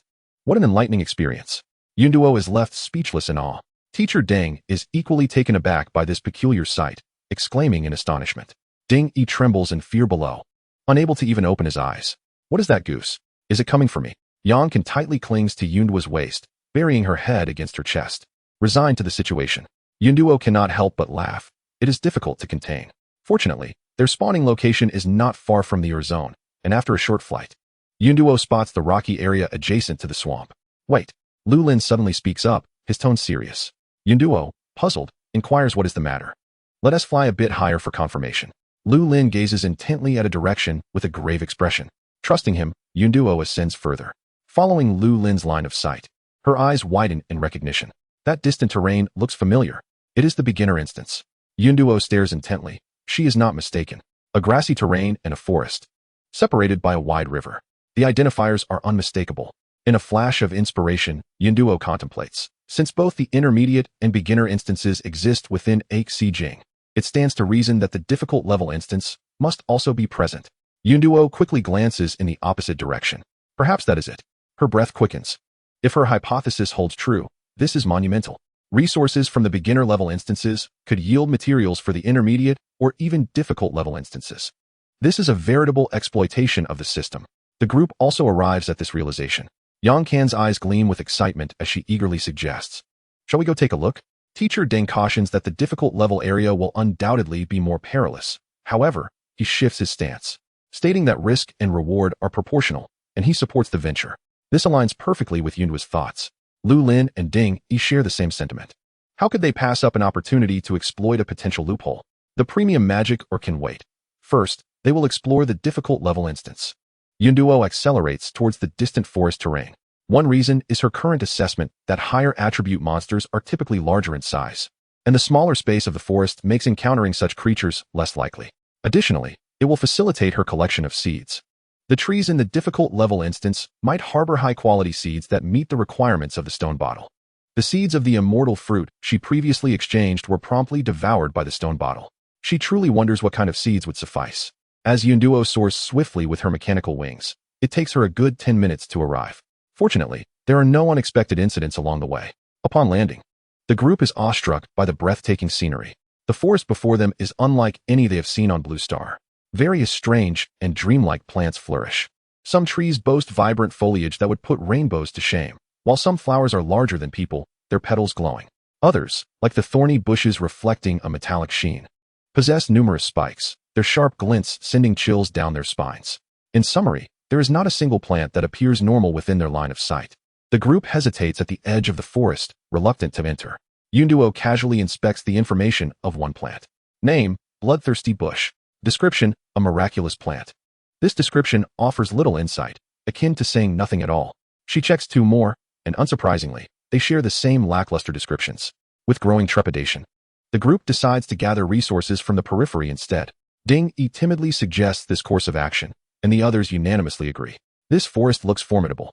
Given their current attributes, entering would be tantamount to delivering themselves as prey. Each member carefully selects their target and proceeds with caution. Yunduo chooses the metallic thorny bush, the bloodthirsty bush. From the name alone, she senses a connection to the war trees.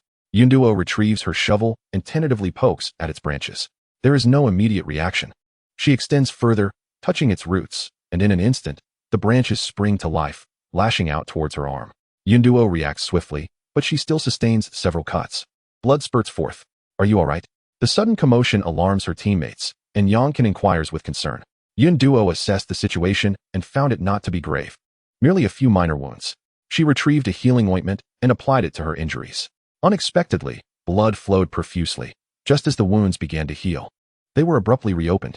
Normally, these minor cuts would heal within seconds, yet they remained stubbornly unhealed for quite some time. What could be the cause? Yunduo was taken aback. A sudden realization struck her, prompting her to open the game panel. Indeed, there was a small note attached to her personal information. Bleeding status. Lasting 10 minutes. A negative buff? Yun Duo glanced toward the shrubbery, her expression shifting dramatically. This was quite formidable. If this were a mere small cut, she feared that a deeper wound could lead to fatal blood loss. The bloodthirsty shrub, aptly named, posed a significant challenge. However, her eyes sparkled with excitement. If this creature could be transplanted to her base, it would undoubtedly become a powerful asset. Chapter 59, Stone Bottle, Golden Fruit Tree. But how to extract it? Yun Duo furrowed her brow, pondering the conditions that trigger its attack. She experimented with various tools of differing lengths and ultimately discovered that the trigger was proximity. The shrub remained inert towards inanimate objects but would immediately attack if a living creature entered its range. This was manageable. Yun Duo affixed a shovel to a long stick and began to dig at its roots. Before long, she had unearthed the bloodthirsty shrub. Yet, even after being removed from the soil, its aggressiveness showed no signs of abating. Yun Duo had no choice but to endure a portion of its damage using her cloak, managing to stow it in her backpack. Consequently, the cloak's durability plummeted by 10. Its attack power was formidable. Yun Duo felt increasingly satisfied. To facilitate its transplantation, she decided to collect some soil from the area. As she dug, she unexpectedly uncovered an unknown seed. It was dark and showed no signs of germination. Appearing to be moldy, with uncertain viability, she casually tossed it into the stone bottle. To her surprise, the bottle reacted this time. A small stone at the mouth cracked, and 2 fingernail-sized shards flaked off, revealing a lustrous white, jade-like interior. Yun Duo was astonished. Was the stone bottle particularly discerning, or did the moldy seed possess some significance? She scrutinized it closely. Apart from the cracked area, the rest remained unresponsive, indicating no change. Attempting to pry off the stone, she found it to be oddly resistant. Harder than iron, and despite her best efforts, it would not budge. Yun Duo had to concede defeat, presumably due to an insufficient quantity of seeds. The area from which the stone had fallen constituted less than 1/20th of the bottle's surface. Did she need 20 or more seeds? Yun Duo frowned. She resumed digging in the surrounding soil, but this time yielded no results.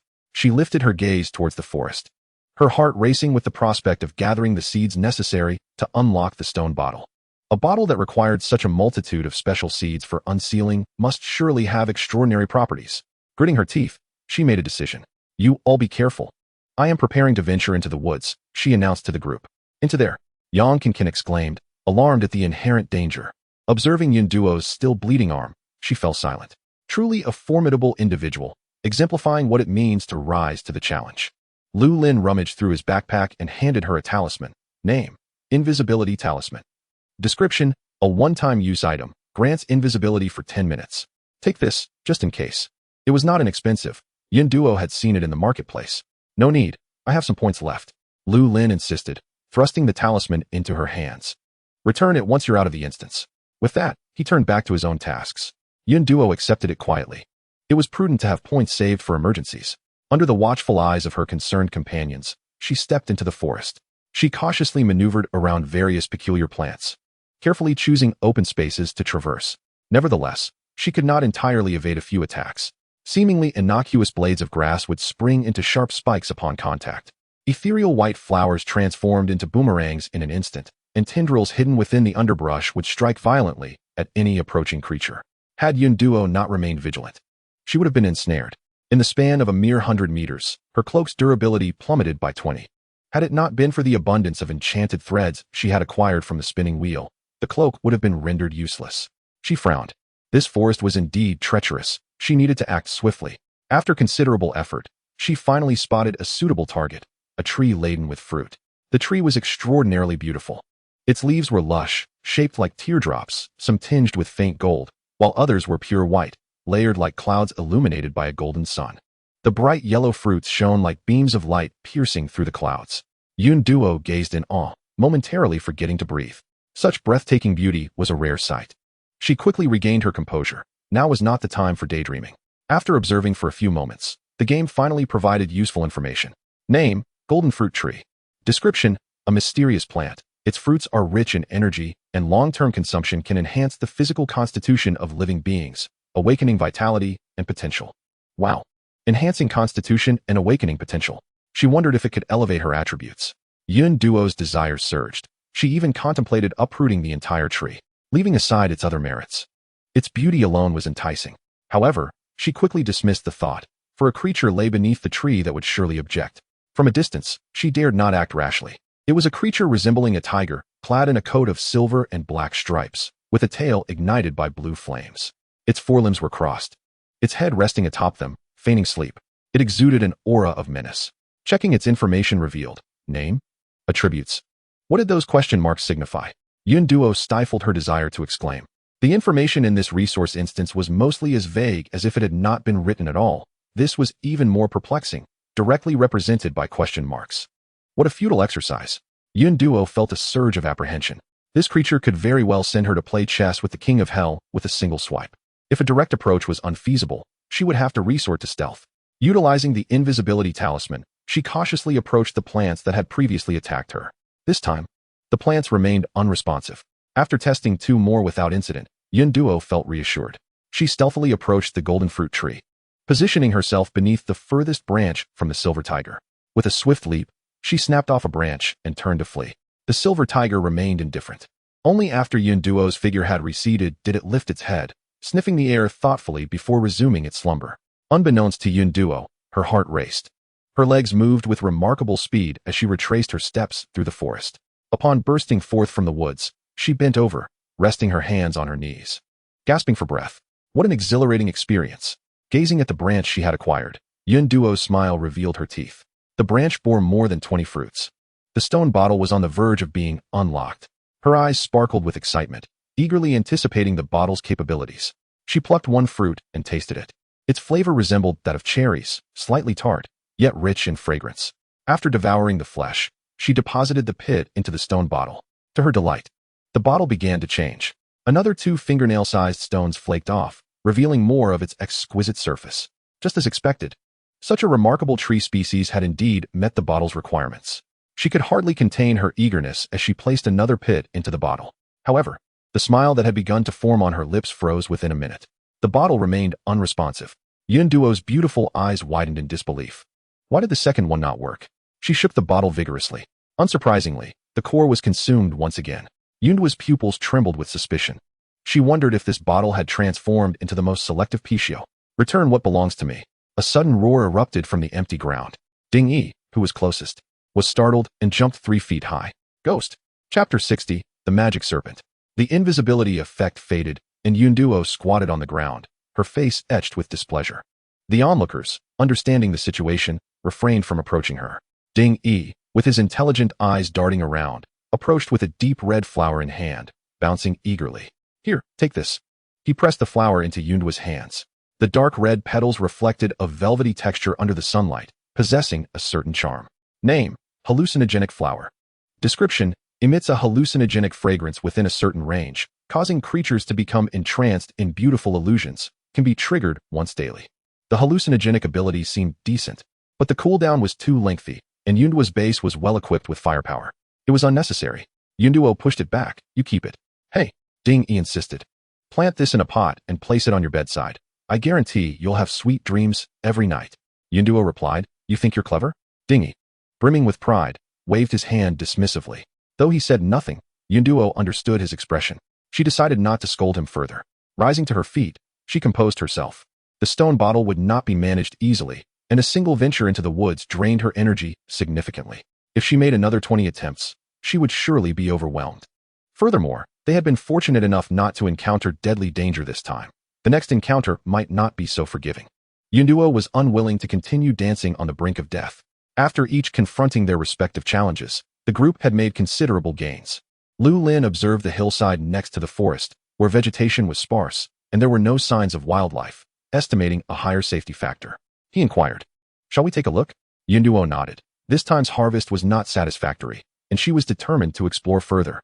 The group unanimously set out towards the hillside. Indeed, there was no danger, but the hillside was desolate. After 10 minutes of walking, they discovered nothing of value. Reaching the summit, they surveyed the barren landscape of small hills. Could it be? Such scarcity of resources should not exist in a basic dungeon area. Surely, the game had not made an error. Yun's face fell. Another 10 minutes wasted. This dungeon was rather unfortunate. Suddenly, Yun Duo caught sight of something dark in the valley. What could that be? The others followed her gaze. Lu Lin remarked, "It appears to be a cave." A cave? Yun's eyes brightened.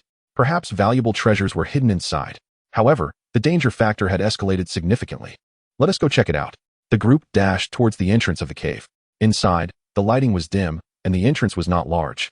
Approximately 2 meters in diameter. First, they ruled out the possibility of a giant monster. Yunduo quietly exhaled. Lu Lin tossed a torch inside. The dark environment was instantly illuminated. The cave was deep, but the stone walls were smooth, devoid of any strange creatures. Another potential danger was eliminated. Shall we go in? Yunduo inquired, eager to proceed. Let us go? Lu Lin took the lead. They ventured further without encountering any monsters, yet everyone remained vigilant. After a few minutes, they came upon a fork in the path. Yang Kankan immediately handed Yunduo a small stick she had produced from nowhere, signaling her. Yunduo understood instantly and pointed the stick towards one direction.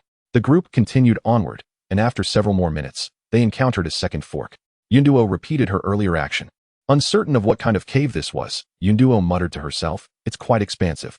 After navigating through a third fork, they finally arrived at an open space. The odor inside was unpleasant. The group dispersed to explore. Within a minute, Yang Kankan called softly, "Egg." They all gathered around. Before them lay a large pit containing 3 large, white eggs. Yang Kankan reached out to touch them, her tone filled with excitement. Could this be a pet egg? Yunduo glanced at the information. Name, egg of a certain magic serpent. Description, unknown, let us raise it and see. Magic serpent?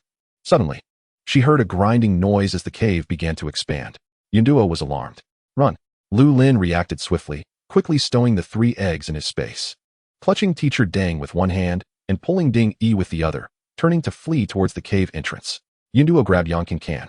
The grinding noise intensified, and Yunduo glanced back. Her heart raced into her throat. The cave was dim, obscuring the view, but 2 glaring red lights shone brightly in the distance. Those were the serpent's eyes. What a blunder. She hadn't anticipated that the 2-meter limitation pertained to the serpent's width, not height. Yang Kankan, unable to keep pace with Yunduo, decided to follow Lu Lin's lead, clutching her under her armpit. Remarkably, this method did indeed increase her speed. Yunduo's feet moved rapidly, nearly sparking flames.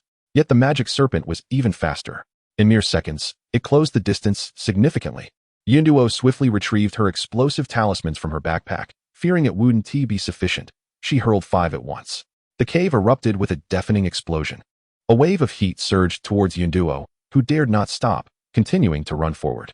The cumulative power of the explosions was immense, and a rumble echoed from behind. The cave began to collapse. It was a relief. She hadn't yet released her breath of relief when the sound of crumbling stone reached her ears. They had only delayed it for 2 seconds. Yunduo gasped.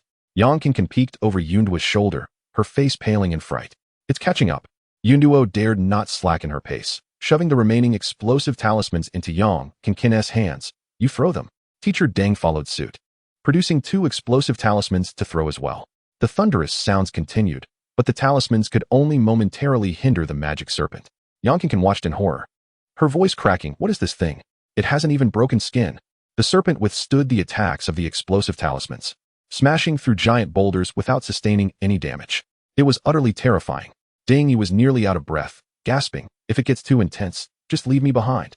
Despite his attributes having increased twice, his base stats were still inadequate. At this point, he was already operating at full potential and could not continue. Without a word, Lu Lin pulled him under his other arm. Ding Yi was overwhelmed with emotion, tears streaming down his face. "If I survive today, I will dedicate myself to you." Lu Lin replied, "Don't talk nonsense." Yang Kankan threw the last explosive talisman, panic etched across her face. "What now? We're out." Yunduo quickly opened the point store, assuring herself, "No worries. I've got this." She still had 200,000 points. Yunduo immediately purchased a mechanical summoning order. The familiar white vortex appeared. She finally sighed in relief. A robot emerged from it. In the next moment, it took off running alongside Yunduo. Yunduo stared in astonishment. What? What is happening? The robot succinctly stated, "Cannot defeat." Chapter 61, Diverting the Disaster, Spoils of War. Even though it was not a match for the magic serpent, the robot proved invaluable. As it ran, it extended a cannon from its back, continuously firing frost arrows.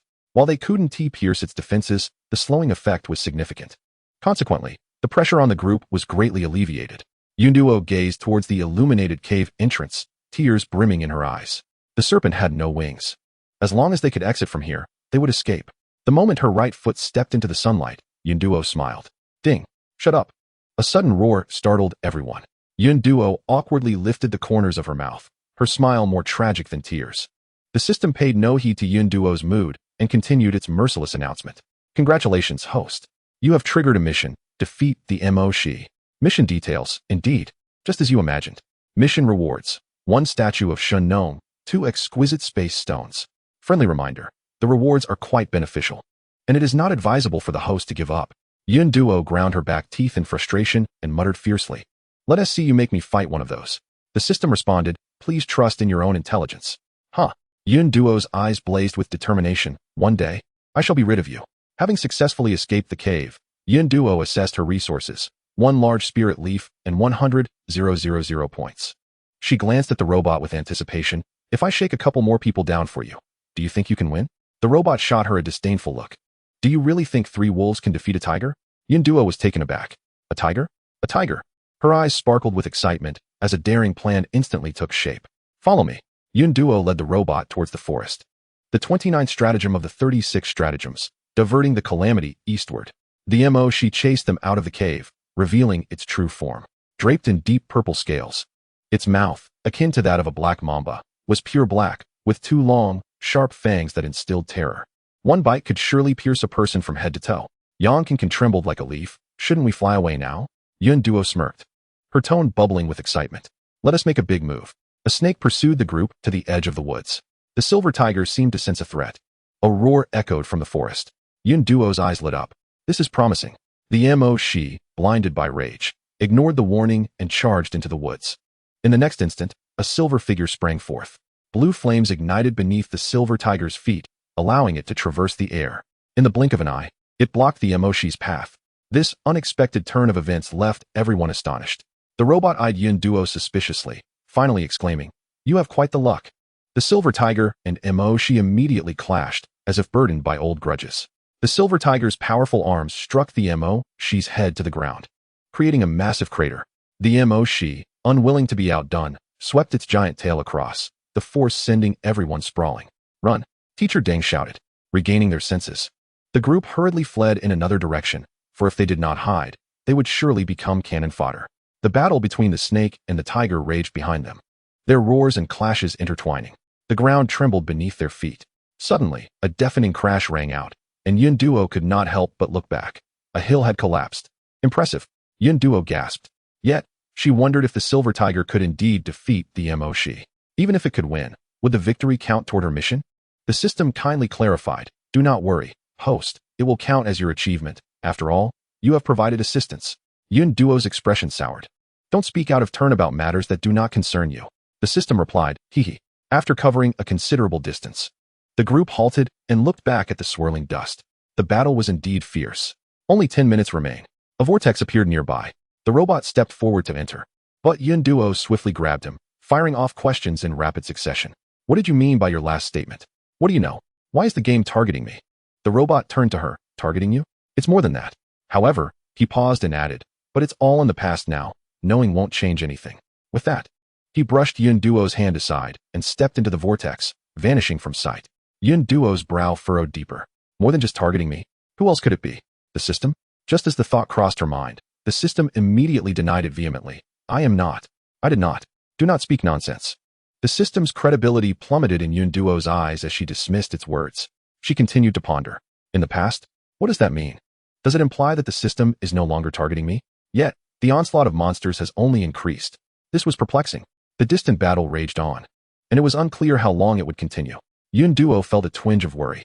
The time for the instance was drawing near, and it seemed unlikely she would successfully acquire the loot. Such formidable monsters would undoubtedly drop remarkable treasures, regardless of which side emerged victorious. At that moment, Yonkin handed her a card.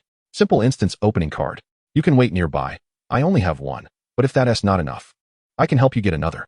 "No need." Dingy rummaged through his belongings and produced a card. "I have one. Just got it at noon." The issue was swiftly resolved. As time expired, everyone was ejected from the instance. Yun Duo dared not waste a moment, leaving her backpack untouched as she dove straight into the simple instance.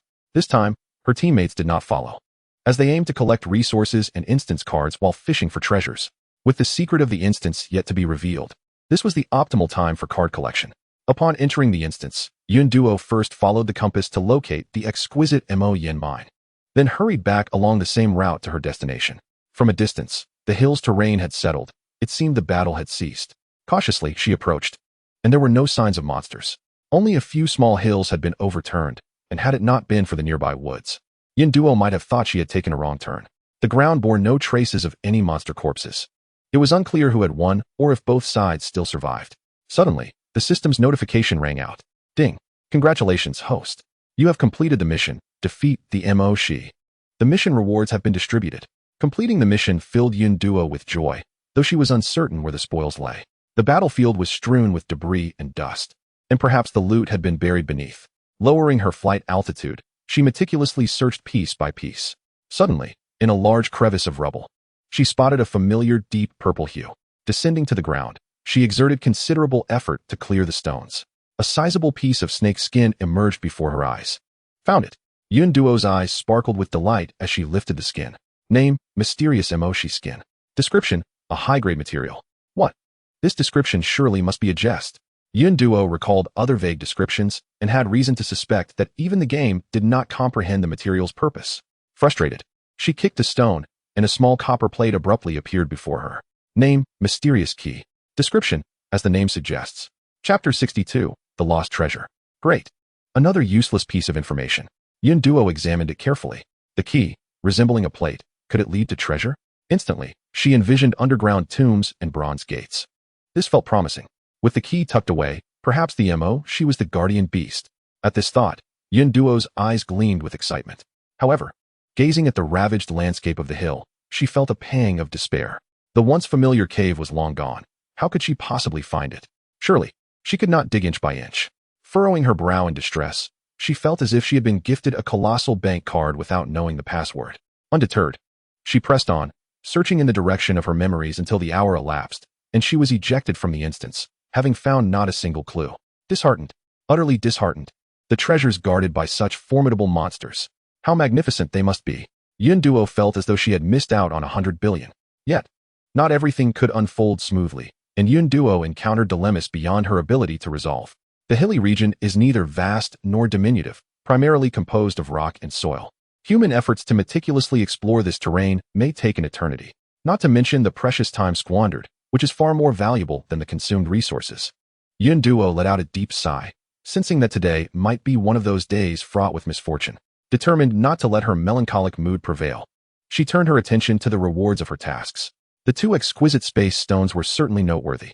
Her space backpack expanded by an additional 40 slots, totaling 110. Now, she rarely encounters issues with insufficient space while venturing outdoors. Duo felt a sense of satisfaction. Next came the statue. Name, Shinnong statue. Description, within the territory, plants are blessed by the divine power of Shinnong, experiencing a tenfold increase in growth rate, with potential for mutations. Oh, a tenfold growth rate. Duo's eyes widened in astonishment.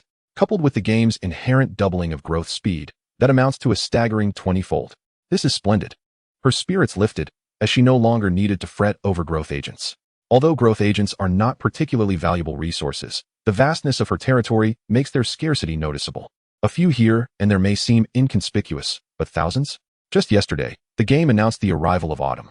Players have already speculated that food shortages will ensue in winter, driving up the prices of seeds and growth agents exponentially. This posed a significant obstacle to Duo's greening efforts on the deserted island. To her surprise, this reward addressed that concern, not to mention the potential for stimulating mutations. While Duo was uncertain of the implications of mutations, she could intuitively grasp that they were beneficial. This reward was exceptionally practical. With a smile lighting up her face, her earlier gloom vanished. The Shinnong statue required ample space, so she positioned it not far from the teleportation portal. Coincidentally, today a supply from the portal had not yet been collected. On the ground lay 2 items. One was an inconsequential broken stone, and the other a golden coin. Duo picked it up for inspection. It bore intricate patterns and unfamiliar inscriptions, reminiscent of the signage in the monster hunting dungeons. Perhaps this was the indigenous currency, which might prove useful someday. She pocketed it. After sorting through the resources gathered from the dungeon, she planted the thirsty blood shrubs beneath the city wall. Over 20 golden fruit seeds were sown in the backyard, and even the prune branches of the golden fruit tree were not wasted, as she undertook cuttings. Having tidied up these matters, Duo decided to explore the back mountain. With her busy schedule, she had yet to leisurely stroll through her territory. Additionally, she sought to find some eggs. Today marked Teacher Deng's birthday, and at the very least, she ought to prepare a birthday cake, right? The sea breeze gently caressed her, the cerulean sky framed by pristine white clouds, which in turn contrasted beautifully with the azure ocean. Such breathtaking scenery always has a way of uplifting one's spirits. Yun Duo sauntered about the island until she soon spotted a shimmering lake. Just as she had seen in the model, it was indeed a sign of water.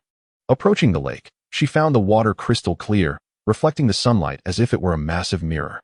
Upon closer inspection, she noted the absence of any signs of life. Indeed, it required her nurturing. Lotus flowers would be an excellent choice. Not only would they beautify the landscape, but they would also provide edible lotus roots. Yin Duo pondered thoughtfully. Exploring other areas, she found no additional flora apart from an initial species of shrub. The rocky hills were bare. However, she stumbled upon the only densely vegetated spot, where small animal tracks appeared on the ground. Unsurprisingly, chickens and rabbits had made their homes here. After a thorough search, Yin Duo successfully discovered a nest of eggs beneath a shrub. She nudged the system, asking it to identify which were unfertilized. System, how could I, a reputable system, be tasked with such a thing? Today, I would rather leap into the sea than undertake this. It responded to Yin Duo with a disdainful scoff. Yin Duo chuckled, deciding to either dig up the eggs or engage in a bit of playful banter. System, woman, you are relentless. It replied with a tone of grievance, muttering about the second and third eggs to her left. Good. Taking a few steps forward, she suddenly caught a glimpse of a shadow darting between the trees. Upon closer inspection, she was astonished to find a small gray squirrel. Where did this little creature come from? Suddenly, she recalled the teleportation portal. Could this be another one of its surprises? It seemed the portal had a penchant for capturing animals. Noticing the squirrel clutching something that resembled seeds, Yun Duo smirked. She sprang forward, swiftly positioning herself in front of the squirrel, her hand moving like lightning. Apologies, but she had developed an affliction that compelled her to seize any seed she spotted. The little squirrel, staring at its empty paws, was momentarily stunned. The next moment, tears welled in its dark eyes. No way. Who would take even the squirrel's treasures? Yun Duo, unwavering as a mountain, refrained from tossing the seeds into her stone bottle just yet. She observed a pattern. Growth agents generally had no effect on superior seeds. Using this as a preliminary assessment would prevent the stone bottle from indiscriminately devouring her seeds. She dug a small hole, buried the seed, and applied the growth agent. Initially, she had no expectations, but unexpectedly, the seed remained dormant. Yun Duo gazed incredulously at the sorrowful squirrel. The little creature, indeed, possessed treasures. She hurriedly fed the seed to the stone bottle, and another stone fell with a resounding thud. What a delightful surprise! Yun Duo beamed with joy. Glancing at the sobbing squirrel, she felt a rare pang of guilt. Don't cry. Let me offer you something nice. The squirrel continued to ignore her, now hiccuping between sobs. Yun Duo promptly presented the freshly peeled golden fruit flesh before it. The squirrel's attention was instantly captivated. Its glistening eyes fixated on the fruit in Yun Duo's hand, filled with disbelief. You're giving this to me? Can a person be so generous? Chapter 63, The Quest for Treasure. Here, take 3 fruit pieces. I'll keep the rest for myself. Yun Duo skillfully persuaded the little squirrel with an enticing offer, successfully charming it with the promise of 3 pieces of golden fruit flesh. She returned to the seaside to resume her work. After 2 days of inactivity, even her casting technique felt a bit rusty. In less than 2 hours, she reaped the rewards of 2 wooden chests and 1 copper chest. The wooden chests contained ordinary materials, while the copper chest yielded something useful. Congratulations on receiving the birthday gift pack 1. Truly, what one lacks often arrives just in time. Yun Duo's spirits soared. It was perfect for celebrating Teacher Deng's milestone birthday, while also satisfying her own cravings. A cake of cream, if left uneaten for too long, lingered on her mind. Upon opening the gift pack, she found not only an 8-inch birthday cake, but also a beautiful bouquet, a bottle of wine, some balloons, and a small birthday gift box. Quite a splendid assortment, indeed. Yun Duo sent the birthday gift pack along with 2 eggs to Teacher Deng. She received a grateful reply, informed that he was preparing a grand feast and would send it over shortly. What a generous sentiment. How could the birthday star labor so hard? Yun Duo insisted that he needn't go to such trouble. Of course, had she not been adorned with a glimmering pendant at the corner of her mouth, her arguments would have held even stronger sway. Before long, Lu Lin sent a message. 3 snake eggs. Yun Duo gasped in shock and vehemently declined. First and foremost, she held no prejudice against snakes as creatures. Secondly, she expressed understanding and respect for those who enjoyed keeping pet snakes. However, she simply could not engage in snake keeping. It was purely a matter of personal preference, with no intention to disparage. Please refrain from escalating this to a debate about snakes versus cats. In any case, even if the snake were a remarkable descendant of a magical serpent, it would not sway her. Yun Duo was resolute. She would rather leap from here than keep such scaly, slick creatures. Her refusal was unwavering. The 3 serpent eggs were ultimately gifted to teammates, who currently had no equivalent items for exchange. In unanimous agreement, they decided to gather additional resource dungeon cards to extract the exquisite magic stones contained within as a form of gratitude. Yun Duo readily concurred. The 3 eggs were purchased by Yang King Kan, Lu Lin, and Teacher Ding. Suddenly, Ding Yi erupted in the group chat, exclaiming in excitement, "Ah, my battle pet has hatched." His tone was exuberant, almost breaking his voice. Subsequently, he transformed into a proud parent, fervently sharing photos and videos from every angle, front, side, full body, and close-up, launching into a mode of exuberant display. Yet, it must be said that the battle pet was indeed a sight to behold. It was a juvenile ice wolf, its fluffy white coat slightly fluffed up, resembling a small cotton candy, with large, delicate, light blue eyes. However, the glimmer of naivety in its clear gaze somewhat tarnished its elegance. In the video, the young ice wolf's mouth was wide open as it frolicked about, its expression radiating an air of carefree abandon. Were it not for the name tag, Yinduo might have mistaken it for a distant relative of the husky. As twilight descended, another day was drawing to a close. After consuming today's ginseng fruit, Yinduo finally achieved a full attribute score of 20, placing her among the pinnacle of player combat prowess. In the living room, Demi continued to watch her beloved son Yukong. Upon hearing Yinduo's movement, Demi skillfully pressed the pause button and scampered over, rubbing her head against Yinduo's pant leg and responding in a high-pitched voice, "Not yet." It's the 3rd watch. Having gradually mastered the art of communication, Yinduo accurately grasped the meaning behind Demi's words. "The 3rd watch?" Yinduo exclaimed in astonishment. How could it possibly be the 3rd watch in just 2 days? Instantly, she scooped up the little kitten, gazing intently into her eyes, and inquired, "Have you been staying up late behind my back?" Demi's eyes widened in shock. Caught red-handed, Yinduo felt a weight in her heart. She had anticipated that the first thing the little kitten would learn upon gaining consciousness would be to sneakily stay up late. In that moment, a sense of maternal helplessness welled up within her. During her absence, she had neglected to supervise Demi, and now, in a moment of carelessness, her child had gone astray. It was disheartening.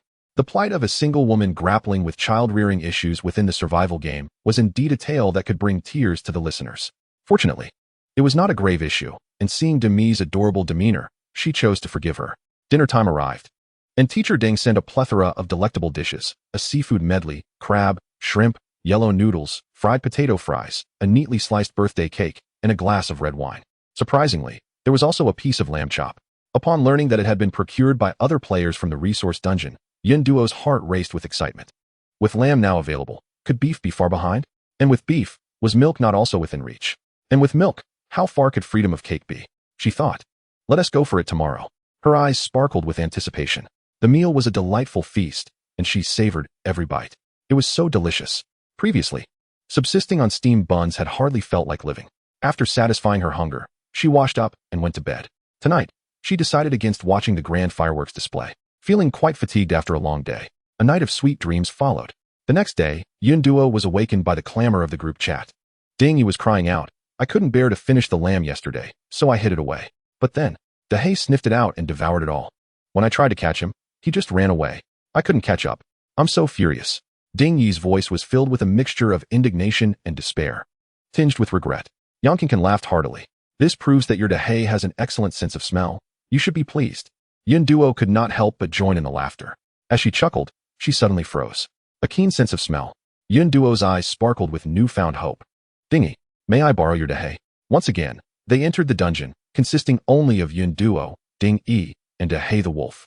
Ding Yi cradled Dehei, gazing into its intelligent eyes, and declared, "If you can find the source of the scent, I promise you'll feast on lamb until you're full."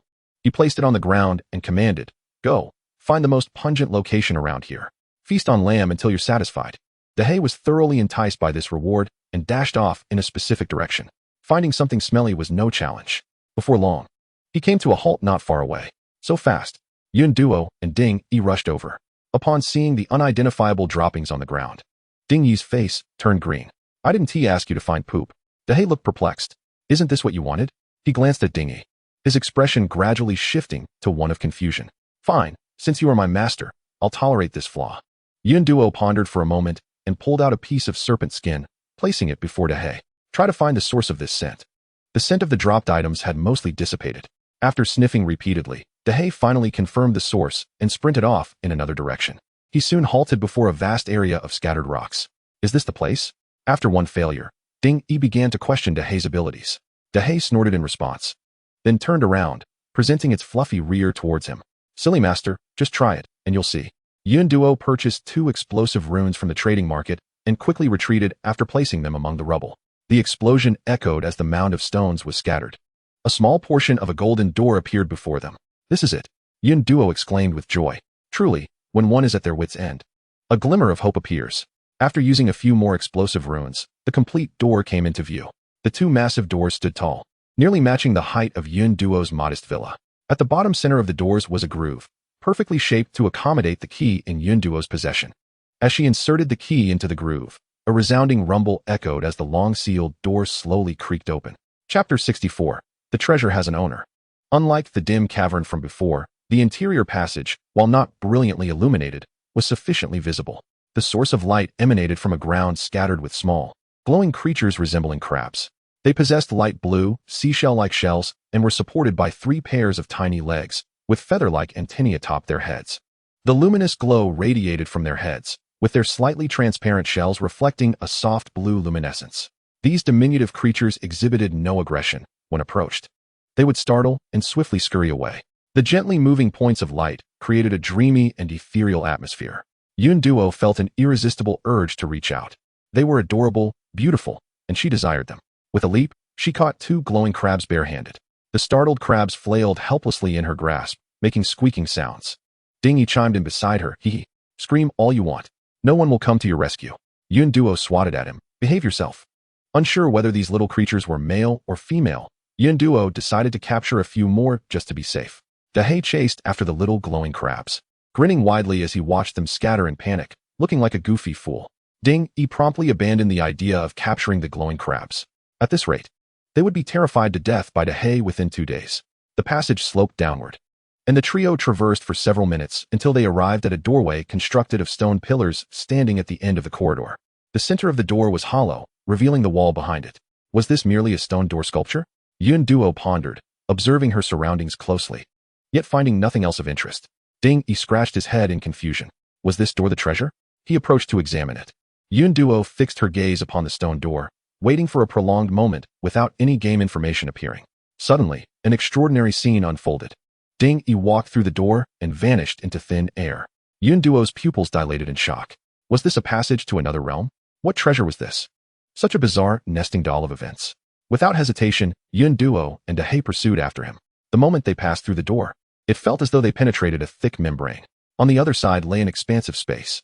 Reflexively, Yun Duo squinted, nearly blinded by the brilliance surrounding her. Golden mountains, golden walls, even the bases of the torches illuminating the area were golden pillars. The vast expanse was awash with the glimmer of gold and gems. Truly a treasure trove.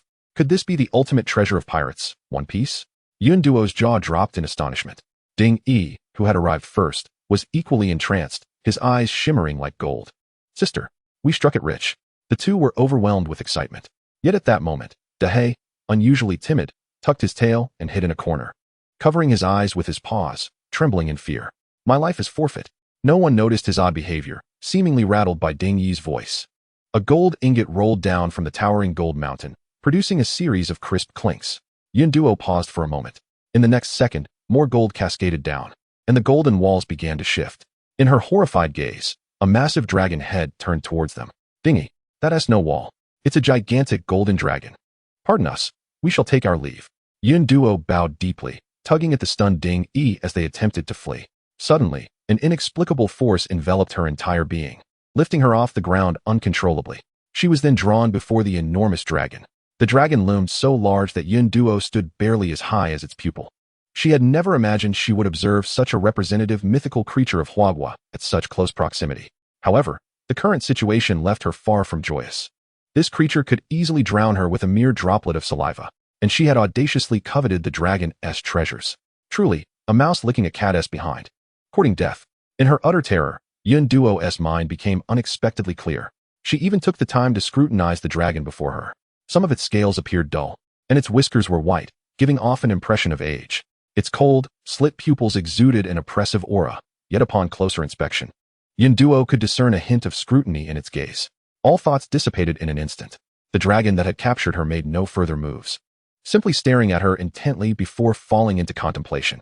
A wailing sound echoed from below the gold mountain. Release my sister. I warn you. If not, you shall know true regret. Do you have any idea how many of us there are? Billions. Do not be deceived by your size. One drop of our urine could drown you. Yunduo was uncertain whether the dragon could comprehend, yet she maintained a serene smile. Let destruction come. It is beyond salvation. It seemed the dragon had finally grown impatient with Ding Yi's outcry. It turned its head and exhaled a gust of breath, sending Ding Yi and He flying back to the stone door. The space fell silent once more. At last, the dragon appeared to reach a resolution. Its tail coiled around several oval stones, pushing them towards Yunduo. Yunduo was momentarily taken aback, unsure of the dragon's intentions, observing her prolonged silence.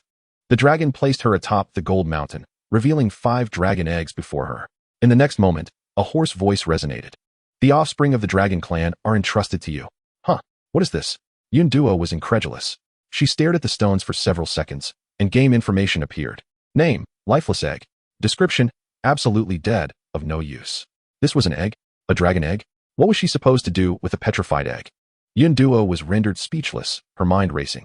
Firstly, she was a person of meager strength. Secondly, the egg was lifeless. Did the dragon know what it was saying? Was it perhaps losing its wits? Yunduo seethed internally. Externally, however, she maintained an awkward smile. This was indeed beyond her capabilities, at most. She could find an auspicious spot for them. Yet the dragon paid no heed to her explanations and continued, as a token of gratitude. You may freely select treasures from here. Yunduo immediately halted her protests. Consider it done. The 5 words rang out firmly. The deceased items could not possibly worsen. Regardless of her care, the dragon did not pursue her abrupt change of attitude. It pushed over a small wooden chest, resting its head down and closing its eyes, appearing to disregard her entirely. Upon opening it, Yunduo found 5 small glass vials filled with golden liquid. Name, Dragon Essence. Description, nutritional supplement for dragon offspring. In that instant, Yunduo's eyes sparkled like searchlights.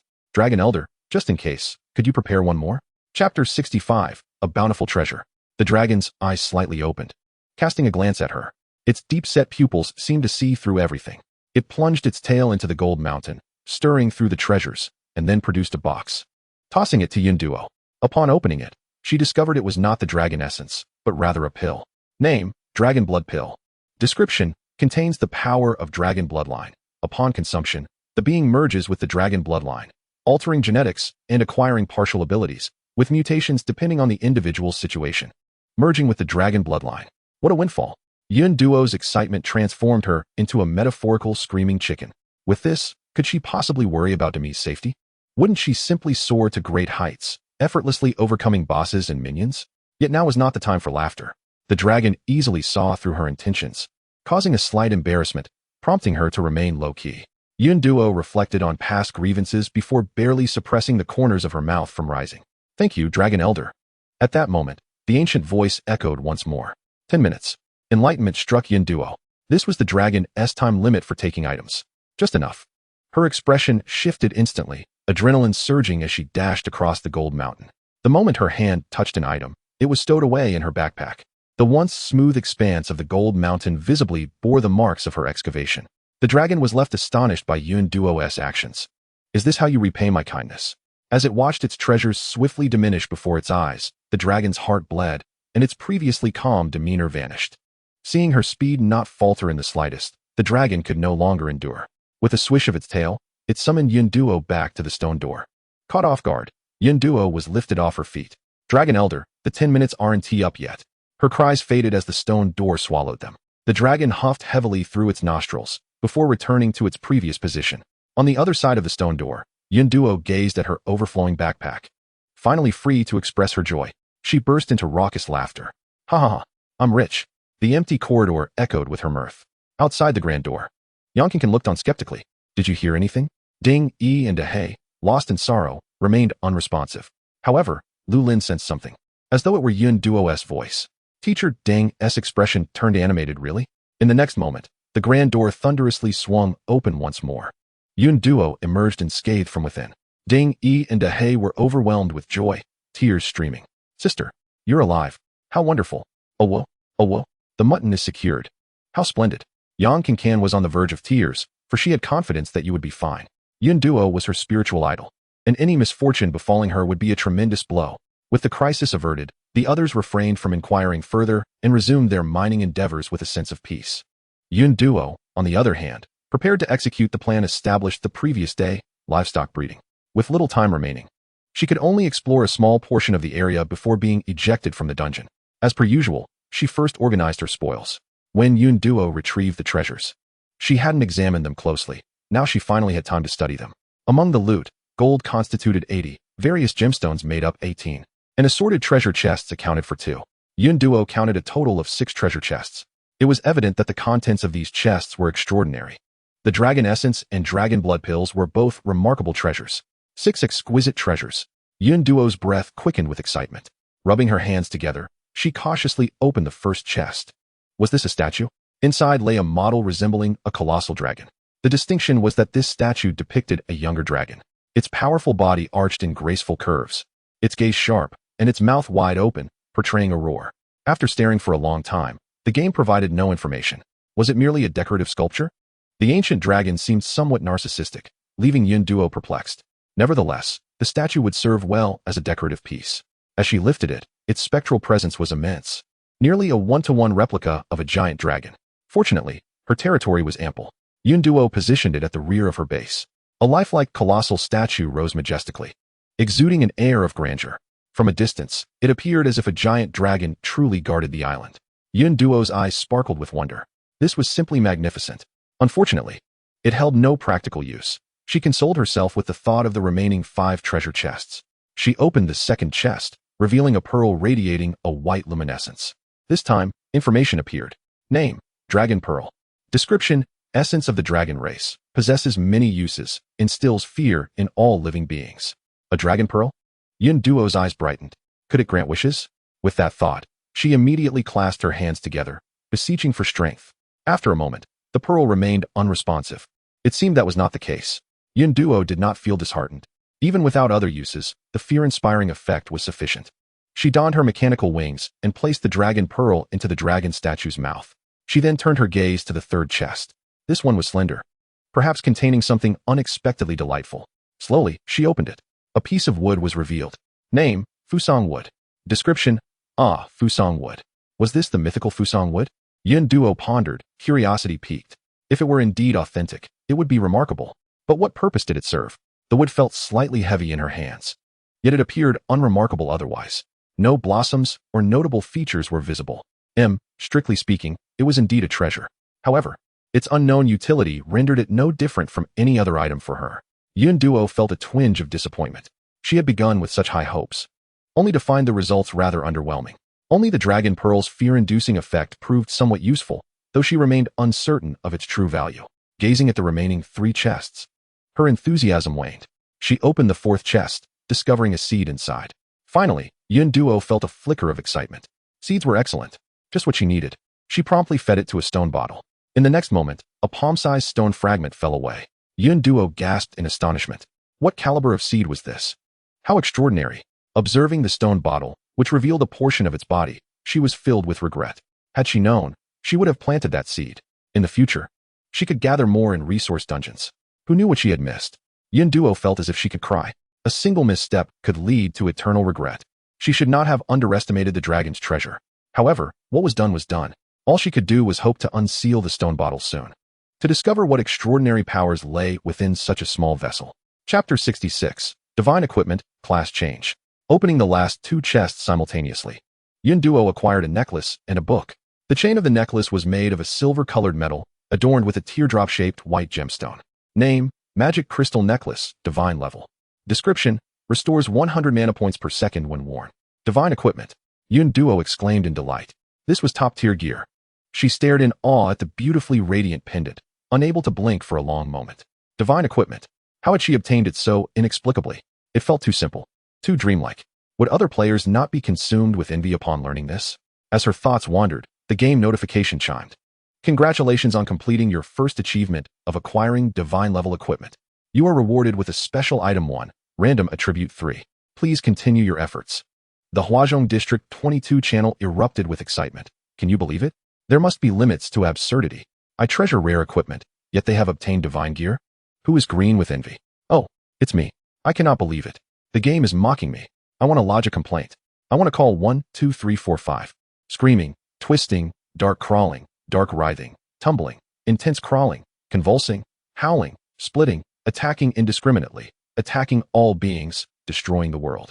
How did they achieve this? I want to know how. I do not seek divine equipment. I would be satisfied with legendary gear. Yet there was none, just the skeletal monsters accompanying me daily. Quiet down upstairs. Someone is already crying. The channel's players collectively displayed their jealousy. In contrast, Yun Duo gazed at the special item in her possession, a blend of excitement and anticipation, accompanied by a wickedly mischievous smile. The survival rankings in the region were secured. She placed the special item back in her backpack. Yun Duo's gaze returned to the treasure chests. While divine equipment was splendid, it was regrettable that she had no mana points to utilize it. Once again, she faced an item that was currently of no use. Yun Duo sighed, hoping the final item would be more promising. She examined the book's description, her eyes gradually widening in disbelief. Name, Dragon Sorcerer Class Change Certificate. Description, upon use, you will change to a Dragon Sorcerer. Note, each person may only change class once. Please choose wisely. What does it mean to speak and have the law follow? What does it mean for wishes to come true? What does it mean for heaven to align with one's desires? Yun Duo was as exuberant as a jubilant rabbit. Bouncing with joy, Demi lay on the living room glass, perplexed. What was wrong with her caretaker?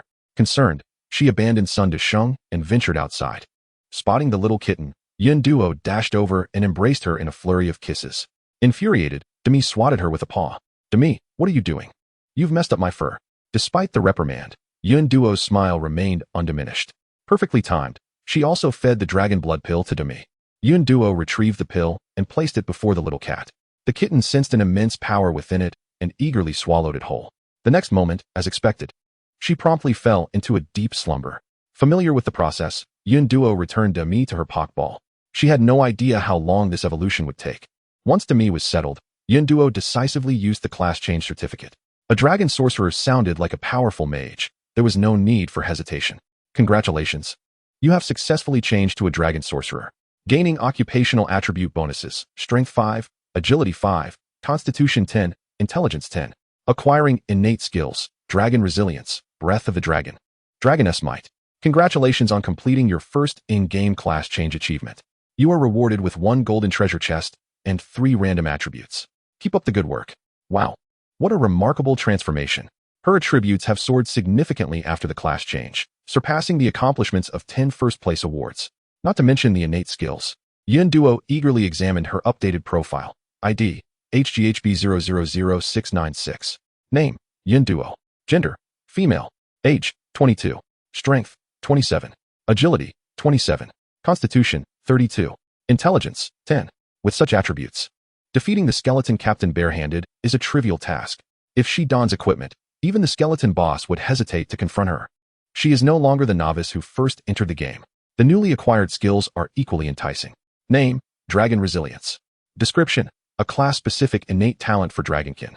Enhancing Constitution by 50 for 5 minutes, with a cooldown of 1 hour. Name, Breath of the Dragon. Description, a class-specific skill for Dragonkin. Inflicting burning damage in a fan-shaped area, with damage intensity related to intelligence, cooldown of 10 minutes. Name, Dragoness Might. Description, a class-specific skill for Dragonkin. A passive ability that instills fear in other creatures, reducing their combat effectiveness, with the effect varying according to the creature's strength. Her output in defense and control is quite impressive. Yun Duo is thoroughly satisfied with these 3 skills. There is also the first class change reward, the golden treasure chest. She has been anticipating this for quite some time. She plans to save it for the next Yurui. After opening the chest, Yun Duo settled the glowing crabs in her small garden. The liberated crabs scuttled around with their translucent shells, instantly invigorating the previously drab garden. 5 dragon eggs remain. After much contemplation, Yun Duo decided to arrange them in a line beside the ginseng fruit tree. This should be the most spiritually abundant spot on the island. She hopes it will benefit them. Beyond this, there is little else she can do. Once everything is settled, she re-enters the simple level resource dungeon. As her strength increases, her quality of life must not lag behind. Little calves and little lambs, here I come. Unbeknownst to her, the channel has erupted into new heights. Enough of the theatrics. Please. The child cannot sleep at night. Jealousy has distorted my visage. Jealousy has decomposed my essence. Jealousy has blurred my existence. Jealousy has mutated my genes. Jealousy has led to reproductive isolation. Jealousy has caused my ant to flow backward. You up there are impressive. Meanwhile, in various channels and team chats, a singular topic is being discussed. With divine gear and a class change, her strength has undoubtedly increased. Should we consider retreating? Retreat. Precisely because of this. We must advance. Such fortuitous luck surely means she possesses numerous treasures, perhaps even more than we anticipate. The game announcements reveal only a glimpse. Yet it is evident that her power has risen. We must refine our plans further. Perhaps we can seek some partners. Yes, after all, she is merely one individual. No matter how formidable, how can she escape the encirclement of multiple forces? It is settled. Chapter 67, The Might of Conquerors. This time, the descent occurs in a valley. The flowers within the valley bloom in a splendid array, with butterflies of every hue competing to showcase their resplendent wings.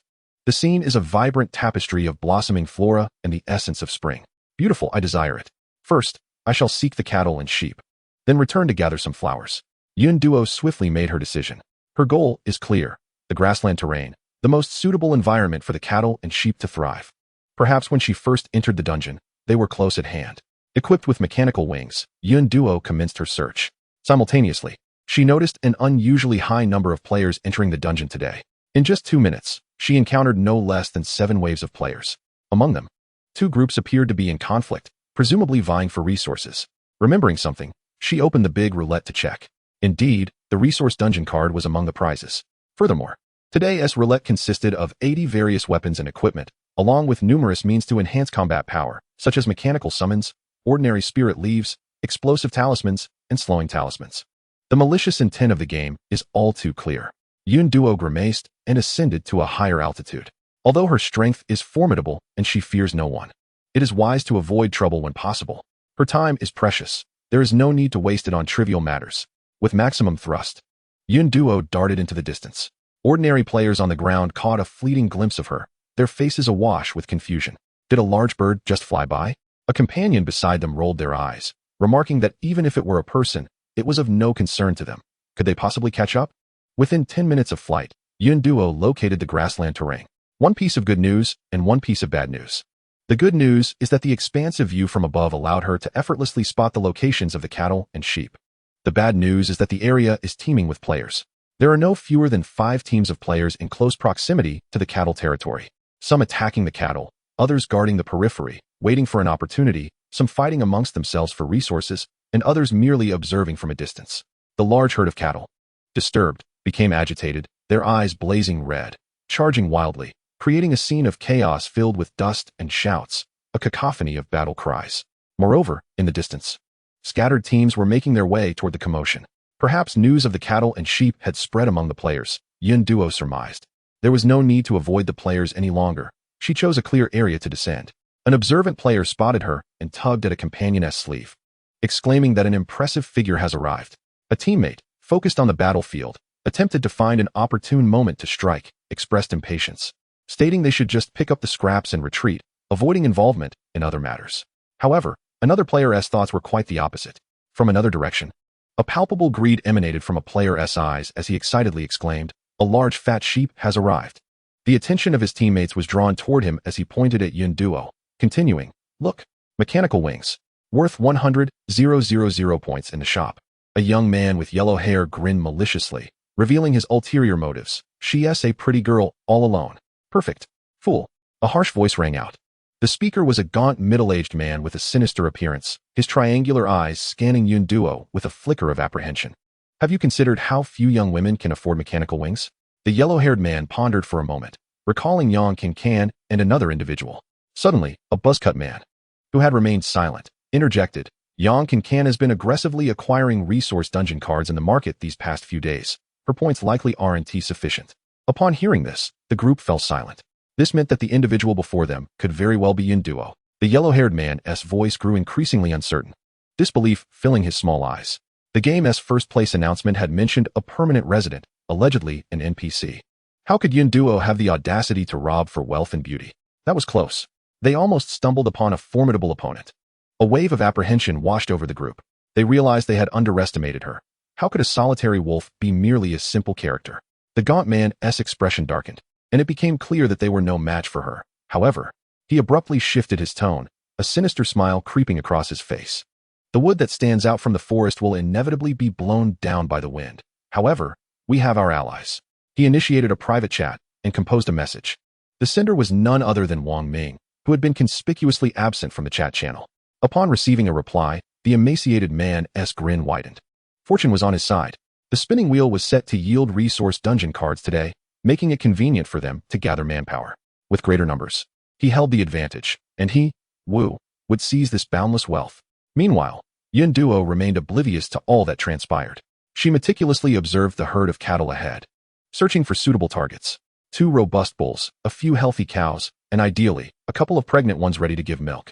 Once she identified her targets, Yin Duo took action. Unarmed and composed, she approached the herd. Her unusual behavior drew the attention of several players, who collectively expressed confusion. What is she doing? Is she going in without weapons? The wild cattle are exceptionally dangerous. One misstep could lead to injury or even death. Didn't they see the neighboring team struggle with 5 strong men, constantly on guard against mistakes? A well-meaning player, unable to watch any longer, raised his voice to warn Yin Duo. Hey, little girl, don't go any closer. The wild cattle are extremely dangerous. Yin Duo responded with a smile and a wave, signaling that it was fine, and continued forward. The concerned player, frustrated at her disregard, stomped his feet, exclaiming, "You foolish girl. Are you so stubborn?" In the next moment, an unexpected and bizarre scene unfolded. The anticipated bloody chaos did not ensue. As Yin Duo drew closer, the agitated herd fell eerily silent. Not only that, but their heads bowed low, trembling as if intimidated by some powerful presence. The weaker cattle even collapsed to their knees. The Dragon Clan sorcerer's innate skill, Dragon's might, had been triggered, and Yin Duo was thoroughly pleased with the effect. Meanwhile, the other players were left in astonishment, their eyes wide as saucers, gasping in disbelief. What just happened? Is this a bug? Can one actually cultivate the aura of a conqueror in this game? Why weren't we aware of this? The astonishing events did not end there. Before the incredulous gazes of the crowd, Yin Duo selected a few desired cattle and beckoned them to follow her, which they did, trembling in compliance. Players who had battled fiercely with the wild bulls for nearly half an hour felt as though they had become the punchline of a joke. Chapter 68, Waiting to see the shenanigans. The grassland felt eerily quiet. Yin Duo paid no mind to the stares of those around her and walked directly up to the well-meaning player, leaving behind one of the cattle. The player was momentarily stunned by the unexpected windfall, stammering, "Is this for me?" Yin Duo smiled gently and nodded before turning to depart, grateful for her kindness. The fortunate player wore a silly grin, thinking, my grandma was right. Good deeds are rewarded. Meanwhile, a teammate, enamored by her beauty, exclaimed, "Ah, a beautiful woman. Help." The only older member of the team, however, quickly collected the cattle and smacked each of his companions on the back of the neck, urging, "What are you waiting for? Run." Securing a cow without effort could attract unwanted attention. The others, realizing the potential danger, hastily fled the scene. Surprisingly, no ill-intentioned individuals followed them. It was not mere luck. Those with ulterior motives had grander ambitions. On the contrary, Yin Duo was well aware of the little tails stealthily trailing behind her. Since they were willing to act like rats in the gutter, she made no attempt to stop them. She was curious to see what kind of mischief they could stir up. If they attracted even more attention, it would work to her advantage. It would be far more efficient to eradicate the vermin in one fell swoop than to deal with them as they appeared sporadically to annoy her. To grant them ample time, Yin Duo refrained from using her mechanical wings and leisurely made her way toward the flock of sheep. The little mice in the gutter were bubbling with excitement. Wang Ming and his crew were about to arrive. The hunt was about to commence. The emaciated man's expression grew increasingly sinister. "Yin Duo, I will make you pay for blacklisting me." Shortly thereafter, Yin Duo arrived at the location of the sheep. Numerous teams were still present. The flock was easier to manage than the cattle, and players were focused on their respective tasks, showing no reaction to Yin Duo's arrival. Suddenly, the chaotic herd seemed to hit a pause button. In the next instant, it was as if an invisible mountain had descended upon them, causing nearly all the sheep to kneel. This unexpected turn of events startled everyone, their hearts racing as they tensed in anticipation. Animals react quickly. Could a formidable monster be approaching? In an instant, all teams formed a protective circle, abandoning their captured sheep and vigilantly scanning their surroundings. At that moment, Yin Duo, who was inspecting the flock as if shopping for meat at a market, stood out prominently. Even more conspicuous was the group of men approaching her from behind, each wearing a fierce expression, clearly not friendly. The unfolding situation left them bewildered. "Hey, you must be Yin Duo," called out a short male, his face brimming with arrogance and disdain. Yin Duo. Nearby players were drawn to the commotion. Wang Ming, a notorious figure from Region 22, was well known to all. His presence was unexpected. All players regarded Yun Duo with a mix of curiosity and apprehension, as if observing an unknown creature. Wow, Yun Duo is so beautiful. Yet, many players furrowed their brows, sensing that the situation was precarious. Yun Duo was alone, while her adversaries numbered at least 30. The disparity in strength was glaring. At the center of the unfolding drama, Yun Duo appeared unfazed, calmly collecting the sheep she had chosen. With a leisurely tone, she inquired, "Is there something you need?" Indeed. The reactions were varied. The hostile group erupted in laughter, some even whistling. The leading man stepped forward, displaying a sinister grin. "Allow me to introduce myself. I am Wang Ming." The onlookers' minds raced with alarm bells. Wang Ming had been infamous in Region 22, but unlike Yun Duo, he was known for his notoriety. His absence from the channels had led many to speculate that he was finished. Little did they know he had been biding his time, gathering strength to seek vengeance against Yun Duo. Those quick on their feet opened the chat channel, poised to send a warning, but were interrupted. An arrow was aimed at them, and Wang Ming spoke with feigned warmth. "This is a personal matter. Please do not involve innocent bystanders. I kindly ask for your cooperation." His tone suggested negotiation, yet the individual understood that refusing would result in an arrow piercing a vital part of his body. Some pragmatic players silently retreated, choosing self-preservation. Others, with fiery tempers, shouted curses, "You heartless scoundrels! What kind of skill is it to gang up on one person? Exactly. You have such vile intentions. If I were your mother, I would have tossed you into a cesspit to drown, saving good people from your vile antics." As the insults escalated, the hostile group brandished their weapons, prepared to retaliate, but Wang Ming intervened. He knew that accumulating enemies would only worsen their situation. Uncertain of Yun Duo's strength, he decided to proceed with caution. "You all should consider this carefully. Blades and swords do not speak. Is it worth risking everything for a stranger whose name you do not even know?" As he finished speaking, he revealed his trump card, a mechanical summoning order. The crowd fell silent, their faces etched with terror. A top-tier boss-level power. This was beyond their capacity to contend with. The situation was overwhelming, and they found themselves powerless. Yun Duo, having witnessed Wang Ming's card, nearly laughed out loud, having expected something impressive. Was this all he had? She had yet to check the points she had accumulated last night. But she could easily surmise that the points she had amassed in the shop could purchase dozens of summoning orders like his. Nevertheless, Wang Ming was likely aware that he might have some hidden cards up his sleeve. Yun Duo felt a surge of anticipation. This was the perfect opportunity to test her newfound strength. Noticing that Yun Duo showed no interest in engaging with him and displayed no hint of fear or anxiety, Wang Ming felt a flicker of anger. "Do not be so arrogant. I have devised a thorough plan to deal with you. Today marks your demise." He then sneered. "Do not think that having a vast number of points means you can rest easy. You can certainly try, but will you still be able to use them?" Upon hearing this, Yun Duo felt a twinge of curiosity. She took out a burst symbol from her backpack, only to find that it could not be used. It was likely the same for items purchased from the shop. Returning to her personal information interface, she soon understood. She had been afflicted with a silence buff, lasting 10 minutes. This was quite a rarity, comparable to her vexing defensive tower. It must be some precious treasure. It was commendable that Wang Ming had gone to such lengths. What a pity. A man with squinty eyes, full of mockery, taunted. "We are waiting for the skill to take effect. What are you waiting for?" He swiftly fired an arrow at her, questioning the need for further dialogue.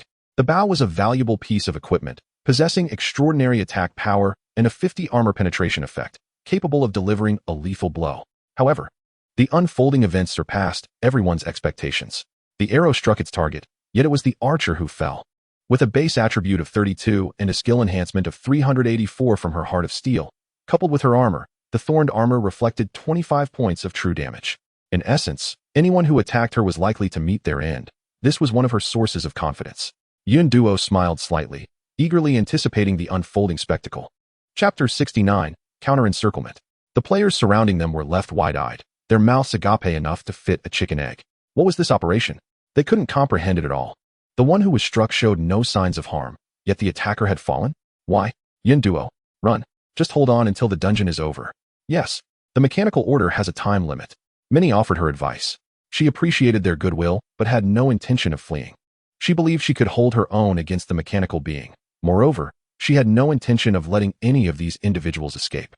Her capacity for vengeance was no idle threat. Those who dared to encircle her must be prepared to face the consequences. Having suffered an unexpected setback, Wang Ming's expression shifted, losing its previous arrogance.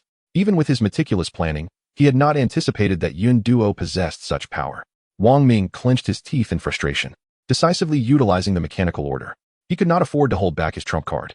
In the next moment, a familiar figure emerged from the vortex. Wang Ming's eyes gleamed with excitement as he pointed at Yun Duo, issuing a command, "Go, kill that woman." The appearance of a top-tier boss-level entity ignited malicious glee among the onlookers. This time, they were eager to see how she would evade capture. Many had already begun to fantasize about dividing Yun Duo's treasures among themselves. However, the unfolding events took another unexpected turn. The mechanical being glanced at Wang Ming, then at Yun Duo, and simply stated, "Familiar face, not doing it," before turning and vanishing. Wang Ming and his companions were left in shock, as were the nearby players. And even Yun Duo was stunned. This was something she had never anticipated. She had not perceived herself as particularly acquainted with the mechanical being. One player could not contain a shriek. Stonehammer. Yun Duo is an NPC. The one most affected was Wang Ming. His 100,000 points had gone to waste. He could no longer maintain his composure, his face twisted in madness. Why? My points. This is not right. There is something wrong. I need to file a complaint. As his trump card inexplicably walked away, a wave of panic spread among the crowd. Could it be that Yun Duo was truly an NPC? Should they continue? Or should they flee? Wang Ming had not entirely lost his sanity.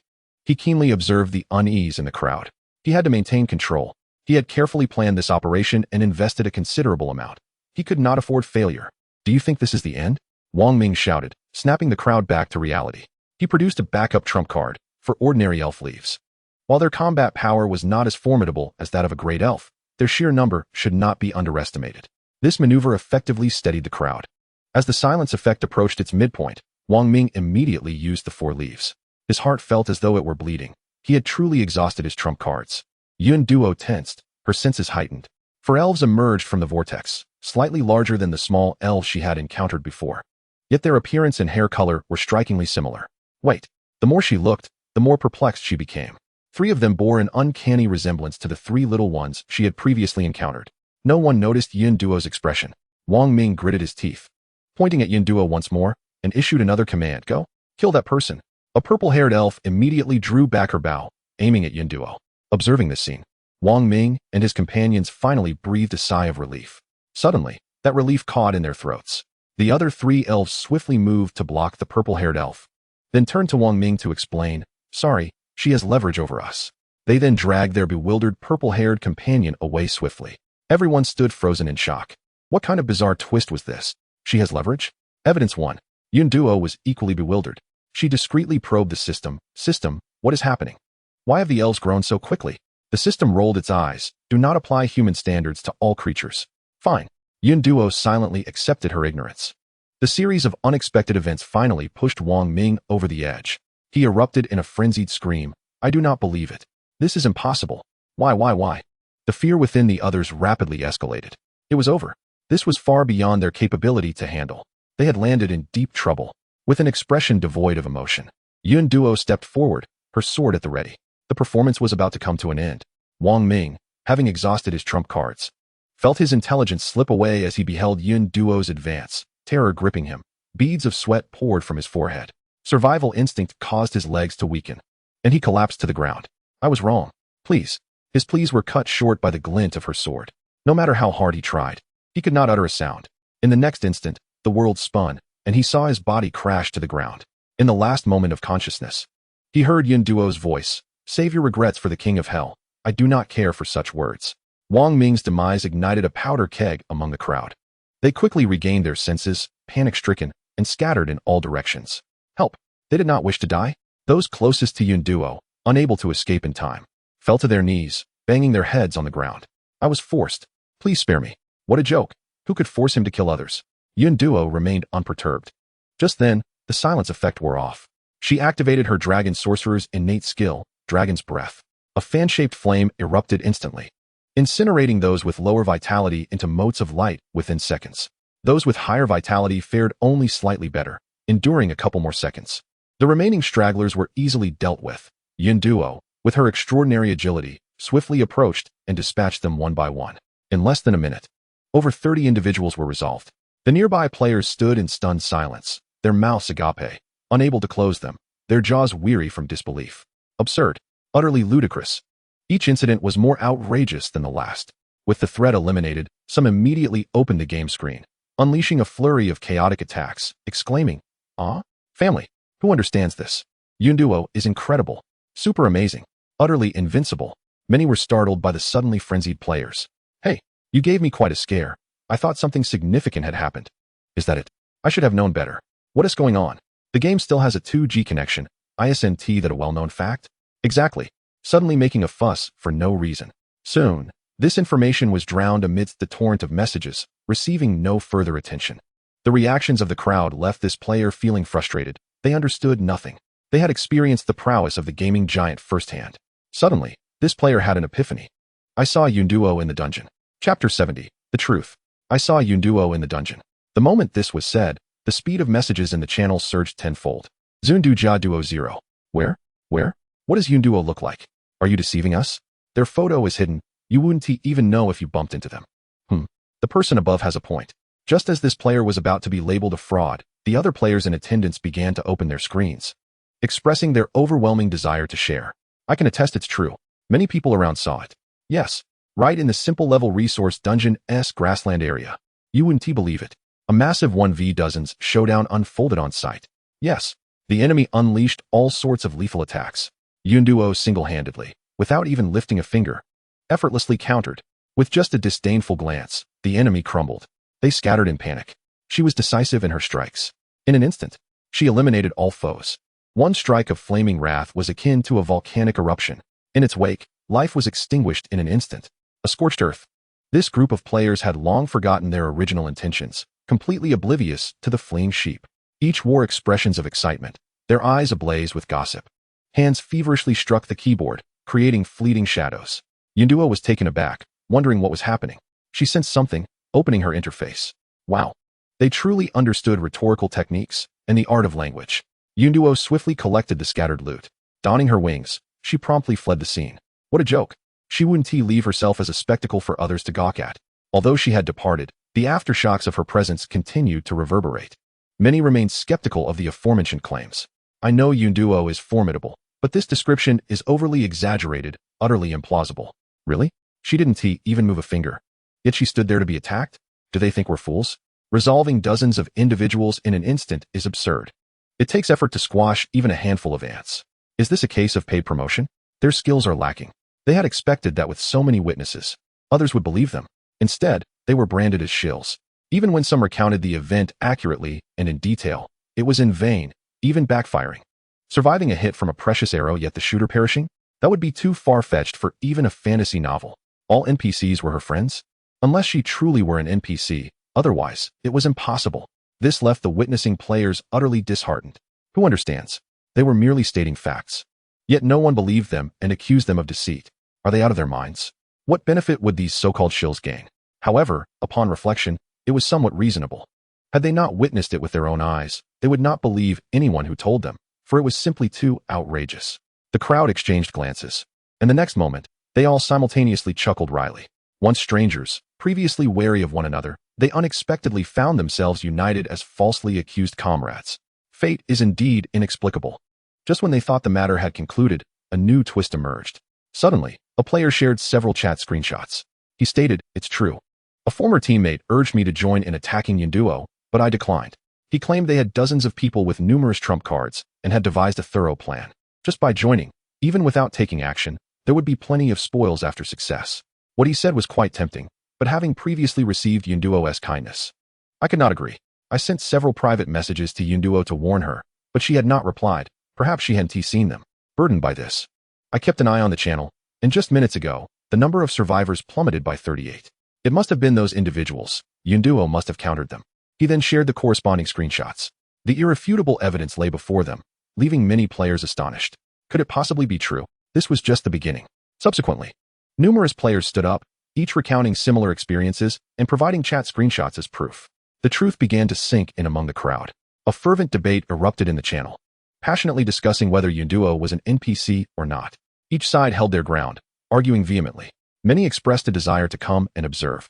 However, at this moment, Yunduo had long vanished from sight. She had returned to the valley where she initially descended. The system observed her, hesitating to speak. Didn't you intend to collect some flowers? Beads of sweat glistened on Yunduo's forehead. Her fair hands tugged forcefully. A large patch of earth detached itself from the ground in an instant. She blinked innocently. Isn't it reasonable to refer to 3 or more? The system gazed mournfully at the valley, now resembling a Mediterranean hairstyle. It had done its best, having collected a considerable amount of earth from the valley, and waiting for the excitement in the grassland region to dissipate. Yunduo returned with a significant amount of grassland soil. How convenient.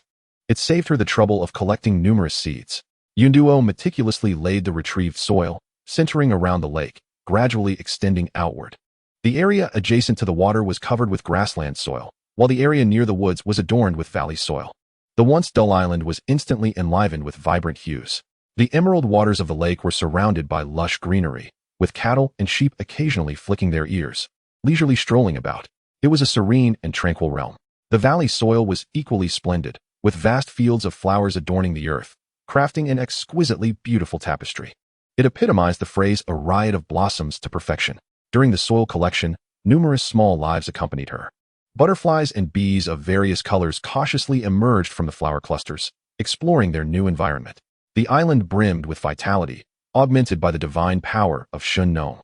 The nearby thicket transformed almost daily, shedding its previous sparse and frail appearance, the trees now vibrant and robust, thickening beyond measure. Thus, the initial vibrant form of the island began to take shape. Yunduo gazed upon the scene before her with great satisfaction. Possessing a private domain with breathtaking scenery had once been her dream. After organizing the resources within the dungeon and the player's loot, Yunduo dumped them all out. Her backpack was filled with various foods, tools, equipment, and some items. Most held little allure for Yunduo. Suddenly, her gaze sharpened. There lay a card resembling an island expansion card, yet with an entirely different name. Name: Island Fusion Card. Chapter 71, Player Drop? The revelation that players drop island fragments upon demise is indeed disheartening news. Yunduo furrowed her brow, realizing that this development would inevitably incite players to engage in mutual slaughter. Furthermore, it placed players like her, who had amassed considerable resources, in a precarious position. This unsettling news could not remain concealed for long, as conflicts among players had already erupted today, and it was only a matter of time before it became common knowledge. Her suspicions were confirmed when someone disseminated the information in the channel, causing an uproar among the majority of players. This meant that players not only had to contend with the numerous challenges presented by the game, but also remained ever vigilant against their fellow competitors. The very allies they fought alongside could swiftly become adversaries. The channel was rife with despair. Humanity's darker instincts were laid bare. Having just drawn a resource dungeon card, players hesitated to enter, expressing their frustrations. I'm right in the dungeon. Now, everyone looks like a potential threat. Why must we resort to violence? Survival is already challenging enough. The desire for peace was met with the harsh reality that not everyone shared this sentiment. Misfortune often accompanies calamity, and suddenly, another shocking revelation struck the masses. You don't think avoiding the dungeon guarantees safety, do you? What do you mean? It means you are not safe at your base either. Don't scare us. What is going on? I come in and see this shocking news. Another voice chimed in. I discovered a player base while sailing with a decent ship design. It appeared to be a level 4 base, surrounded by 4 arrow towers. I didn't dare approach. Seizing the moment, he began promoting his wooden ship. The players who learned of this news erupted once more. They were eager to know if there was a truly safe haven left in the game. The answer was clear. Only strength could provide security. Damn it. If anyone dares to target me, I will ensure they return empty-handed. I'm terrified. My strength is inadequate. I wouldn't stand a chance against a stronger player. A chilling thought crossed their minds. During the non-aggressive hours of the past couple of days, the survival count had occasionally dwindled. What the hell? Has someone already made a move in the shadows? Why mention such terrifying news when it could affect everyone's morale? Doesn't it sound off? Hee. I've caught a wolf. The concern for morale was a fade. The players were genuinely on high alert. Why don't such people just disappear? Unbeknownst to Yunduo, she had many tasks to attend to. She had utilized all 38 island fusion cards. Unlike island expansion cards, the fusion cards not only expanded the area but also revealed scattered resources, including vegetable plots, saplings, chests, and some defensive towers. Most of the defensive towers were low-level arrow towers, with only 2 being of a higher tier, 1 mid-tier and 1 high tier. However, Yunduo was not impressed and quickly stored the arrow towers in the trading market. The chests contained a variety of materials, which she promptly collected. The planting beds and saplings were relocated to their designated spots. The 38 fusion cards provided Yunduo with an area of 1,900 square meters, which meant that each player had an initial area of merely 50 square meters. While this was not substantial, the additional resources made it enticing for some players. Although nothing particularly dazzling caught her eye, the sheer quantity was impressive. The items she acquired allowed her to trade for numerous goods in the marketplace. resulting in a sudden influx of wealth. She felt quite exhilarated, uncertain if she would ever encounter such fortune again. After organizing her spoils, Yinduo opened the points shop. She had yet to splurge her newfound riches. Thanks to the increased difficulty from yesterday's monster attacks, her points had multiplied tenfold, totaling over 18 million. Yinduo's eyes sparkled with excitement. She had finally become wealthy. Shopping in the marketplace required no second thoughts. She would purchase everything that caught her fancy without hesitation. 5-star light tower buy? 5-star void tower buy? 5-star shadow tower buy? She dismissed the ordinary elements of fire, water, earth, and wind, opting instead for the rare and expensive. Of course, the higher price corresponded to superior capabilities. The attributes of the 3 defensive towers were astonishing. Name: 5-star light tower. Description: deals 60 light damage to enemies within range, inflicts 200 critical damage to undead and dark creatures, and applies a 1-second blindness effect. Attack range radius is 1,000 meters. With a rate of 5 attacks per second. This tower is upgradable. Price: 699,999. Name: 5-star void tower. Description: deals 60 void damage to enemies within range, with a chance to consume foes with void power if their defense is below 80. Attack range radius is 1,000 meters, with a rate of 5 attacks per second. This tower is upgradable. Price: 699,999. Name: 5-star shadow tower. Description: deals 60 dark damage to enemies within range, applying a 1-second fear effect that prevents enemies from attacking or using skills. Attack range radius is 1,000 meters, with a rate of 5 attacks per second. This tower is upgradable. With all 3 towers placed, she wondered who could stand against her. Yinduo purchased 4 sets in one breath. One set was positioned in front of the base, one to the left of the island, one to the right, and the last set atop the rocky mountain. Currently, the attacking monsters randomly emerged from the beach, but changes were possible in the future. Yinduo, being cautious by nature, spent nearly half of her points on the 12 defensive towers. It seemed her points, despite appearing substantial, were dwindling quickly. She sighed, acknowledging that her expansive island area was a contributing factor. For an ordinary player, her firepower configuration would have been sufficient to encircle the base multiple times. However, Yinduo was content. She had no desire to confine herself to a resource-scarce location. The larger the island, the more abundant the resources, which brought her joy. As she contemplated how to spend her remaining points, an unexpected visitor was approaching. On the sea, a player paddled a boat, his eyes widening in delight upon spotting the colossal island.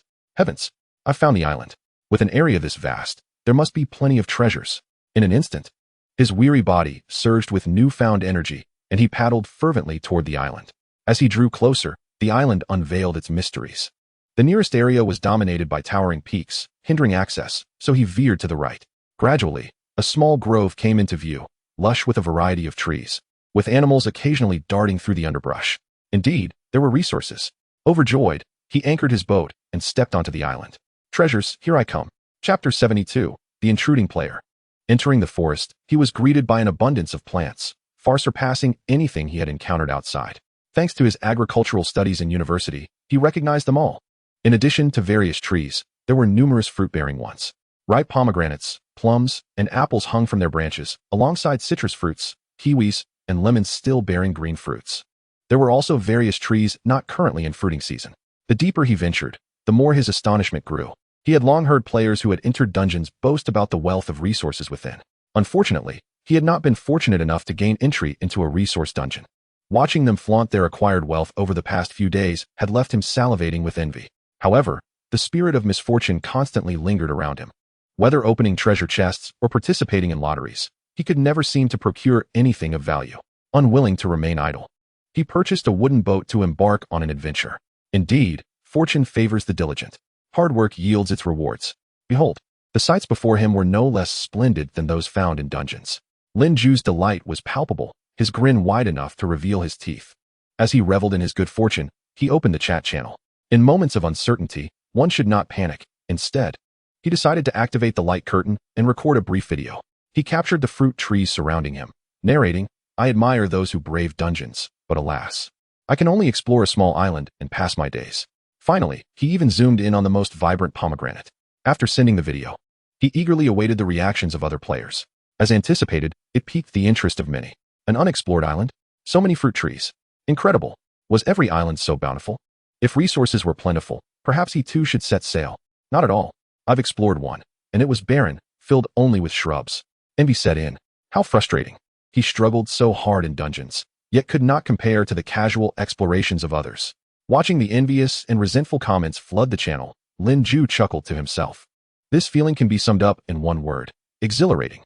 Out of the corner of his eye, he spotted an egg nestled among the bushes, and his eyes gleamed with excitement. An egg? Could it mean chicken meat? He hurriedly retrieved the egg, of course, not forgetting to record another video. Lin Ju's joy was evident as he grinned from ear to ear. He continued his exploration, hopeful for more treasures. Passing through the woods, he stumbled upon vast fields of flowers and grasslands in the distance. Cattle grazed on the tender green grass. The scene before him left Lin Ju in awe, momentarily rendered speechless. Cattle, though few in number, they were easier to capture. He clenched his fist in delight and bit down, hardly able to believe his luck. Sweet rewards had finally come after so much toil. On a different front, Yin Duo was abruptly interrupted by a flurry of notifications in her group chat. Upon investigating, she found Ding E furiously spamming the chat, evidently agitated. Scrolling up, she discovered 2 videos at the root of the chaos. With a casual click, she opened the first video, and the sight of numerous fruit trees indeed stirred her envy, but something about it seemed familiar. Curious, she clicked on the second video and froze in shock. That was her nest of chicken eggs. In a flash, Yin Duo realized that players were invading her island. Meanwhile, Lin Ju was joyfully chasing a sheep with a rope in hand, elatedly envisioning skewered lamb, braised lamb chops, and grilled leg of lamb, all soon to be his. Suddenly, his gaze fell upon a colossal figure, causing his steps to falter. A dragon. In that instant, Lin Ju nearly had a heart attack. Yet, after a brief moment, the dragon remained motionless. It appeared to be a statue. His racing heart calmed. Suddenly, a thought struck him. How could such a large statue exist on a wild island? Lin Ju's mind raced with dread. He felt a chill run down his spine as he spotted 3 tower-like structures in the distance, far more advanced than any he had seen before. Beads of sweat began to form on his brow. Had he wandered into an NPC's territory? Young man, enjoying the chase, are we? A mysterious female voice echoed, startling Lin Ju into a jump. He spun around, sliding to a halt, executing a flawless maneuver. My lady, I had no idea this was your domain. I stumbled in by mistake. You are so noble, elegant, and beautiful. Surely you wouldn't hold it against me. He lavished her with compliments, stacking praise upon praise. Yun Duo, taken aback, momentarily lost her composure. Nevertheless, he was correct. Had she known this was claimed territory, hostile players would not have been ignored by the defensive towers. She had just confirmed this with the system. Moreover, it appeared this player mistook her for an NPC. Perhaps it was for the best, as revealing the truth might invite more trouble. Emulating the demeanor of a seasoned NPC, Yun Duo declared, since you wandered in by mistake, you must leave immediately. You are never to set foot here again. Upon hearing this, Lin Ju nodded fervently. I promise I won't return. He hurriedly retreated, as if fearing she would change her mind. Wait. Yun Duo's voice rang out unexpectedly.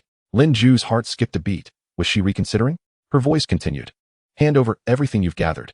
Fortunately, Lin Ju sighed in relief. She wasn't changing her mind. He hastily placed the eggs from his backpack on the ground. One was missing. Ugh, why is this NPC so stingy? Not even leaving one egg for me. He grimaced, reluctantly pulling out the last egg. Farewell, my egg custard. Just like that, his hard-won resources were returned. With a heavy heart, Lin Ju dashed away. Spirit of misfortune, I am your father. Why do you treat me so? I despise you. Yun Duo followed behind, only relaxing once she confirmed that the player had left her island. This incident had put her on high alert. Other players could invade her territory. 2 matters required her immediate attention.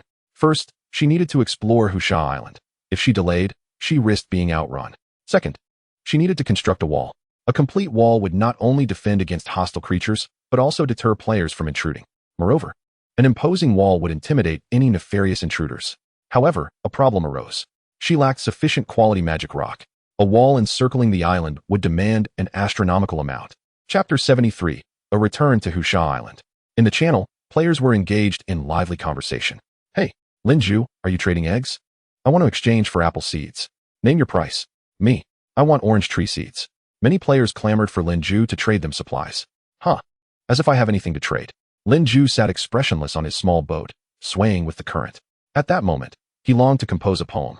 Meanwhile, Yun Duo frowned as she perused the points shop. With only 960,000 points remaining, purchasing quality magic rock would yield a mere 9 meters. What a loss. But what other options did she have? Should she use explosive runes to blast the mines? She wondered if that would even work. Refusing to give up, She flipped through the shop's pages, but found nothing suitable. Why can't they offer mining equipment? After pondering for a long while, without any breakthrough, Yunduo decided to set this aside for now and first explore Husha Island. However, before that, she intended to learn the skill books she had previously acquired. Strengthening her abilities would bolster her confidence. She retrieved the skill books stored in her warehouse. For were as follows. Name: Ice Forest Arrow Rain. Description: a barrage of ice arrows falls within a 2-meter radius, dealing area damage and slowing targets by 30, damage scaling with intelligence, cooldown time of 2 minutes. Name: Shadow Ball. Description: the caster releases a shadow ball that inflicts damage on struck enemies, damage scaling with intelligence, cooldown time of 1 minute. Name: Blue Buff. Description: recovers 5 mana per second for the caster, lasting 120 seconds, with a cooldown of 1 hour. Name: Destiny. Description: displays all life units within a 3,000-meter diameter centered on the caster on the map.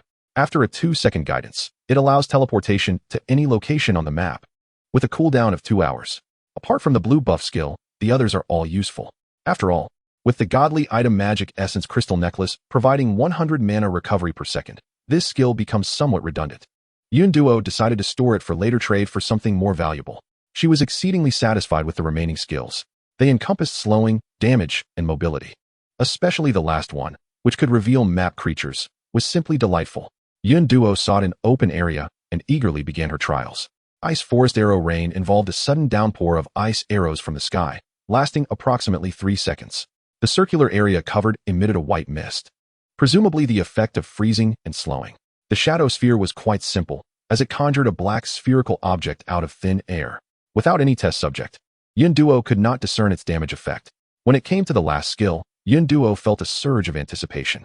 However, she encountered a dilemma. Game tip: your mana is insufficient, please enhance your intelligence. Mana, skill damage, are all related to intelligence. Players, strive to improve. Keep it up. Why does this game prompt sound so sarcastic? Yunduo frowned. Nonetheless, she remained undeterred. With her strength significantly increased, she was now far ahead of ordinary players. The vast majority were still hindered at the threshold of job transition. Persistent effort would eventually resolve all issues. After mastering her skills, Yunduo donned her mechanical wings and soared towards Tiger Shark Island. The sea breeze gently erased the traces of past battles, while the coconut trees stood scattered, swaying slightly, and the waves relentlessly lapped at the shore. A scene of tranquil leisure unfolded. Yunduo descended slowly. The coconuts on the coconut trees still hung heavily. It appeared that no one had set foot in this place for a while. Yunduo planned to circle the entire island first before gathering resources, as this would be more efficient. Having traversed the beach, she unhesitatingly ventured into the woods. The forest seemed vast, yet the species within were somewhat homogeneous and quite orderly in distribution. Upon entering, she encountered a cluster of water pines, which gradually transitioned to a grove of yellowhorn trees deeper in. The underbrush mirrored this pattern, with only weeds growing rampantly. After a while, she reached the domain of pines. The further Yunduo ventured inward, the more puzzled she became. It appeared to be meticulously planned. However, she could not ascertain the planner's identity. After walking for quite some time, apart from these trees and a few small creatures in the woods, Yunduo made no significant discoveries. It seemed treasures were not as ubiquitous as one might hope. Well, she consoled herself that at least she could gather a considerable number of tree species.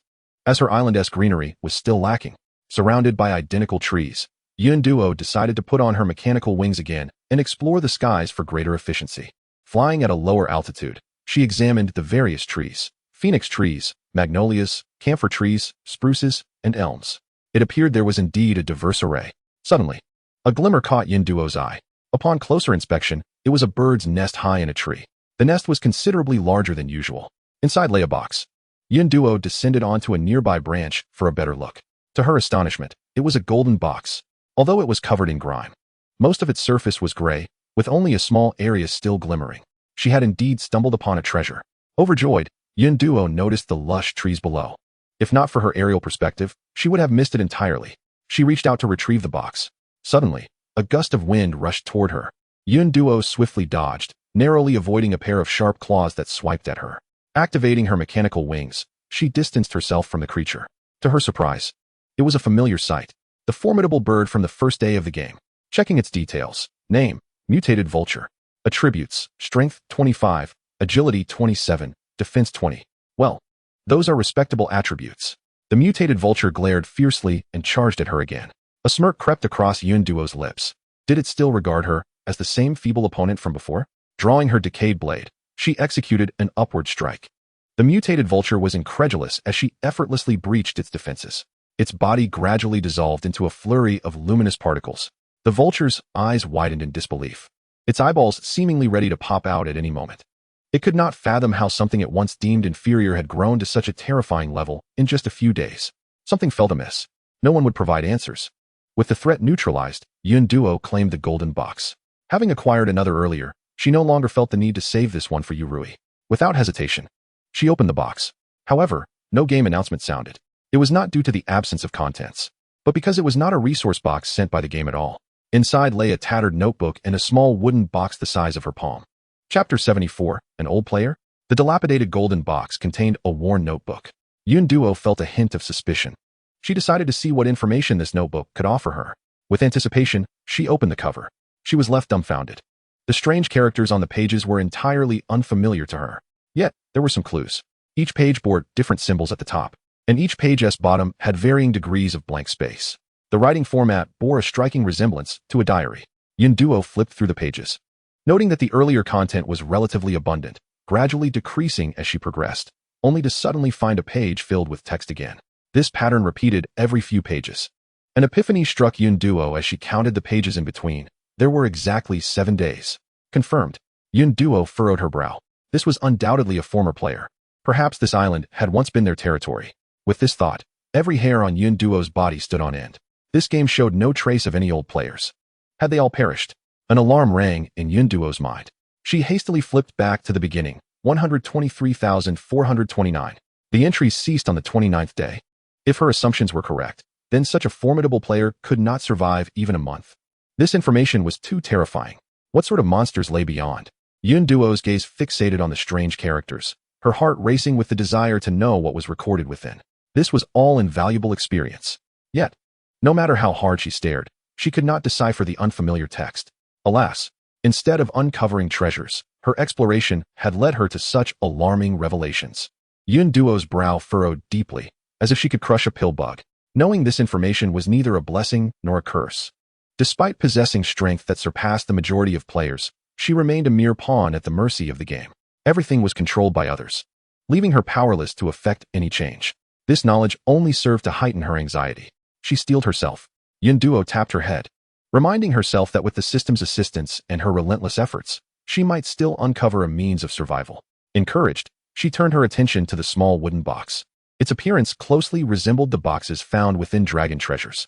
Perhaps it contained something valuable. The clouds cautiously parted, revealing a model of a translucent bowl. Information appeared. Name, energy shield. Description, a protective device for the base, blocking attacks from hostile creatures. Its defensive strength is related to energy. Current energy, 0, to her astonishment. It was indeed an energy shield, a prerequisite for upgrading a legendary base. The mood of Yun Duo shifted from gloomy to bright in an instant. It was a stroke of luck, akin to finding treasure without any effort. But alas, the energy was depleted, leaving her uncertain of its utility. Nevertheless, it was a promising sign for the first prize. Delightfully, she tucked the item away. Suddenly, notifications from the team chat and private messages from friends erupted in a flurry. Startled, Yun Duo thought, could something have gone awry? Upon opening the messages, she was met with a chaotic jumble of exclamations and incomprehensible cries. The only clear directive was for her to hurry into the resource dungeon. Could it be that a calamity had occurred? Furrowing her brow, Yun Duo hastily entered the dungeon, racing to the exquisite magic or mining area. To her surprise, all 4 team members were standing there, seemingly unharmed. Yun Duo breathed a sigh of relief, her anxiety dissipating. Before she could approach, Yang Can, brimming with excitement, rushed over, cradling something in her arms. Oh, Yun Duo, look! Her eyes sparkled as she extended her hands. It was a pale blue juvenile snake, its slippery body and flat head devoid of any cuteness. It turned out that a pet had hatched. Yun Duo discreetly stepped back. Congratulations. Realizing Yun Duo had missed the main point, Yang Can nudged her hands forward again, insisting, look at this. Yun Duo felt her lips involuntarily curve downwards, leaning back as she scrutinized the scene again. Besides the snake, there were numerous exquisite magic ores. What is this? Yun Duo questioned, puzzled. Hey, Yang Can, unable to contain her excitement, tugged Yun Duo along toward the mining area. Upon reaching the spot, Yun Duo was left speechless. The two small snakes, responding to commands, burrowed through the ore, effortlessly extracting minerals with each movement. What was typically a laborious task for humans was child's play for them. In mere seconds, the two snakes had unearthed no fewer than 10 ores. This was astonishing efficiency. Yun Duo's eyes widened in disbelief. Her teammates were equally elated. Teacher Deng chuckled. What a marvelous inheritance of talent. Yun Duo nodded vigorously, observing the little snakes, suddenly finding them rather endearing. Their glistening scales were indeed quite cool. You all should take these magic ores. Besides what she held, Yangqing also produced a considerable amount from her backpack, as did the others, accumulating a small mountain of exquisite magic ore, totaling nearly hundreds. Yun Duo's heart raced with excitement. Her city walls could finally be upgraded. Elated, she accepted the ores and contemplated purchasing 4 5th-level lightning towers from the point shop. You all keep this.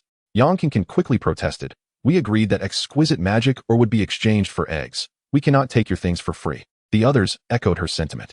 Yet Yun Duo remained resolute. The points from the exquisite magic ore far outweighed those for the towers.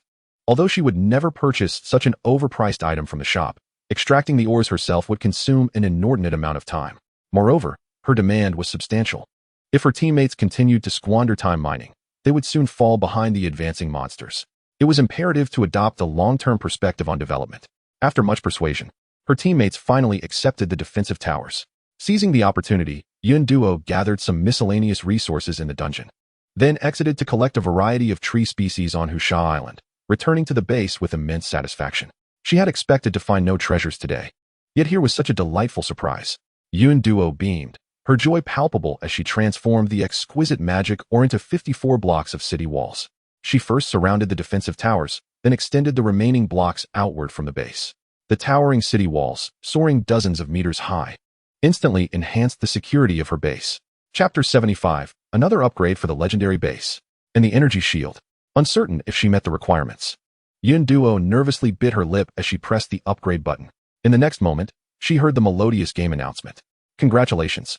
You have completed the first upgrade achievement for the legendary base.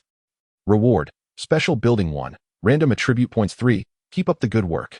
She had succeeded. Yun Duo's smile widened exuberantly. Another 3 attribute points secured. Splendid. The game announcement continued. Friendly reminder, energy shield energy depleted, unable to activate. Please replenish energy promptly. Replenish energy? Yun Duo scrutinized the game interface repeatedly, but failed to discover how to do so. Could it be energy stones? She tried, but there was no response. Another conundrum had arisen. However, this matter was not urgent. Yun Duo dismissed it from her mind for the moment. First, she would allocate her attribute points. Just enough to elevate one attribute to 30 points. Without hesitation, she selected agility. Her current attributes changed to strength, 27, agility, 30, constitution, 32. She was on the verge of breaking the 300 mark. Her base attributes rivaled those of boss-level monsters. Mind you, this was only the 9th day of the game. The rate of enhancement was astonishing. Yun Duo was thoroughly satisfied. Additionally, she had received a special building as a reward. She was curious about its purpose.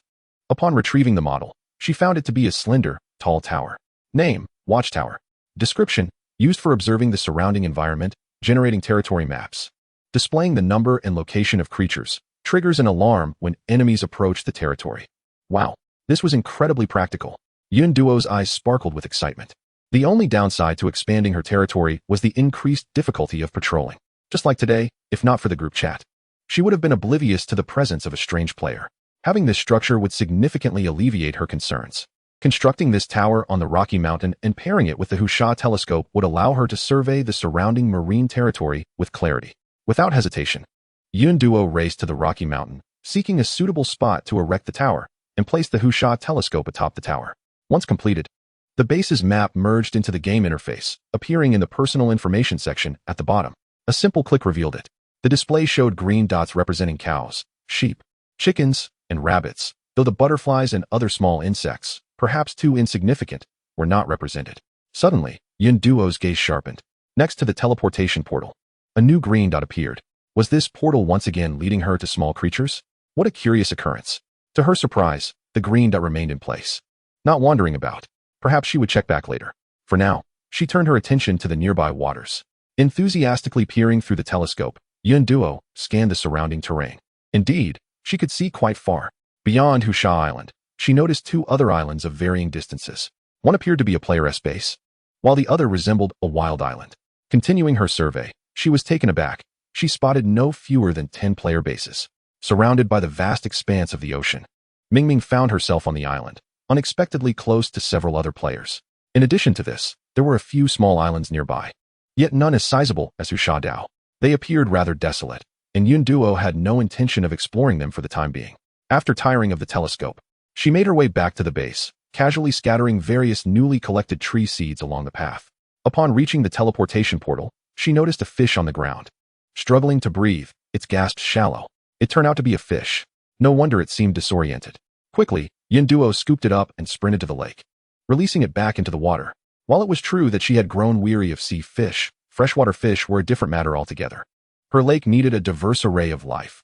Even a small fish was a precious addition. Perhaps due to being stranded for too long, the little fish did not immediately regain its strength, lingering by the shore for several minutes before finally swimming away. Yunduo then returned to the teleportation portal. On the ground lay 2 supplies.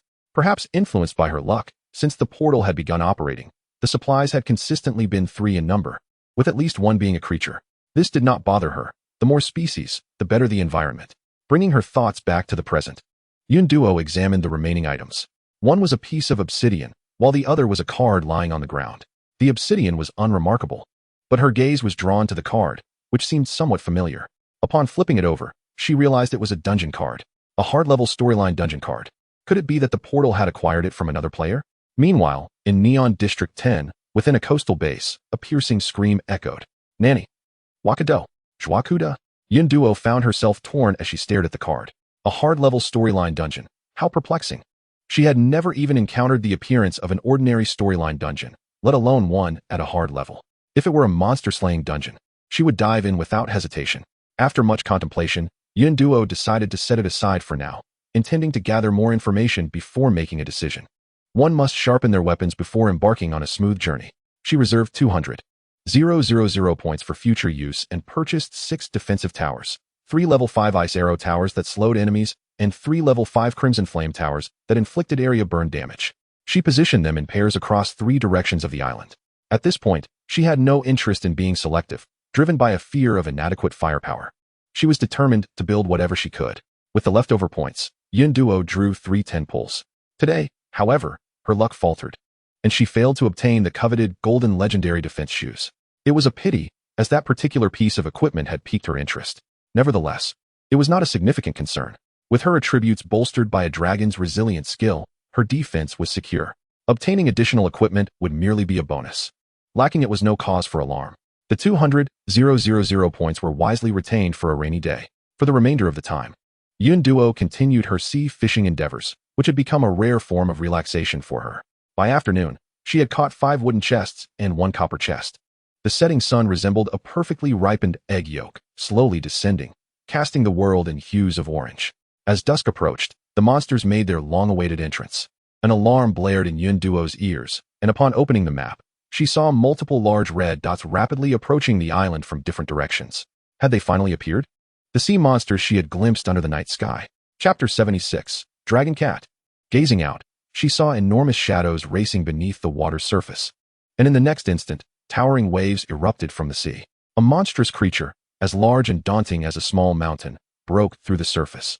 It was a deep purple tentacled beast, covered in a mass of grotesque growths, with a disproportionately large head accentuating its bulk. Each tentacle bore suckers filled with sharp, needle-like teeth, and its tiny eyes glinted with a sinister hunger, one eye squeezed almost shut by a large growth. Its cold, bloodthirsty gaze locked onto Yunduo. Ugly. Extremely ugly. And repulsive. Yunduo fought back the urge to retch as she examined the monster's information.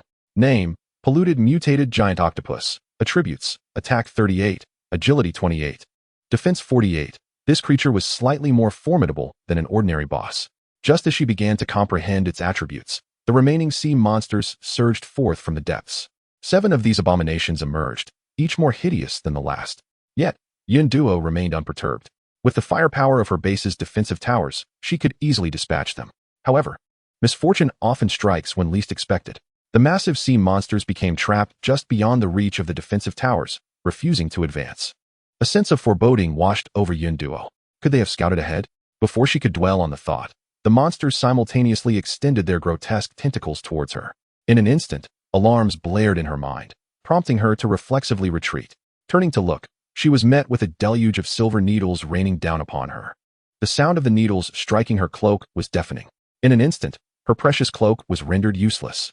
Despite her quick reflexes, the monster's attack range was so extensive that every area outside the city walls was engulfed in their assault.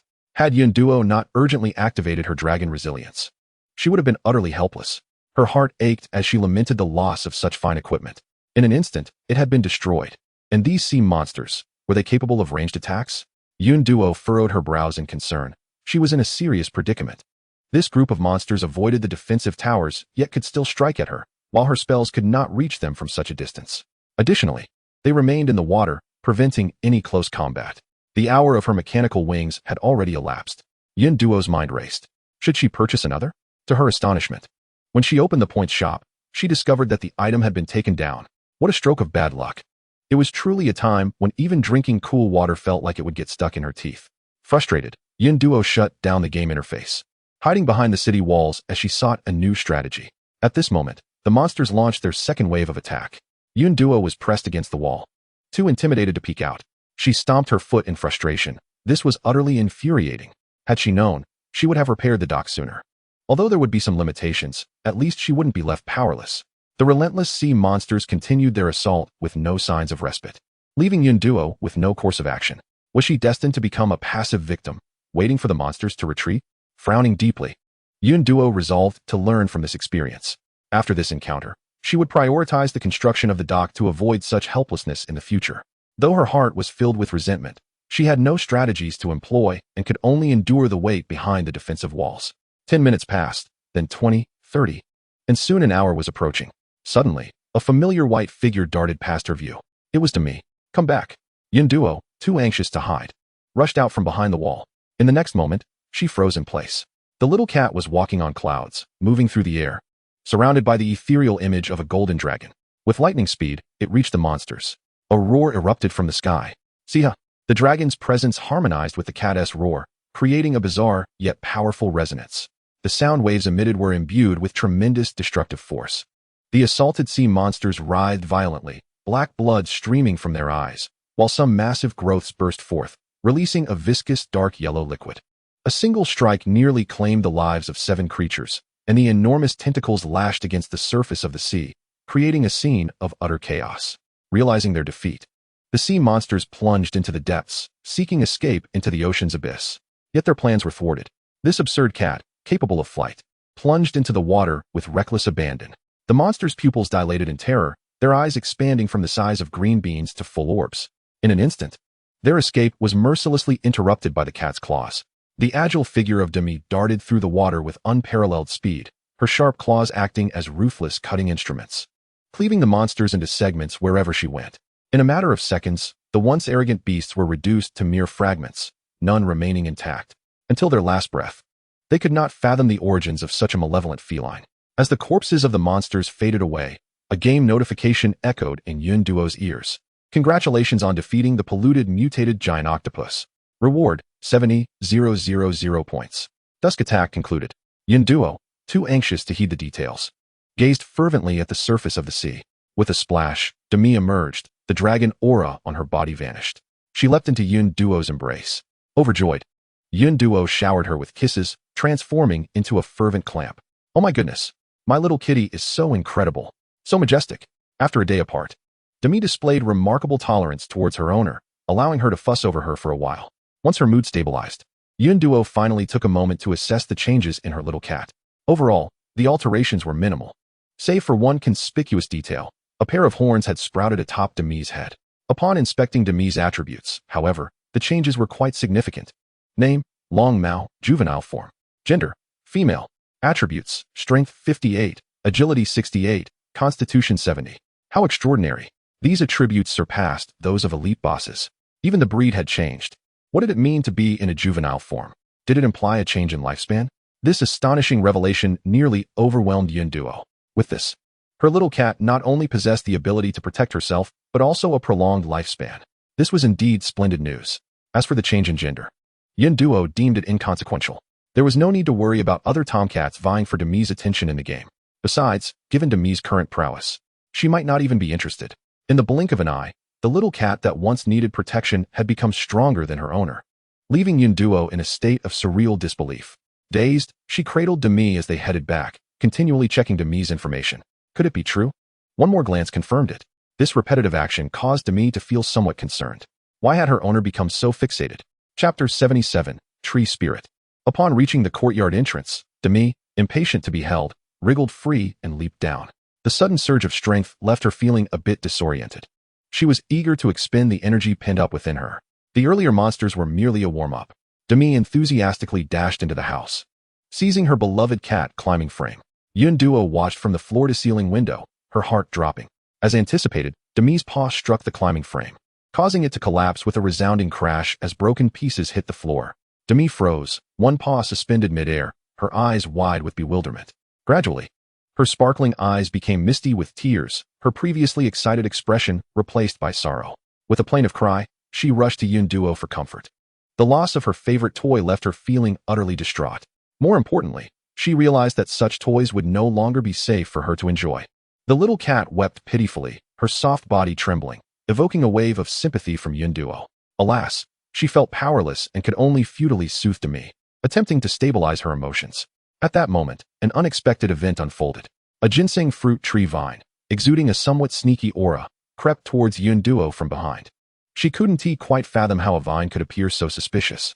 As she puzzled over this, the vine swiftly coiled around Demi, then retreated, gently placing her atop the tree trunk. In broad daylight, openly snatching a cat, Yunduo could hardly comprehend this audacious act. Meanwhile, Demi instinctively scratched at the tree bark beneath her feet. To her delight, the bark remained unscathed. Demi's spirits lifted, and she increased the intensity of her scratching. Surprisingly, the seemingly fragile bark stood firm, showing no signs of damage, not even a scratch. Demi was taken aback.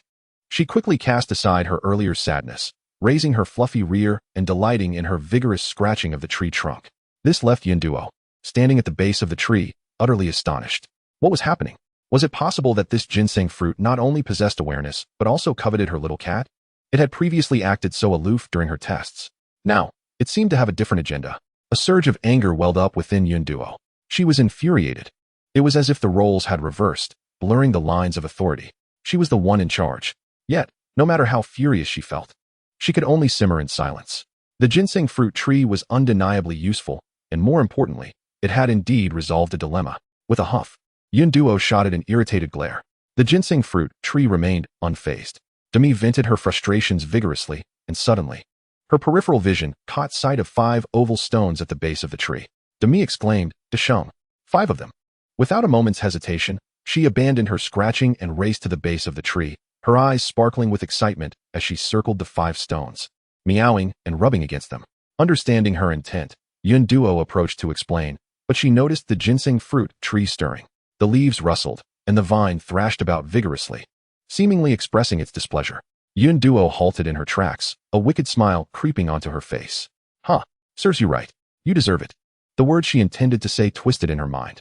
"Demi, if you like mama, let's bring them inside." Upon hearing this, Demi eagerly nodded, her little head bobbing. Yes, yes, yes. Let us arrange them on the sofa and watch a show together. Perhaps they will hatch sooner."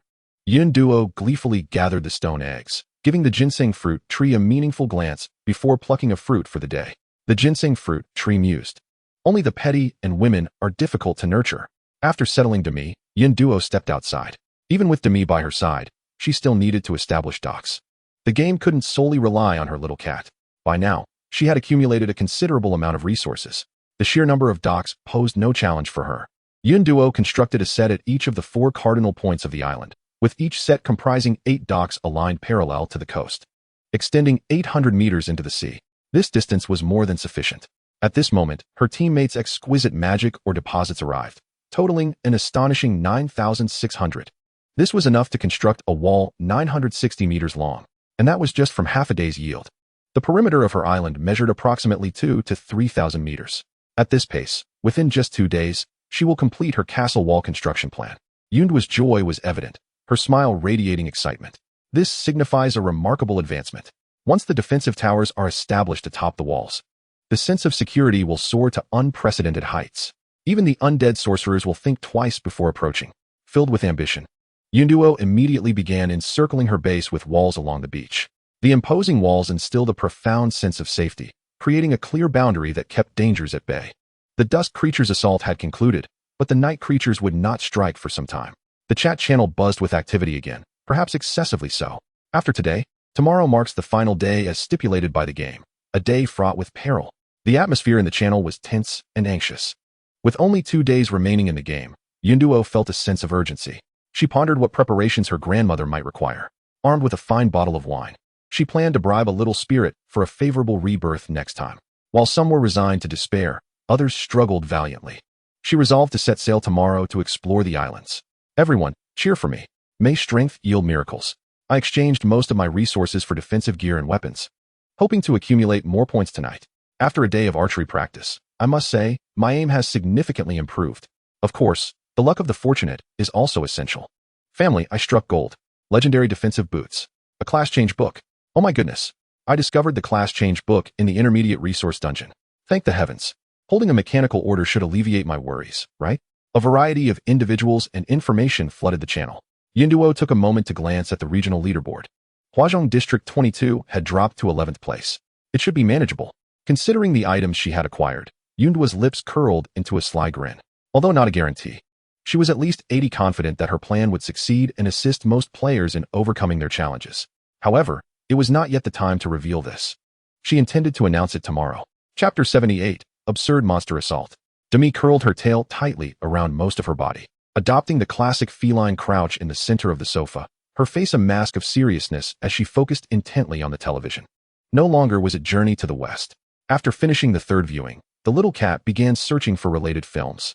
Currently, she was watching Journey to the West, Conquering the Demons. The eggs were neatly arranged on either side, covered with a fluffy blanket. Observing this scene, the mother felt a pang of nostalgia, recalling that she had never enjoyed such a privilege. However, she soon found solace in the thought that Demi had only just begun to gain intelligence. The leisurely moments of rest slipped away swiftly as the nighttime assault loomed. Yunduo ascended the towering walls to survey her surroundings. Ever since learning of that terrifying matter, she dared not be negligent. Even though her base's firepower was formidable, complacency was a luxury she could not afford. Danger could strike unexpectedly. The night sea was as dark as ink, resembling a vast abyss ready to engulf the minuscule bases. The space along the shoreline began to distort as the assault commenced. Unlike before, the rift expanded rapidly, tearing apart to 5 times its original size in mere seconds. And it showed no signs of slowing down. 10-fold, 15-fold, 20-fold, 25-fold, 30-fold, 50-fold. To Yunduo's disbelief, it expanded to 50 times its size before halting. Although it could not compare to the gaping rift seen in monster dungeon raids, it was still a significant breach. How could it change so swiftly? Yunduo's hair stood on end in alarm. Absurdity had crossed the threshold of reason, but the shock did not end there. The monsters no longer emerged in orderly groups of the same level. They came without any discernible pattern, akin to a chaotic battlefield. Various skeletal creatures surged forth, including the types Yunduo had previously encountered, as well as skeletal archers, skeletal sorcerers, skeletal giants, and more. Their combat power varied wildly. But the most outrageous of all was the skeletal king, boasting an average attribute of 60, twice her own. What did this mean? Her rapid progress was being outpaced by the game's monstrous difficulty? Yunduo transformed into a TS-12B shotgun, her mouth spewing expletives as she railed against the game. In a flurry, she hastily purchased water elemental cores from the shop to upgrade the water cannon tower to level 5 and acquired 2 additional level 5 lightning towers. There was no time to waste. Unlike before, the sheer number of monsters pouring forth was overwhelming. Even the legendary lightning towers struggled to keep pace with the onslaught. Thankfully, with the support of numerous level 5 towers, the situation remained under control for the moment, and the front line had not yet reached the base of the walls.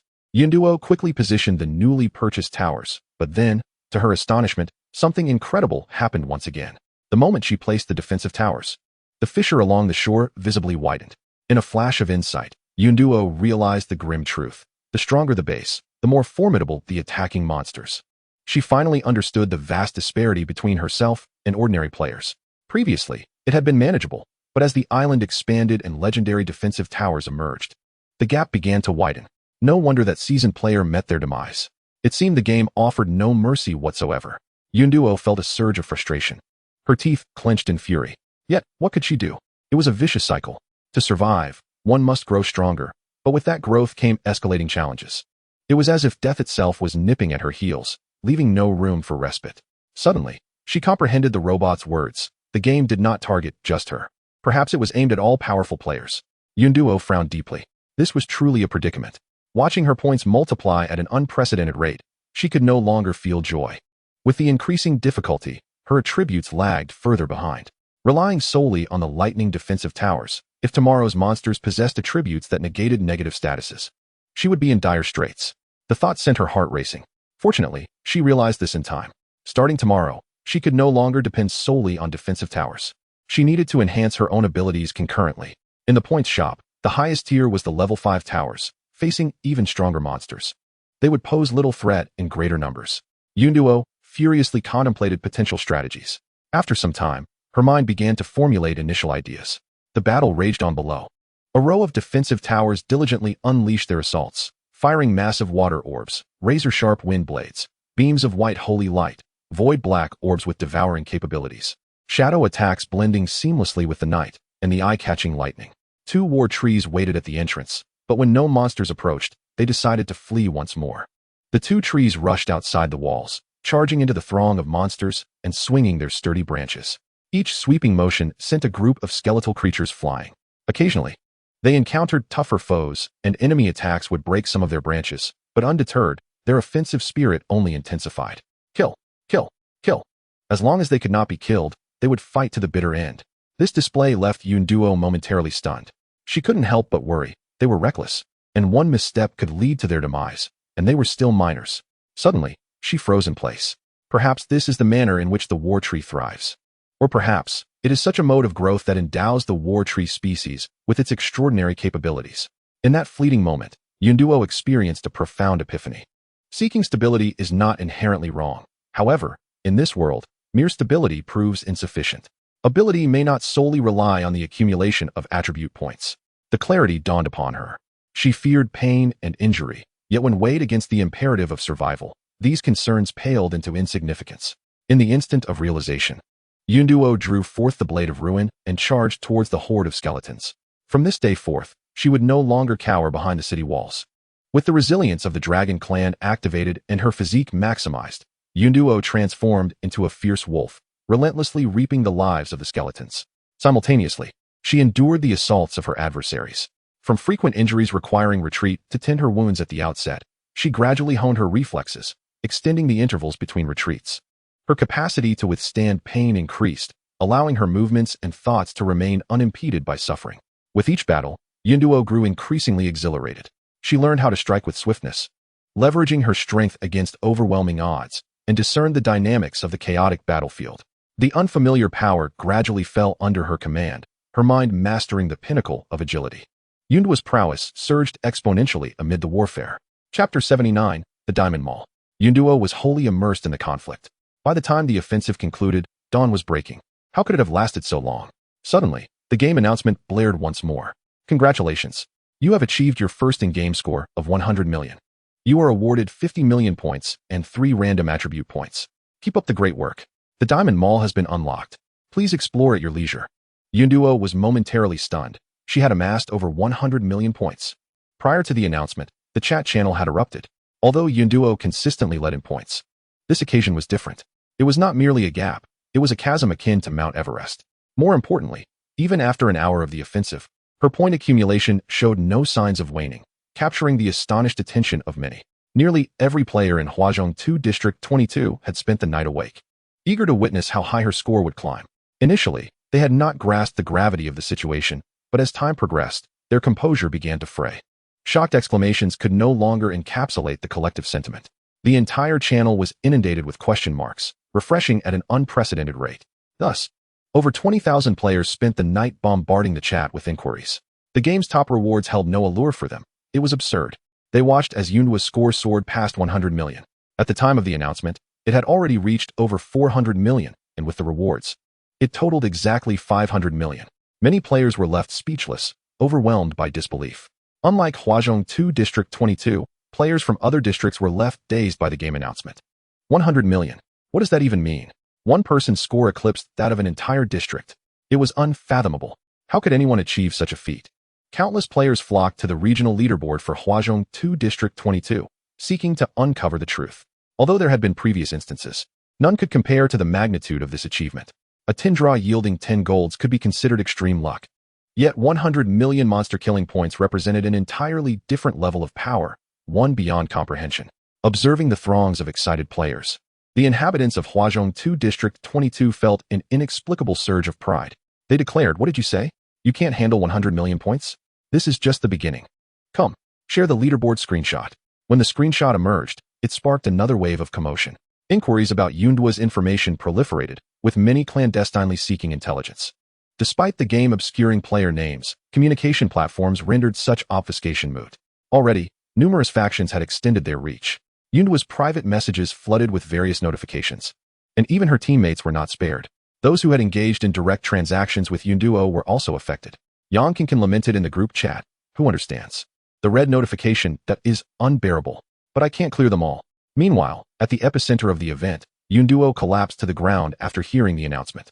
The intensity of the activity was unprecedented. In the later stages, she relied solely on her inner resolve. Once the chaos subsided, she felt utterly drained. Yunduo found herself unable to move a single finger, only managing to instruct the system to wake her in 4 hours before succumbing to slumber on the beach. Meanwhile, the nimble Demi, perched atop the city wall, gracefully leapt down. With a gentle flick of her soft tail, she successfully lifted one of Yunduo's arms. Given the disparity in their sizes, the little cat summoned auspicious clouds to carry Yunduo home. Awakened by the system, Yunduo's eyes felt as though they were glued shut. Utterly fatigued, for short hours were inadequate for recovery. Yet, today held paramount importance. Suddenly, she sensed the softness of a bed beneath her, a blanket covering her, and the soothing sound of gentle purring nearby. Yunduo jolted upright, her heart racing. Had she not fallen asleep on the beach? Realizing the only possible explanation, her eyes sparkled with excitement, and a triumphant smile graced her lips. Indeed, her Demi was the most considerate little cat. Yunduo's mind cleared, her eyes sharpened with clarity. With renewed vigor, she descended from the bed. As she passed through the living room, she cast a disdainful glance at the egg on the sofa. Opening the game interface, her private messages exploded with activity. The chat channel was awash with various messages, indicating that the aftershocks of this unprecedented impact were far-reaching and still unresolved. Yunduo perused the messages, most of which were trivial, but one caught her attention: information regarding the Diamond Mall's offerings. Upon investigation, she discovered that the Diamond Mall featured a pitifully scant selection of items compared to the Point Mall, with only one item available. The accompanying notice clarified that one item in the Diamond Mall refreshed daily at random. Undoubtedly, the item was exceedingly precious, and correspondingly, its price was equally alluring. In the Diamond Mall, 100 million points could be exchanged for 1 diamond. The exorbitant cost of items was evident. Take, for instance, the minuscule token displayed. Priced at 5 diamonds. Its function drove all high-end players into a frenzy. Name, city-state token. Description, grants ownership of a 5-square-kilometer island as a city-state dwelling. All players may apply to join, with a maximum membership of 5,000. Citizens may choose to integrate the base. Note, the mechanics of city-states are numerous. Players are encouraged to explore further. A city-state base. Which organization would not be enticed? Many sought to trade with Yunduo for this token. Setting aside the authenticity of their offers, the terms proposed were increasingly extravagant, captivating even someone as affluent as her. Legendary-grade defensive towers, legendary-grade defensive gear, legendary-grade weapons. A plethora of attribute cards, and a massive trove of resources were on the table. To be fair, an organization's capacity to gather resources far outstripped that of an individual. Yet, Yunduo had no intention of acquiescing. It was not her desire to establish a city-state, but rather her subconscious recognition of its immense utility, which could not be hastily discarded. Yundiao promptly purchased the construction permit, perfectly exhausting her points to avoid the impending elevation of the attacking monster's levels. Upon confirming her purchase, the construction permit immediately turned gray, and Yundiao noticed that there was a limit of 1 purchase remaining. Indeed, it was precious. Numerous players were fixated on the diamond marketplace. Once the permit was sold out, the news spread swiftly among players like wildfire. The influx of private messages directed at Yundiao surged dramatically. Though she was momentarily disinclined to respond, it was time to prepare for the plan against the attacking monsters tonight. In Chapter 80, the plan commenced. Players were engaged in lively discussions in the channel, with the topic curving back to the perennial debate of whether Yundiao was an NPC. The arguments from both sides were fierce, creating an atmosphere of intense contention. Players interpreted and analyzed from various angles. including but not limited to Yun Diao's every first prize announcement, speculations about her battle pet's strength, attribute conjectures, trading market acquisition theories, point fluctuations, weaponry device assessments, and monster quantity predictions, encompassing all aspects. It is no exaggeration to say that had they exhibited such diligence in their studies, attending prestigious institutions like Tsinghua or Peking University would not have been a dream.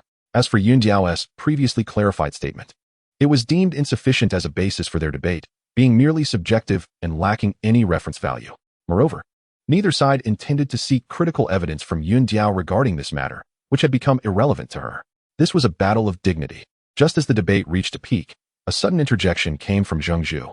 Yun Diao proposed a business focused on enhancing survival rates for the night. Her unexpected appearance startled many, as she was notoriously known for her aversion to mingling in channels, preferring to relentlessly enhance her strength or stir up events. Her frequency of engagement in the channel had not even surpassed that of the game's first prize announcements, let alone the gravity of her words, which pertained to the safety of the onlookers. This was a matter of utmost importance. Had anyone else uttered such a statement, they would have undoubtedly been labeled a fraud. Yet, Yun Diao was different. Her record spoke volumes, and even if she claimed to retaliate against the attacking monsters, no one would find it absurd. It is understandable that her statement incited another uproar. Chicory, if you can ensure my safety tonight, I will work tirelessly for you. Get lost, you upstart.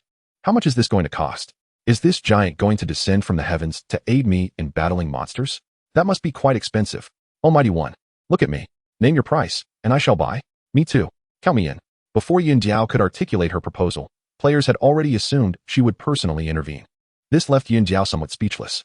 Were they overestimating her? She couldn't even guarantee her own safety tonight, let alone assist others.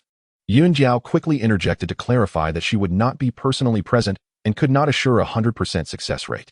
She merely offered a 50% chance at a modest price. Upon receiving this information, affluent players were instantly disheartened, expecting to secure safety outright. However, the majority of players found this quite intriguing. A reasonable price was appealing, making it accessible for them. Even with only a 50% chance, it was better than nothing. In dire circumstances, who wouldn't want to take a gamble? Players eagerly expressed their willingness and urged Yun Diao to elaborate.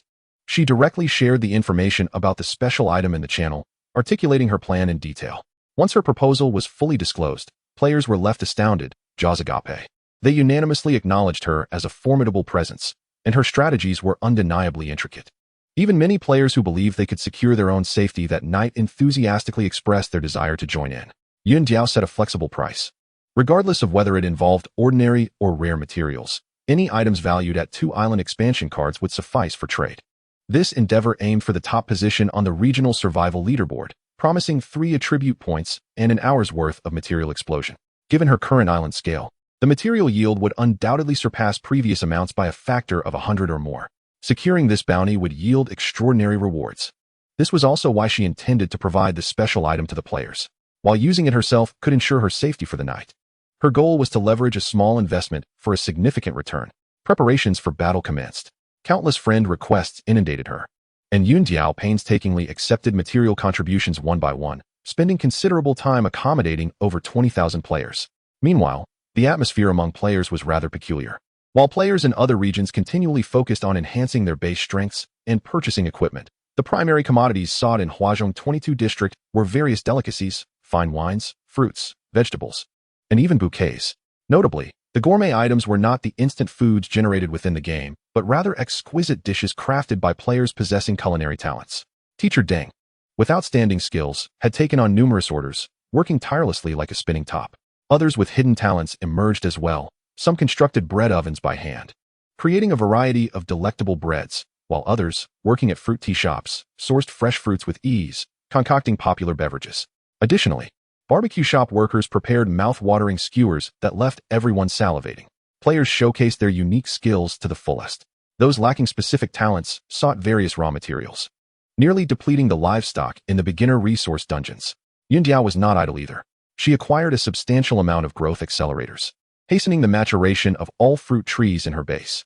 The duration of the Divine Farmer's statue's enhancement was limited, necessitating external assistance for the trees.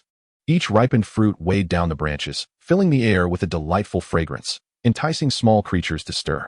Yun Diao even spotted several fluffy chicks, indicating that her reserves were thriving at an encouraging pace. With a plethora of fruit trees, the harvesting process consumed significant energy. Exhausted, she found it no less strenuous than battling monsters. She silently paid homage to the farmers. Regardless of her fatigue, the work had to continue. For all these fruits represented wealth. The market waits for no one. Miss this opportunity, and it may be lost forever. Thanks to these fruits, Yun Diao amassed a tremendous amount of resources. Today passed quicker than any previous day. Amidst the laborious tasks, she hardly noticed the sun dipping below the horizon. There was also good news. The dusk monsters did not appear. Most players breathed a sigh of relief. In the remaining hours, players continued their fervent activities, persistently purchasing various items, always feeling inadequately prepared. In critical moments, no one dared to inflate prices recklessly. After all, this was a matter of great significance for the entire Huazhong 22 district. Delaying the final outcome for selfish reasons could lead to dire consequences. Hence, the preparations proceeded smoothly. Before the attacking monsters arrived, Yun Jiao shouted in the channel, "Are you ready?" In the next moment, the channel was flooded with a tide of ones. Yun Jiao produced the special item, a golden card. Name, special card for summoning attack-exclusive spirits. Description, the user can summon a grand sorcerer to help resist the attacking monsters and can simultaneously summon friends. Note, the more people summoned, the lower the level of the summoned spirit. Yun Jiao, in selecting the number of participants, directly checked the Select All option in her friends list, totaling 21,235 individuals. Chapter 81, The Culinary Triumph of Huagua. In the enchanting realm of the Forest of Elves, beneath a magnificent towering tree, sat a frail old elf, his sagging skin draped over his bones, resembling one on the brink of death. His eyes were tightly shut, palms facing upwards, as if he were engaged in some sacred ritual. Suddenly, a young elf hurriedly approached. "Elder, trouble is brewing. The golden card has stirred." The old elf slowly opened his eyes, displaying a semblance of panic. The reprimanded elf quickly regained his composure, though his voice wavered slightly. "Elder, the card indicates we must dispatch 21,235 personnel. What did you say?" The three words reverberated through the air, causing the woodland creatures to bristle in fear and hastily retreat to their homes. Other elves were equally bewildered. What calamity warranted such a display from the elder? The elder's eyes nearly bulged from their sockets upon receiving this news. What on earth? Who possesses such wisdom to concoct this? In former times, even 3 or 4 warriors were deemed excessive. Now, to claim 21,235? Their entire kin could scarcely muster 2,000. Was this not a deliberate provocation? The elder seethed with indignation. He was determined to uncover the identity of this miscreant. "I shall remember this grudge." The elder, aflame with fury, swiftly issued commands. "Quick! Mobilize all clan members. Immediately reach out to other tribes for assistance. Offer a token of gratitude to gather the remaining numbers. We must not delay." The young elf promptly set about the task, yet he could not suppress his curiosity. "Elder, with so many individuals, the average combat strength will be minimal. We could simply dispatch a single insect. Why this grand mobilization?" The elder shot him a scornful glare. "Foolishness. You see only the strength, but not the racial limitations? The card specifically names the elf clan. Even if we lack manpower, we can request aid from allies of equivalent rank. Do you believe the invaders will be easily deceived?" He snorted disdainfully, pondering the ignorance of those who would engage in such self-sabotaging acts. He instructed that those sent for support need not exert themselves. They could merely wave their hands and await the conclusion of the assault before returning. On the player's side, the space by the seaside began to warp. The anticipated NPCs had yet to materialize, causing many to panic. "Is there any movement on your end?" "I have yet to see anyone." "Me too. It's about to begin. What should we do?" "It's over. It's over. There can't be a hiccup, can there?" "Yin Duo, what is happening? Is the plan falling apart?" "I told you, bugs are not so easily trapped. Help. Does this mean all my preparations were in vain?" The players grew increasingly frantic in the channel. Just as Yin Duo was about to calm them, a familiar white vortex appeared beside her, and a trembling old elf emerged from within. The old elf's already elongated face seemed to stretch even further. "You rascal, was it you who caused this?" Concurrently, other players' islands were also graced by the emergence of white vortices. Elves, orcs, and dwarves of various NPCs stepped forth, causing the hearts of the players to plummet. Yet something felt amiss. Aren't they supposed to be elves? One player questioned, staring at the short, rugged dwarf before him. "Is this what elves look like?" The dwarf, eyes bulging with indignation, retorted, "Have your eyes been blinded? I am a valiant and brave dwarf, not a feeble elf." Players swiftly exchanged information in the channel. The plan had deviated somewhat. The reasons behind the varied races' appearances were unclear. However, this was of little consequence. At that moment, the black fissures began to widen, with all bases openings expanding fivefold compared to usual. A chaotic surge of skeleton monsters rushed forth. Even though the players were mentally prepared, The sudden spike in difficulty was overwhelming. This game is utterly unreasonable. As different NPCs reach the bases, they casually kicked a monster before retreating, adopting a spectator's demeanor. The players, having anticipated this, swiftly produced their prepared bribes. Next, they would witness the spectacle. One player gazed in awe at the imposing beastly orc, exclaiming in exaggerated tones, "Oh my, your tail is so cool and magnificent. I truly envy you. Us humans have nothing but bare skin." Such blatant flattery caused the orc's tail to perk up slightly, pleased by the human's taste. He raised his chin, a smile gracing his lips. "You have good taste. My fur is among the finest in my tribe." Flattery proved effective. The player rejoiced and pressed on. "Really? I wonder if I might be honored to catch a glimpse. I adore the captivating patterns of leopards and their powerful, agile forms." The formidable orcs took pride in their beastly forms, and the praise struck a chord with the orc. His demeanor shifted, and he transformed into a majestic leopard. His muscular physique brimming with explosive power. The sudden metamorphosis left the player speechless. The leopardess form indeed exuded strength. The player was utterly astonished, momentarily forgetting to flatter. Little did he know, such an exaggerated reaction further delighted the leopard. As the defensive towers began to falter against the onslaught of monsters, the skeletons lunged toward the players. The leopard, shedding its earlier indifference, dashed into the fray, dispatching numerous foes with lightning speed. Encountering someone who resonated with him was rare. Lending a hand posed no burden. The nearby player was overjoyed. Was it truly this easy to win over a leopard? His flattery amounted to merely a fraction of what he would normally reserve for a superior. Taking advantage of this newfound rapport, he made every effort to impress the leopard. Ensuring every word struck a chord, the leopard felt rejuvenated by the exchange, and without needing the player to ask, began to assist in driving back the monsters. The player reciprocated, presenting all manner of delightful treats, including his specialty dish, Chongqing spicy chicken. The leopard sampled a few bites, exclaiming, "What a delightful dish. I've never tasted anything so exquisite." In an instant, the leopard was captivated by the culinary wonders of Huagua. Yet not all NPCs were as easily swayed as the leopard. Many maintained a haughty demeanor, impervious to flattery. However, with Zhang Liang's stratagem, they devised their own means of persuasion. Players contributed insights into the preferences of various races in the channel. Dwarves favored fine wines, orcs appreciated compliments, and elves cherished exquisite floral arrangements, among others. The ultimate trump card was an array of delectable Huagua cuisine, spicy, sweet, stir-fried, stewed, and roasted dishes galore. This was a monumental shock to the indigenous folk, who were not particularly discerning in their tastes.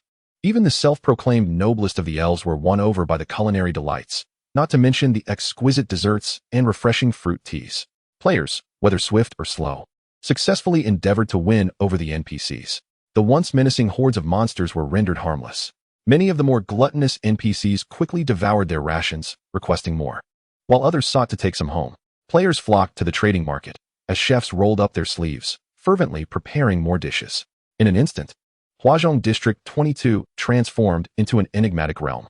The players, who should have been grappling with life and death, were conspicuously absent from the battlefield. Unprecedented waves of attacking monsters were thwarted by NPCs, while the air was suffused with an array of culinary aromas. Chapter 82. The information revealed by the Elder Elf. Conversely, the situation for Yunduo appeared rather dire. "You have quite the social circle?" A frail, elderly elf regarded Yunduo, his sunken cheeks hanging limply. His gaze sharp and demeanor decidedly unfriendly. Yunduo felt a slight jolt in her heart. The tone of his voice suggested that her recent actions had offended this elder. It was understandable, considering there were over 20,000 individuals involved, a troublesome matter indeed. Given his demeanor, this elder elf might hold a significant position within the management hierarchy. Offending a high-ranking elf right from the start could prove to be quite challenging. Yunduo's mind raced as she contemplated a way to extricate herself from this predicament. At that moment, the space by the sea began to tear apart. The speed of the rift's expansion surpassed that of the previous day, as if an invisible hand were forcefully pulling it apart. The black fissure rapidly widened. In mere seconds, it reached the dimensions seen yesterday, and it did not stop there. The scale continued to grow. This unexpected occurrence captured the elder elf's attention. He stood frozen, as if he had witnessed something utterly inconceivable.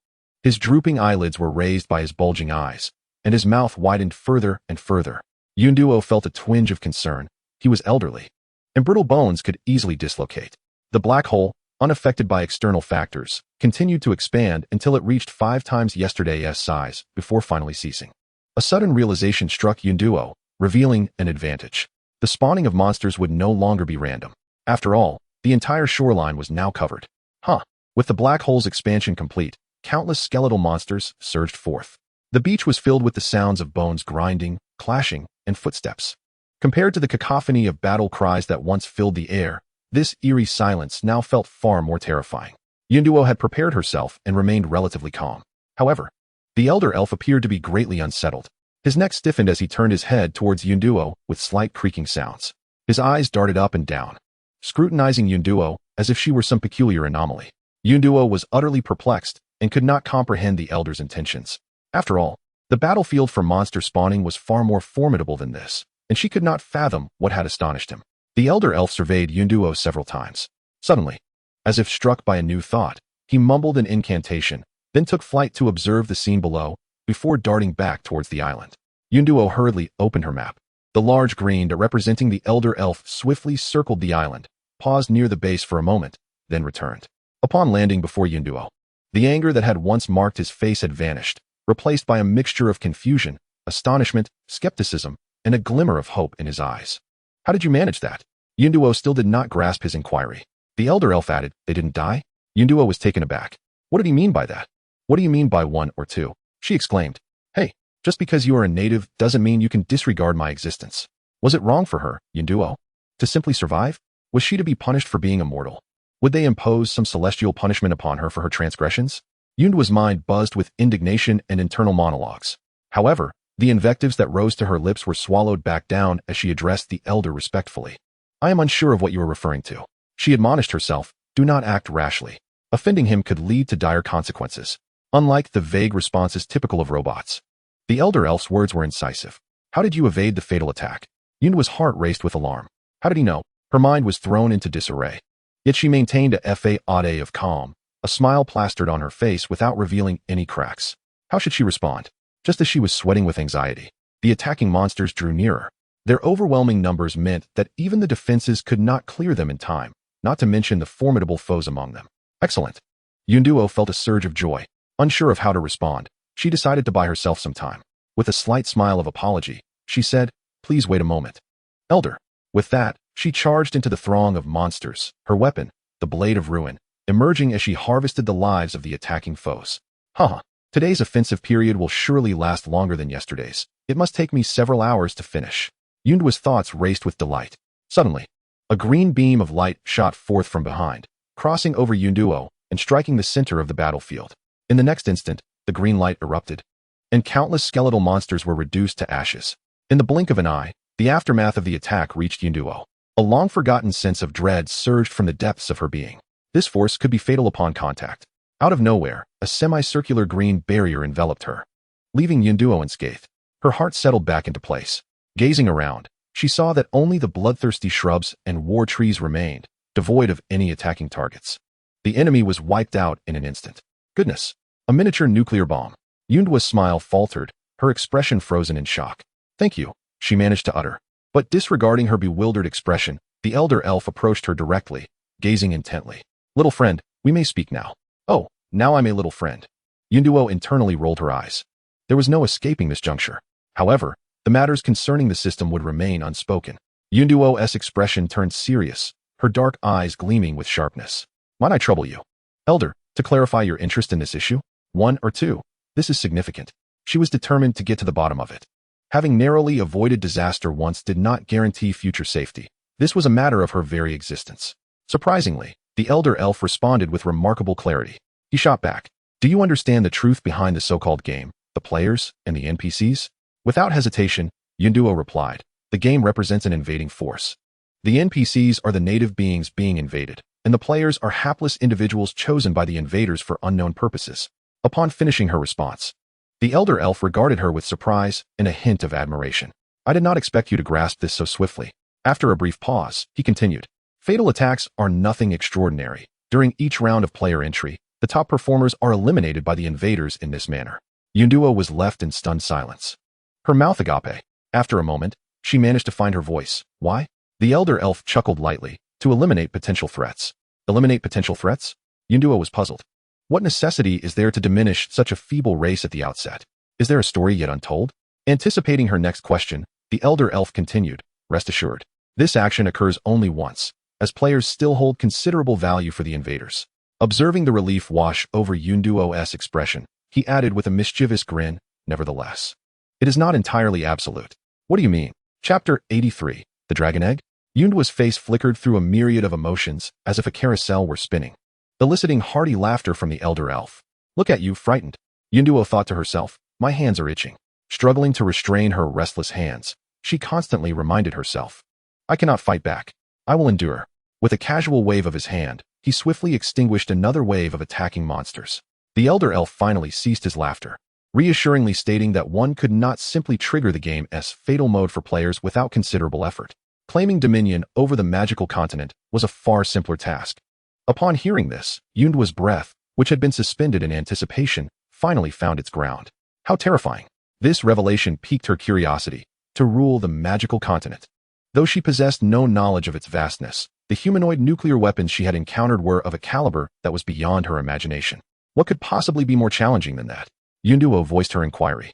The elder elf, momentarily free from the need to maintain a faade before his kin, found himself unable to restrain his tongue. Moreover, Yunduo was somewhat special, and he didn't mind sharing a bit more information. For instance, hatching dragon eggs, for example. Yunduo's expression turned to one of despair, halting the elder elf mid-sentence. Surely not. It couldn't be as she feared. The elder elf was momentarily taken aback, gazing at Yunduo in disbelief. She returned his gaze with an expression devoid of emotion. For a moment, the two exchanged a silent understanding. The elder elf trembled as he pointed a quivering finger, his words becoming jumbled. Yunduo, however, appeared utterly disillusioned, seemingly present, yet mentally absent. Meanwhile, the external attacking monsters had been handed over to a mysterious individual summoned by the elder elf. The two stood in the living room, fixated on the 5 eggs resting upon the sofa. Dammy, oblivious to the situation, regarded the elder elf with a wary expression, circling around him at a distance of 2 meters, her delicate nose twitching as she sniffed incessantly. Upon confirming his suspicions, the elder elf wore a look of regret and disappointment. The dragon eggs were lifeless, posing no threat. Only upon successfully hatching a young dragon would the intruders become aware. Yunduo felt an immense relief, her joy palpable. How wonderful! Unexpectedly, the elder elf shot her a sharp glare. What? Is it wrong to be happy now that her life was spared? Observing Yunduo's expression, the elder elf let out a despondent sigh and casually inquired where she had found these 5 dead eggs. He had no qualms about revealing the useful information he possessed. Yunduo replied truthfully, stating they were gifted by a golden dragon. Oh, is that so? What did you say? The piercing sound of an explosion startled Yunduo and Dammy, nearly sending their heads spinning.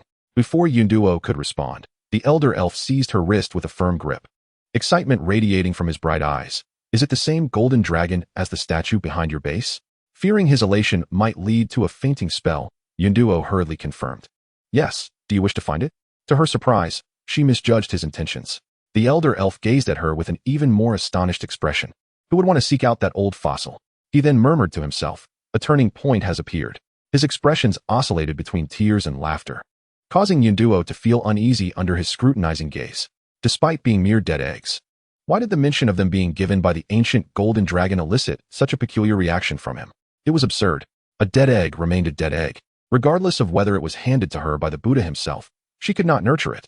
Yunduo felt speechless, unsure of how to articulate her thoughts. Suddenly, a jarring system notification echoed in her mind, causing her heart to race. The next moment, her premonition was confirmed. Congratulations, host. You have triggered a mandatory special mission. Assist Huazhong District 22 in claiming the top position on the regional survival leaderboard. Mission details, indeed. Just as you thought. Mission reward, Heart of Resurrection, X5. This was too outrageous. Wait, did the Heart of Resurrection mean what she thought it did? Hatching dragon eggs could lead to being eliminated by the game as a bug. That damned system was truly infuriating. For the first time, the mission details seemed deceptively simple. The rewards were within reach. Yet, Yunduo felt no joy. She couldn't help but let out a bitter laugh. I'm exhausted. Just destroy everything. In an instant, her emotions swung between despair and elation. The elder elf, oblivious to Yunduo's expression, was jubilantly flailing his arms, bouncing around the room. After a while, he produced a small box-like object, fiddling with it for a moment. He then began to chant incantations, enveloping the entire villa in an inexplicable power. The outside world's noise was abruptly silenced. Yunduo was taken aback. What was he planning? The elder elf finally realized, wearing an apologetic expression, look at me. I got a bit carried away with excitement. This is merely a means to block the intruders from spying. He continued, I've called a few old friends to discuss some matters. You don't mind, do you? Inviting people into her domain without consent? Absolutely not. Yunduo furrowed her brow.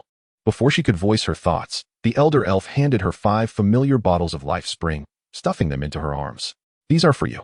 The words she had prepared were sidetracked, and she replied politely, feel free. After a moment of contemplation, Yunduo led the elder elf to the dining area on the 2nd floor, stating that the downstairs was too cramped for him. Upon finishing, she laid out an array of fruits and delicacies on the table. You must be hungry after all this activity. Please, eat something. The elder elf, in high spirits, sampled a few pieces of fruit. However, there were more pressing matters at hand, and he had little appetite for food. Yunduo, having regained her composure, seized the opportunity to pose her question, what does the birth of a new dragon signify for you? A glimmer of hope, came a voice from behind her. Yunduo turned to find Bai Huai, the humanoid nuclear weapon she had encountered earlier. She was momentarily taken aback. Bai Huai approached her with a serious expression. This matter pertains to the survival of the magical continent. We hope you can lend us your assistance. Yunduo remained perplexed. She had previously been uncertain of her capabilities, and the system had only just released its burden. Why were they so confident in her abilities? They overestimated her. After all, these were merely dead eggs. The elder elf chuckled. That old dragon may lack many talents, but when it comes to perception, none can surpass him, not even the diviners. After a while, new figures began to emerge in the room. Dwarves, orcs, humans, witches, and more. Their speech transformed into a cacophony of unintelligible chatter. Yunduo understood. They were unwilling to let her access the more critical matters. She discreetly returned to the living room. The developments of the evening had been exceedingly convoluted. Up until now, her mind had yet to fully process the events. Yunduo attempted to open the channel to check on the situation, only to be astonished to find the button for her line of sight had vanished. This was an unprecedented occurrence. Upon deeper reflection, the subsequent natives had not emerged from the white vortex. This must be the shield the elder elf had mentioned. To be fair, the shield was indeed comprehensive. Yunduo flopped onto the sofa, cradling Dami in her arms, her thoughts swirling. Chapter 84, The Attack Ends. The game updates. From a positional standpoint, the so-called invaders, the players, were a common enemy to both the players and the natives. The natives possessed formidable abilities, yet their fragmented words hinted at a dire predicament. They required the newborn dragon clan to break through, perhaps even more than that. After all, it was merely a flicker of hope.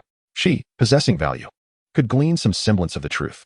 However, the other players were not so fortunate. Perhaps due to their shared enemy, the natives maintained a relatively decent attitude toward the players. But that was the extent of it. The power of the Blue Star individuals was far too feeble, easily manipulated by the game. They could not be compared at all. A few waves of deployment. Simply 4 words conveyed a great deal. It was evident that the natives, struggling for their own survival, would not concern themselves with the lives of the players. Contemplating this, Yunduo felt a sense of despair. Even the formidable humanoid nuclear weapon was suppressed by the game. The reality was 1,000 times more arduous than she had imagined. Their current wave of resistance could be exhausted at any moment. Subsequently, the Blue Star individuals might vanish without a trace, their remnants possibly evolving into a distant prehistoric civilization. Yunduo grimaced. What a dreadful situation. Uncertain of how much time had passed, the discussions above finally concluded. The indigenous people approached to bid farewell, engaging in polite exchanges that subtly hinted at their hopes for her assistance. Yunduo, feeling rather discontented, turned to the old elf and mused. If one day I were to hatch a dragon egg, how would you repay me? The anxious anticipation of the last night's assault was effortlessly resolved. As always, the sun rose, heralding yet another day.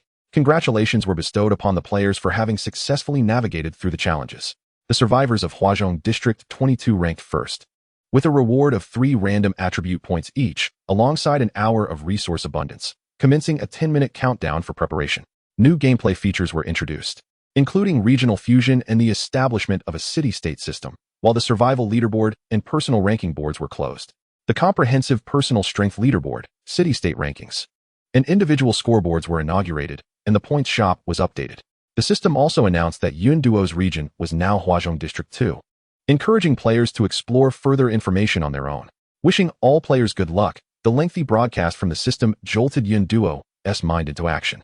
Although the information appeared abundant, it summarized to 2 key points: the excessive population necessitated regional merging, and the introduction of a team-based mode. The system timely reported, congratulating the host for completing a mandatory special mission, aiding Huazhong District 22 in securing the first position on the survival leaderboard. The reward was promptly issued, manifesting as 5 resurrection hearts in her spatial backpack. Without hesitation, Yun Duo applied all 5 to the dragon eggs. With usable items in hand, she seized the opportunity to maximize her benefits. The 5 resurrection hearts fused instantly with the stone eggs. The next moment, a cacophony of cracking sounds erupted as the stone surface began to fracture and crumble. Demi noticed the unusual occurrence, her eyes widening in excitement as she circled around the eggs. Wonderful! The Monkey King is about to emerge, and 5 of them. However, the unfolding events did not align with her expectations. Instead of the majestic Sun Wukong, 5 smooth eggs emerged from the shattered stone.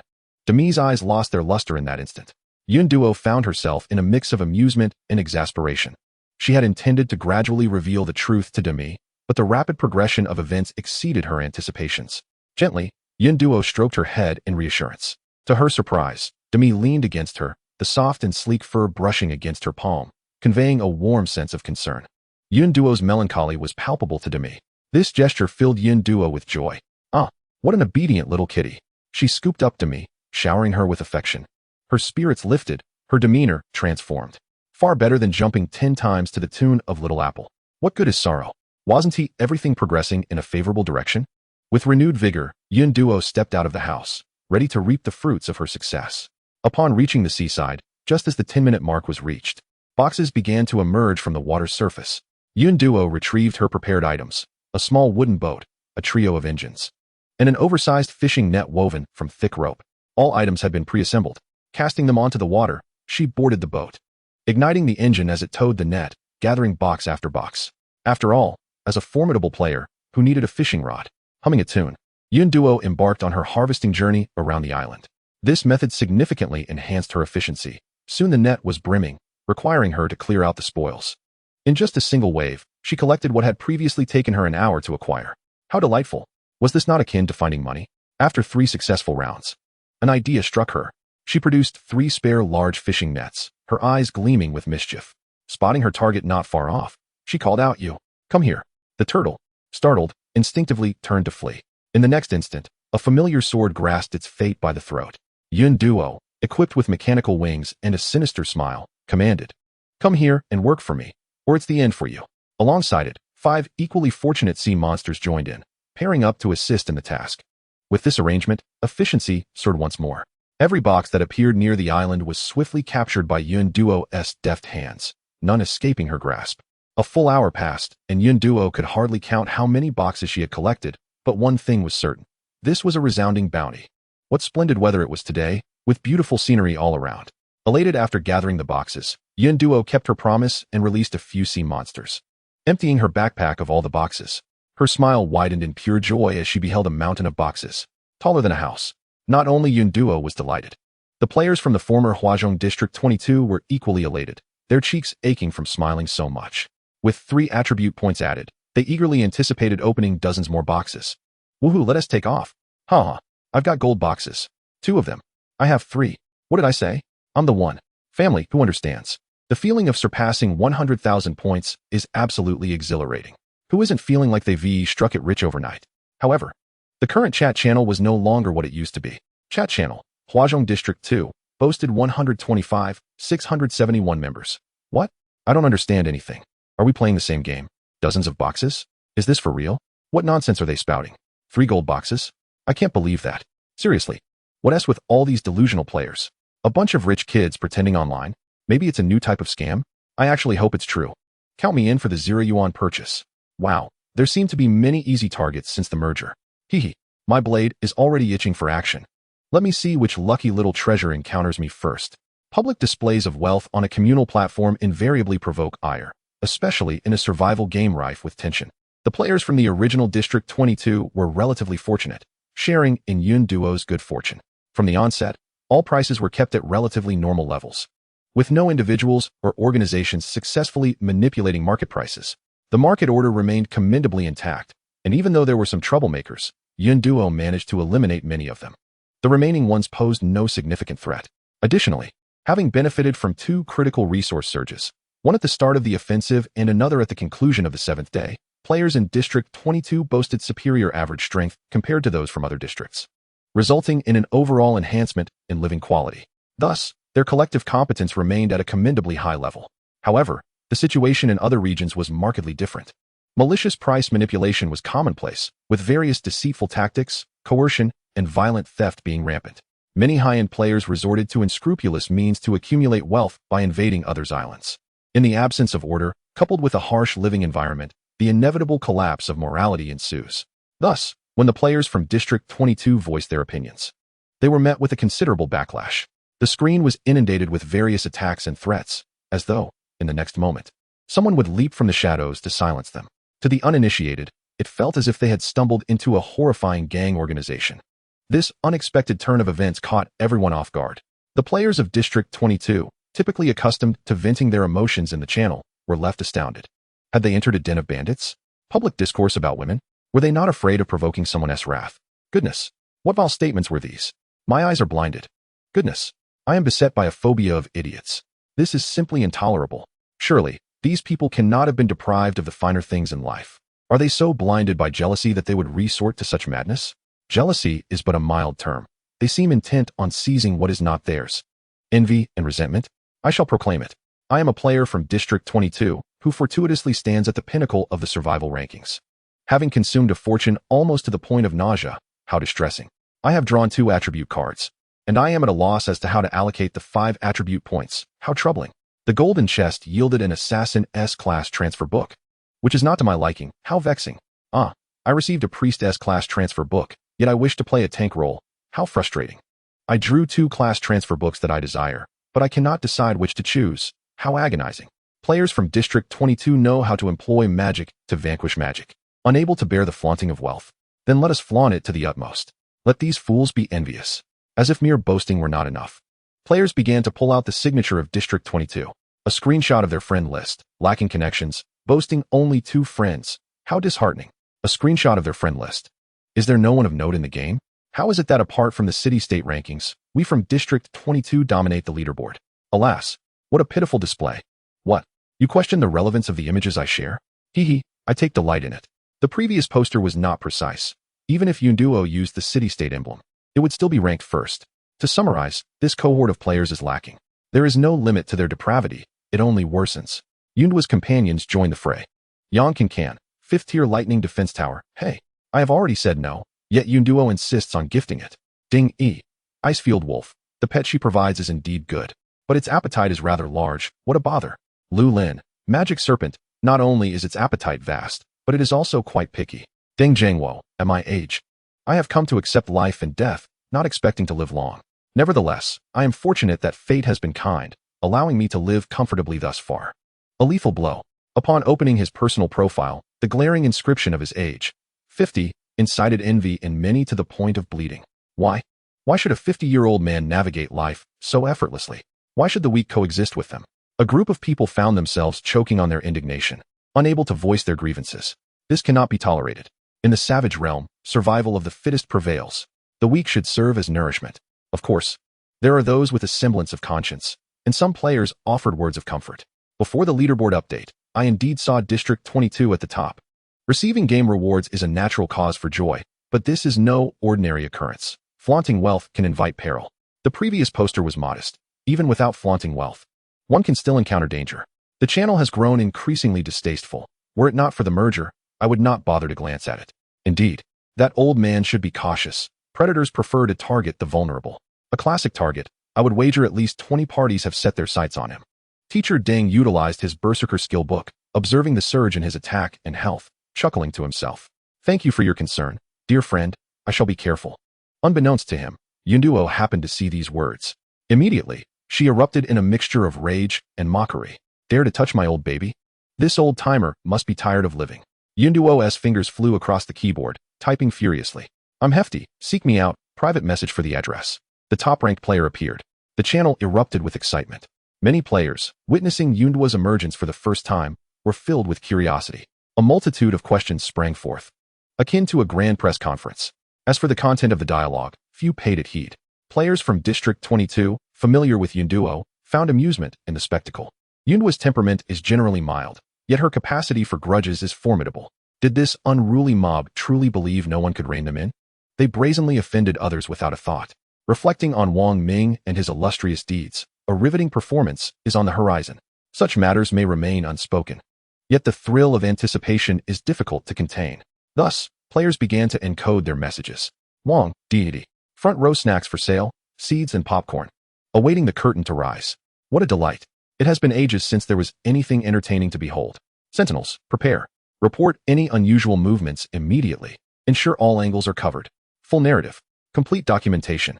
Acknowledged. I will ensure the task is accomplished. Chapter 86. Escalation of conflict. The information left other players bewildered. They assumed they were witnessing some new breed of madness. No one took it to heart. The players from District 22 remained unfazed, each dutifully taking their seats for the spectacle. Little did they know, some were quite astute. There were indeed individuals who had lost sight of their own worth. In the channel, one brazenly inquired about Yunduo's location. Wei Sibi, the top-ranked player, is indeed audacious. Why not simply post your location publicly? Private messaging is rather petty. Having had a stroke of luck, you seem oblivious to your own insignificance. Do you believe that possessing a defense tower guarantees your safety? Accustomed to ruling over a small channel of 50,000, you remain unaware of the perils outside? Quickly, let me see what gives you such audacity. Share your location, or you are but a coward. He unleashed a torrent of provocations, ensuring he struck the right chord, yet Yunduo remained unfazed. To him, the might of the top rank bore little weight. Was it not merely good fortune that granted a useful legendary class defense tower? What could a young woman possibly achieve? Should he successfully ambush her, all of Yunduo's wealth would be his. He would be the world's greatest. In that moment, countless followers would surround him. Resources, beauties, all that he could desire. As Wei Sibi entertained these thoughts, his heart bubbled with delight. Fortune had smiled upon him. Many factions outside had set their sights on Yunduo. Although his faction was insignificant, who could deny that he was in the same district as Yunduo? Proximity grants opportunity. Let them lust after her. His followers also joined in the channel's provocations, their numbers surprisingly substantial. 300 to 400 individuals. Through the channel, Yunduo learned that they were led by Wei Sibi and belonged to an organization named Songyang. Yunduo scoffed. They were more like flies. The raucous gathering of braggarts was nothing but trash, without exception. Just as the region had merged, such a dramatic scene unfolded. The channel was abuzz with chaos, with onlookers, instigators, faction supporters, and peacekeepers all present. The incident successfully elevated Wei Sibi's status. Yunduo remained indifferent, even finding it quite to her liking. The post-merger environment was chaotic. It was time to make an example of someone, to wake the rabble from their unrealistic fantasies. Yunduo decisively typed 2 words, beginner dungeon, prairie. Upon uttering this, the players from District 22 erupted in excitement. Wow, wow, wow. Here it comes. How regrettable to have missed the last live event. This time, I shall not miss it. Sacrificing oneself for the benefit of the many. Big brother, what a good person. These individuals were certain that Yunduo would not falter. Some self-proclaimed geniuses emerged from the crowd. A gaggle of sycophants. Do they understand what blind faith entails? No matter how formidable, she is but one individual. And it is even more ludicrous that the battlefield is not set in her own base. Such arrogance. Without a defense tower, do they truly believe they can take on 100 foes? Their inflated egos have led them astray. A group of fortunate yet naive individuals continued to flatter one another, displaying a remarkable level of foolishness. Numerous sarcastic remarks filled the screen. Yet the players from District 22 remained unfazed, collectively affirming, "Indeed, you are absolutely right." They proceeded with their activities, embodying a spirit of rebellion. At this moment, the group chat erupted with messages. Dingy exclaimed, "Sister, we are here to assist you. Let's teach those scoundrels a lesson." Yongkinkan added, "I've just acquired the priest's specialized tome. I can boost your status." Lu Lin contributed, "Holy Night." Even teacher Deng shared the same sentiment. However, Yunduo declined their kind offers. While the combat prowess of the 3 newly transitioned players was indeed formidable, she believed that employing a strategy of fewer against more would yield the greatest effect. Her objective was not merely to eliminate a few insignificant foes. The main event was about to commence. Wei Sibi sent a screenshot of the primary resource dungeon's prairie scene. "I've arrived. Where are you, Yunduo? Don't tell me you're feeling cowardly." Following that, he continued to bombard the chat with messages, fearing she might not show up. Yunduo was perplexed. What kind of foolishness was this? Who was so eager to court death? She had yet to open a few boxes in her possession when she was compelled to interrupt her activities. Without hesitation, Yunduo utilized a basic dungeon card. The sooner she resolved the matter, the better. Unbeknownst to her, just a second before stepping into the radiant light, a small white figure stealthily followed her. Upon reaching the destination, the expansive prairie was teeming with people. Having just escaped a crisis, it was the perfect moment to relax. Yunduo felt immensely satisfied. The audience was plentiful. The effect of intimidation was palpable, and perhaps she could even catch a couple of big fish. In the center of the prairie, several hundred individuals had gathered, suggesting that it was not merely the Tsang Ing organization in attendance. It seemed there were many who yearned for sudden wealth. At this moment, all eyes turned to Yunduo. The mechanical wings served as her most distinguishing feature. Players could not afford them when they were initially available, and by the time players had developed enough to purchase them, they were no longer in stock. Coupled with Yunduo's appearance and gender, it was almost certain that she was indeed the one. As she made her entrance, the crowd erupted in excitement. She has truly come. How audacious. She looks magnificent. What a pity. What a pity indeed. Did they truly believe that a mere nest of serpents could conquer a tiger? Nonsense. Did they think she was a superhero? No matter how extraordinary she was, could she rival 1,000 foes? Come. Quiet down. Let the bets commence. Place your wagers on your favorite target. Take a chance, pedal your bicycle, and hit the motorcycle. Once you buy, you're committed. The players' betting had just begun. With an expression devoid of emotion, Yunduo approached the group. The odds were heavily stacked against her, a stark disparity in numbers. This only fueled the arrogance of the opposing players. Their chins held high as if they could easily catch a droplet of bird droppings with their nostrils. A dark-skinned young man, with a mocking expression, opened his mouth as if to taunt. Yunduo anticipated his move and swiftly cast a shadow ball, silencing him in an instant. Her decisive and ruthless action caught everyone off guard. The bystanders were left in shock. Was it truly that swift and efficient? Wei Sibai and his group were instantly incensed. This was a slap in the face. Kill her, someone shouted, igniting a frenzy among the crowd. Armed with cold weapons, they brandished their blades, the gleaming edges striking terror into the hearts of the onlookers. Such a display of intimidation was unprecedented. Among them were several newly transitioned players, each showcasing their unique abilities. A priest provided group buffs, while an assassin charged toward Yunduo, and a muscular warrior stood ready. Wei Sibai transformed on the spot, doubling in size as large wings sprouted from his shoulder blades, and his mouth morphed into a beak. He had shifted into his half-orc form. His beastly eyes fixated coldly on Yunduo. Despite facing a multitude of fierce adversaries, Yunduo remained undaunted. She needed no other skills, simply activating dragon resilience. She charged forward wielding the ruin blade. This time, there would be no theatrics, only an overwhelming and bloody slaughter. With piercing eyes, Yunduo glided through the enemy ranks like a specter. Her remarkable agility and honed skills rendered her nearly untouchable. Wherever she passed, heads rolled and blood spilled. Expressions of disbelief froze on the faces of the onlookers, only to be transformed into shimmering motes of light. Chapter 87. A Lesson Through Blood. The scene morphed into a terrifying battlefield. The woman wielding the sword was no mere figure of luck. She was a harbinger of death. Her speed was astonishing, almost one enemy per 2 seconds. Her strength was unparalleled. No one could withstand her onslaught. Even those employing defensive tools found themselves cleaved in two. As blood sprayed, the enemy's forces crumbled rapidly. In a mere 2 minutes, dozens had perished. At this rate, they would all be annihilated within half an hour. The gory spectacle caused the onlookers' hearts to constrict. What manner of monster was this? How terrifying! The ground was strewn with heads and limbs, drenched in blood. The players from District 22 were nearly in tears. Who understood their plight? Family, this fantasy has turned into a horror film. It was not like this last time. After witnessing this display, would they not be plagued by nightmares tonight? The unexpected turn of events caused Wei Sibai and his group to falter. What was happening? Yunduo's combat capabilities far exceeded external estimations. They had miscalculated.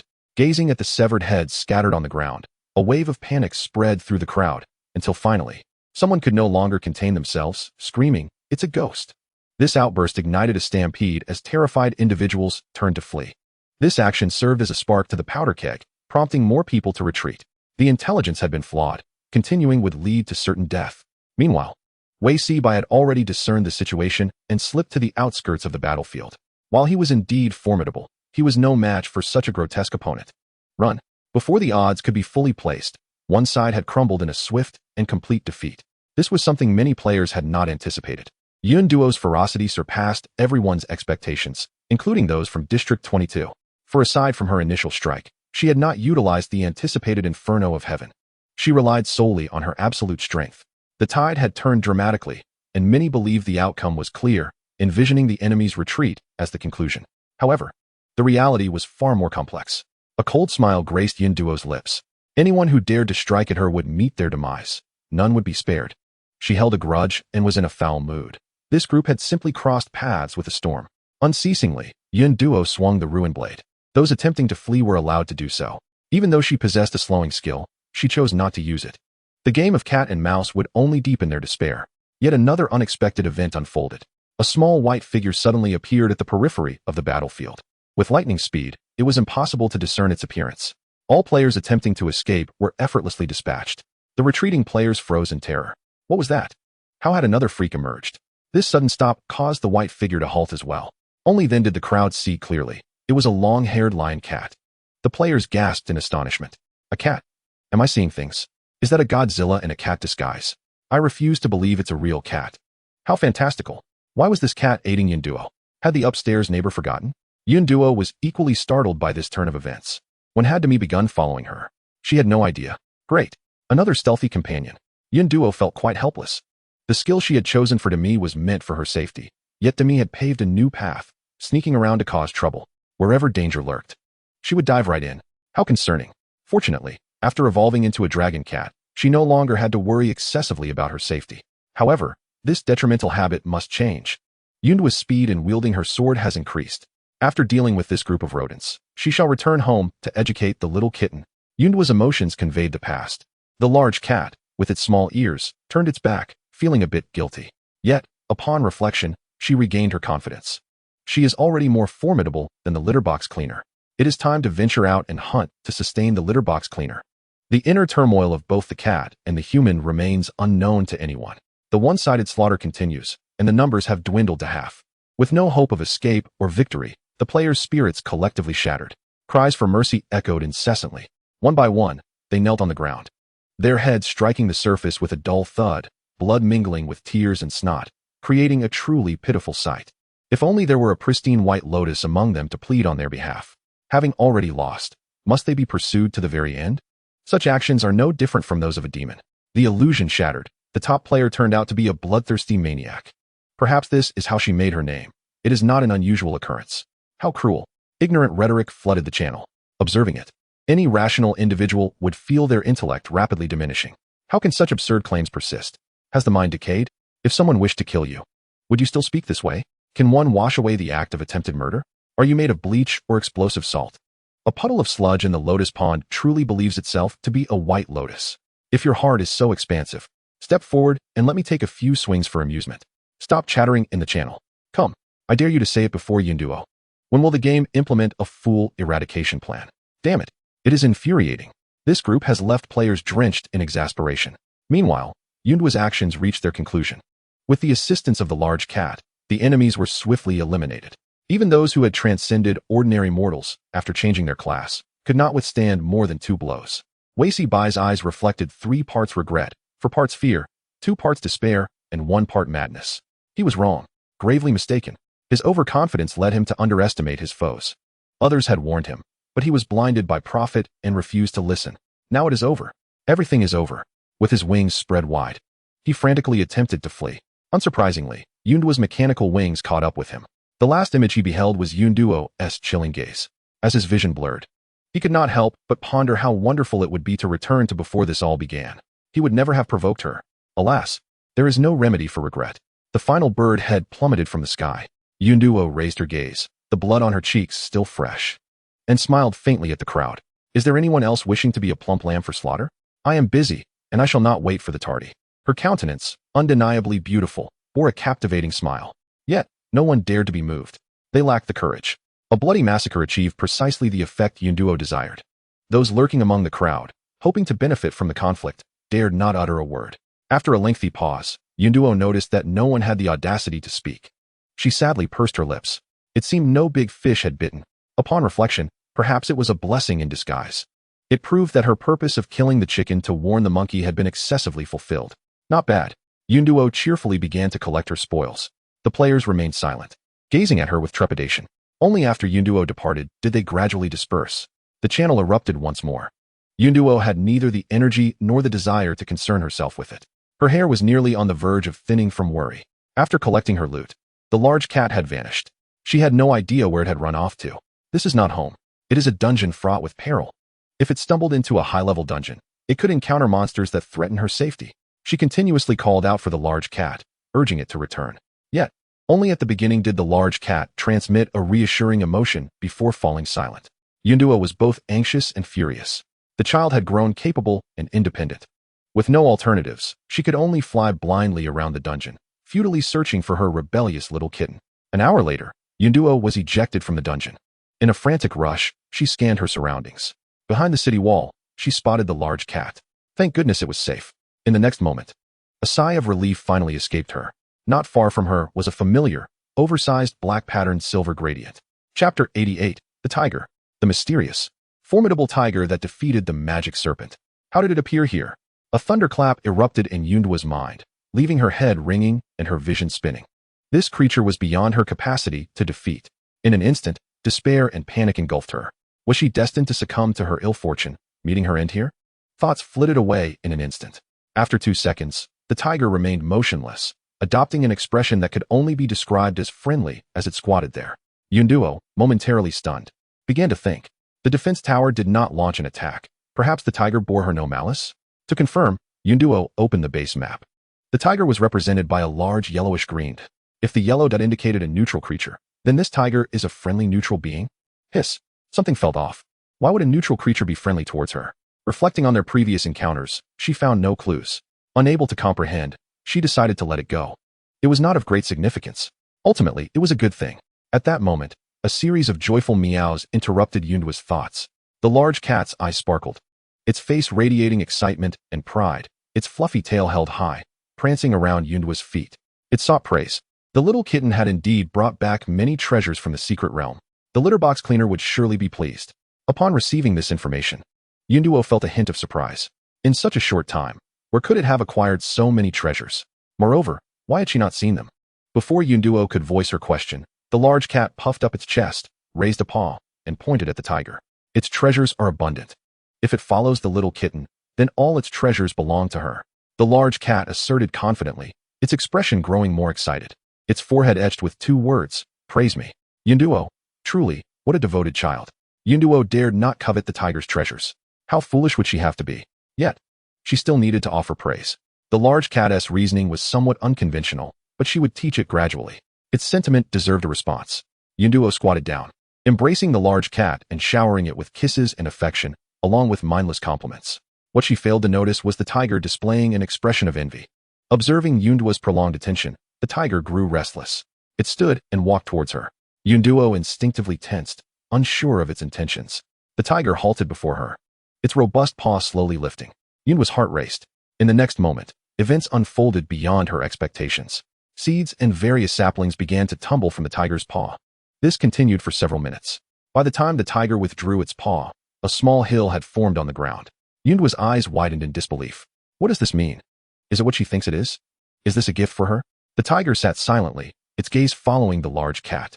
The large cat was visibly more excited, even affectionately rubbing against the tiger, letting out a series of joyful meows. The large cat insisted that these were indeed gifts from the tiger. Yunduo was utterly stunned.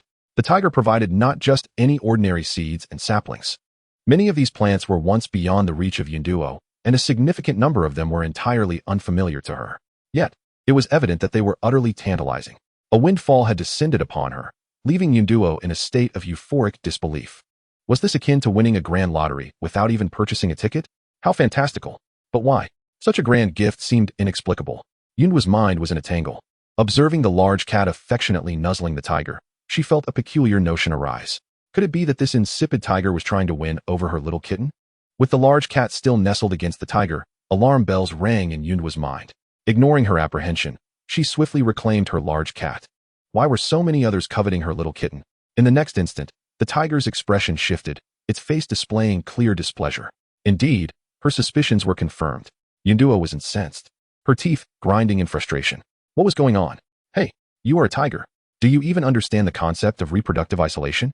A tiger-cat romance is destined for failure. Yunduo silently yelled within her heart, wishing she could hurl the seeds and seedlings at the tiger's face to make it vanish and cease its pursuit of her little kitten. However, she merely twitched her lips, refraining from voicing her thoughts. It was difficult, exceedingly so.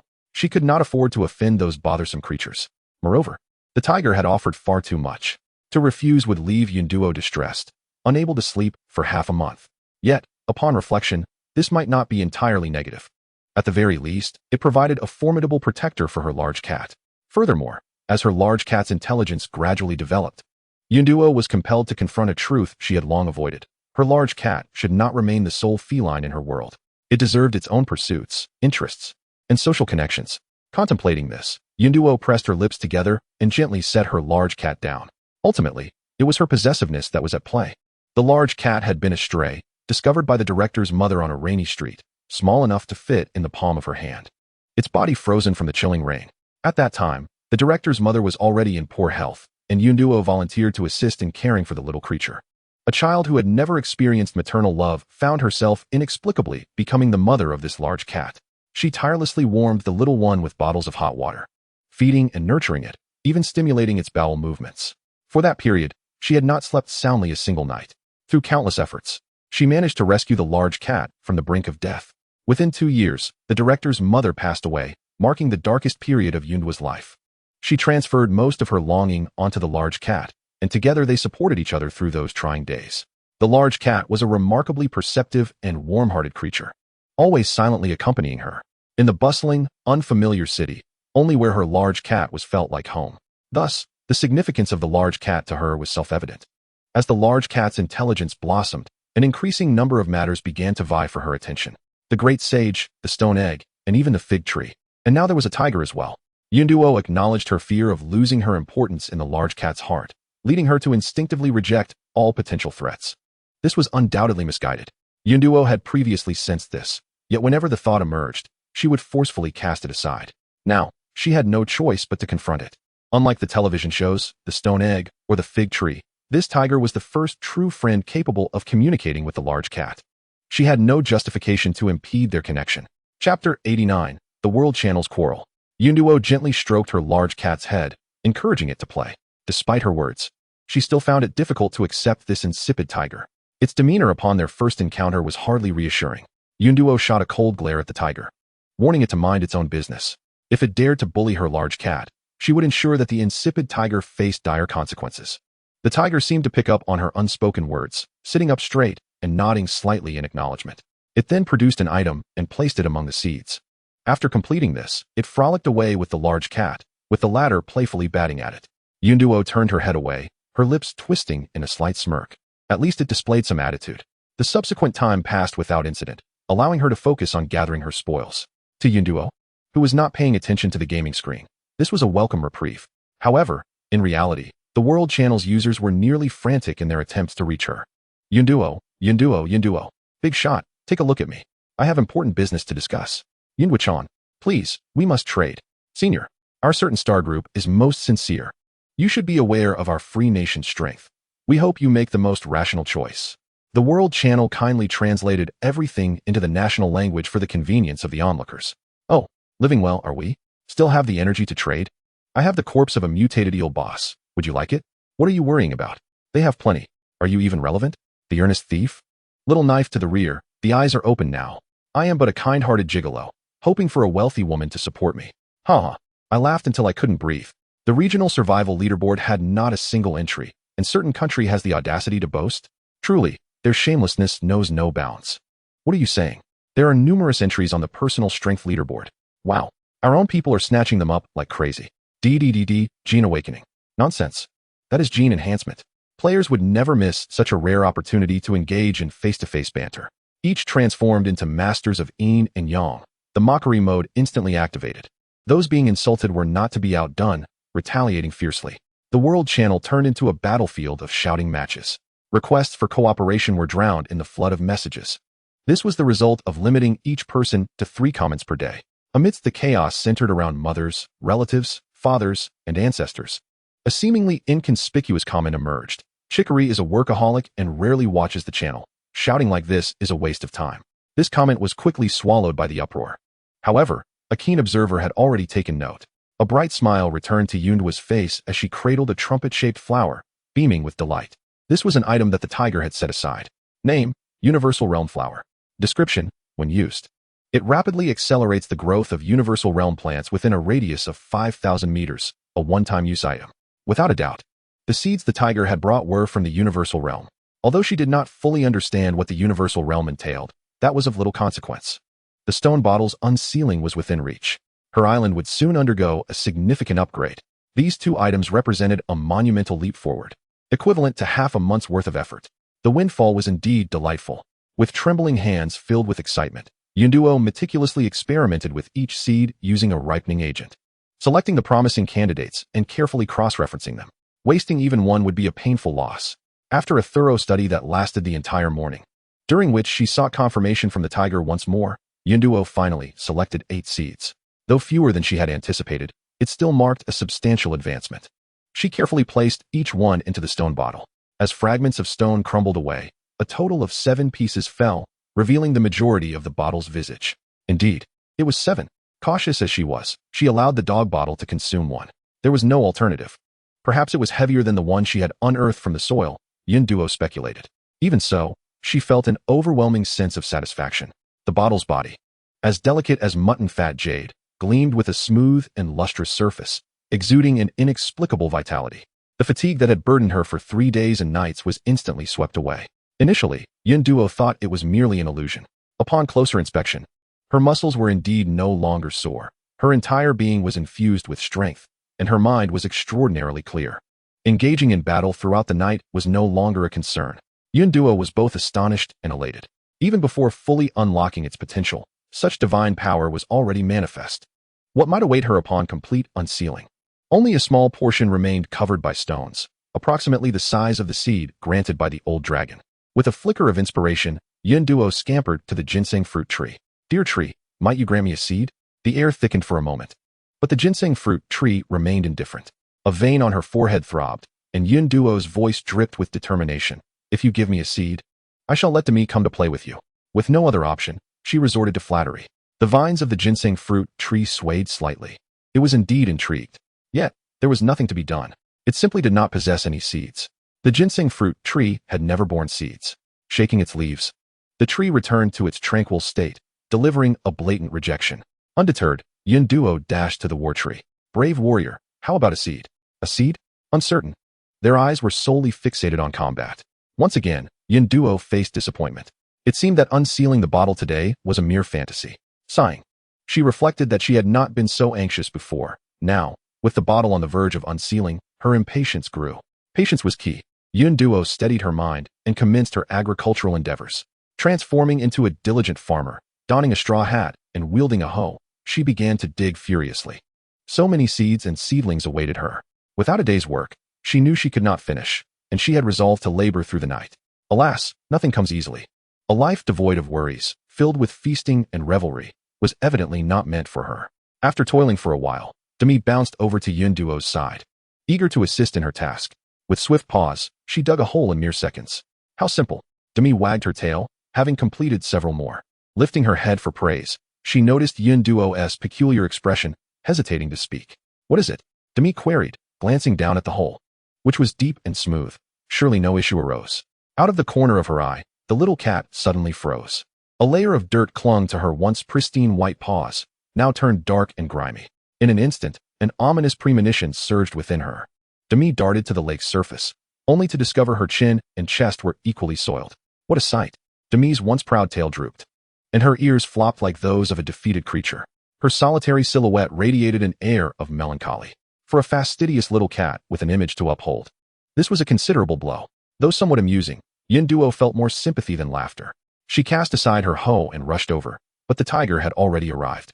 A resonant, magnetic growl reverberated from him, and an unseen force drew water from the lake, transforming it into ribbons that entwined around Demi. The gentle, delicate water flowed over her, washing away all traces of dirt without dampening her fur in the slightest. In mere moments, the little cat was revitalized, and the water returned to the lake. This enchanting spectacle left both cat and human wide-eyed and slack-jawed. Magic! But the marvel did not end there. With a slight stamp of his foot, the tiger conjured numerous holes of varying sizes across the barren land. Seeds and saplings dispersed, autonomously settling into their designated spots. Another stomp, and the soil around the holes filled back in, creating a remarkably level surface.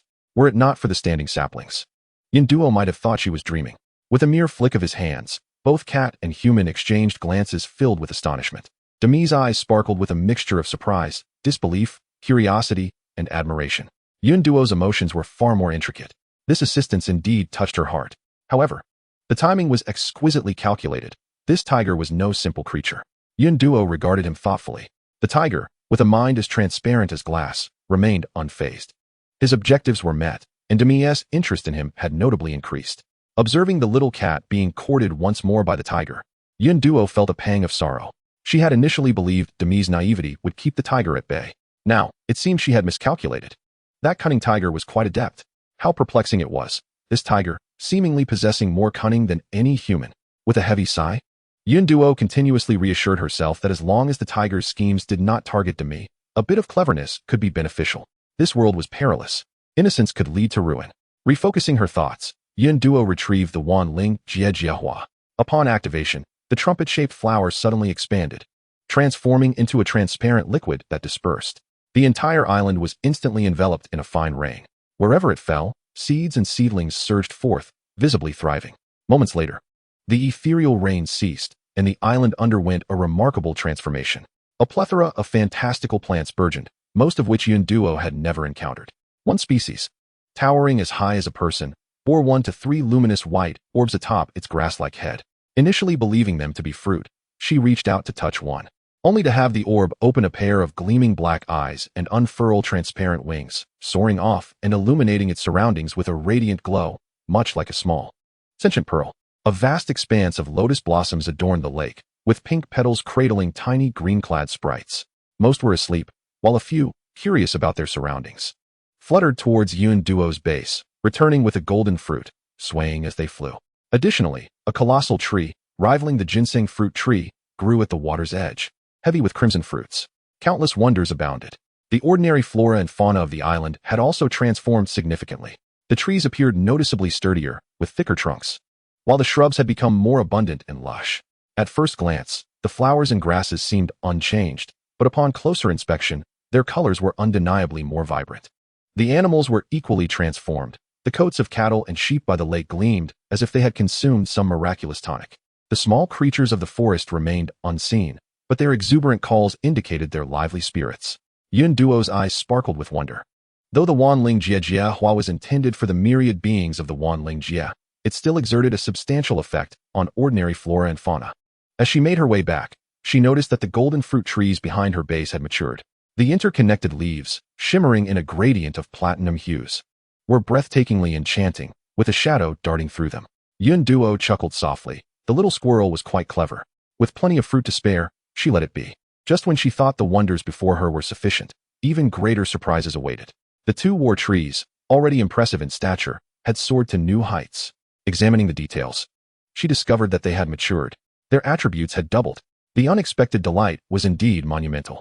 Yun Duo's eyes sparkled with excitement as she made a remarkable discovery. The more formidable the plant, the greater the benefits it conferred. She rushed to inspect the back of the house, and, indeed, the palm tree had matured. Name: palm tree. Description: a healing tree that restores 1 health point to allies within its range every minute. What a delightful surprise. This was the perfect complement to the reckless war tree. Now, she no longer had to worry about those 2 stubborn iron-headed youths at the entrance. The ginseng fruit tree seemed to have reached its peak, showing no further signs of growth. However, the once barren garden was now adorned with a vibrant array of flowers, resplendent in hues of purple and red. Yun Duo also spotted a white flower that could transform its head into a hidden weapon. She passed by it repeatedly without facing any attacks.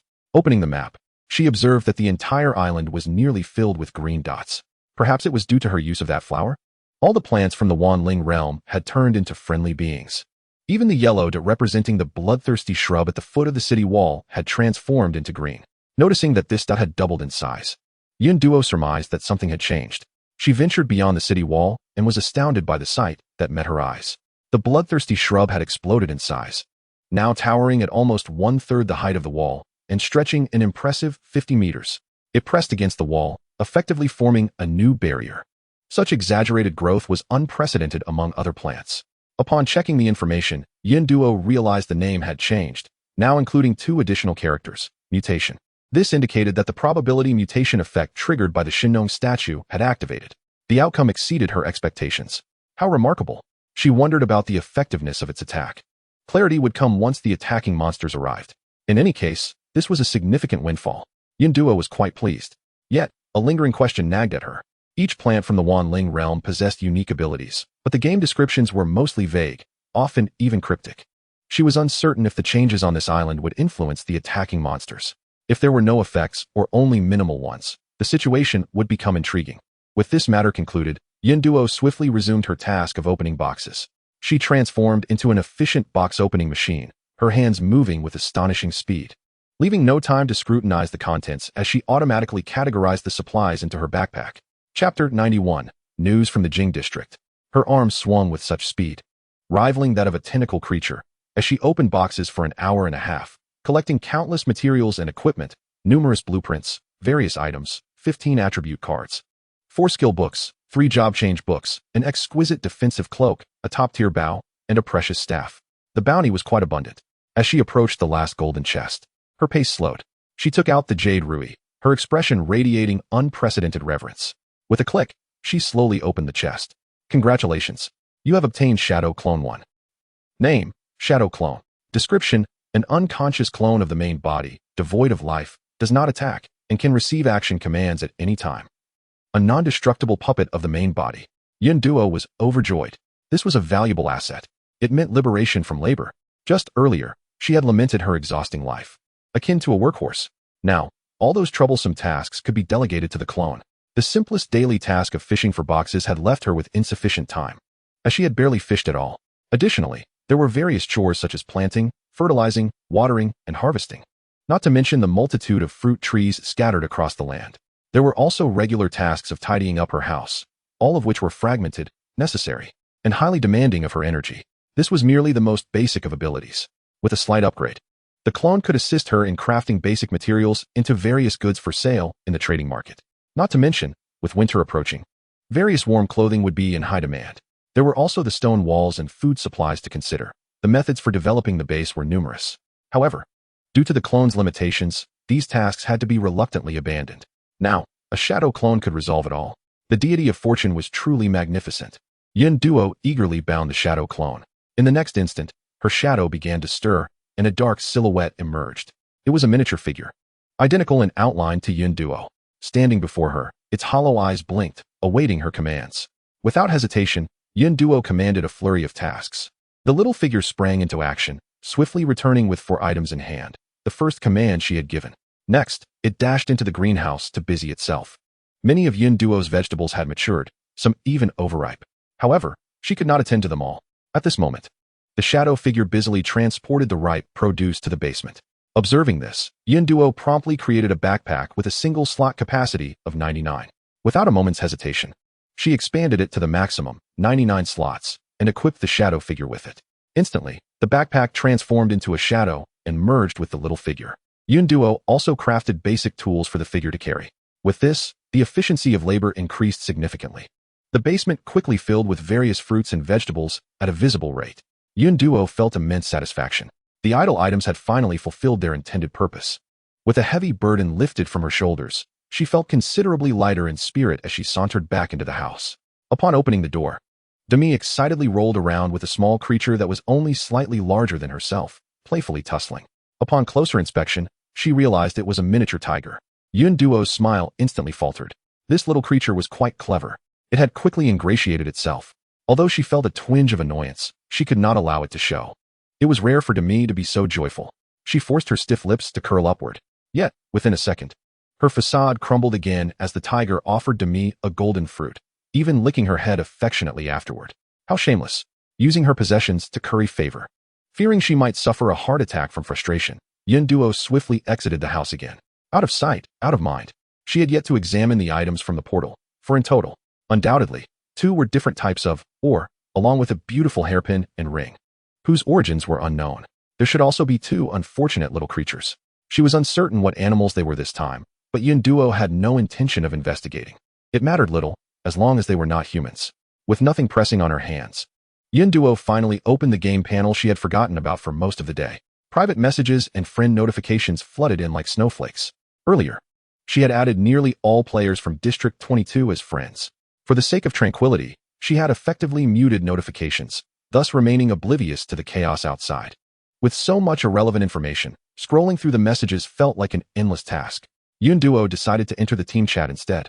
Yang Kan and Ding Yi were fond of lingering in the channel and were likely privy to much information. She inquired briefly, The overwhelming majority were drawn to her building alliance decree. Indeed, even before the World Channel had opened, many factions had sought her out through various means. Now, being able to contact her directly was even more remarkable. It seemed her instincts were correct. This item had substantial significance, especially the first one. The sooner an alliance was established, the greater the advantage. Suddenly, Lu Lin, unusually, sent her a private message. Upon opening it, I discovered it was also related to the Jianbang Ling Lu Lin. The commander of the troops in the Jing district has approached me, seeking assistance in conveying a message. They are in dire need of the Jianbang Ling in your possession. Currently, they are under considerable pressure to protect some of the researchers they have located. And as the game day approaches in a month, this pressure will only intensify. These researchers are invaluable. They have uncovered a wealth of useful information that may lead to a solution for this game in the future. I hope you can lend them a helping hand. Their sincerity is genuine. Regardless of the offers from other factions, they will ensure a generous compensation. I hope you will give this serious consideration. The Jing District Military? Indeed. Before last night, the top 3 positions in the survival leaderboard were dominated by the Jing District.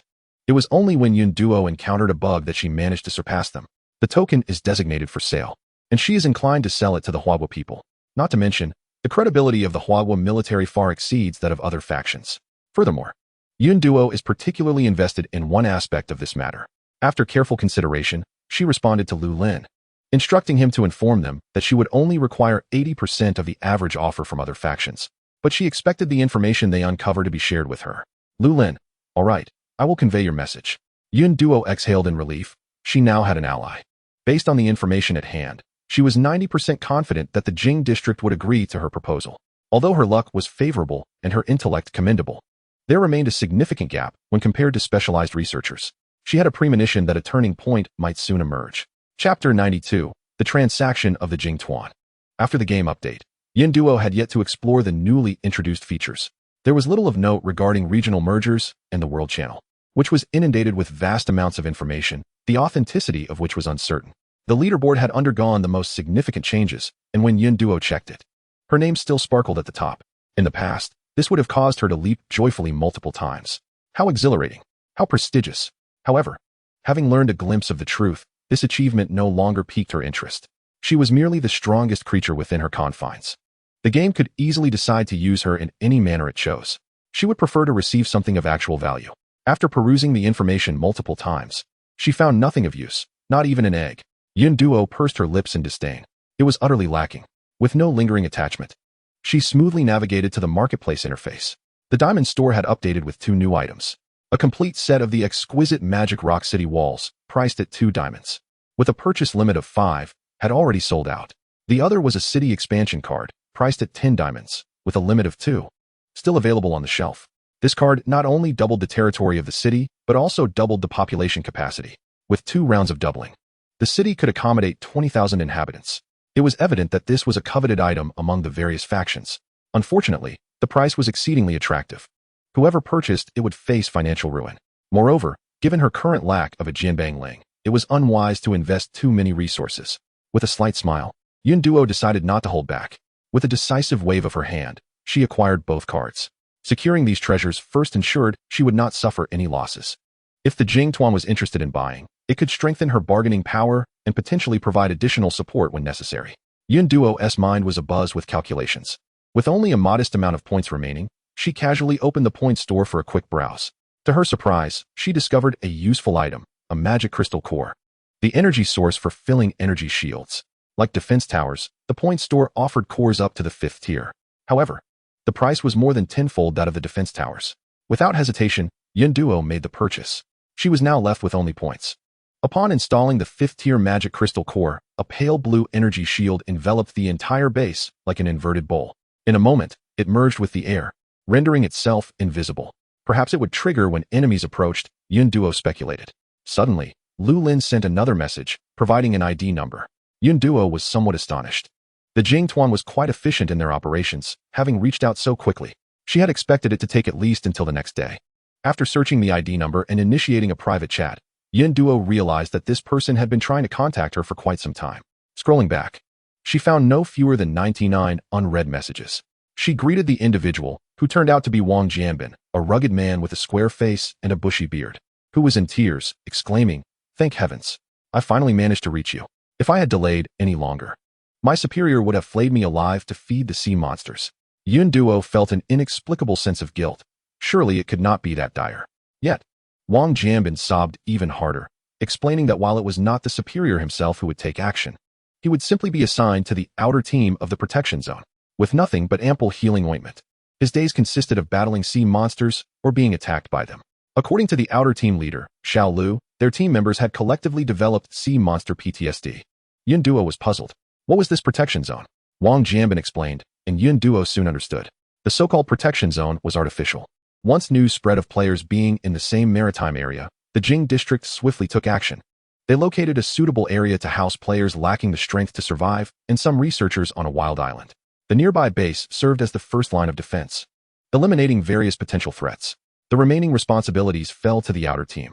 From the protection island as the center, they eradicated all nearby threats. The dangers of this work were self-evident. Initially, when the operation had not yet developed, the mortality rate was as high as 80%. As the Jing Tuan gradually developed, with increased supplies of attribute cards, pet eggs, skill cards, and job change books, the situation began to improve. Nevertheless, even so, the term outer team evoked fear in the hearts of many.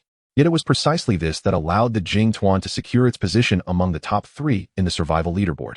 Most of those who survived were not valiant soldiers, but ordinary players and researchers placed in the protection zone. As she absorbed these grim revelations, Yun Duo fell silent.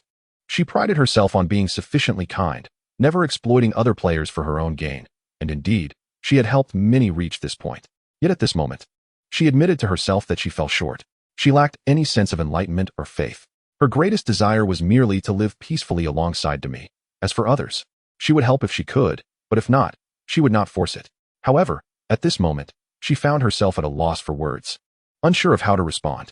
Wang Jianbin seemed oblivious to her unease, continuing to express his gratitude, stating how thankful he was for the opportunity to engage in a transaction with them. With the Jinbang Ling, their pressures would be significantly alleviated. They were truly grateful. The superior had also mentioned that they must meet her in person one day, as her contributions surpassed those of their entire team. As for the exchange materials, the superior had issued orders to adhere to the average price, ensuring they did not take advantage of her. Yun Duo was surprised. Did they not claim to be in dire straits? How could they possess so many resources? That was hardly the case. Wang Jianbin immediately interjected, though we face pressure. We are far from impoverished. Even disregarding our 2 placements in the top ranks of the survival leaderboard, our team's capabilities surpass those of any individual. In addition to having a think tank offering insightful strategies, I can confidently assert that the external forces, even when combined tenfold, cannot rival our wealth. As if sensing the disbelief of Yun Duo, he sent another screenshot. This is a list of exchangeable resources. Feel free to select according to your needs. After a brief pause, he added, of course, if those 2 cards in your possession could also be exchanged, that would be even better. I could request additional exchangeable resources. Yun Duo was momentarily speechless. Goodness. The list of materials required several minutes to peruse thoroughly. The level 5 defensive towers were as abundant as cabbages in wholesale markets. And there was no shortage of legendary towers or exquisite equipment. There were even legendary-grade magic cores. Moreover, there were numerous items she had never encountered before. Yun Duo felt fortunate. She had almost let slip the words about the free construction order for establishing a guild. Thankfully, she had hesitated just in time. Chapter 93, New Information. Wang Jianbin sent another message. Dear esteemed one, please take a look. After selecting the materials, if there are no issues, we will send you the required documentation to complete the transaction. He followed up with another note. You may have already noticed, but just in case, I must reiterate, it's advisable to keep a few defensive materials at the base. The stronger the base's firepower, the harder it is for attacking monsters to pose a threat. Because of this, I nearly met my demise. Sensing the other party's concern, Yun Duo felt a warmth in her heart and replied with gratitude. Subsequently, she selected the desired materials and completed the transaction, along with the exchange of the 2 cards. After accomplishing these tasks, Yun Duo did not rush to organize the received resources, but instead opened the world channel. As anticipated, within 2 minutes, the latest announcement of the first prize rolled across the top of the channel. Congratulations to player Wang Jianbin for achieving the game's first guild establishment. Reward: Wang Jianbin receives a legendary tier Lord's Mansion. Random attribute points: 3. All players are encouraged to strive for excellence. The city-state has been named Huaxia. Players may apply for entry. Immediately thereafter, 3 pinned messages appeared in the world channel. The world megaphone, priced attractively, was rarely used. Now, 3 identical messages emerged, drawing significant attention. World megaphone, Wang Jianbin. I, representing the Jingtuan Army, hereby notify all citizens of Huagua that the Huaxia base has been established today. Currently, the capacity is limited, but we will actively expand. We hope everyone remains steadfast and does not give up, awaiting the merger of the Huagua region. It is advisable to team up for the journey. Everyone will be properly accommodated. The military promises to do everything within its power to ensure your safety. The three pinned megaphones occupied a considerable portion of the world channel's upper section. In an instant, the channel erupted with excitement. Heavens, what am I seeing? The Huagua military still exists. Tears streamed down faces as understanding surged through the crowd. Suddenly, I feel motivated. I can persist. I am not alone anymore. Huagua base. What about the free country? Why do we lack a base? What is the military doing? I envy you. I am from Banziguo. Can I go there too? We are originally one family. Scram. We do not welcome unfilial children. Huagua, you must treat the world's citizens equally. The strong should fulfill their obligations. The double standards were glaringly evident. Surely, the upstairs is filled with freedom-loving individuals.